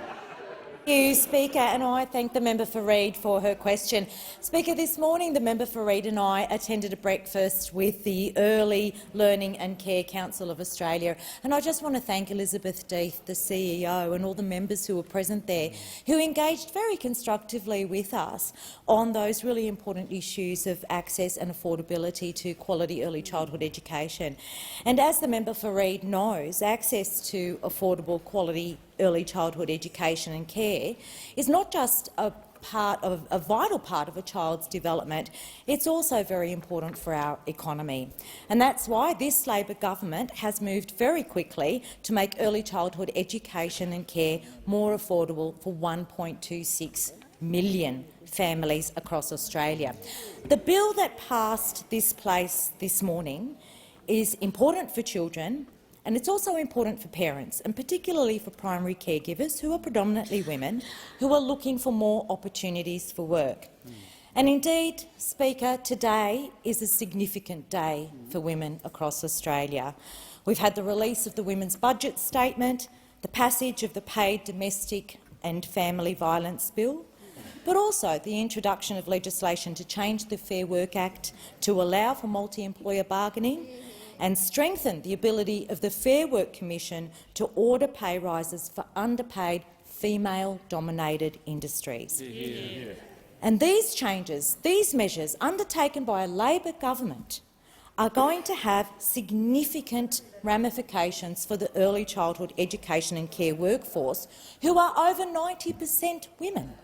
Over 90% women. This government has also made wage growth a priority from the first day.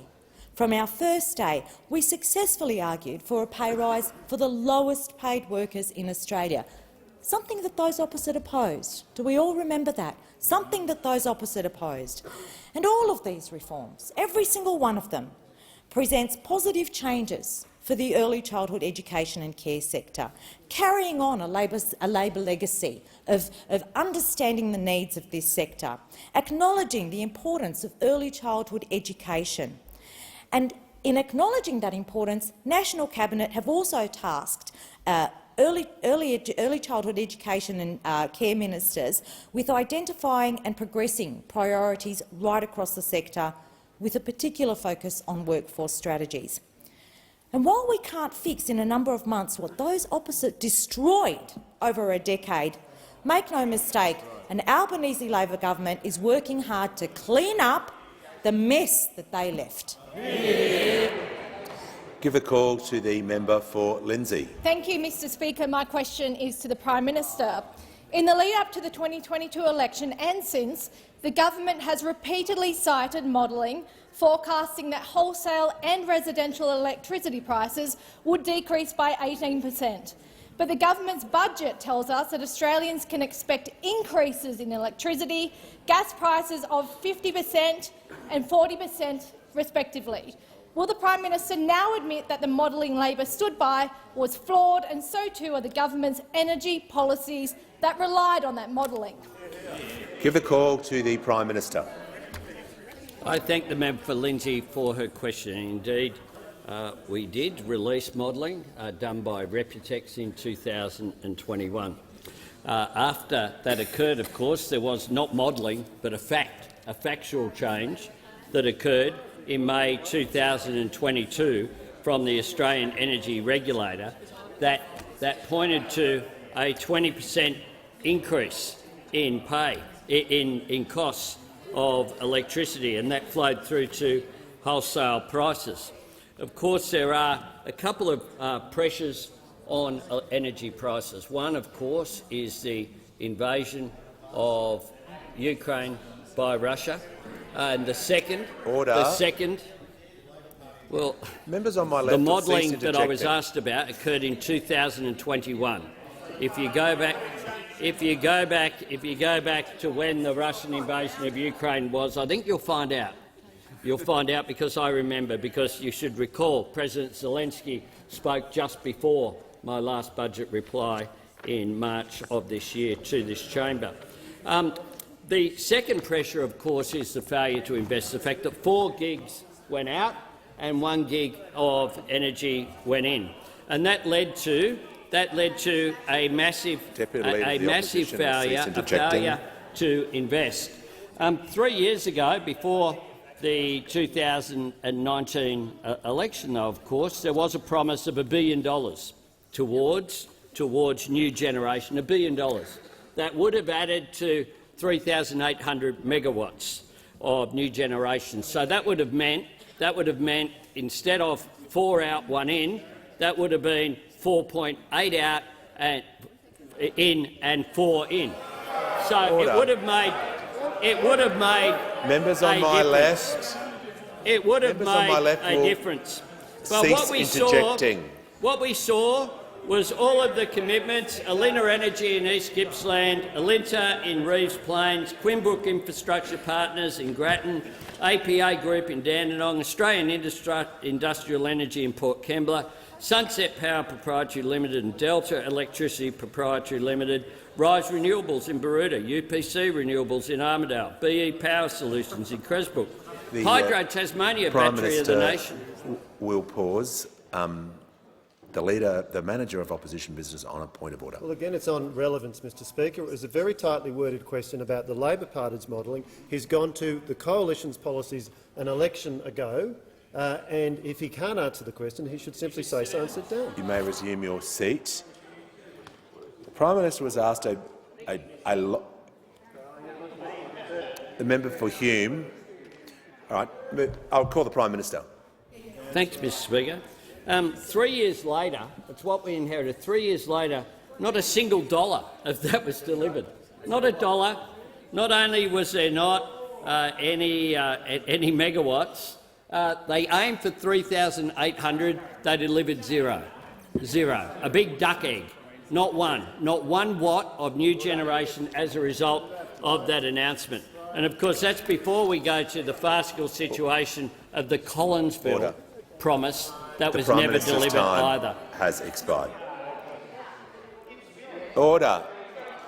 Members on my left, when the House comes to order, the Manager of Opposition Business will cease interjecting while I'm talking. The Manager of Opposition Business will cease interjecting. Give the call to the member for Parramatta. My question is to the Minister for Social Services.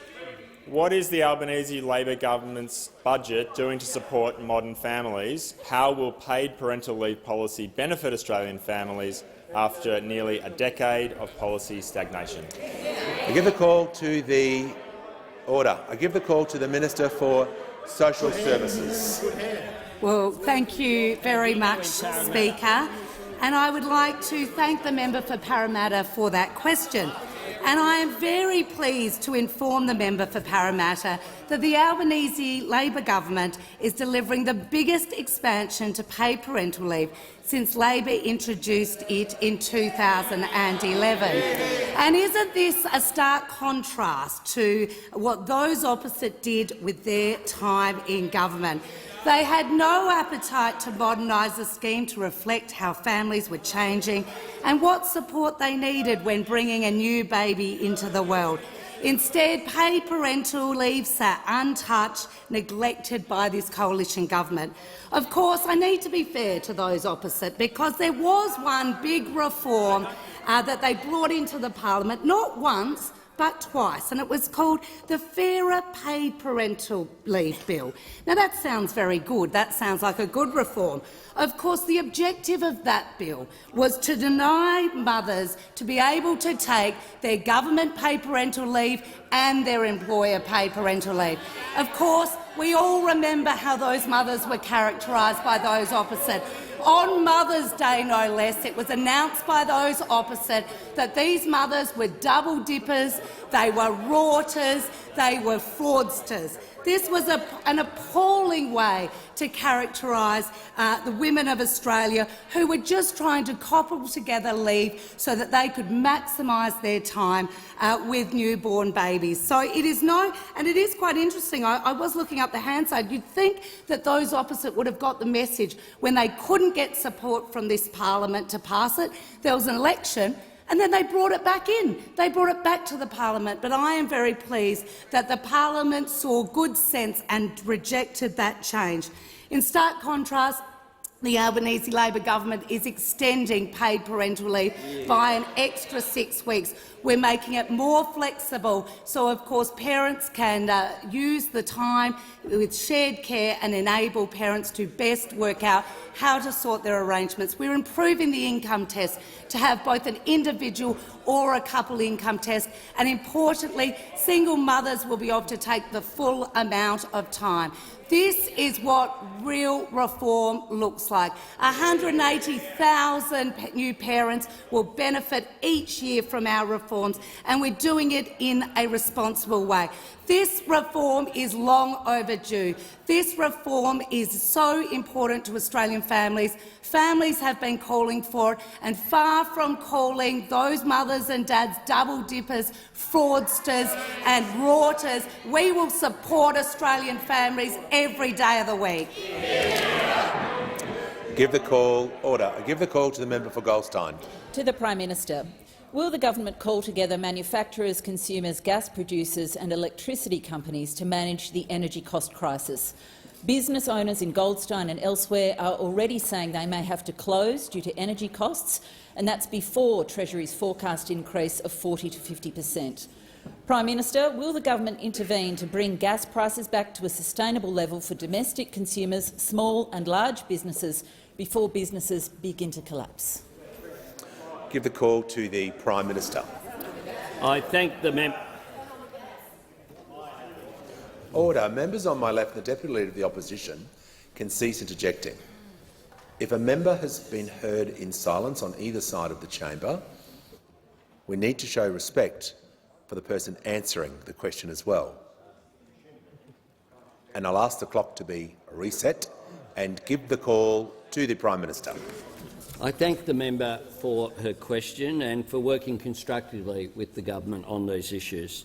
There's no doubt at all that many households and businesses are already doing it tough when it comes to energy prices. Russia's willingness to weaponise energy, which is what they have done, has sent coal, oil and gas prices through the roof globally. They've caused the most significant shock to global energy markets since the 1970s. In Australia, the energy market shock has been compounded by the Coalition's lost decade of denial and delay and dysfunction on energy policy. The 4 gigawatts of dispatchable power that left the system, with only 1 gigawatt coming in. But we're focused on making energy clean, secure and affordable. And in the budget on Tuesday night, by the Treasurer, who did such a good job, he can't even get a question from those opposite, that we are investing $25 billion to power Australia on cleaner, cheaper energy and reduce emissions. Now, as well as these investments— Members on my right and left. As well as these investments, we are taking action to secure supply and reliability of electricity and gas. We've asked the ACCC to examine the code of conduct between gas suppliers and gas customers. It's voluntary today, and we've asked them to advise the government on making it mandatory, ensuring reasonable pricing and improving transparency of prices. The budget also has a targeted $67 million package to give the ACCC, the Australian Energy Regulator and Australian Energy Market Operator more powers to monitor gas supply. We're reforming the gas trigger. The Leader of the Opposition will cease interjecting. The way the former government set it up, you could only consider it once a year. We're moving the ADGSM to quarterly consideration. And just last month, a heads of agreement with East Coast LNG exporters to deliver 157 petajoules to the domestic market next year, enough to cover the ACCC's forecast shortfall of 56, nearly 3 times over. Gas supply is not the problem. It's a decade of inaction, denial and delay that has left us overexposed after the invasion of Ukraine. We know that there's much more to do to clean up the mess that those opposite left, and we will do it in a way that doesn't make the inflation problem even worse. Order. The member for Barker will cease interjecting. Give the call to the member for Newcastle. Thanks, Mr Speaker. My question is to the Minister for Environment and Water. How is the Albanese Labor government addressing nearly a decade of neglect and building a better future for our environment? Give the call to the Minister for the Environment and Water. Thank you very much, Mr Speaker, and I want to thank the member for Newcastle for her question. She's a very keen bushwalker, and I know that she works very well with the environment groups in her electorate, including the Hunter Wetlands Group. After almost a decade of neglect and vandalism of the environment of those opposite, we've got a big job to do, and that's why this Labor government invested $1.8 billion in environmental repair and restoration in this budget. This budget will protect the Great Barrier Reef. It will save our native species. It will employ 1,000 new land care rangers. It will support new Indigenous protected areas and new extra Indigenous rangers. It will fund the Environmental Defenders Office for the first time in 9 years and clean up our urban rivers and waterways. Of course, we've only been in government for a few months now, but in that time, we've already seen the difference that a government committed to the environment can make. We've legislated a more ambitious emissions reduction target with a clear path to net zero. We are rewriting our environmental laws to better protect the environment but also give business faster, clearer decision-making. We're establishing a new Environmental Protection Agency, a tough cup on the beat. We're determined to prevent new extinctions. We're protecting our most precious environments by expanding the amount of land and ocean under protection to 30% by 2030. We've signed the Leaders' Pledge for Nature. We've released the State of the Environment report, something kept secret by those opposite. Kept secret by those opposite.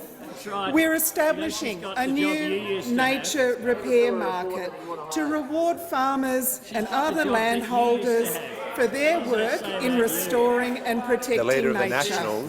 We're working with the states and territories to improve our waste management and build a more circular economy, including getting rid of problem plastics.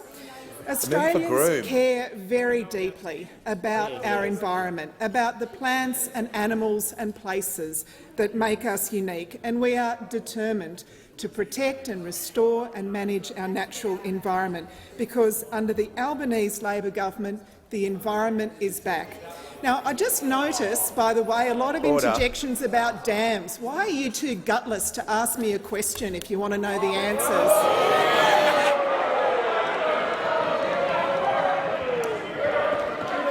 Order. Order. When the House comes to order, I give the call to the member for Longman. The member for Groom will cease interjecting and is on a warning. Thank you, Mr Speaker. My question is to the Minister for Climate Change and Energy. I refer to his answer earlier this week on RGS, a manufacturer in my electorate that uses over 200 megawatt-hours per year that is facing an increase of around $43,000 in power bills. The default market offer to which the minister referred in his answer is only available to small businesses that consume less than 100 kilowatt-hours. So the minister did not answer my question. So I ask again, why are there such steep electricity prices facing this and many other businesses, and what is the government doing about it? Nothing. Give the call to the Minister for Climate Change and Energy. Well, thanks very much, Mr Speaker. I thank the honourable member for his question. My concern goes to all businesses in Queensland and all businesses across our country. My concern goes to all households across Australia and their energy bills, because we want to work, and we are working, and we will work to ensure that their power prices are as low as possible, whether they're on the DMO or not. But the DMO does feed into energy prices. That's a statement of fact. The former Minister for Energy knew that. Perhaps that's why he hid that increase from the Australian people, Mr Speaker.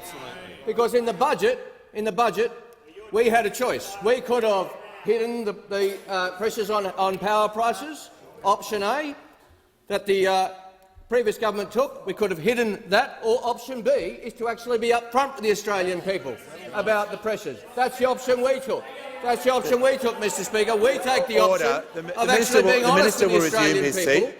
The member for Hume has been continually interjecting right throughout question time. He will leave the chamber under 94A.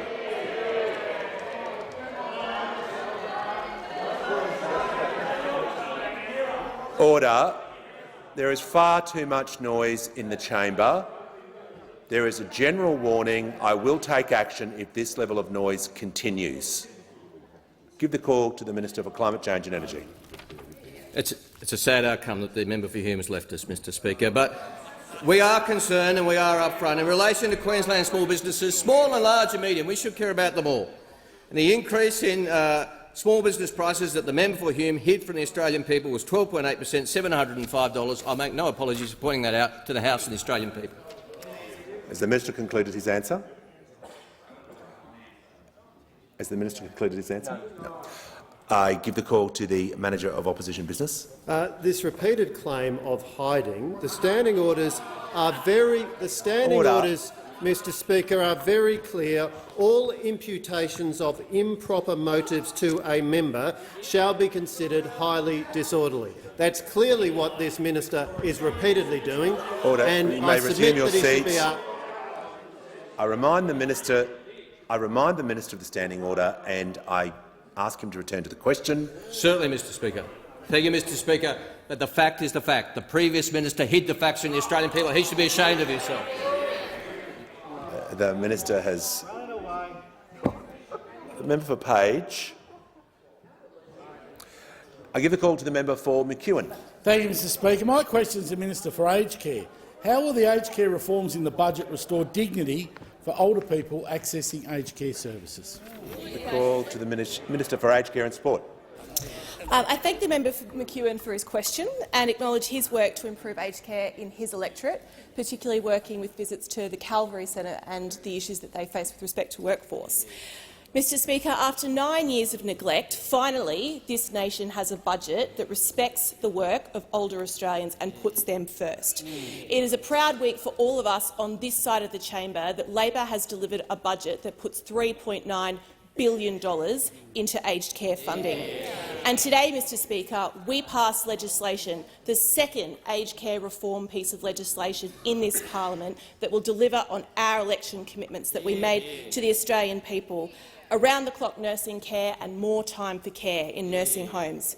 This budget implements 22 aged care election commitments, and this budget implements 23 recommendations of the Royal Commission, which means now, in just 5 months in office, this side of the House has delivered 37 recommendations of the Royal Commission. 37 recommendations in 5 months, compared with 9 recommendations in 17 months from those officers. A truly dreadful record that you should be dreadfully ashamed of. It is about time that we act on aged care, because for almost a decade the former government has disrespected aged care recipients with budget cuts, and they have decimated a workforce, particularly in regional and remote areas. And Lord knows we cannot progress without our aged care workers. Now, I note that we've still got the Fitzroy Community School students with us here in the House this afternoon. If for some unfathomable reason Question Time has turned you off the idea of elected representative life, may I encourage you to consider a career in aged care, because we need you. And in Parliament this week, we have welcomed 7 proud ANMF nurses to visit many people on this side of the House, many people on that side of the House, and 2 UWU aged care workers as well, meeting with parliamentarians to tell us what it is like in aged care. And I know that people here would want me to acknowledge Glenn and Stephanie and Sharon and Stuart and Alison and Rachel and Julianne, who came to tell us, and to the frontline workers who are watching on and really hoping that we act as swiftly as we have so far. We want to say thank you for all those shifts that you did in PPE, and thank you for all those times that you came in on your day off because there was no one else to do it. And thank you for all those times that you stopped and held a hand and checked in and cared, even though you had 67 other things that you needed to be doing. We see you and we thank you and we recognise you, and today we made laws in this place that values your work, and so did this budget, and we will continue to do that for many budgets to come. Give the call to the member for Capricornia. Thank you, Mr Speaker. My question is to the Prime Minister. The federal government is intending to delay $800 million of Commonwealth funding to construct the Rockhampton Ring Road by at least 2 years. In 2019, as Shadow Infrastructure Minister, the Prime Minister issued a media release titled, quote, "Rockhampton Ring Road, a certainty under Labor." Why is the Prime Minister breaking his personal guarantee to the people of Rockhampton? I give the call to the Prime Minister. Thank you, Mr. Speaker. I thank the member for her question, and the member would know that as Infrastructure Minister there was substantial investment went into Rockhampton roads, particularly Yeppen floodplain, which we funded, did the planning for. Members on my left. Yeppen floodplain. Yeppoon's a different place. Yeppoon's a different place. And you might want to ask the member for Capricornia, because Yeppoon is on the coast north of Rockhampton, and Yeppen floodplain is to the south. It's the southern entry of the Bruce Highway into Rockhampton. Queenslander! Queenslander! Members on my right. Says it all. Says it all. Because I know about Queensland roads, because the Bruce Highway under John Howard's government put $1.3 billion in, we put $6.7 billion in half the time. In half the time, including the Yeppen floodplain, including planning money for the Rockhampton Ring Road that began when Kirsten Livermore was the member for Capricornia, who campaigned for it, but when government changed in 2013, it went on the back burner. So you were in government for almost a decade, and you haven't dug a hole on the project. The environmental approvals aren't finished. The funding was underfunded for the project, so that when we looked at the detail of the project, it doesn't have enough money allocated to it under you. But we will get this project done, like we got the Yeppen floodplain done, like we got, by the way, roads to Yeppoon done as well. Will leave the chamber under 94A.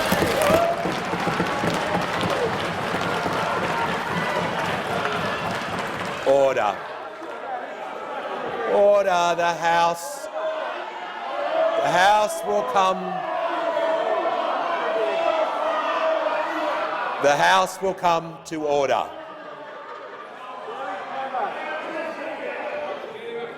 The House will come to order. So, ministers on my right will cease interjecting. All right. I give the call to the member for Bean. Speaker, my question is to the Minister for Climate Change and Energy.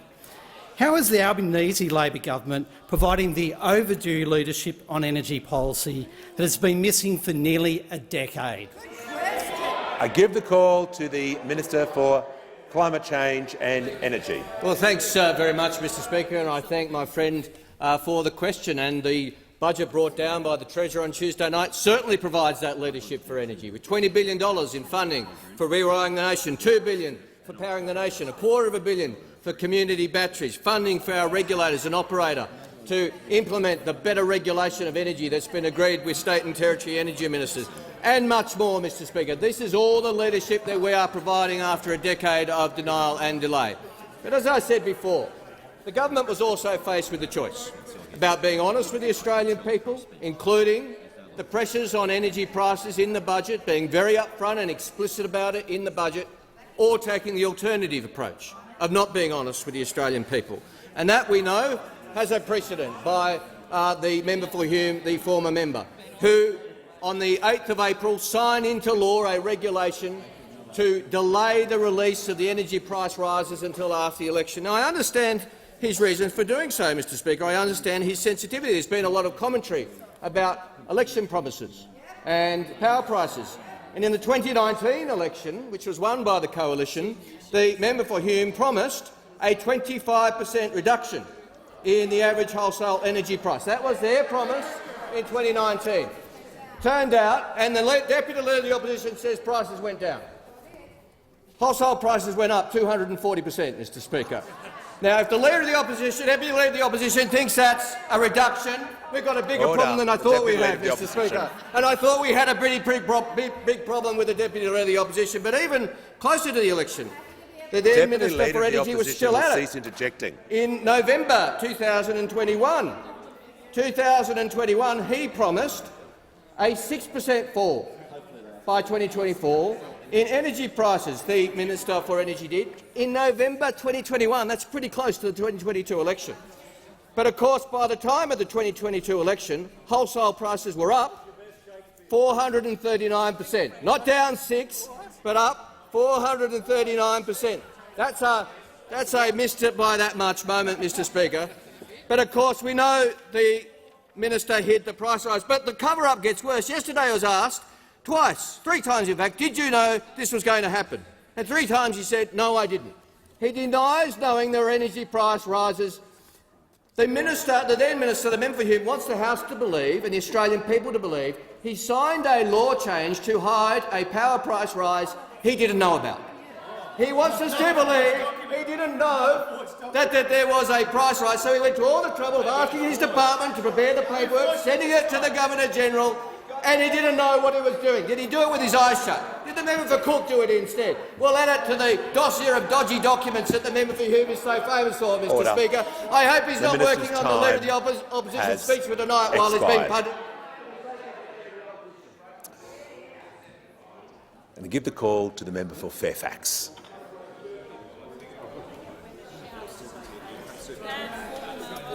Thank you, Mr Speaker. My question goes to the Prime Minister. Prime Minister, will you apologise to Australians for your broken promise to deliver a $275 cut to their electricity bills, a promise you made on 97 occasions? I give the call to the Prime Minister. Thanks Members very on much, my left and right. Thanks very much, Mr Speaker. I thought I might get another question on infrastructure. I thought I might, but not quite. But instead, I get a question. I get a question from a coalition, that announced 22 different energy policies and didn't land a single one. That's right. Not one. Unlike us, who put out modelling by Reputex in 2021. Independent, not Labor Party modelling, independent from Australia's leading energy economists in 2021. But what we did, of course, was to continue to fulfil our commitment to the Rewiring the Nation program was there in the budget. And the Rewiring the Nation program, as the Minister for Energy has pointed out, is based upon the Australian Energy Market Operators Integrated Systems Plan of making sure that transmission was fit for purpose in the 21st century. What we have done is be upfront about the challenges which are there, the challenges which have been created by 2 major issues. One, of course, the Russian invasion of Ukraine has had an impact on global energy prices. Apparently that has skipped the attention of the coalition. And the second, of course, is the fact that we inherited such a failed position of 4 gigawatts of energy leaving the system, but only 1 gigawatt going back in. And of course it wasn't just the Liberal Party who committed to a 25% reduction in the wholesale electricity price by the end of 2021 during the 2019 campaign. It was also the National Party did the same thing. The Prime Minister will just pause. The member for Fairfax. The member for Fairfax is seeking the call on a point of order. The member for Fairfax. Thank you, Mr Speaker. My question went to the broken promise of $275 and whether the Prime Minister would apologise to the Australian— Resume your seat. It was a broad partisan question, and I'm giving the call to the Prime Minister when the House comes to order. Thanks very much, Mr Speaker. It said that it said very clearly that they would have a 25% reduction in the average wholesale electricity price, and went through all these things that they said would happen, like Battery of the Nation, that just just didn't eventuate.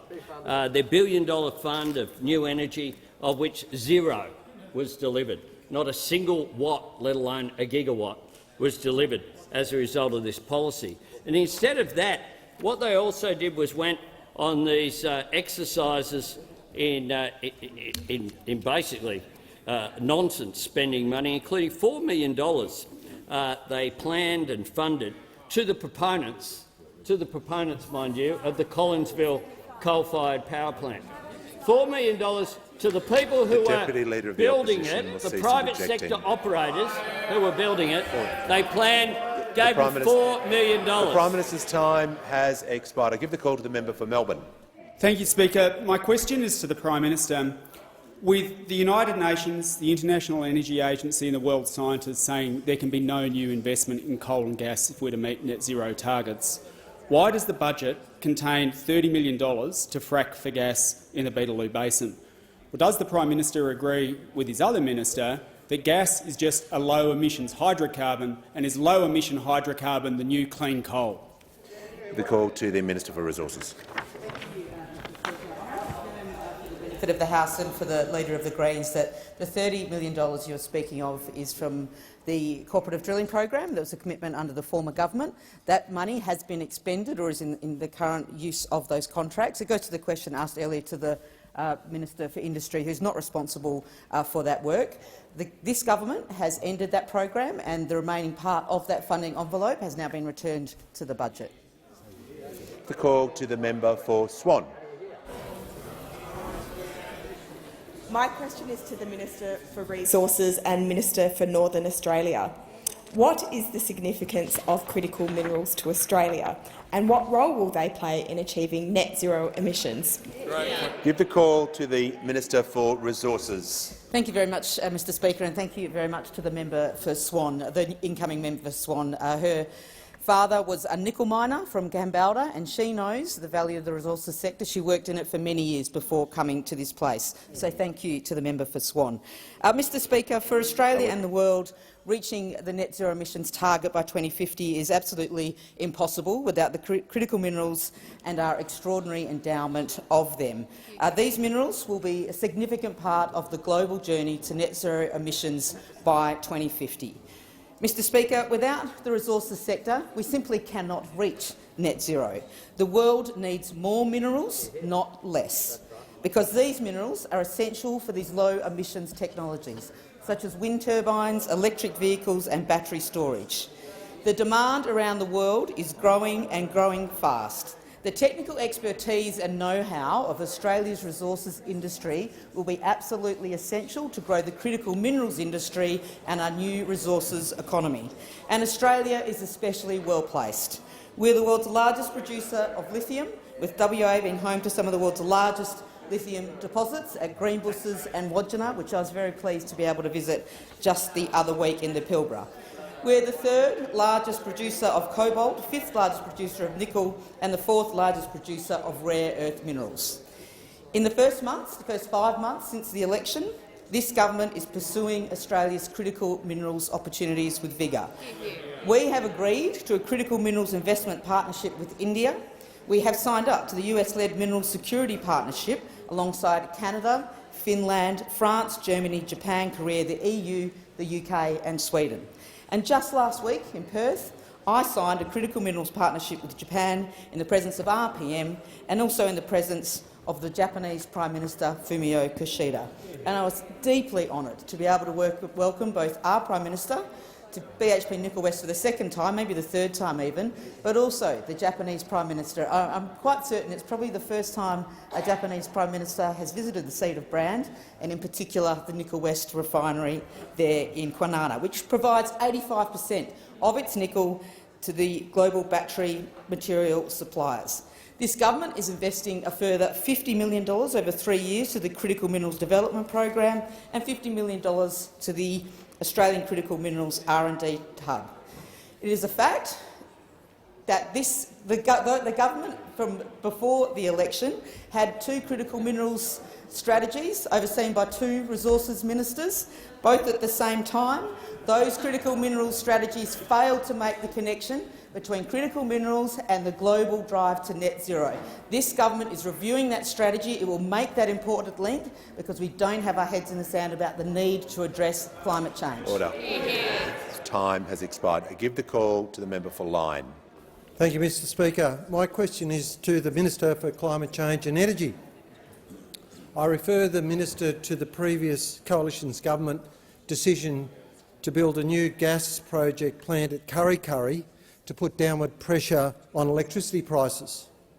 Labor promised to commit an additional $700 million to the project if they are elected, but that commitment was very absent from the budget.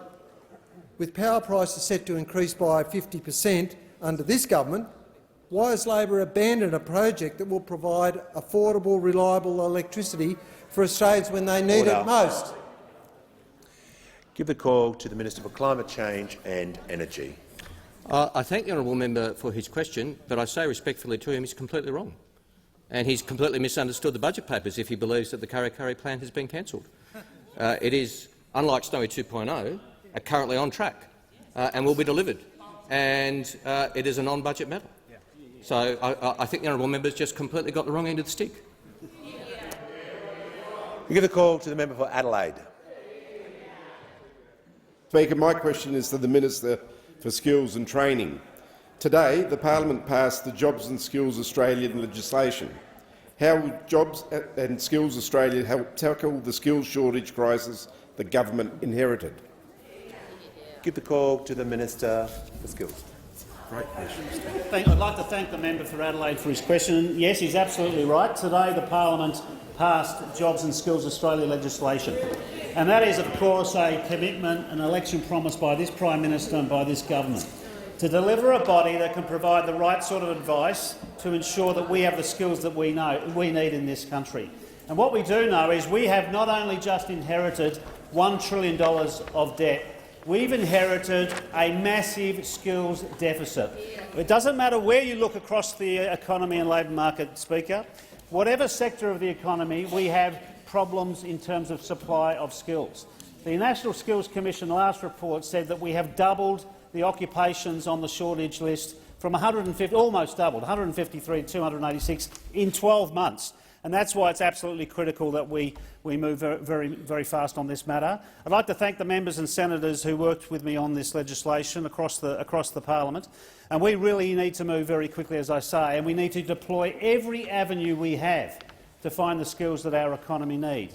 And the first thing I think I need to say, I need to acknowledge the Minister for Home Affairs and Immigration, who are seeking to restore skilled migration pathways that have been absolutely ruined as a result of the efforts of those opposite. I mean, they left an entire mess. Not only did they, quite understandably, they closed the borders, but why would they ever possible not support visa holders in this country so that they would leave in droves and leave a skills deficit in our economy? But that's exactly what happened.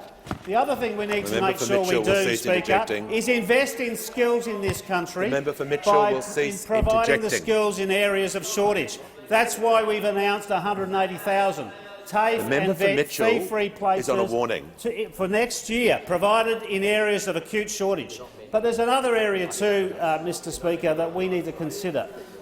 And when you have a tight labour market, that is a very significant challenge, but it is an opportunity for us to do something that's really critical, and that is for those people, Speaker, that have been locked out of the labour market for too long.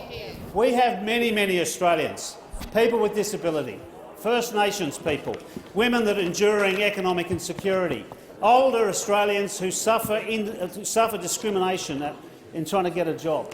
And they have an opportunity, probably an opportunity of a lifetime, because of the tight labour market. And this government is going to make sure that we provide the support, working with business, to make sure they get chances in this labour market. That will be our pledge. We will be providing the sort of support that's needed to provide people with disabilities, First Nations people, an opportunity. I'm actually visiting Tennant Creek tomorrow. I'll be in Darwin with the Chief Minister, and not long after that, to work on these issues. in the Territory. I'll be doing the same in every state and territory so that we get this right. The call to the Prime Minister. Thank you, Mr Speaker. I ask that further questions be placed on the notice paper. Thank you.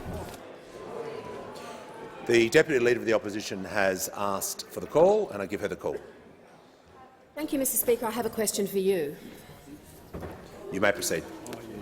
Mr Speaker, following the Prime Minister's response to the member for Capricornia's question during question time, the member for Capricornia has left the chamber in tears and in a state of high distress. I ask you to review the video of the Prime Minister, his response to the member for Capricornia, and review the appropriateness of the tone of that response. I simply ask the Speaker to review the video. Order.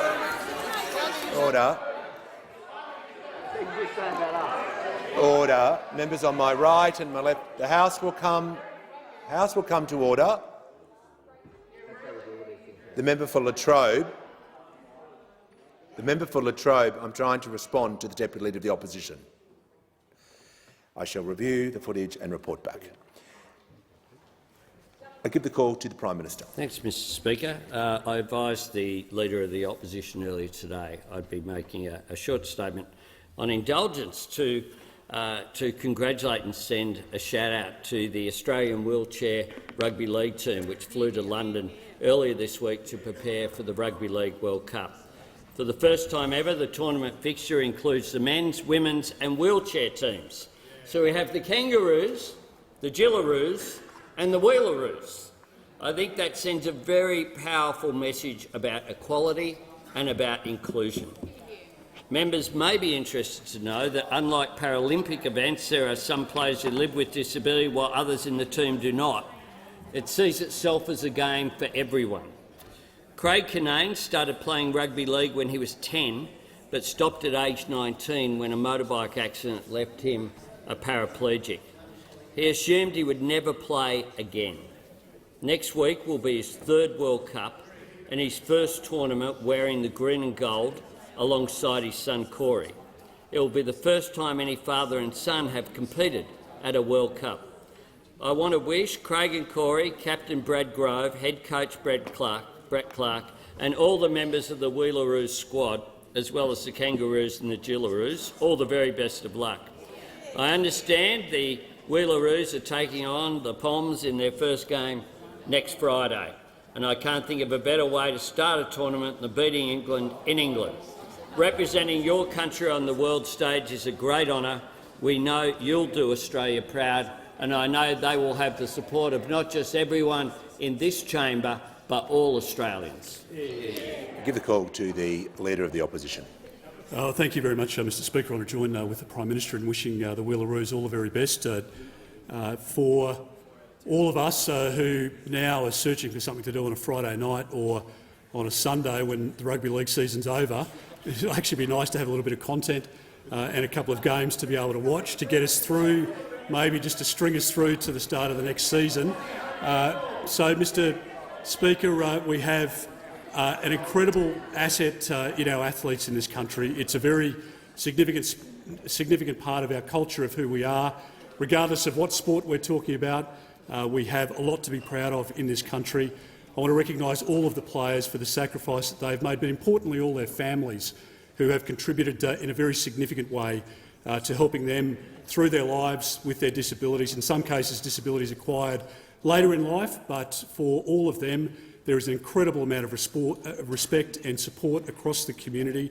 And I know that in Brisbane, but across the country, there are different organisations that are dedicated to helping kids, juniors, who have a disability into sports of every type. And that is a great thing. Kids who are volunteering to train, to provide mentorship, to coach, to make sure that they run the lines and be involved in just providing that support and the moral support to help those kids enjoy sport as much as any other Australian child or young adult. So I join with the Prime Minister in wishing our teams all the very best in the United Kingdom, and I'm sure, absolutely certain that they can do us proud and bring home a great deal of joy and we wish them every safe travel. Before members leave the House, I want to give a short reminder about arrangements for this evening with respect to the Leader of the Opposition's budget reply speech. As I outlined, on Tuesday the usual courtesies apply to the Leader of the Opposition speech as they did to the Treasurers. With respect to this evening, the Leader of the Opposition will have the call and is entitled to speak without interruption. As with the Treasurer's speech on Tuesday, Standing Order 1 provides there is no time limit for the Leader of the Opposition's speech. The clock is used as a guide only. As I noted on Tuesday, if I'm required to make use of Standing Order 94A, the member will be advised by written note. Finally, I ask all members to ensure that their guests comply with the standards of behaviour applying to the galleries, and I remind members they are responsible for their invited guests. I thank the House. The papers I call the Leader of the House. Speaker, documents are tabled in accordance with the list circulated to honourable members earlier today. Full details of the documents will be recorded in the votes and proceedings. On behalf of the Standing Committee on Appropriations and Administration, I present the report number 24, Annual Report 2021-2022. I have received a letter from the honourable member for Fairfax proposing that a definite matter of public importance be submitted to the House for discussion, namely the huge increase in energy prices confirmed in the budget and the government's lack of a plan to deal with these energy price increases. I call upon those members, honourable members, who approve of the proposed discussion to rise in their places. And I give the call to the honourable member for Fairfax. Thank you very much, Mr Speaker. Well, this week's budget has confirmed something that the Prime Minister has not had the courage to say himself, and that is the Labor Party has broken a promise, a very big promise. We know that the budget was in fact littered with promises being broken.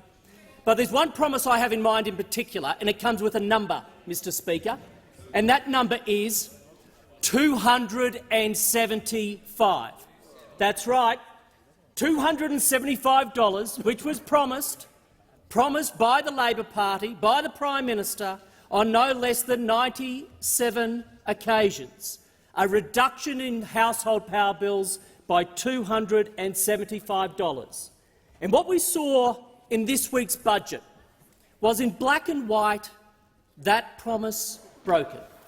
A promise broken because we now know that power prices are set to skyrocket. Electricity prices by up to 56% and gas prices by 44%. This is, in black and white, confirming what the Prime Minister has been too weak to say here in this chamber, despite the number of questions we in the opposition benches have been asking him. This is a broken promise to the Australian people. But what's interesting here is we also have a very divided cabinet within the Albanese government when it comes to how to deal with this issue. There's complete disunity among the cabinet members. We have the Prime Minister, of course, blaming the coalition. We have the Treasurer blaming Vladimir Putin. We have the Industry Minister blaming the gas companies. We have the Energy Minister blaming everyone bar himself, even though he is the one presiding over this mess. But the one thing they are not even talking about is how to fix the problem. They are divided only on one thing, and that is who to blame for their own broken promise, who to blame for the increase in power prices. Now, we know, I'll take the interjections of again complaining the coalition. For those opposite, for those on the government benches, we recognise that your party isn't really filled with people with a business background who understand economics. So let me make this really simple. Let me explain this in a different way for you.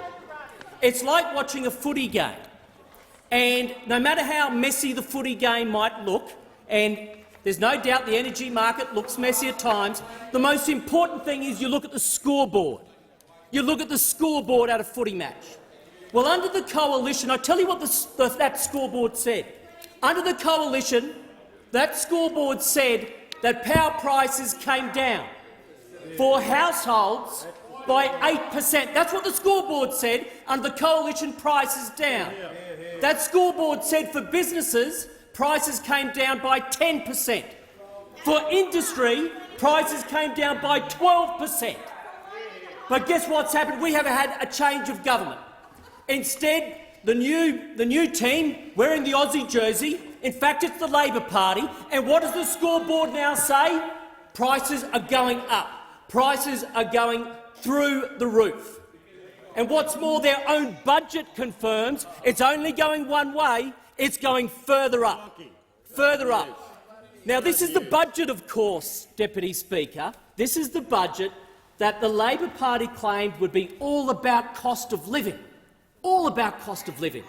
It forgot the part where they went to the Australian people, and the #1 cost of living issue they were speaking about was power prices. That was excluded.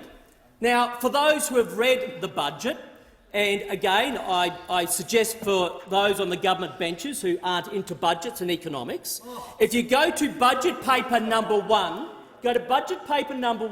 look up that section which is called Economic Outlook. Within Economic Outlook, there are some pages talking about inflation. Now, the most common theme in that inflation section in the government's budget is the rise of energy prices. The rise of energy prices. You would think, therefore, that if that same government were to have cost of living as its centrepiece of that budget, it might actually deal with the primary cause behind that inflation. But guess what? They had a 5-point plan on cost of living. Guess what they excluded? Energy prices. Energy prices. Surprise, surprise. Now, this is despite promising both households and businesses that energy prices would come down by 18%. By 18% they promised. But what do we know? Electricity prices are going to go up by 56%, gas up by 44% in the next financial year. And this is what they have promised. Now, I can tell you, so much as the government benches might giggle when the Prime Minister, the Energy Minister or the Treasurer tries to dodge questions about their broken promise, I can tell you who is not laughing. I can tell you who is not laughing. The Australian people aren't laughing. Hear, hear. Hear, hear. The Australian pensioners, the Australian senior citizens who have had to go through winter and make genuine decisions. Do they eat or do they keep warm? What about the families who have had to make big decisions as families about the kids' schools they go to? This is the feedback that my office is getting because families are struggling. And this government knew it, because this government went to the Australian people and promised them they had the solutions, and they have absolutely no solutions. Now, there's a bigger problem here than just the broken promise, can I say, Deputy Speaker, but it's related to it, and it's this. The Labor Party has based its entire energy policy on an economic model done by Rupertix, an economic model that still to this day they stand by. Now, that $275 was a key input into all of their policy suites. We know from the budget that that modelling was flawed, and nobody in the Labor Party has been able to stand and defend that model. No one in the Labor Party can defend the economic model that says prices will come down by $275. And this is a serious issue because it is that same economic model, which is driving the Energy Minister's policies, the whole lot of them. So when we are seeing gas being removed from the capacity mechanism, that's because of that flawed economic model and the minister who still believes it's going to work. When we see an ongoing demonisation of gas, despite the fact that renewables need gas as a partner, that's on this minister and flawed economic modelling. And if anyone in the government benches can actually stand in this MPI today and explain how that economic model is not flawed, you're welcome to do so. Because if you cannot, you are telling the Australian people that the entire suite of policies around energy are flawed. Let us not forget, when the government came into this chamber and legislated its 43% reduction in emissions, one of the questions we asked as an opposition was, has the department, has Treasury done economic modelling? No was the answer. They have done no modelling. Their entire policy is based on an economic model which is flawed. And so in the budget, what did we see then when it came to ensuring that renewables can be supported with dispatchable gas? Nothing.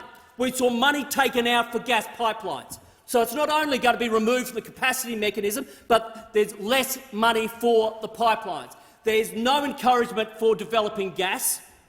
The gas basins, whether it be Queensland, New South Wales, Victoria, Northern Territory, they are being ignored by this government. But I'll tell you what they did include was $10 million. An extra $10 million was actually put in the budget. But you know what that went to?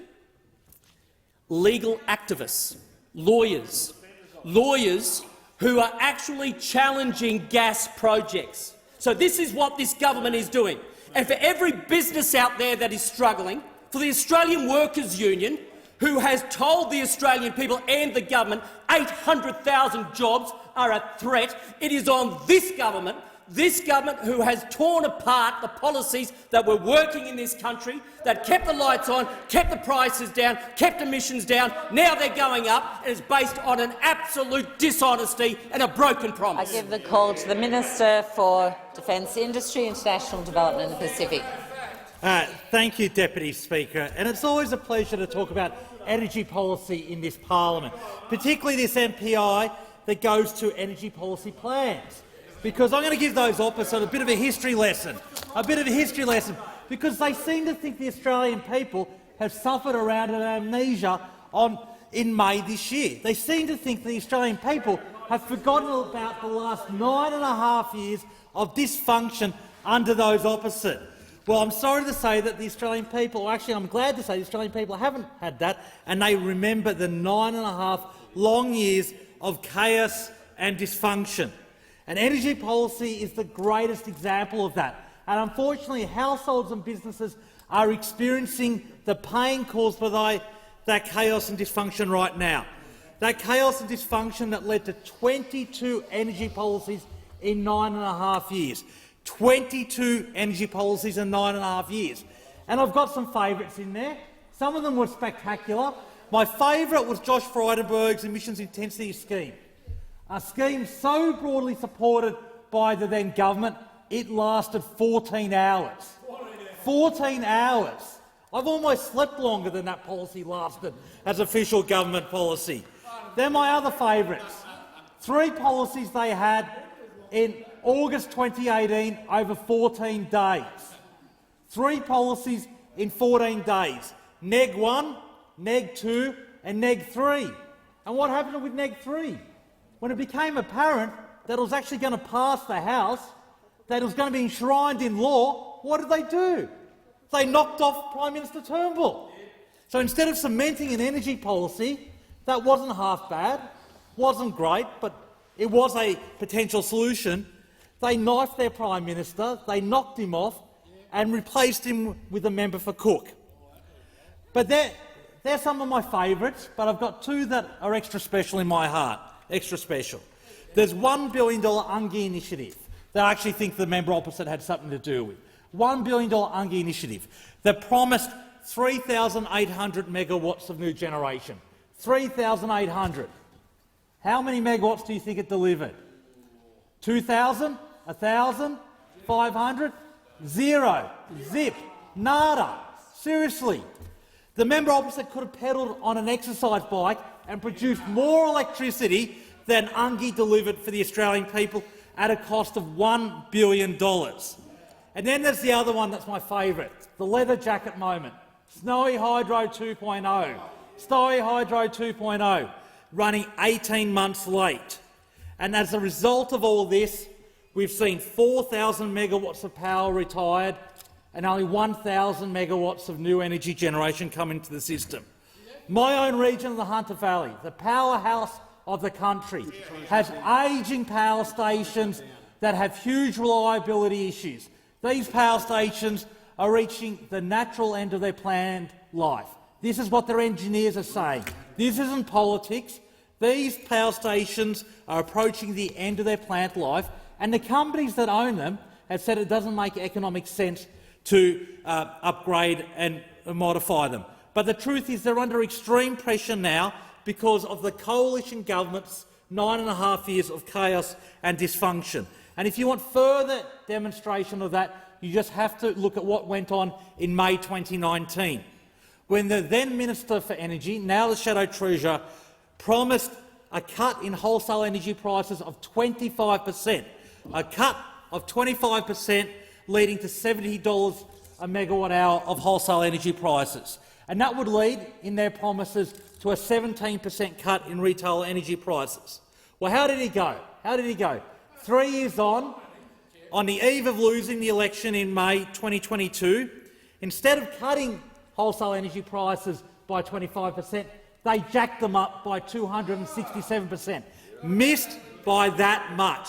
Missed by that much. So instead of cutting retail energy prices by 17%, retail prices went up by 19%. 19%, Madam Deputy Speaker. And that's the price rise that the member for Hume hid before the election in one of the most mendacious efforts I've seen in Australian political life. One of the most mendacious efforts in Australian political life. And not only did he hide it from the Australian people before the election, he continues to try and hide and deceive it right now. He went on Kieran Gilbert in September this month, and he was asked about this 19% price rise, and he was accused of hiding it by changing the law, by signing a regulation. And he said to Kieran Gilbert, and I quote, "Chris Bowen, he's just wrong. He's just wrong. He's talking about a report that was put out by the Australian Energy Regulator, not by the government. So he should get his facts right." The thing is, Chris Bowen's got none of the facts right. Kieran Gilbert, that wasn't at your direction, the delay. No. This is a report from the AER, not from the government. There we go. There's only one little problem with that. There's a thing called Hansard, and there's a thing called the Gazette. And the Gazette has an unfortunate history of recording decisions of the Executive Council. And I've got the regulation, Competition and Consumer Industry Code 2022, and it does literally two things. Who signs it? I'll get to that. Member for McEwen, he's stealing my lines. The member for McEwen is always at least one step ahead of me. It doesn't say much for me. No, it doesn't. So this regulation does two things. It literally changes two sentences in the Act. It omits 1 May and substitutes the first business day after the 25th of May. Well, what happened just before the 25th of May? What was happening then? A tiny thing called a federal election. And it omits 56 days and substitutes 30 days. And who signed it? I think the member for McEwen knows. Who signed it? Angus Taylor, member for Hume, Minister for Energy. But no, he didn't cause the delay. He didn't cause the delay. That is the level of respect that the coalition has for the Australian people. They hid the 19% power rise that was occurring under their watch. So this energy policy chaos on the other side has been occurring at the same time as Putin's illegal war in Ukraine, his illegal invasion in Ukraine that is driving up gas and coal prices. So families and businesses, unfortunately, have been hit with a double whammy of Vladimir Putin and Angus Taylor. And it's an awful double whammy, Madam Deputy Speaker. In contrast, we're being upfront. We're producing strong measures to put rigour into energy policy, to attack energy prices, to provide some certainty for investors. We're reforming the Australian Domestic Gas Security Mechanism. We've put in place a new heads of agreement. But ultimately, Deputy Speaker, the key to reducing pressure on power prices is increasing renewable energy in the grid. Everyone knows the cheapest form of new energy is renewable energy. And I've heard it's not from the member for New England. The gift that keeps on giving. The gift that keeps on giving, Madam Deputy Speaker. And we'll drive the renewable energy into the grid through the $20 billion Rewiring the Nation Fund, through $200 million for community batteries, through $100 million for community solar banks, through $62 million of energy efficiency grants for small and medium-sized enterprises. That is our policy, to drive renewable energy into the grid, to put downward pressure on energy prices. That's our policy. What's the policy of those opposite? Because they are the alternate government, and I'm hoping the opposition leader speaks about this tonight in his budget reply. I hope he's going to be honest with the Australian people. What's their one energy policy? Nuclear power. Nuclear power. Nuclear power. Nuclear power, Madam Deputy Speaker. That's what the member for Fairfax has in mind. That's what the member for New England is evangelical about. There's only a couple of problems with it. One, it will triple the cost of power in this country at least. Triple the cost of power in this country. And secondly, I'm yet to find a community that wants to house a nuclear power station. I've got two people opposite me who represent regions close to mine, and my question is to the member for Page. He's got plenty of water sources. You need plenty of water for a nuclear power station. Does he want a nuclear power station on the North Coast? Does he want a nuclear power station on the North Coast? Okay. Does the member for New England want a nuclear power station in Tamworth? He said he's happy to have one. Let the record show that the member for New England is happy to have a nuclear power station in Tamworth or Armidale, or both perhaps. This is the quality of debate we have from the opposite. Smears, lies and policies that will put up power prices and endanger communities. That is what we're facing. Instead, we will have responsible government acting in the national interest. It is time, and I might remind the House, as engaging as rigorous debate is, the level of interjections was escalating, so let's try and have a little bit of respectful debate, and I'll give the call to the member for New England. Thank you very much, Madam Deputy Speaker. I'd like to start with a quote from Balthazar Gracian, who's 1601 to 1658. Don't you worry about him, Mensa. And one of the key issues there, he said, it's better to be done on price than to be done on merchandise. And what's happened to the Australian people is they've been done on both by the Labor Party at the last election. They've been done on both because the most prescient issue out there right now is the cost of living. People cannot afford their power bill. They cannot afford to fuel their car through the year at the prices that they're at the moment. They are struggling with their grocery bill. And each one of these, power, groceries, fuel, are attached to both domestic and international so-called 2030 legislated targets, 2050 legislated targets. If you believe in the targets, you believe these people should be poor. If you want to legislate for it and drive them towards it, then you are responsible for the fact of what is happening to their power bills. You are responsible for what is happening to their fuel bills. You are responsible for the fact that fertiliser prices are going up and reflected in their grocery bills. We are seeing what is happening around the world. We know what's happening. The power crisis in the UK and in Europe did not start with the Ukraine war. It started with the so-called wind drought, the wind drought in the United Kingdom, where we had thousands, tens of thousands of people who had to go and find new providers because their power contracts fell over. What we now have and what we are seeing is, as this crisis goes on in Europe, the reality is coming back. 21 coal-fired power stations are now coming back online in Germany, and that has been brought forward by a minister who's a member of the Greens. Why? Because they need the power to provide the basics back to people, the basic dignity back into their house, their capacity to afford to be able to heat their house. We are seeing in what is happening around the world what will happen in Australia if we do not have a reality check and understand that there is not one country in the globe that has brought down power prices, one developed country that has brought down power prices with wind or solar. Not one. Not one. So why did we believe that we're somehow unique, that it's going to happen here? It won't. It is not. The facts are there for everybody to see. Look at your power bill, and that is what happens when you get tied to targets. And it is up for the Labor Party now, because they are the government. They are the government. They are now responsible for what happens next. For what happens next is now on their shift. What we are also seeing quite obviously is that we get a sense of ridicule from the Labor Party because we suggest nuclear. When there are small modular reactors that are coming on, you want smart jobs, you want zero emissions, you want high-paying jobs. Well, that's where the world is going, and they laugh at it. So let's look at some of the countries that are so stupid. Some of those countries that are so stupid, such as the United States, France, Sweden, Argentina, China, Japan.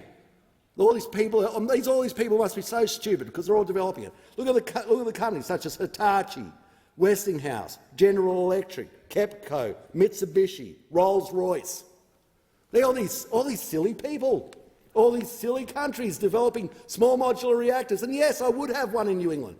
And when you get one, Rolls-Royce is developing one now for the City of Leeds, 16 metres high, 4 metres wide, will produce enough power for the City of Leeds over 500,000 people.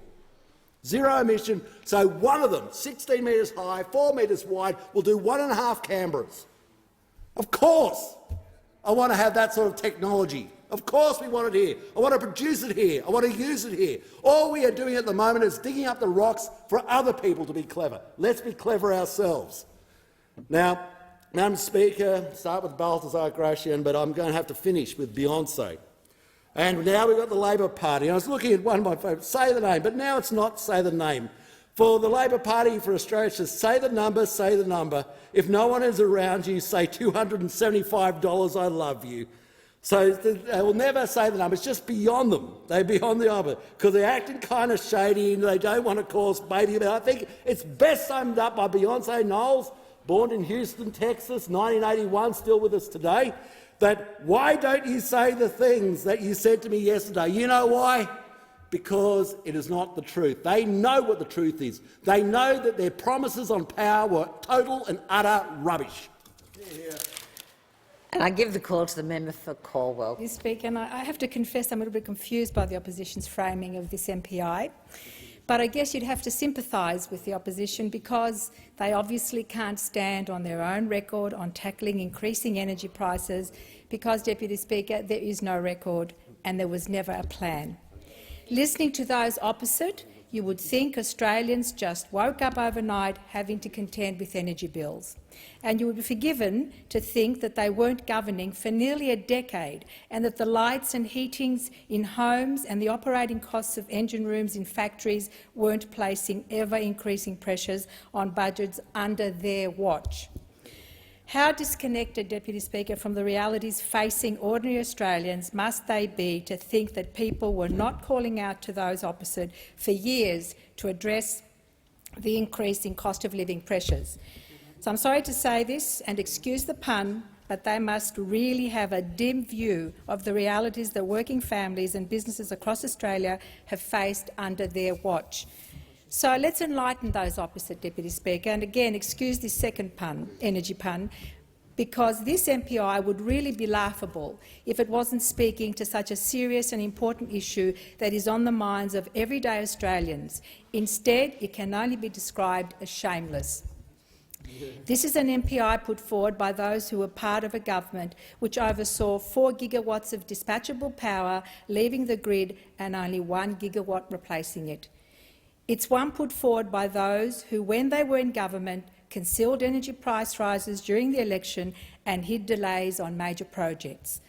The previous government, and indeed the former Energy Minister, the now current Shadow Treasurer, not only knew that electricity prices were skyrocketing, he also ordered that the information be hidden from the Australian people before the election.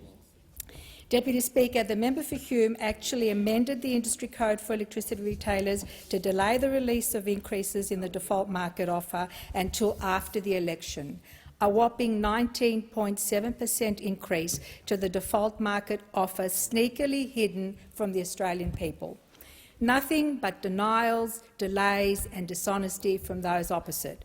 And on their watch, they promised $1 billion to support 3,800 megawatts of new generation over 3 years ago, but delivered not a single dollar nor a single kilowatt. Deputy Speaker, we understand the impact higher energy prices are having on households and businesses. After a decade of chaos and delay in domestic energy policy, working families are indeed under pressure. The Albanese Labor government is taking action to clean up the mess created by those opposite. We have a plan that is structural on both the macro and micro level. These challenges, of course, Deputy Speaker, won't go away overnight, but with the states and the private sector, we're investing $20 billion in the transmission grid, targeting 82% renewables into the grid and reforming the market to reduce volatility and increase transparency for consumers. Our $20 billion Rewiring the Nation Fund is already delivering 2 major projects totalling $6 billion, including in my home state of Victoria. We're investing $157.9 million in energy security and reliability. We're investing $63.9 million in dispatchable storage technology. And if you want evidence of how starved those opposite are of any outcomes during their time in office when it comes to the issue of energy prices, this investment is redirected from one of their failed programs which delivered 0 megawatt capacity, Deputy Speaker, 0, nil. A mark of shame for all of the lost years that could have been used to put this country in good shape and to face ever-changing global circumstances. Whichever measurement you look at, whether it be megawatts, kilowatts or measured in sound policy, those opposite delivered 0, and the result, sadly, is what we are facing today. Now, while the world is undergoing a fundamental transformation shift in energy markets, those opposite failed for nearly 10 long years to prepare this country for the future. We called on them and they ducked and weaved. In contrast, we put forward a plan and we're getting on with the business of government. The current cost of living is a huge concern, Deputy Speaker, to my constituents, and the previous government's inaction did absolutely nothing to stop the escalating costs of essential resources. And the only way to ensure equitable and affordable access to power in the future is through policy settings that will help develop the whole-scale transition of our energy market. Thank you. Member for Page. Thank you, Deputy Speaker. Obviously, it's been a budget week, Deputy Speaker, and budget weeks are usually very interesting weeks in this chamber, in this building, because a government of the day paints its vision about what its plans are for Australia moving forward, the solutions that it sees to the problems that we face, to give Australians an idea about what that is. Well, Deputy Speaker, this week this budget has been the no hope, no solutions budget. It's been brought down by a Treasurer who really has been known as Mr Misery since he's taken over as Treasury Deputy Speaker, because he's been down-talking our economy and down-talking our communities in the sense of what's going on ever since the day he took over. There's no grand plan in this budget either, Deputy Speaker. A number of major disappointments in the budget. And the major one, I think, Deputy Speaker, would be what we're talking about today. In opposition has been well known. One of the core promises of the then opposition, now government, was that they were going to lower power prices by $275 a year. Now, not only did they say that, they said it on many occasions, and they actually, I've got a quote here from the now Defence Minister, who said that went on to talk about the rigorous modelling and to say that it was some of the most extensive modelling that any opposition had ever done. So this wasn't just a figure plucked out of thin air. This was a promise of $275 of lower electricity prices, and to quote again the now Minister for Defence, saying that it was rigorous modelling, the most extensive modelling that any opposition had ever done. So this wasn't an off-the-cuff thing. So what we found out in this budget this week is that instead of power prices going down by $275 a year. They're actually going up, if you look at the increase in what they're saying, that the prices are going up, the percentage prices are going to go up, is going to be about $1,000 a year for the equivalent family. That was going to go down by what they said it was going to go down by $275. It's actually going to go up by $1,000. So this is a great betrayal of the Australian people, Deputy Speaker, by this new government. Now, they come up now, of course, they don't own that. They don't say, gee, we got it wrong. They make up excuses. So they say one of their great excuses is, oh, well, the Ukraine war. Well, just a message to the government, the Ukraine war was going before they came into government.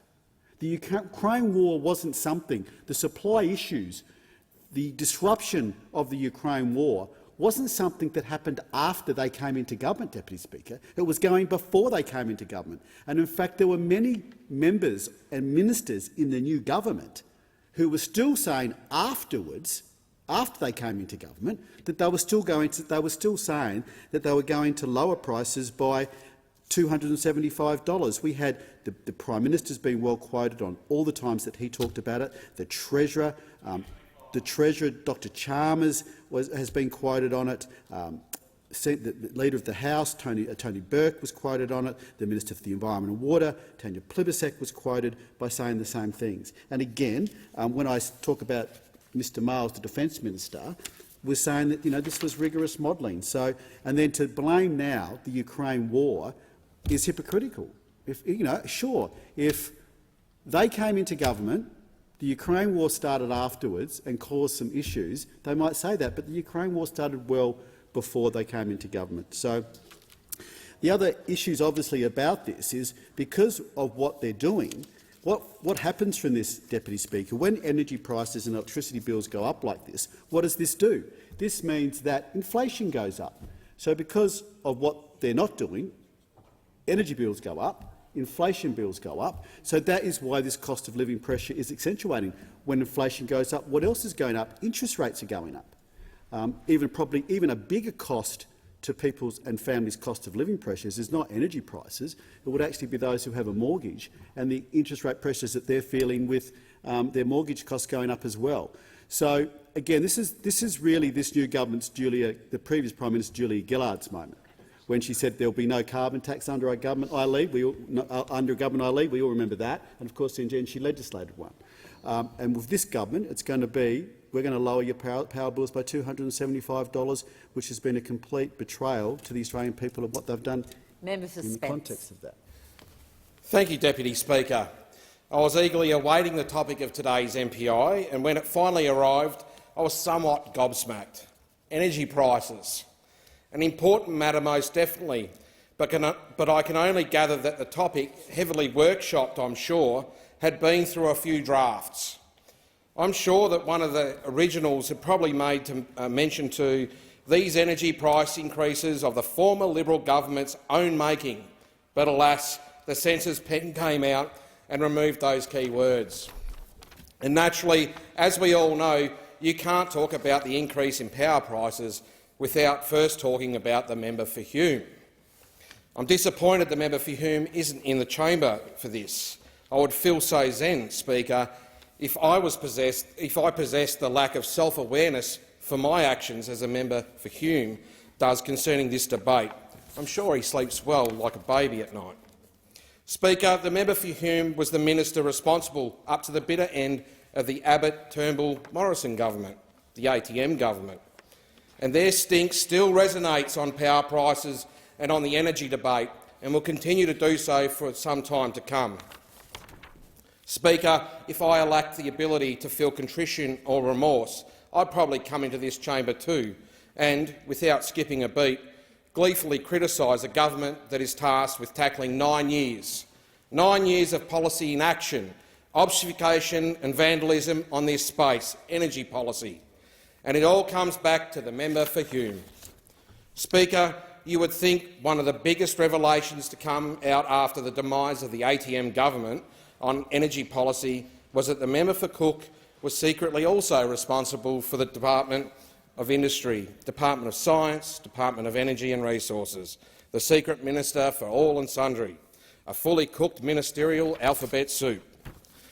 But instead we find out that merely 4 days before the election was called, the member for Hume amended the industry code for electricity retailers to delay the release of increases in default market offers for New South Wales, Queensland and South Australia until after the election, until they turned off the lights on their way out. And of course we find this out long after the election. This is their MO. It is craven, and it's not one befitting someone beholding high office. And now, Speaker, the member for Hume is coming into this place, along with his loyal soldiers, saying that they now pulled the pin from the energy price grenade as they were leaving office. They now ask us how we intend to fix their mess. It is valid to ask, sure, but I'd naturally expect some more humility. Had this come from anyone other than a crowd that included the member for Hume? Amnesia is a wonderful thing, a wonderful trait for those in opposition. How convenient. Unlike the member for Hume, the gift that keeps on giving truly is renewable energy.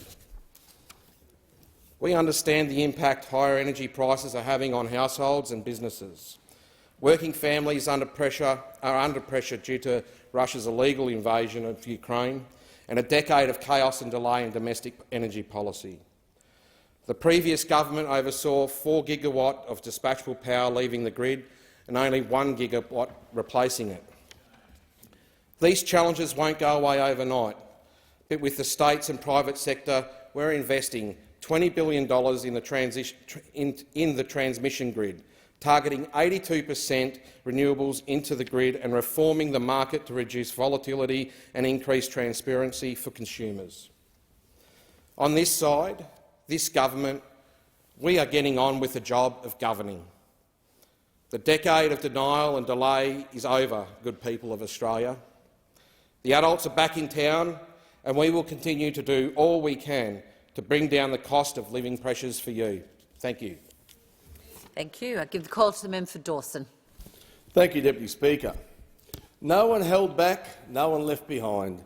That's what Labor promised Australians earlier this year. But, Deputy Speaker, Labor has left every person who pays a power bill in this country behind. Well, try this one for size. You'll be better off under a Labor government. It sounded wrong at the time. Now they've been exposed for not having a plan, without any solutions and failing Australians on reliable and affordable energy. On Tuesday night, Deputy Speaker, we all heard about the problems and no solutions. This is what Labor do: overpromise and underdeliver. And sadly, this won't end. When Labor was last in government, household electricity prices doubled. And here we go again. What is becoming more and more clear is that we're in the hands of a government who has no idea. They're living a pipe dream, hoping that the feel-good solution of no more gas or coal will fix their solutions. Power must be available 24/7. It must be. I don't want to be the one who has to go and tell Mrs Smith, who was lying in her hospital bed on a ventilator, you have to hold your breath for the next 14 hours until the sun comes up again. Does anyone else here want to do this? I don't think so. We simply need coal and gas to be part of our future, to ensure both reliable and affordable energy. And at least, Mr Speaker, at the very least, we need to be having a conversation about nuclear. The Liberals and Nationals will look at all energy options: coal, gas, wind, solar, hydro and nuclear. We are about, on this side of the chamber, making sure that Australians can get the cheapest electron to their households and to their business. But, Speaker, it seems this anti-gas, anti-coal, anti-regions, anti-small business, anti-ag, anti-plan and anti-commitment Labor government cannot bring themselves to displease the Greens. So it will be the Australian families and small businesses that have to deal with these rising costs. This Labor government is about idealism, but what it needs is a good dose of realism. They are praying that these mystical and magical ideas are going to work. But their pipe dream will mean that energy will cost more and the power won't be available to the people of this country. If we don't have energy at the right price in Australia, we are going to drive industry and business offshore. We don't want to do that. It's just not right for our people. You see, the government had the opportunity on Tuesday night to show good faith to Aussies and come good in their promises that had them elected to run this joint. But instead, the Australian people were on the receiving end of even more uncertainty. On Tuesday night, this Labor government walked away from a commitment to reduce every household's energy bill by $275, a promise that was repeated over 97 times. 97 times. Then on Wednesday, the Treasurer said it was in the budget. Then an hour later, he said it's not in the budget. I mean, who is running the show here? This is a huge issue when Aussie families are doing it tough. Labor is putting us on a path where you have to choose, where we'll probably have to choose between our aircon or whether we can buy veggies. The Treasurer gave us the news that households can expect a 50% increase in their energy bills and 40% increase in their gas bills. Some might suggest it could be more. With increases as devastating as this, Aussie households deserve certainty and consistency from their government. My people in Dawson should not be left second-guessing. It's been a difficult week for Australians. This government has been caught with no plan and are taking hard-working Australians down the path to unaffordable energy. Australians deserve to have electricity that is reliable, affordable and be available 24/7. The member for Holt. Thank you, Deputy Speaker. I'd like to start with offering my applause to the Albanese Labor government, particularly the Prime Minister and the Treasurer, for delivering a budget that builds a stronger, more resilient and more modern economy. This government was elected with a mandate to deliver an immediate cost of living relief to the millions of Australians struggling due to the mess left behind by those on the other side of this chamber. The previous government oversaw 4 gigabytes of dispatchable power leaving the grid and only 1 gigawatt replacing it. They concealed energy price rise during the election and hid delays on major projects. These challenges will take much more than a few months to rectify, but this government, using a collaborative approach that has become a common theme for everything we do, is working closely with the states and private sector to ensure Australian people have an energy system that they need and deserve. This means an investment of $20 billion in the transmission grid, targeting 82% renewables into the grid, and reforming the market to reduce volatility and increase transparency for consumers. It means a package of reforms to the Australian domestic gas security mechanism. This includes ROTS, which are too many to name, and $1 trillion in debt. As a nation, we are also faced with crises at home and across our shores which impact our economy. First, it was the global pandemic which put severe pressure on supply chains across the world. Now we have a war in Europe due to Russia's illegal invasion of Ukraine, which is creating havoc in energy markets around the world and pushing electricity prices higher at home. I understand the impact higher energy prices are having on households and businesses, and I wish the previous government had been aware of the risk of playing games with our nation's domestic energy policy. Instead, it was left to those who did nothing but leave a decade of chaos and delay behind. This includes moving a quarterly basis consideration, modernising energy market regulation with the states and territories, and increasing the monitoring and oversight of gas markets. It means investing of $157.9 million in energy security and reliability, including the National Energy Transformation Partnership to bring more renewables online faster through national significant transmission projects, better social licence outcomes and enhancing transmission and planning. Investing $20 billion through the rewiring the Nation Fund and expanding, modernising household energy performance standards. I'll tell you what I can confirm that the Albanese government is taking action on, cleaning up the mess created by the previous government. I can confirm that renewable energy is the cheaper energy, and that by moving the energy grid to 82% renewable will reduce energy prices. I can confirm that the previous government, including the former Energy Minister, the current Shadow Treasurer, not only knew that the electricity prices were skyrocketing, but he also ordered that the information be hidden from the Australian people before. Deputy Speaker, of course, we stand by our plans to reduce power prices. Just as the Australian people gave us the mandate at the election, the Australian people will judge us on what we actually deliver. Our government is delivering a $7.5 billion and 5-point plan that delivers a targeted cost of living relief for households without adding to inflation.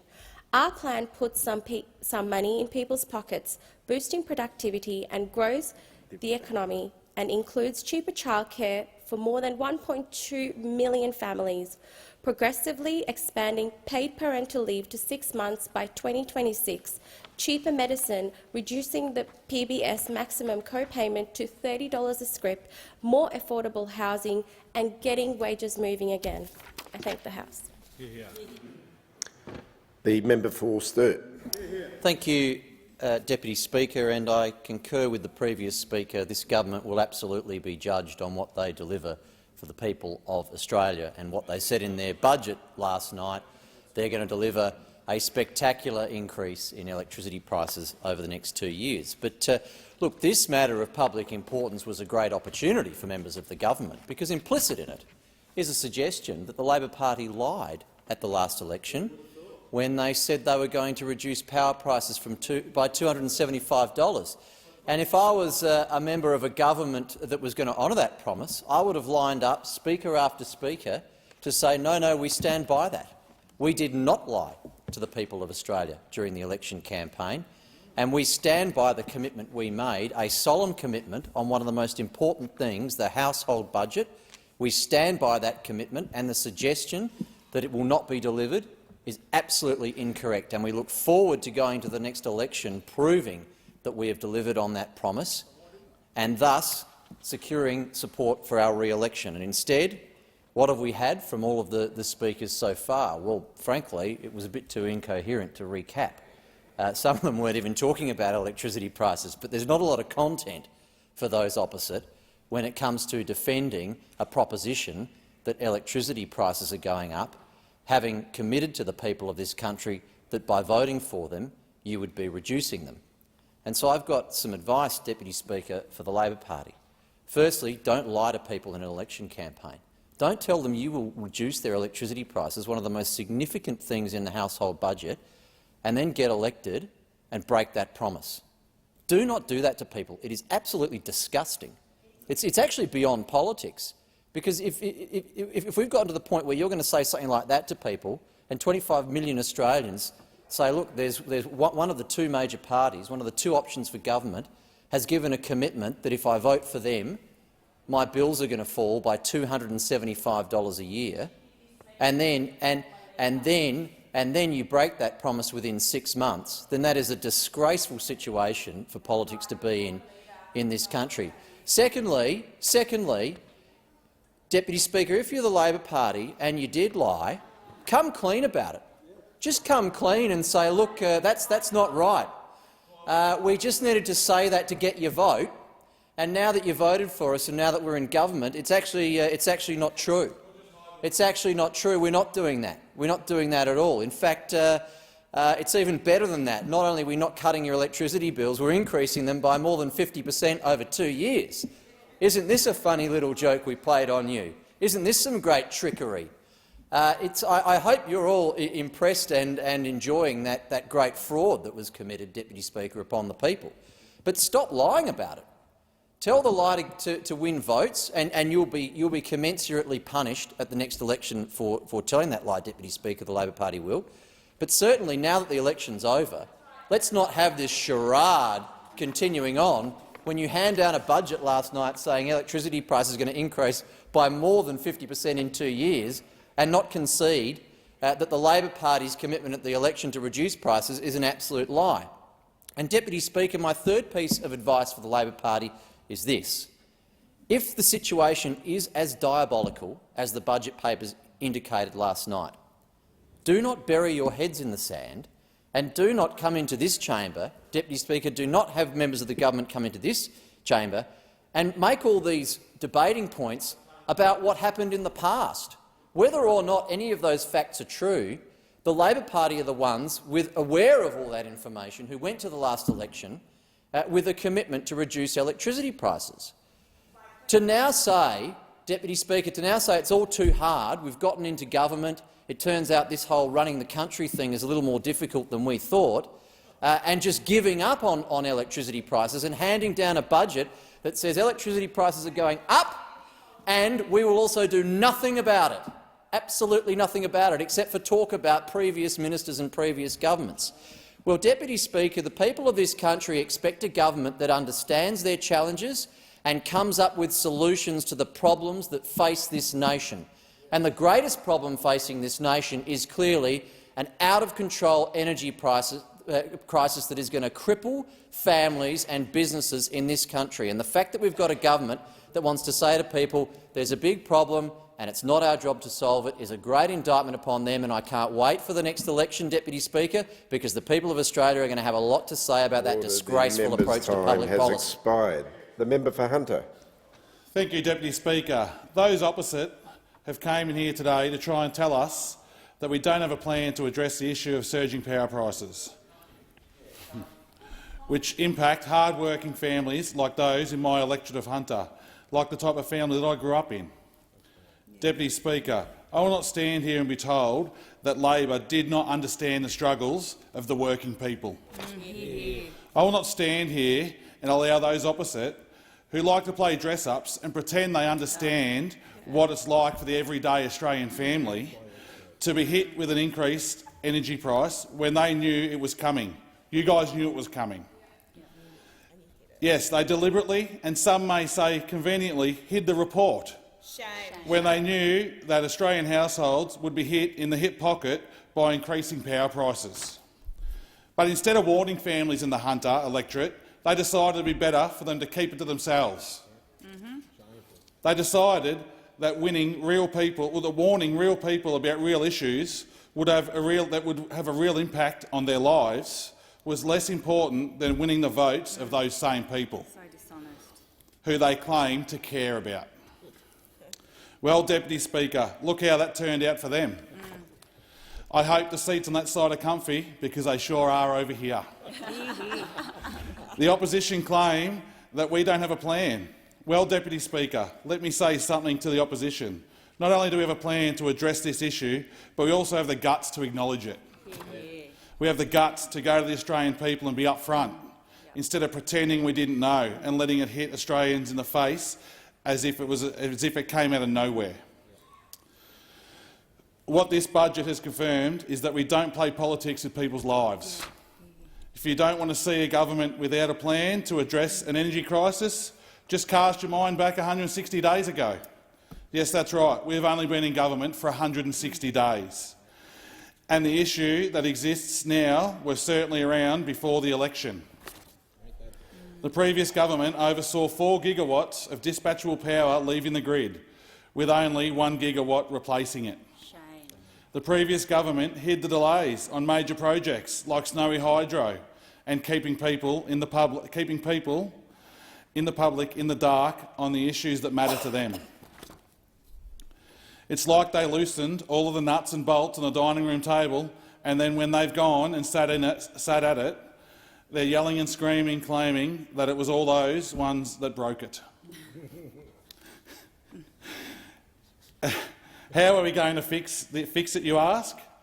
By investments such as $224 million for the Community Batteries and Household Solar Grants program. This will deploy 400 community-scale batteries for up to 100,000 Australian households. We've already got one that AGL has just done in the Hunter, and it's going amazingly. We'll introduce reforms to the Australian Domestic Gas Security Mechanism, which will modernise our energy market regulation with our states and territories, and also by increasing the monitoring and oversight of the gas market. These challenges are difficult. We know that, and we know that they won't go away overnight, but it will happen. We have a plan to work with the states and the private sector. We are investing $20 billion into the transmission grid to make our energy system more reliable. We aren't sitting back and watching the world go by. We are getting out there and getting things done. We are doing the work that should have been done a decade ago. We are rewiring the nation and getting more renewable energy into the grid instead of flip-flopping around like those did for 10 years opposite us. Was it 25, 27 in energy policies and plans that the previous government had in the last decade? It's hard to keep track, but it's more than my fingers and toes put together. There's no excuse for this, especially since those who play dress-ups opposite us even had 2 energy ministers at the same time, when the Prime Minister so generously offered himself to take on the portfolio as well. Now, surely ScoMo could have helped his mate out, Angus Taylor. The member will refer to the member's seat. Yep, no worries. Member for Cook, and could have helped out his mate, the member from Hume, for the guy who wants to be Australia's Treasurer now to come up with a solution. But no, he left it all to us. Deputy Speaker, lucky we're here for the job. The previous government left this country and our energy system behind, but our government doesn't leave anyone behind. Concluded. Clerk. Government business, order of the day, Emergency Response Fund Amendment, Disaster Ready Fund Bill 2022. Question on the second reading. The question is that this bill be now read a second time. All those that opinion say aye. Aye. To the contrary, no. I think the ayes have it. Clerk. Second reading. A bill for an act to amend the Emergency Response Fund Act 2019 and for other purposes. I have received a message from His Excellency the Governor-General recommending, in accordance with Section 56 of the Constitution, an appropriation for the purpose of this bill. The House will now consider the bill in detail, and I understand it is the wish of the House to take the bill as a whole. The question is that the bill be agreed to. Minister. Thank you, Deputy Speaker. I present a supplementary explanatory memorandum to the bill. Thank you. Minister. I ask leave of the House to move government amendments 1 to 3 as circulated together. Is leave granted? Is granted. Leave is granted. Minister. Thank you, Deputy Speaker. I move government amendments 1 to 3 as circulated together. For the benefit of the House, I'm moving government amendments to the Emergency Response Fund Amendment Disaster Ready Fund Bill 2022. These amendments are minor technical corrections and cross-references that are necessary to ensure the bill operates as intended. In the drafting process, there were a number of errors that occurred as an oversight, and renumbering the bill is going to fix those, and certain references were not correctly renumbered, essentially, as the bill was changed as it was drafted. The amendments fix incorrect references to ensure the bill has the intended effects. There are no other changes to aspects of the substantive portions of the bill, and they don't have any financial impacts. Thank you, Speaker. The question is that the amendments be agreed to. I'll put that question. All those of that opinion say aye. Aye. To the contrary, no. I think the ayes have it. The question now is that this bill, as amended, be agreed to. All those of that opinion say aye. Aye. To the contrary, no. The ayes have it. This bill as amended has been agreed to. Minister. Thank you, Deputy Speaker. I ask leave of the House to move the third reading immediately. Is leave granted? Leave is granted. Leave is granted. Minister. Thank you, Deputy Speaker. I move that this bill be now read a third time. Clerk. No. Put the question. I move that the bill be read a third time. Yes. Yep. All those that opinion say aye. The contrary, no. The ayes have it. Clerk.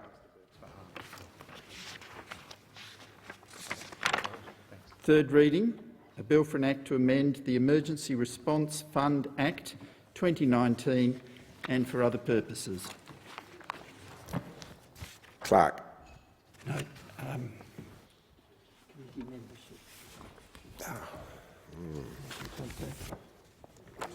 This one.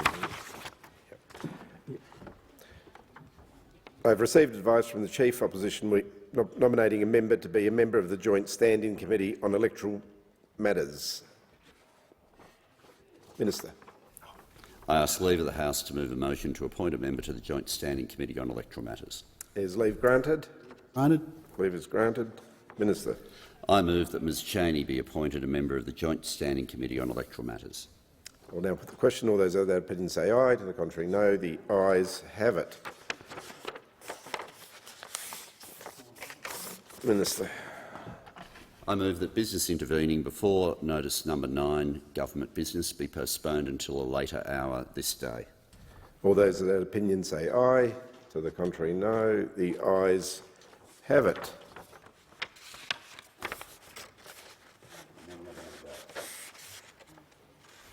Clerk. No, Minister. Thank you. I move that so much of the standing orders be suspended as would prevent the private member's business notice relating to the disallowance of the Export Control Animals Amendment Northern Hemisphere Summer Prohibition Rules 2022 made under Section 432 of the Export Control Act 2020 on 5 April 2022 and presented to the House on 26 July 2022, standing in the name of the member for Clark, being called on immediately. I will now put the question. All those that opinion say aye. To the contrary, no. The ayes have it. Clerk. Private members' business, notice number 8, Export Control Animals Amendment Northern Hemisphere Summer Prohibition Rules 2022, motion for disallowance. The member for Clark. Thank you, Deputy Speaker. I move that the Export Control Animals Amendment Northern Hemisphere Summer Prohibition Rules 2022, made under Section 432 of the Export Control Act 2020 on the 5th of April 2022 and presented to the House on 26 July 2022, be disallowed. Deputy Speaker, the Northern Summer Export Ban for sheep was introduced in 2019, banning exports between the whole of June and the whole of September. Deputy Speaker, this was a response to the 2018 McCarthy review into the conditions for the export of sheep to the Middle East during the Northern Hemisphere summer. That McCarthy review found that a ban should apply on all shipments between May and October due to the extreme heat stress suffered by the sheep on those vessels. That review, Deputy Speaker, was in turn a consequence of the 2017 Awasi Express scandal, when about 2,500 sheep perished on the Awasi Express export vessel. Deputy Speaker, I would remind all honourable members of the terrible conditions that were revealed on the Awasi Express, which were made public, in fact, in 2018. Who can forget the shocking, and they are genuinely shocking, images that were revealed to the public after that voyage? Sheep and lambs literally drowning in shit and urine. The terrible conditions on that vessel. Sheep panting uncontrollably, constantly, all day and all night. They were as graphic demonstrations of animal cruelty as anyone has ever seen in this country. It was entirely reasonable that the government at the time established the McCarthy Review, and that as a result of that McCarthy Review, a ban was put in place on exports of sheep to the Middle East during the Northern Hemisphere summer. I tell all that background, Deputy Speaker, because it's very, very important for honourable members to understand that the ban was based on expert advice and science. It wasn't a knee-jerk reaction. It wasn't some sort of emotive response to the sight of an animal suffering. It was based on expert advice and science. How then to explain that in April 2022, this year, the then coalition government, made regulations which effectively reduced the live export prohibition period during the Northern Hemisphere summer?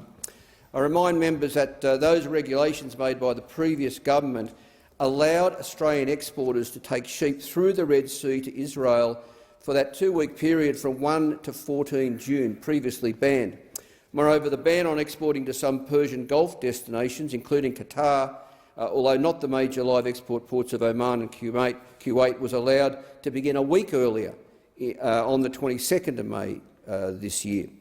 Effectively, this means there was an 11-day reduction in the prohibition for exporting sheep to Qatar and a 14-day reduction in the prohibition for exporting sheep to Red Sea destinations. Deputy Speaker, this was such a blatant political fix in the lead-up to a federal election. In fact, the previous government implemented the changes to the regulations not just before the May election this year, but also before a review into the live export trade was finalised by the department. It was a political fix. Deputy Speaker, the question now is, what will the new government do in response to this disallowance motion? Now, the new government, the Labor government, of course, went to the federal election with a promise, a policy, to over time wind up the live sheep trade to the Middle East. So you would think logically that the Labor or the government will support this disallowance motion. For the government to have gone to an election with that promise and not to support this disallowance motion would be a remarkable turn of events, and it would suggest that the new government is happy to continue to walk both sides of the track when it comes to animal welfare. The choice today, Deputy Speaker, is really simple and really clear. Either the government will support this disallowance motion and be pro-animal welfare, or the government will come in here and not support this disallowance motion and be anti-animal welfare. That is the challenge confronting this government. And in fact, I say challenge. I don't think it should be a challenge. It should be a straightforward matter. Will the government continue to kowtow to the live animal export industry, as was the case for the previous 9 years by the previous LNP government, or will the new government come in here, show some backbone, show some humanity, show that it's prepared to deliver on its election commitment to be ultimately to wind up the live animal export trade, and you would think in the interim do everything it can to make it more humane until it is wound up. I mean, it begs the question, Deputy Speaker, why are we continuing this trade at all? I mean, we have an abundance of evidence that the live animal export trade, including the export of beef cattle to countries throughout Southeast and North Asia, we have an abundance of evidence that it is systemically cruel, and it goes back decades. A number of episodes in the 1990s. I can remember clearly in 2003 the Quorum Express scandal, when that vessel, called the Quorum Express, bobbed around like a cork around the Middle East, a total of 80 days at sea, and almost 6,000 sheep perished, not to mention all of the terrible suffering experienced by the tens of thousands of sheep that fortunately did survive. Not talking about sheep for a moment, talking about beef cattle. Who can forget that those images on Four Corners in 2011 of the barbaric mistreatment of Australian beef cattle in Indonesian slaughterhouses, the way those unfortunate cattle were treated, and thank heavens for the Animals Australia investigators, thank heavens for the Four Corners ABC show that shone a light on the conditions being experienced by the beef cattle in Indonesia. Who can forget 2012? Those images on the TV of Australian sheep in Pakistan being buried alive. Australian sheep being buried alive in Pakistan, because we're happy to send our sheep off to these countries. All care, no responsibility. And then, of course, there was the 2020 episode with the Al Kuwait. Now, I remind honourable members the situation with the Al Kuwait was that in June 2020, the Department of Agriculture Water— now this is particularly relevant to this disallowance motion, Deputy Speaker. In June 2020, the Department of Agriculture, Water and the Environment granted an exemption to the Northern Summer live export ban, which allowed approximately 35,000 sheep to be shipped into the scorching Middle East summer on the vessel the Al Kuwait.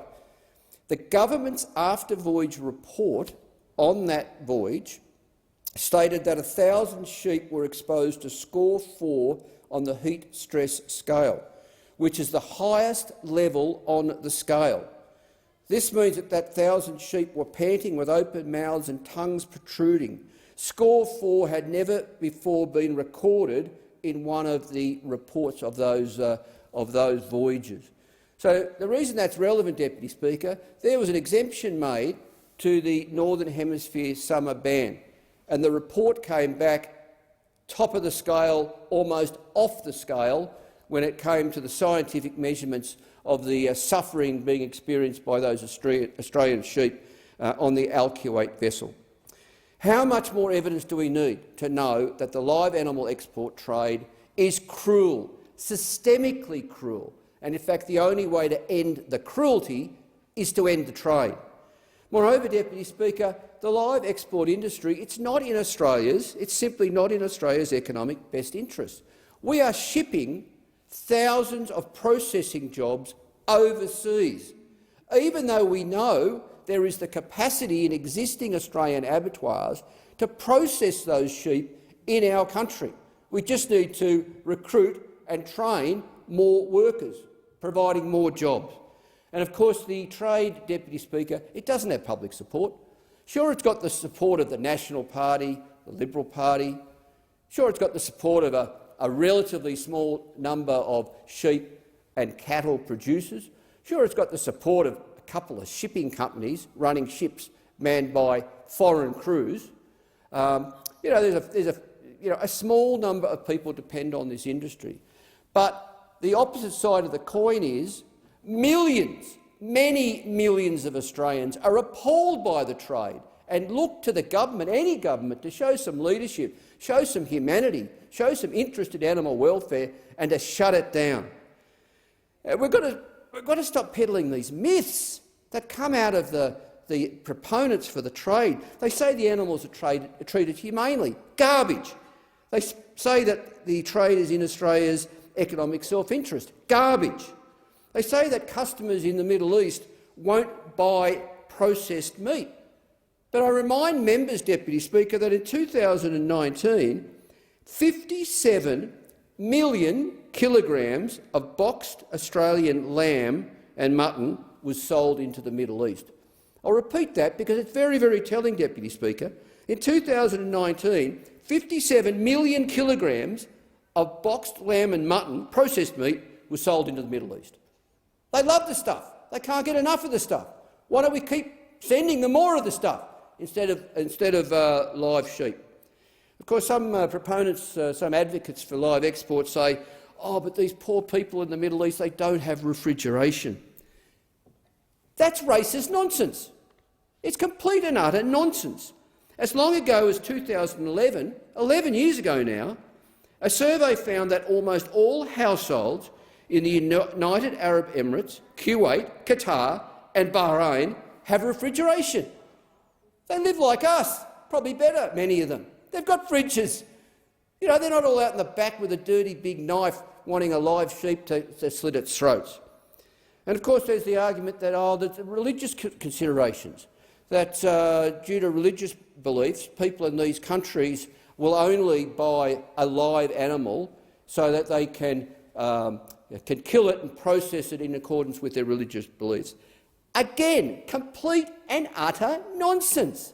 There are numerous Australian abattoirs that are halal certified. That helps to explain why in 2019 we sent 57 million kilograms of boxed lamb and mutton into the Middle East.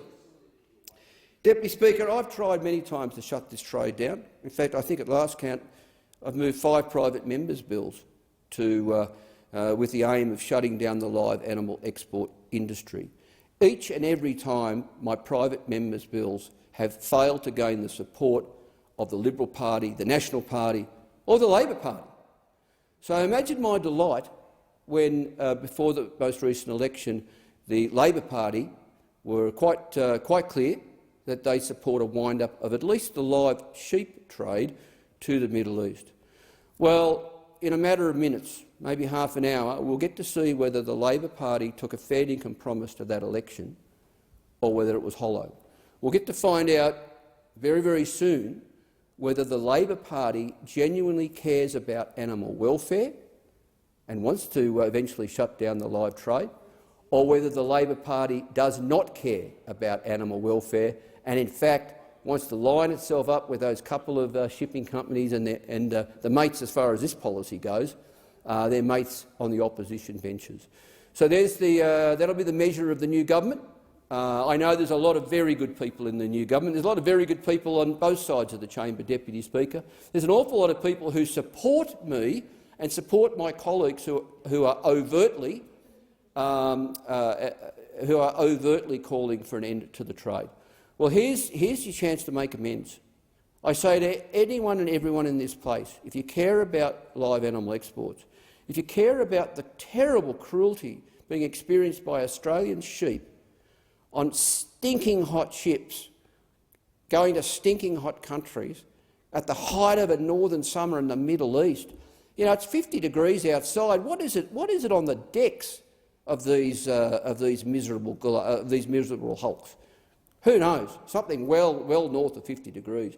If you care about that, I say to my colleagues on both sides of the chamber, maybe even think of this as a conscience vote and vote to disallow the reduced ban on the export of sheep to the Middle East during the northern summer.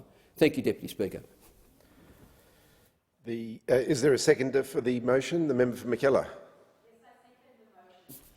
Thank you, Deputy Speaker. I thank the member for Clark for moving this disallowance motion for the Export Control of Animals Amendment Rules 2022 made under the previous government.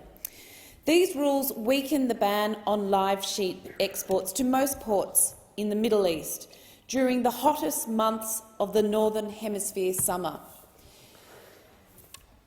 Two-thirds of Australians say that they support moves to completely end the export of live animals.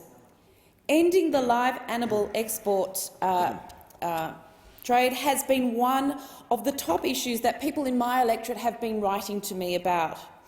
Australians have been horrified at the reports of sheep under extreme heat stress, enduring cruel conditions and perishing in staggering numbers during the long voyages to the Middle East.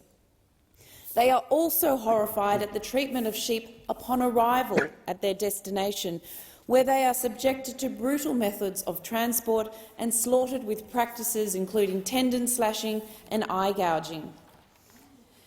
In 2018, 60 Minutes televised footage taken by the whistleblower Faisal Ullah during a voyage that resulted in the death of nearly 2,400 sheep in horrifying conditions.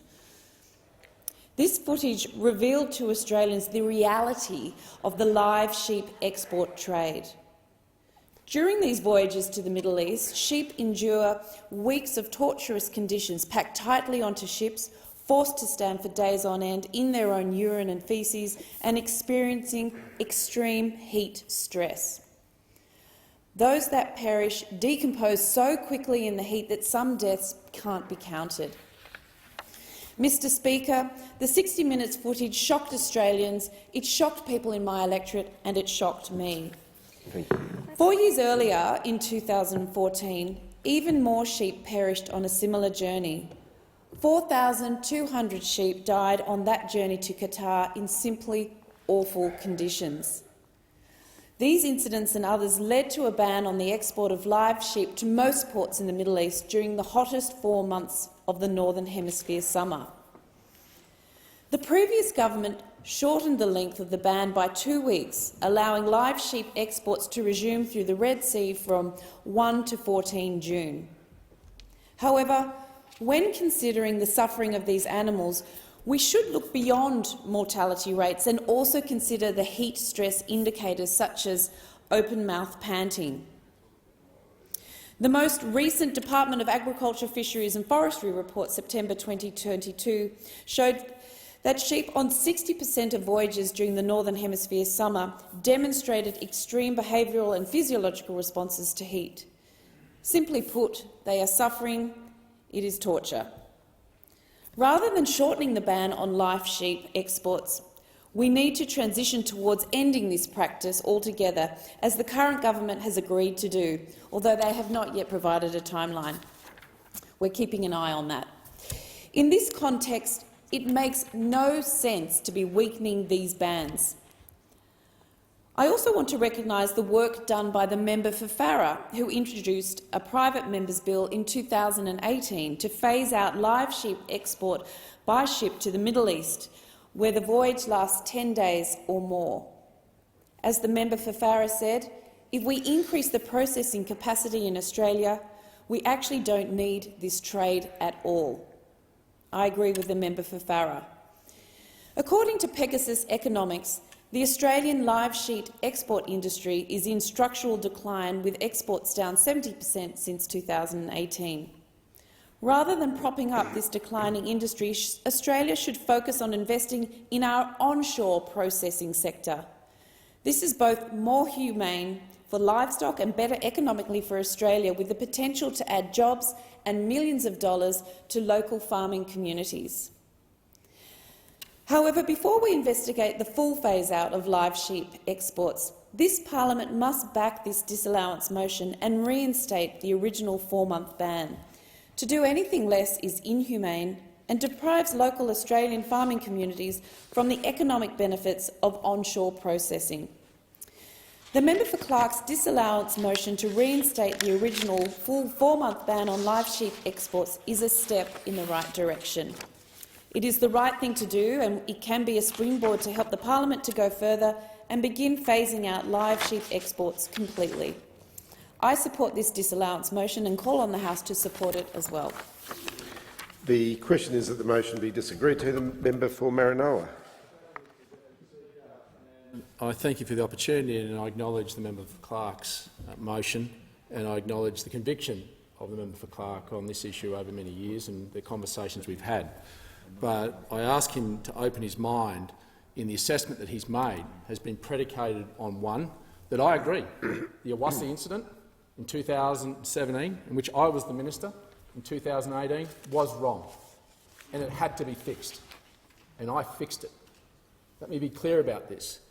There needed to be significant reforms after that incident, and we needed to move from a mortality methodology to an animal welfare methodology. We are the first country in the world that has moved from a mortality to an animal welfare standard because of the reforms that I put in place as the minister. I'm proud of those. I'm proud of the fact that we are now making the decisions that you're talking about the northern summer. In fact, those were decisions that I brought in with the industry, and I've got to acknowledge the industry.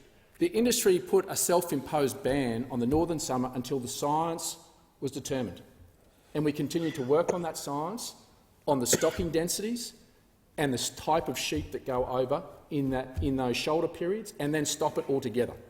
So much so that the decision that was made on this still precludes it in some parts of the Middle East, because it is too hot, as you've said. And that's working with the Bureau of Meteorology and other international meteorological societies to make sure that the data is correct. But we've made sure that the size of the animal that goes on, and in fact even the length of the wool, is determined.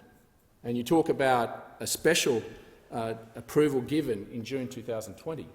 That was provided only because of COVID-19. It was provided because there was 56,000 sheep sitting on a boat that was already docked, loaded, and couldn't be taken off, or would have all been destroyed. Every one of those 56,000 sheep would have been destroyed. So the right thing to do was to reduce the number using the science that we had, reducing it down to 36,000 to make sure that we could have some hope of letting those sheep sail. That was a hard decision to be made, but it was one that was thrust upon us as a result of COVID-19, because the boat was meant to sail pre the closing of that window. So let me make this clear. This new order that I put in place before the election was predicated on the science of this northern summer, and when sheep can sail and the quality of those sheep that can sail. And let me tell you that when they go to the Middle East, this is a food security issue. Let me tell you, this industry is not in decline. I'm sorry to tell you, you might want to look at ABARES. ABARES shows that this year it's a $107 million industry. It's $119 million next year. And let me tell you, the reason it was in decline in 2018 is this little thing called a drought. A little thing called a drought. So if you want to come west of the divide, have a little bit of look about how agricultural production takes place. When drought hits, stock numbers go down. It's not rocket science, but it's agricultural production.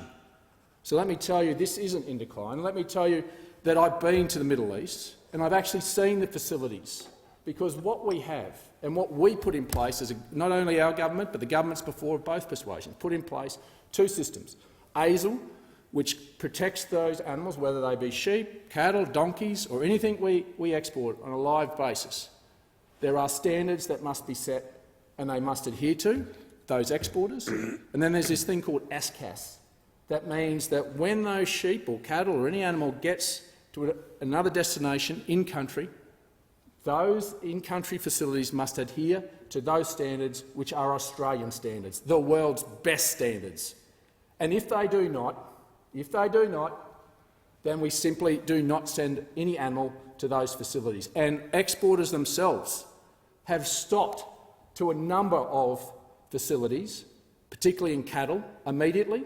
And in fact, one sheep facility in the Middle East where the stockmen were using more aggressive means of getting sheep into a pen than we would have thought reasonable in Australian standards. We stopped it, but we invested in the education to make sure that those facilities were done properly. And let me tell you, in the Middle East, it's not about refrigeration, it's about culture. It's about culture. And I've been to a brand new facility in Kuwait City, and that is to SCAS standards. That is to Australian standards, but respects the cultural differences between our two countries in a respectful way to make sure that that can be adhered to. It's not barbaric. Those are cultures that are rich, that should be respected, but if they can learn the ways in which we, as Australians, have the best animal welfare standards in the world, haven't we done a better thing for this world? Are we exporting our animal welfare standards to other countries by doing this? So if you want to shut this off, you want to close this industry off, let me tell you where the Middle East are going to get their sheep from. Sudan, Ethiopia, South Africa. You tell me. Well, where is your moral compass? Let me ask the member for Clark, where is your moral compass? Do you value the welfare of a sheep from Australia above a sheep from the Middle East or from anywhere else in the world? Where is your moral compass? It shouldn't matter where an animal comes from. It should be treated in the best way with the best animal welfare standards in the world, and we have it. We have it, and you're ignoring it. So you're saying that a sheep from Sudan, who's not treated in the same way, can go and be killed that way? Can be put on a boat where there is no number of standards about how many can go on the boat? They don't count how many go on the boat. They count how many come off it. So let me give you the stark reality of the real world, not the ideology of a capital city, the ideology of how the world operates. This thing's not going away. This is a growing industry, and these markets, this is a cultural issue that will not go away. In other markets, it is around refrigeration. It is around food security. So let me make this clear. I invested about 3 months of my life of cleaning this industry up, and I'm proud of what I've done, but I'm proud of what the industry has done, because they came on the journey. They made sure that they got the science right, that they have the best animal welfare standards in the world. And we're not going to run for cover like cowards and let someone else do it and not do it as well as the Australians. That's not the Australian way. We're better than that. But you don't want to be like that. You want to run, and you want to put your head in the sand and not realise there's a reality of the world. So we're going to continue to make sure that we support this industry. It's not barbaric. Now let me tell you, one of the most important things I did was give truth and proof on those boats. Truth and proof. Independent observers. And I challenge you all, those that condemn the live export industry, you can actually see the photos. They are not standing in urine. They are not standing in faeces. They do not. In fact, they are put weighting on between here and the Middle East. Let me tell you, the tests are very clear. The science is very clear. The science, in fact, they are putting weight on because they are in an environment that is helping. And in fact, even the markets in the Middle East are telling us that because we have got better standards now, these animals are better in terms of the condition that they're arriving and the standard that they're able to provide. So you talk about public support. Let me give you a bit of 6-4 on public support. I've actually seen the polling on this, and it's not as cut and dry as you might think. But this shouldn't just be about public support. It should be about doing the right thing. Doing the right thing by animal welfare, whether they're from Australia, whether they're from Sudan, whether they're from the Baltic states. So don't be virtuous and have some sort of moral compass that think is greater than anyone else, because there is a reality of the world that this trade will continue and will continue to increase. And I can tell you places like Qatar. Qatar, yes, they do import some of our boxed and chilled meat, but they want, and the Prime Minister, in fact, I had a conversation with in his own residence about the fact that he will continue to get this, whether it's from Australia or anywhere else, but he'd prefer to get it from Australia. I'm proud of the reforms that we put in place, the independent observers, the stocking densities we put. And this is an important industry, and to think that we can just put the processing sector up is ignorant to reality. You can't. In fact, most of the facilities at the moment are only about 60% because you don't have the people to be in there to run them. So while I respect your conviction, just understand the practical reality of the world. We've got a responsibility to stay, to get it right, to do it the Australian way, because that's the best way. The question is that the motion be disagreed to. The member for Solomon. Thanks, Deputy Speaker, and I want to acknowledge all the previous speakers. The government is committed to protecting animal welfare, and that is exactly why we are opposing this motion. At the May election, the Australian people endorsed Labor's policy to phase out the trade of live sheep by sea. In fact, in Tuesday night's budget, we announced funding for the Inspector-General of Animal Welfare. We've committed to working with industry on an animal welfare strategy. We've committed to the phase-out of live sheep by sea. Labor is committed to ensuring that live animal exports are well regulated while we work with industry to transition away from the trade. Now, we were surprised to learn that the member for Clark and the Greens were seeking to move this disallowance today. But, Deputy Speaker, if this motion were to pass, it would produce worse outcomes for animal welfare. In April this year, amendments to the Northern Summer Prohibition rules were made to improve the management of heat stress risks for sheep exported in late May. The rules introduced a 10-day conditional prohibition period, preventing export to some Persian Gulf destinations off the back of new data that showed an increased risk of heat stress during this period. Now, this strengthens animal welfare. The rules further impose additional conditions targeted at heat stress risk reduction that must be met during the designated period, and this also strengthens animal welfare. To disallow this instrument would force the regulators to find new, likely weaker measures to protect animal welfare. Voting for this disallowance is a bad outcome for both animal welfare and the exporters. The government's commitment to phase out the live trade of live sheep by sea reflects community sentiment. Balancing community expectation and Australian industry remains a key priority for the government. And that is why we will continue to support regulators to protect animal welfare as we work with industry to phase out the trade of live sheep at sea. Thanks, Deputy Speaker. The question is that the motion be disagreed to. The member for Wentworth. Deputy Speaker, I rise to speak in support of the disallowance motion put forward by the member for Clark. Deputy Speaker, the decision by the Department of Agriculture, Water and Environment to partially roll back the ban on exporting sheep to the Middle East during the hottest months of the year ignores scientific evidence, ignores animal welfare and has deeply disappointed my community in Wentworth.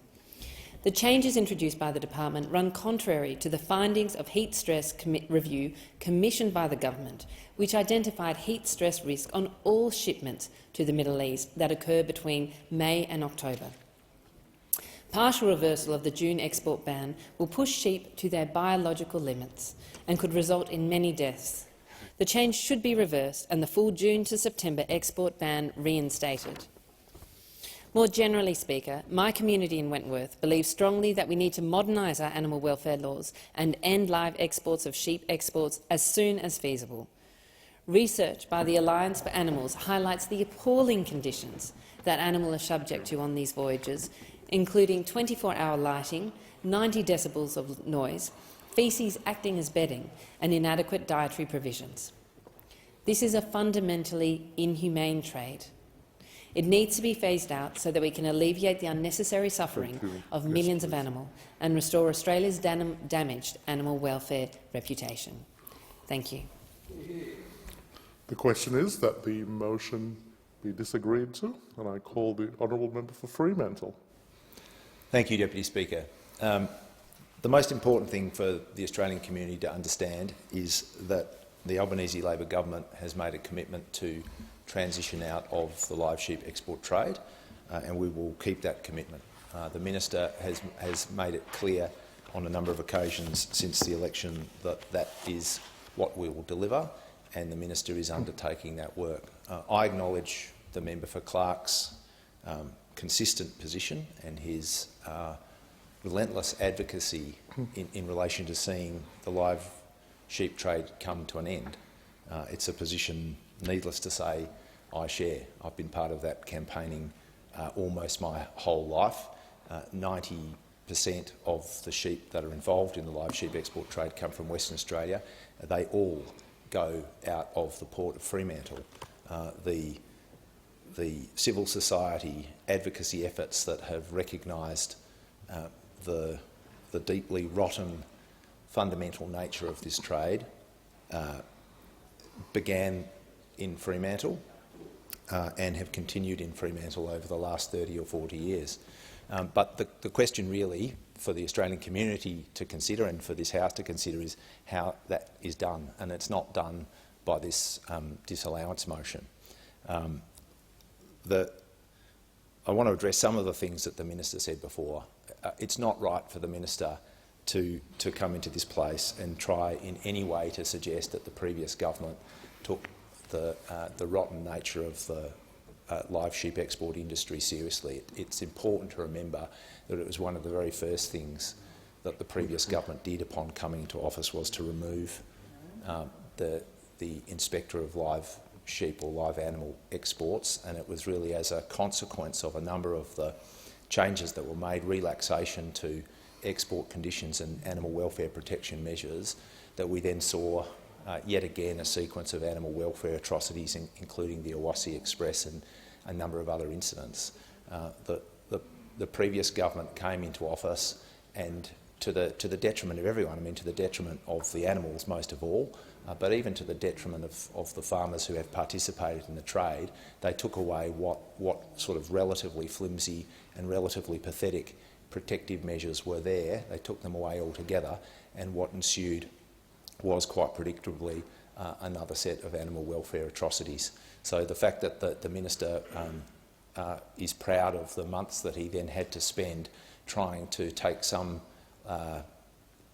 belated remedial action has to be seen in that context. I mean, everybody who knows anything about this trade knew that the sequence of terrible animal welfare circumstances would roll on again and again and again, and the fact that the previous government moved as fast as it possibly could to take away the very few protections that were in place at that time, only ensured that those things happened.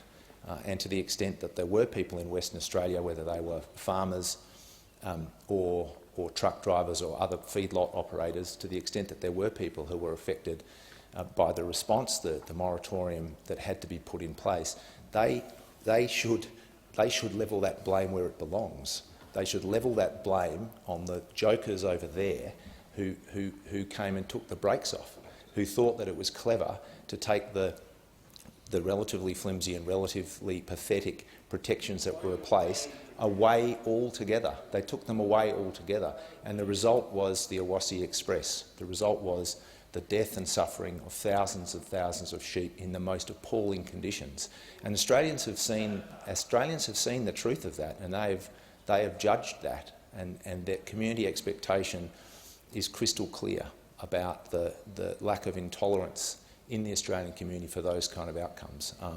There is not a sliding scale. There is not a sliding scale that makes animal suffering acceptable at a certain price. And the kinds of animal suffering that has occurred through the live sheep export trade is abominable, and it was enabled by those opposite. And the fact that tens of thousands of sheep on voyage after voyage after voyage had to go through that hangs around the necks of those opposite. The other effects, which frankly aren't as important, but the other effects on farmers and transport operators, they hang around the necks of those opposite. So we have made it clear that we're going to do what has been necessary for a long period of time. This is not a growing industry. This is an industry in decline. You can look at the year-on-year trade in live sheep. It was about 6 million animals a year at the turn of the century. It's now less than 500,000 animals. If you look at a bar graph of this trade, it is a 45-degree angle down. It has decreased pretty much every one of those 20 years. There might be 2 or 3 where it's slightly ticked up. That's the nature of this industry.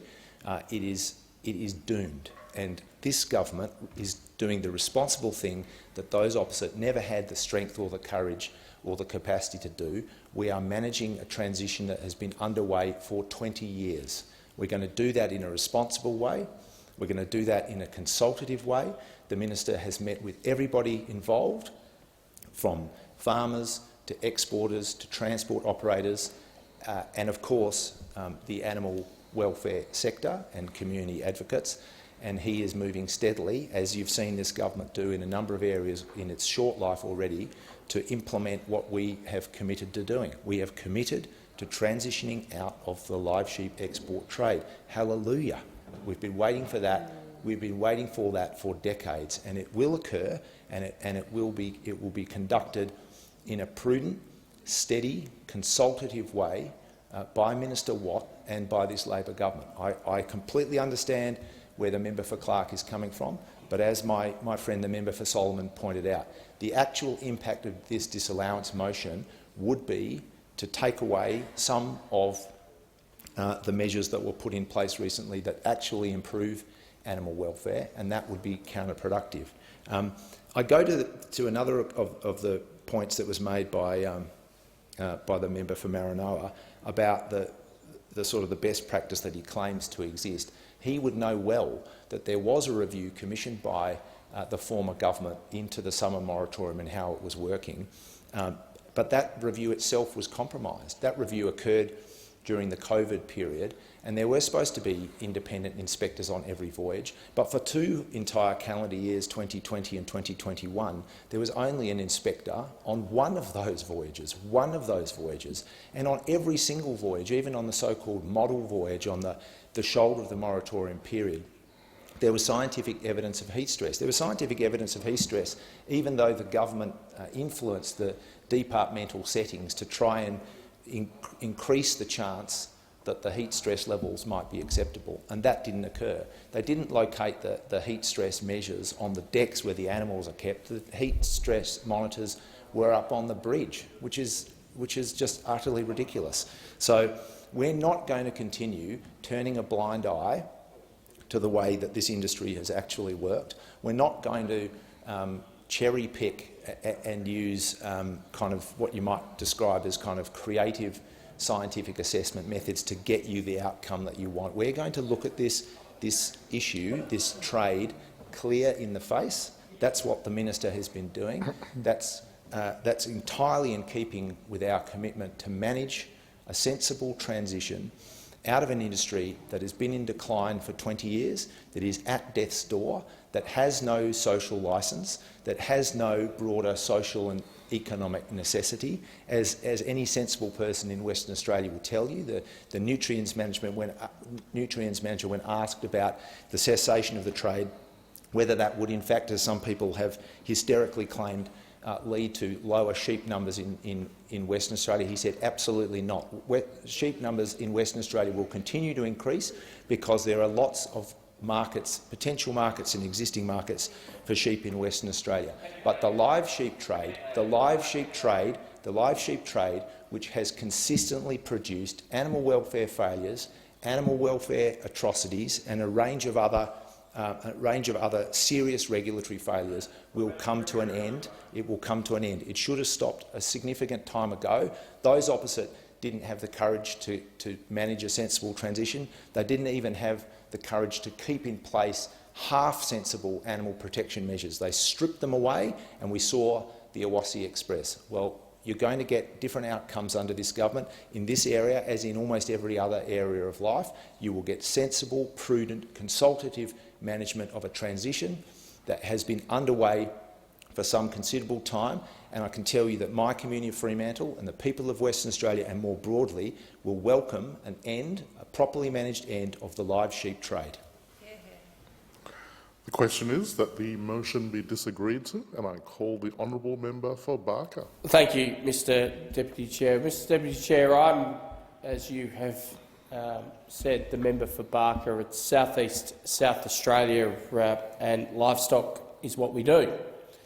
And when I say what we do, it's also what my family does. And I say that only for this. Too often in this debate, and I've got to say this debate has been occurring in this nation for a number of years, but too often in this debate farmers are cast as, if you like, the animal rights abusers. Now, can I tell you this? Nobody in this country as a cohort spends more money on animal welfare than the Australian farming sector. Just today, my family has spent over $2,000 on drench alone. Why do we do that? We do that because we care about our animals. We do that because a healthy animal is a profitable animal. And I don't want this debate ever to descend into attacks on Australian farmers. But the thing we've got to say about this debate, and this is the part that advocates, activists, others can never get away from, if Australia doesn't export these live animals to the world, who will? Well, I'll tell you who will. They won't be nations that have an SCAS system. They won't be nations that care about livestock when they leave their borders. And so effectively what you are doing, if you push the Australian industry to effectively ban exports, which is the long-term trajectory of those opposite, or to end it immediately, which is the call, no doubt, from those who sit on the crossbench, is you subject animals to greater levels of cruelty around the world. That's the reality, because unlike the very strict requirements that are imposed upon Australian exporters of live animals, that void will be filled by jurisdictions who, quite frankly, don't give a toss. And when I say giving a toss, we don't just care about animals when they leave our jurisdiction, or indeed when they're on water. We take action in country.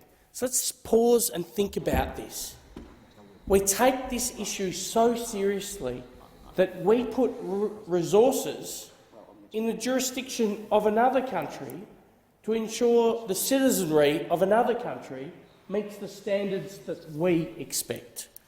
No other jurisdiction in the world does that. And so if you force the Australian farming sector out of these markets, do you think these markets will naturally just evaporate?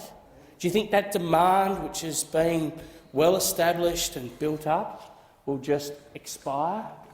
No, of course it won't. We will see other countries around the world meeting this demand. They'll only be too happy to.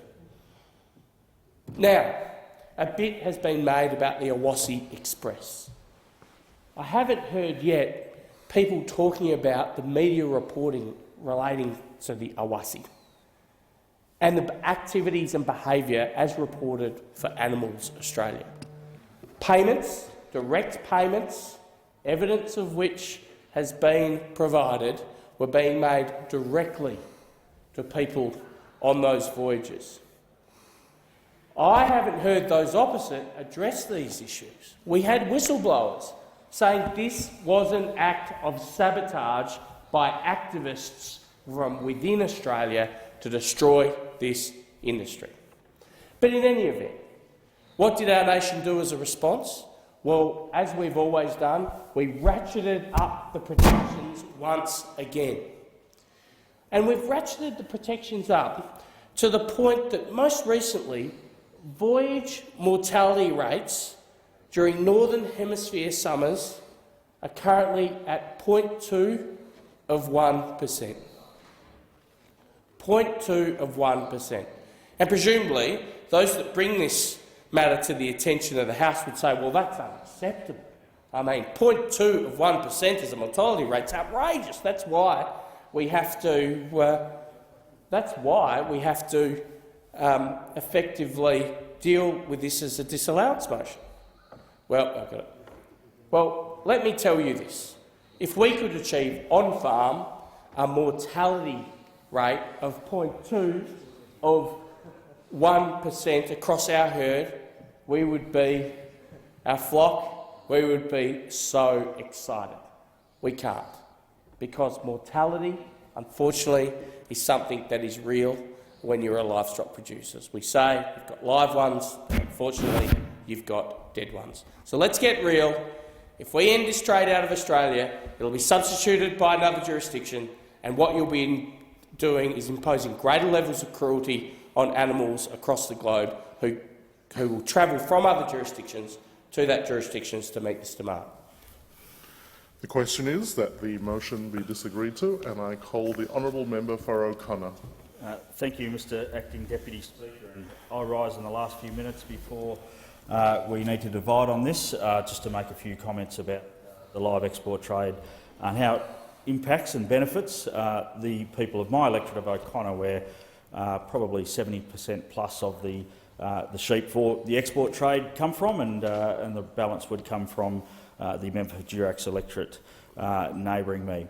Now that trade, it's worth around $130 million. The supply chain employs around 3,000 people in various forms, whether they be truck drivers, work in pellet mills, work on the wharfs.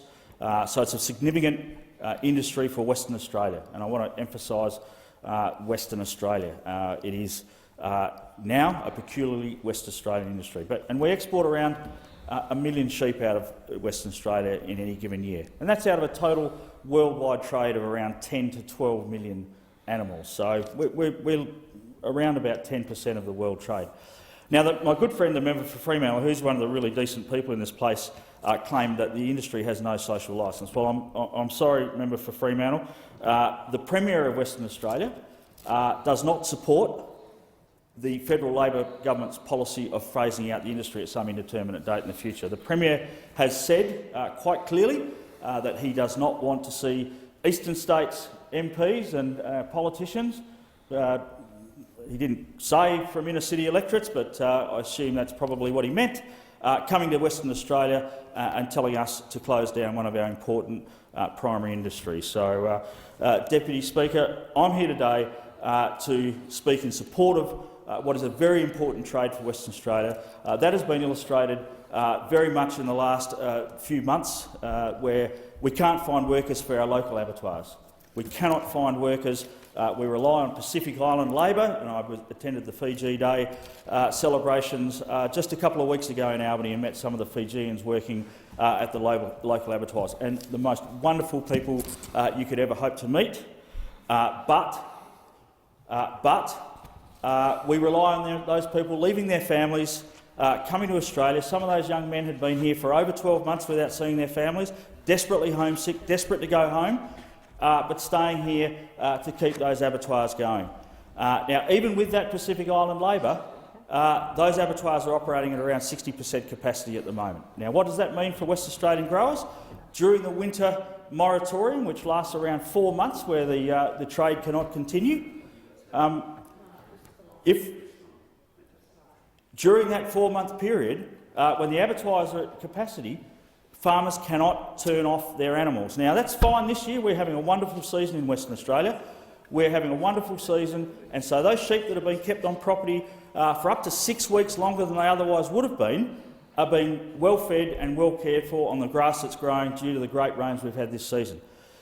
Deputy Speaker, let me tell you, in previous seasons where the rainfall hasn't been as bounteous, that would have led to a massive animal welfare issue, where sheep that could not be fed, could not be maintained without significant cost, would have died on property. So, Deputy Speaker, it is critically important that we have that live export trade as a safety valve to take that surplus stock, to take those sheep that cannot be processed here locally, A, to pay the farmers, get some income coming in from them, B, to take the pressure off the feed on their properties, and C, to feed our friends and trading partners in the Middle East who rely on our food, our trade, for their food security, which is critically important to them. Now, my colleagues have spoken at length about the SCAS system and how that has exported superior animal welfare standards to every part of the world where we export our animals, whether that be in Vietnam, whether it be China, Indonesia, or indeed across the Middle East. Those superior standards, which match the standards that are adhered to in our own abattoirs and our own meat processing plants here, have been exported to the rest of the world. Now, I say to the member for Clark, and you'd be aware of this, less than 12 months ago, a ship from Romania carrying 16,000 sheep in wooden cages. What's that? With no safety, with no animal welfare considerations whatsoever, sunk in the Black Sea. Took 16,000 sheep to the bottom with it. Because there's no standards. Because there's no standards from those countries. Now, the 9 to 10 million sheep that are transported live around the world that don't come from Australia, they will continue to have no standards applied to them. That they will continue to have no. So, on that note, Deputy Speaker, I think I can go back to my growers and tell them that that's what the member for Clark and his fellow travellers think of the farmers, the hard-working, decent, honest farmers in my electorate. Has likened them to drug dealers, Deputy Speaker, and on that note, let's have a vote on this. Okay. The question is that the motion be disagreed to. I put the question. All of that opinion say aye. Aye. To the contrary, no. I think the ayes have it. Is a division required? Division required. Ring the bells for 4 minutes.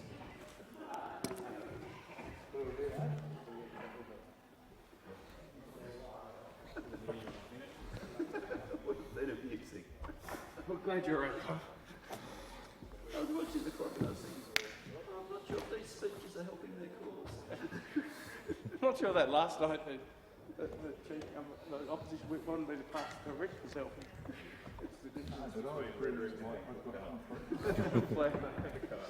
So, win or worse for blame the leader of opposition business in the place. That's what used to happen. Yeah, you always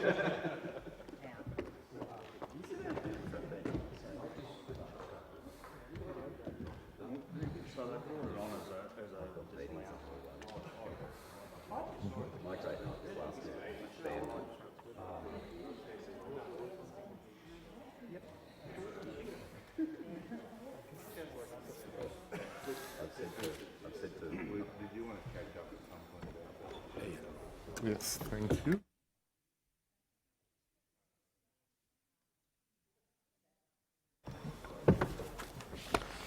If you want an empty chamber.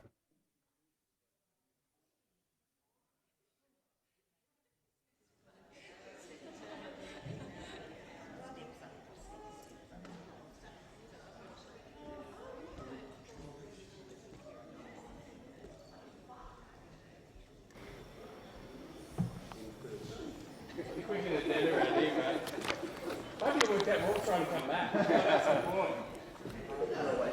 I've been busy because I've been lodging the videos at night. I've been down in the High Court.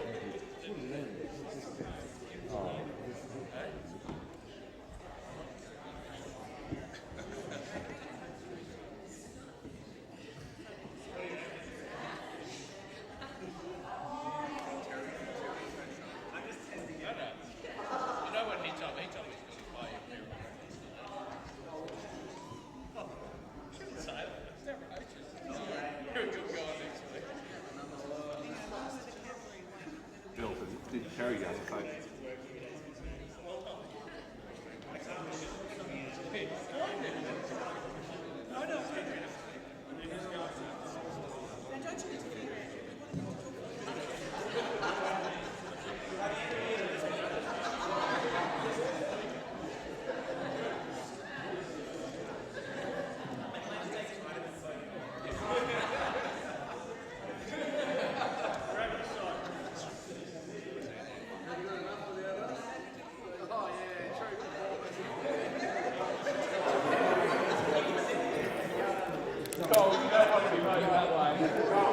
Paul.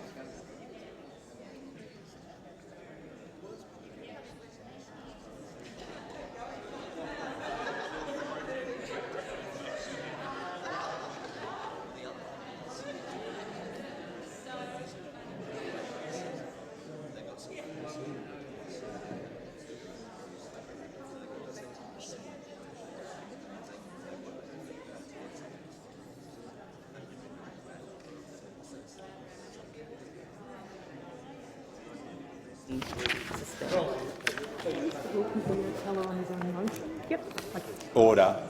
Lock the doors.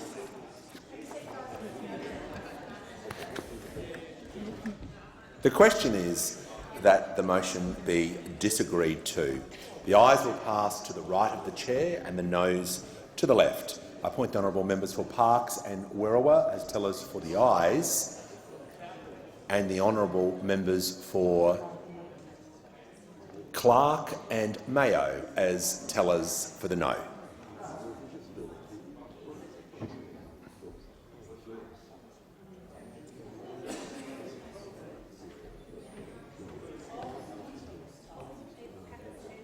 Sorry, I wasn't listening to you.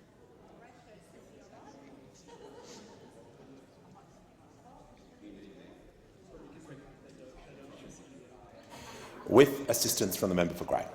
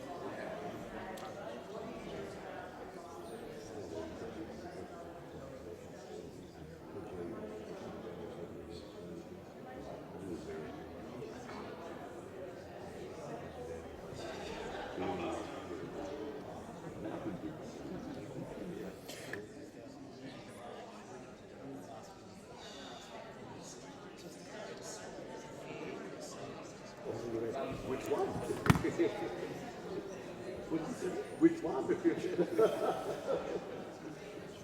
And to be fair,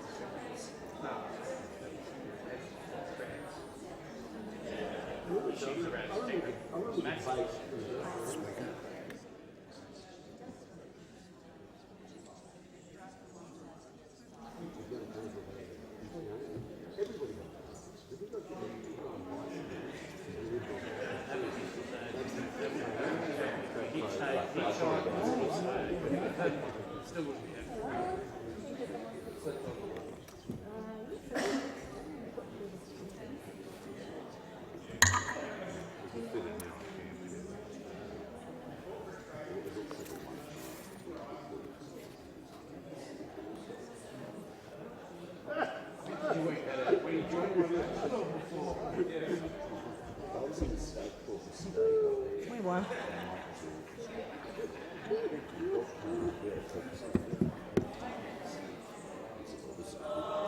Order. The result of the division is ayes 30, noes 13. Order. During question time, the Deputy Leader of the Opposition, the member for Farrer, asked me to review the response and tone of the Prime Minister in his answer to a question from the member for Capricornia.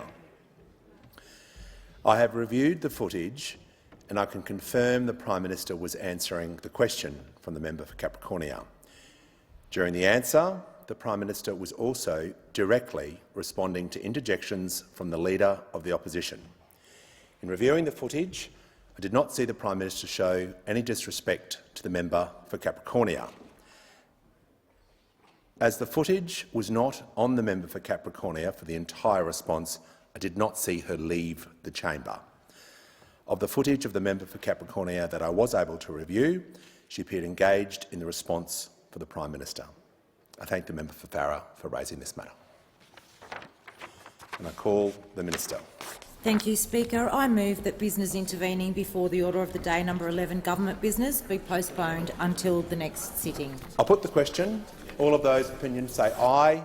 Against no. I think the ayes have it. And I call the clerk. Government business, order of the day number 11, Appropriation Bill number 1, 2022-2023, resumption of debate on the second reading. The question is that this bill be now read a second time.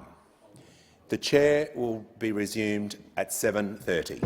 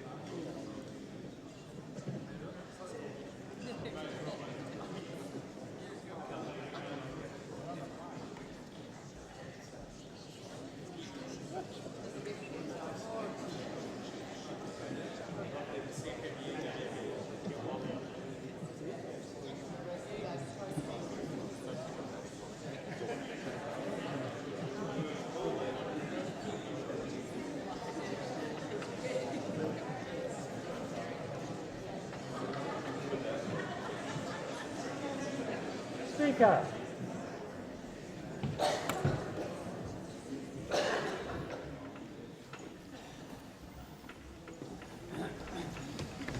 I give the call to the Leader of the Opposition. Thank you very much, Mr Speaker. Mr Speaker, we live in the best country in the world. But for millions of Australians, things aren't easy right now. You're facing increasing financial pressures in your mortgage repayments, insurance premiums, visits to the supermarket, filling up at the petrol station, and especially in your power bills. Cost of living is skyrocketing, and it may seem out of control, yet it can be kept in check. But not while this Labor government makes bad economic decisions. Labor's budget was a missed opportunity to help you at a time when you need help. It didn't address our economic challenges or inspire confidence.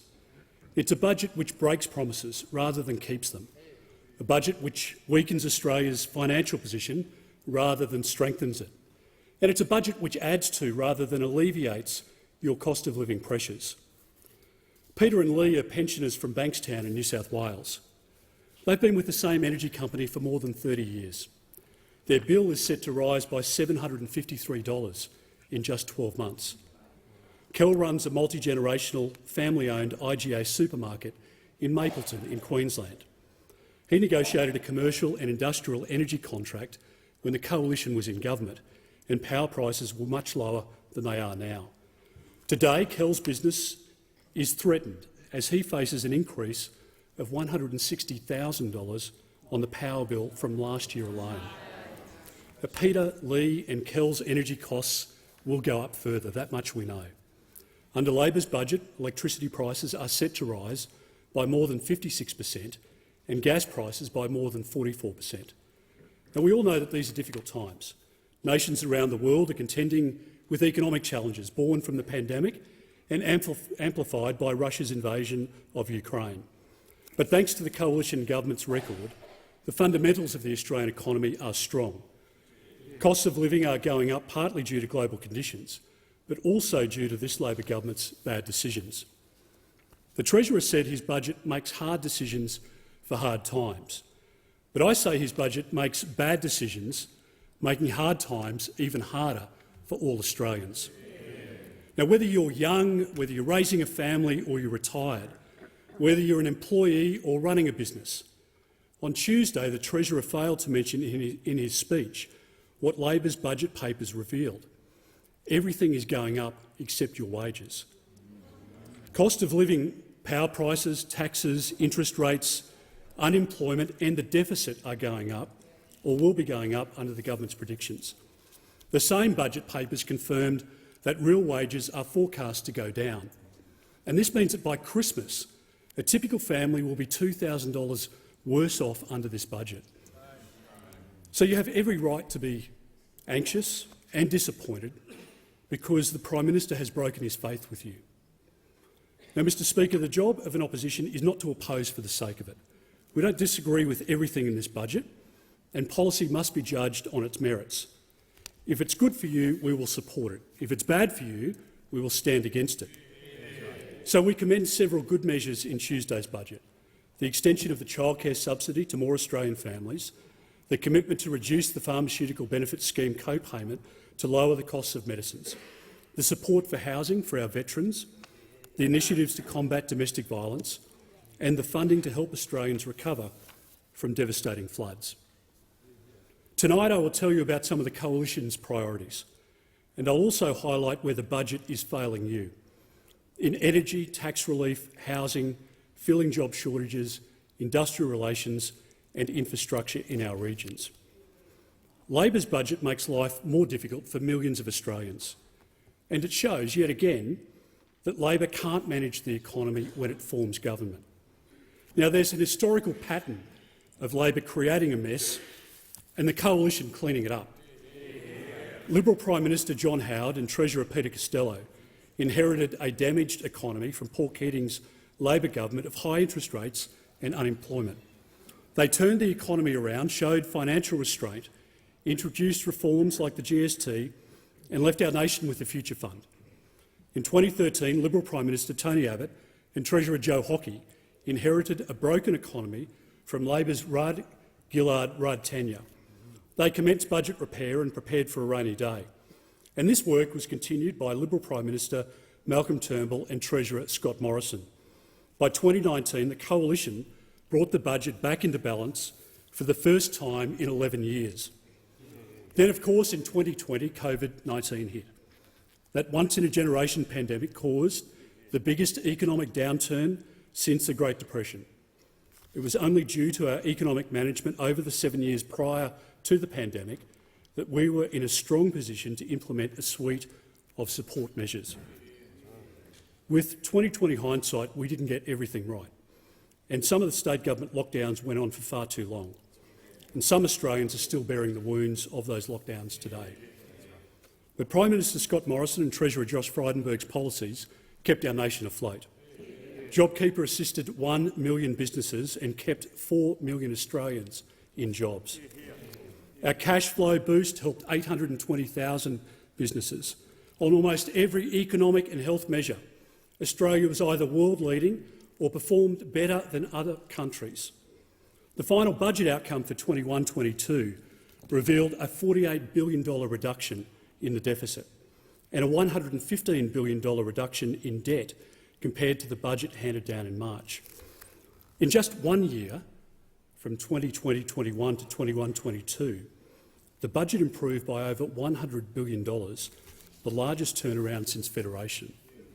There are now 596,000 more Australians in jobs than before the pandemic. Other economies fared much better than ours. This Labor, much worse than ours. The Labor government talks down our economy but could not name a single country whose position they would rather be in. They're vocal in criticising our pandemic response, but they remain silent on the fact that their own measures would have cost taxpayers an extra $81 billion, including further expanding JobKeeper and paying people to get vaccinated. As for Labor's claim about $1 trillion of debt, well, even my friends at the ABC, with their fact-check, didn't support that claim. Now, every democratic government around the world, left or right-leaning, incurred COVID debt. Yet Australia emerged from the pandemic in an economic position the envy of most nations, with debt lower than any other major advanced economy. So when you hear Labor's spin, when you hear them carry on about a wasted decade, it's a distraction from the fact that this government has no economic plan.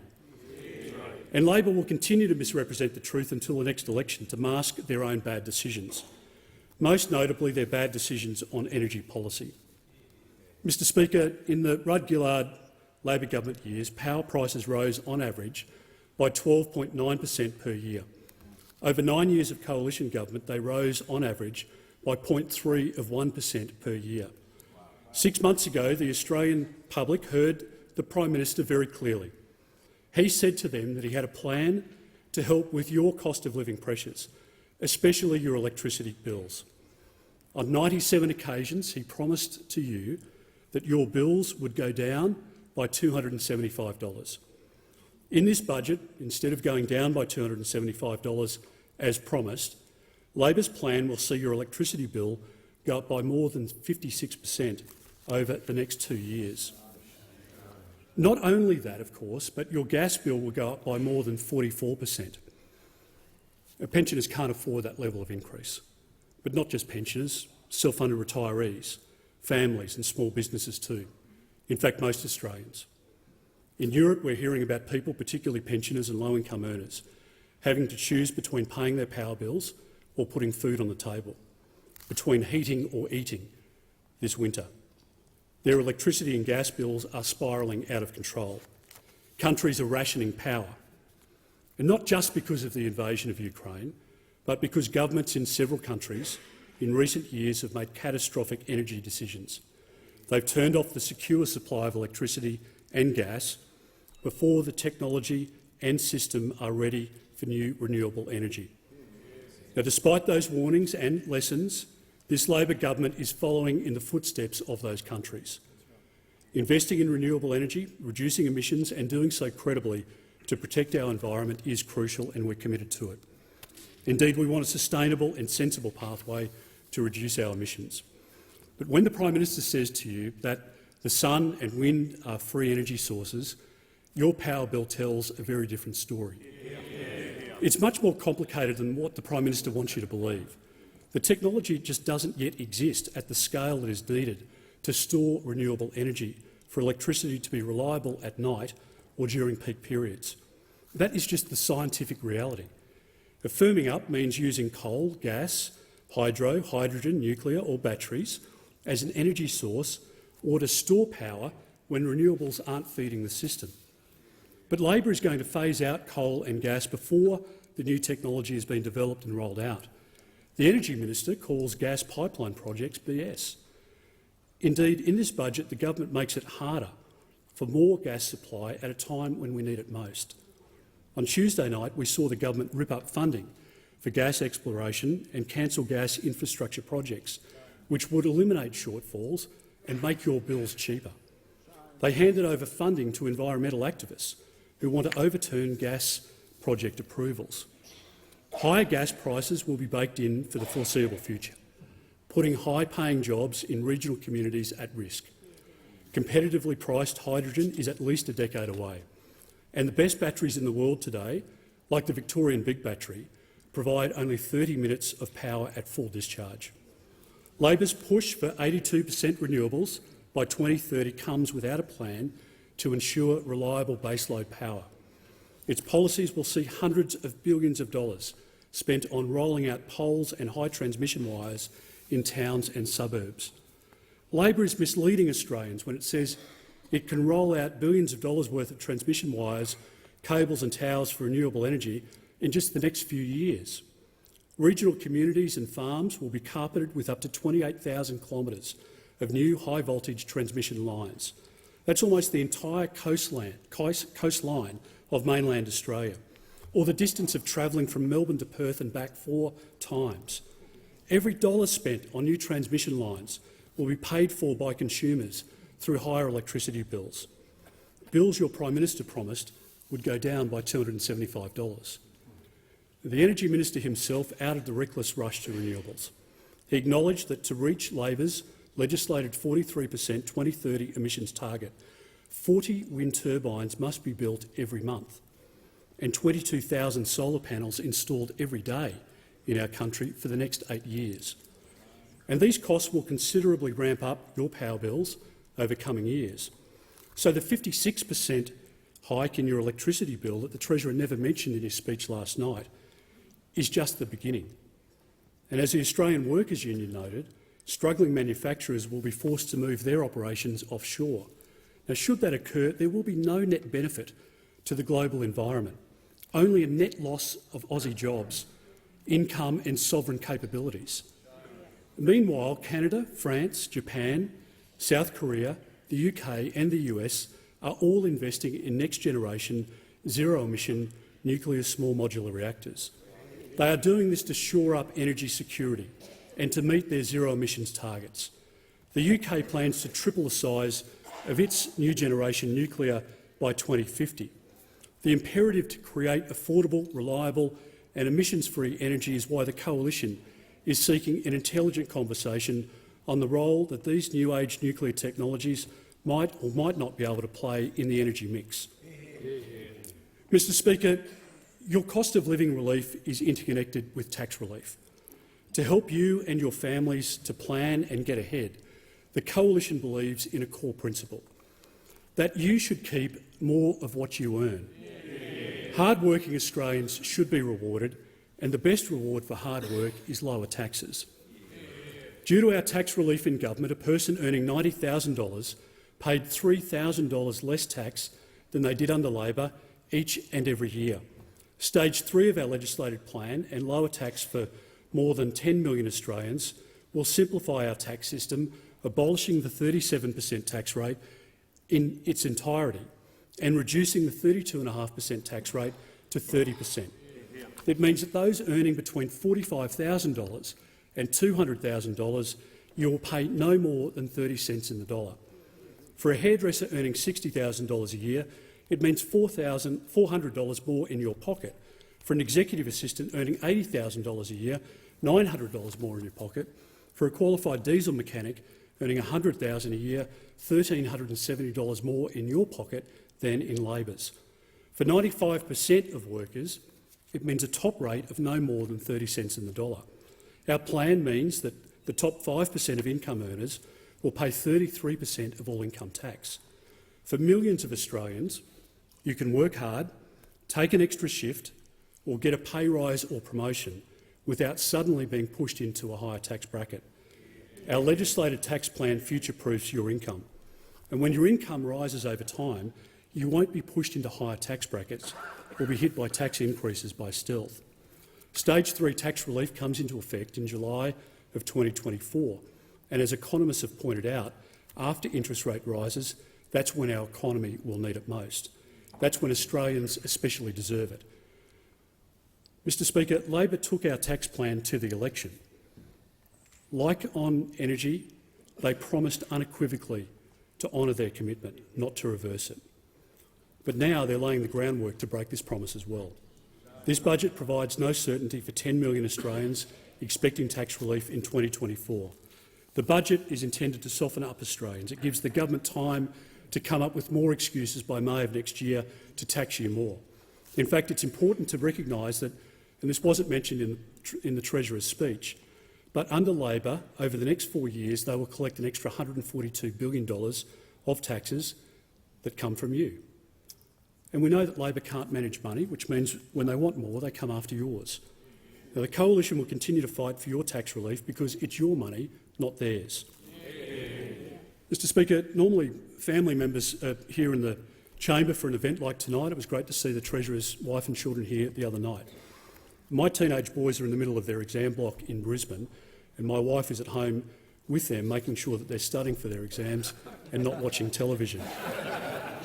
But I wanted to mention my parents. They're both unwell at the moment, unable to travel down to Canberra. But my dad, Bruce, started out as a small businessman, as a bricklayer. My mum, Elsa, was a secretary.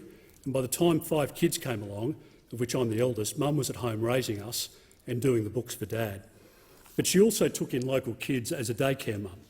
My parents had a very strong work ethic. They taught us to appreciate the value of money. We were raised with a lot of love and support, but not much money. We lived in what is still a working-class suburb. It was a time when Labor was presiding over high interest rates and unemployment, and it was a terrible time for the building industry. I was encouraged to get a part-time job, as many kids of my generation, and including today, of course, are. But from grade 7 until I started university, I worked in a local butcher shop after school and on Saturday mornings, scrubbing floors and washing up and serving on the counter. It was tough work, but it was character building, and it gave me an appreciation for many different perspectives. I saved like crazy. One of my proudest achievements was buying my first home. It was nothing flash, at a bit less than $90,000 from memory, but it was mine. And today, of course, it's much harder, almost impossible, for many young people to afford their first home, even with hard work, even with sacrifice, and even with savings. Tonight, I recommit the Coalition to assisting first home buyers by accessing their superannuation through the Super Home Buyer Scheme. Currently, a super fund can be used to buy a residential or commercial rental property, to buy shares or even livestock. In fact, it can be used to buy almost any asset class except a home to live in. Taking money out of super before retirement is a bad investment decision unless you put the money back in before retirement. Take this example. A 30-year-old couple withdraws $50,000 each from super to help buy a home. Over a decade, the $100,000 would be worth about $188,000 had it remained in super. But with the $100,000 from super, the first home buyers wouldn't have been able to afford their home. With access to super, they have a home to live in. If the house was sold after a decade, the $100,000 would be worth around $214,000. And if the $200,000 was reinvested back into super, as we would require, the couple would end up with a balance from that amount in their super when they retire of over $1 million. Under a coalition government, we will extend the same opportunity to women who separate later in life, women with very few housing options and those who are increasingly left homeless. After all, your super is your money. This government thinks that it's their money, something that we've seen in this budget. They want your super to invest in someone else's home but not your own. And at the same time, they want super funds to be less transparent about what they do with your money. Now, the Coalition has a strong record when it comes to getting first-home buyers and single-parent families into their own home. We support initiatives to increase the supply of housing, but the government's initiative has no detail. The Labor government has promised 1 million additional homes in 5 years, costing $10 billion. Now, does anyone believe that? It's Kevin Rudd-esque in design. Remember the pink bats and remember the school halls? They were designed when this Treasurer was the Chief of Staff to the then Treasurer, Wayne Swan. So this program has a familiarity to it. Sadly, though, this program falls into the category of wasting billions of dollars and delivering very little, exactly what Labor did when they were last in government. Mr Speaker, another feature of this budget, not in the Treasurer's speech, was that Labor has no plan to save a predicted 100,000 Australian job losses. That's what they predict over the next 4 years. But it plans to employ 20,000 public servants in Canberra over the next 4 years. Across the economy, employers are crying out for workers. In June, the Coalition announced our policy to double the age and veteran service pension work bonus scheme from $300 to $600 per fortnight, or to $1,200 for couples. It's a policy to allow older Australians and veterans to work more if they choose to do so without losing their pension payment. It not only fills job vacancies and adds to the economy, but it helps older Australians and veterans to supplement their fixed incomes and to deal with Labor's 56% increase in their electricity prices. Those bills, remember, the Prime Minister swore to you, would go down by $275. Labor's policy is about 25% less than the Coalition's proposal, and right now we need more incentive in the system to get people into work, not less, and we need it now because we need to mobilise a ready workforce. Mr Speaker, Australians were hoping that in this budget there would be a lift to productivity.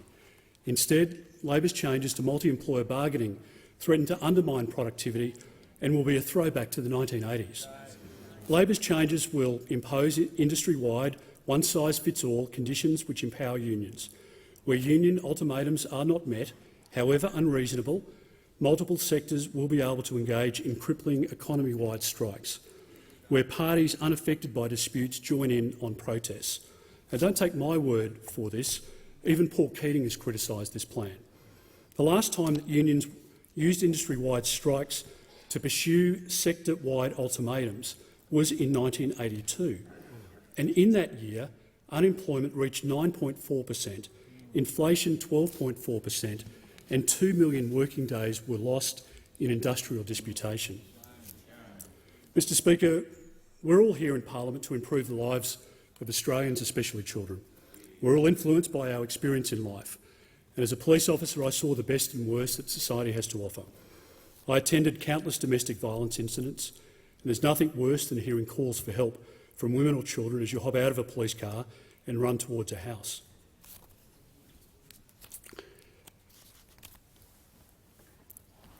I'm proud of the record funding that both sides of politics have provided to services supporting these families. The Coalition will invest significantly in these family support services and also to protect women and children from sexual assault.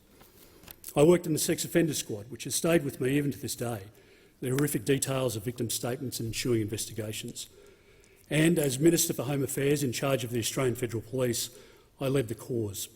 I provided $70 million to establish the Australian Centre to Counter Child Exploitation. It's now internationally recognised and works with global partners to protect our children online and off. It's estimated to have saved more than 500 children. And I acknowledge Bruce and Denise Morecambe. It's day for Daniel tomorrow, so please give generously, along with Sonia Ryan and others who have inspired us as parents to fight back against those who seek to hurt our children. Mr Speaker, they work hand in glove with the police to prevent children being harmed, and I'm honoured to have worked so closely with them for many years. Prime Ministers require a strength of leadership to make tough decisions to keep our people and our country safe. And my record in the area of child protection and the safety of women will be enduring priorities of the government I lead. The Coalition has always been a strong supporter of choice, and that's why we supported increased access to childcare for working families. We nearly doubled childcare investment. Women's workforce participation reached record highs women were earning more than ever before. Women's unemployment was at its lowest level since 1974, and this is a record of which we are incredibly proud. But we know that we can do much more. We'll also work with the government to combat the scourge of domestic violence in Australia. Ending violence against women and children within a generation is an ambitious but worthy goal. It's one that our nation should and must strive for, as is continuing to support those with disabilities. The National Disability Insurance Scheme is an important initiative for the most vulnerable in our society. The Coalition has supported it since its inception. We cannot allow, however, for this important program to become unsustainable. To do so would deprive those in most need of care. The Coalition is prepared to support sensible government proposals in this place and in the Senate to strengthen the NDIS and to ensure its sustainability. This provides a structural reform of spending in the budget, but most importantly, it provides certainty to people with disabilities and their families. Mr Speaker, we celebrate our migrant story, and it's a key strength of our economy. As the Minister for Border Protection, I did have to make tough decisions to keep our borders secure, but I also brought in record numbers of people from India, China and many other countries. I instructed my department to undertake an operation to resettle Yazidi women, and more than 4,000 Yazidis now call Australia home. And we're proud to call them Australians. And not all Australians will know the plight of the Yazidis. But these women were persecuted, many lost their lives at the hands of Islamic State, and I'm incredibly proud that members of the Yazidi family community are in the gallery tonight. Now, many of their scars will never heal. The sense of loss of their loved ones will remain with them forever. But they will be able to tell their children, their grandchildren and their great-grandchildren that Australia offered them a home, that they took it, that they started a new life, and they're now a wonderful part of our country. Mr Speaker, it was disappointing in Tuesday's budget to see that $50 million set aside for round 7 of the Safer Communities funding was cut. Earlier rounds of the program supported the safety of our multicultural communities, for example, to provide security cameras at places of worship and programs to help youth at risk. A coalition government I lead will restore that funding. Mr Speaker, as a nation we celebrate our wonderful Indigenous history, but we need to be equally proud of our British heritage and our migrant story. Many parents from across the country are increasingly concerned about the education their children are receiving at school. Despite great teachers and record funding going into schools, government and non-government, our nation's literacy and numeracy levels are falling short. In our school curriculum, it's important to include studies of the environment and many other social policies, but the system has allowed ideologically driven advocates too much influence over what is taught to our children. Teaching is a sanitised and selective version of history and the arts, and radical gender theory is not in our children's best interests. Mr Speaker, what is needed is a focus on making the basics a priority: reading, writing and maths, fostering a love of our country and a pride in our history and democracy, without sugarcoating the past, where the teachers lead the instruction and are supported to have orderly classrooms, where students learn respect, discipline and how to think, not what to think. A coalition government pledges to work with families to respect and to reflect their values and perspectives in our schools. So much of our lives are already online, be it through internet banking or sharing personal messages, videos and photos. While children and the elderly are most vulnerable, none of us are immune, and a coalition government I lead will do more to help families deal with the threats online. Our laws need to be tightened and social media companies held to account for what happens on their platforms. It needs to be a safe environment. We expect no less online than what we do in the real world. Mr Speaker, of course our threats aren't only online. Russia's illegal invasion of Ukraine is a devastating reminder that we shouldn't take for granted our 80 years of relative peace since the end of the Second World War. As Defence Minister, I provided more than $285 million in support to President Zelensky and the people of Ukraine. It's a signal of our values and sends a statement to the world. We stand shoulder to shoulder with this government in providing even more support, including the announcements that were made today. The threat of conflict, as we know, in our own region is real. As many military leaders have warned, we have to be realistic about the increasing prospect of that conflict. And the AUKUS deal negotiated by Prime Minister Morrison and I will give our country the best chance of peace. It provides deterrence, not just through the acquisition of nuclear-powered submarines, but through collaboration with our two most important allies in the areas of artificial intelligence, of space, of cyber, hypersonics and the interoperability of our respective forces. With threats in the region, Labor and the Coalition must be on a unity ticket. Australia must not only be a credible defence partner in the region, but also ensure our men and women in uniform have the capability they need to credibly deter aggression. Can I take this opportunity to thank the wonderful members of the ADF, along with first responders, local councillors, community leaders, volunteers and many more for their efforts in supporting Australians and communities affected by the recent floods. In government, we invested a record amount in our veterans, and I thank the government for continuing that investment. The number of veteran suicides in our country remains far, far too high. It is a national tragedy, and the Coalition strongly supports the government's commitment to expand the Defence Home Ownership Assistance Scheme. One moment as Defence Minister I'll never forget was attending the funeral of Private Tom Halloran. Tom was 19 years old when he joined, 21 years of age in March of this year, an incredible young man. With everything ahead of him and a proud digger, he took his own life on the 26th of April this year.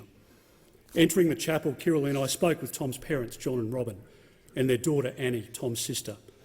Now, as you can expect, they put on a brave face, but they were totally crushed, and they were looking for answers. And on Tuesday this week, John gave evidence to the Royal Commission into Defence and Veterans Suicide. I spoke to him earlier this afternoon. His family want a better system of support for our diggers, our whole country does. Now, I've raised some suggestions with the family that the family have made with the Minister for Defence and the Chief of the Defence Force, and I thank them for that audience. We'll work with the government to do whatever is required to turn this situation around.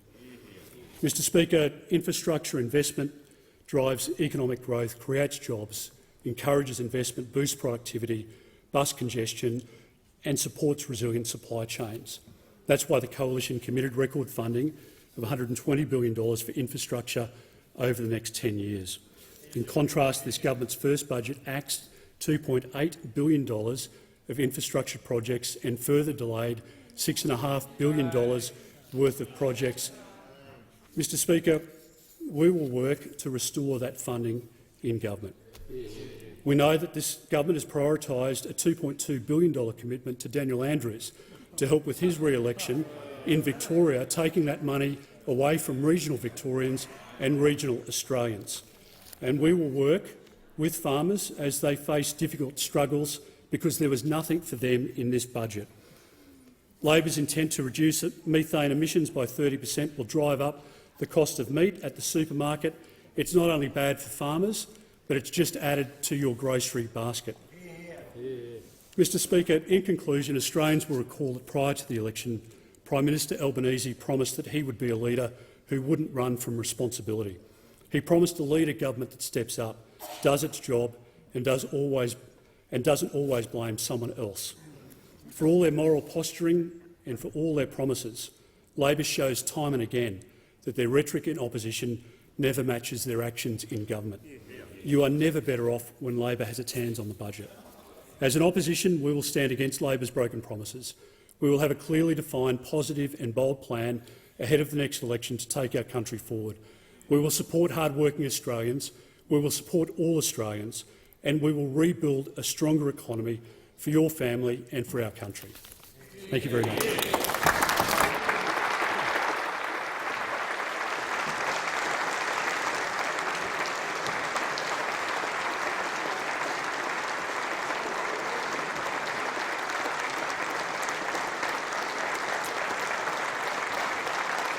Order.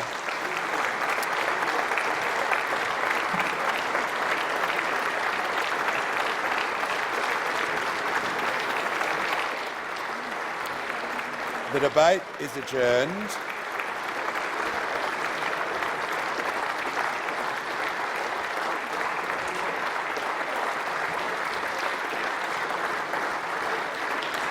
The House stands adjourned until Monday, 7th of November 2022 at 10 a.m. in accordance with the resolution agreed to previously.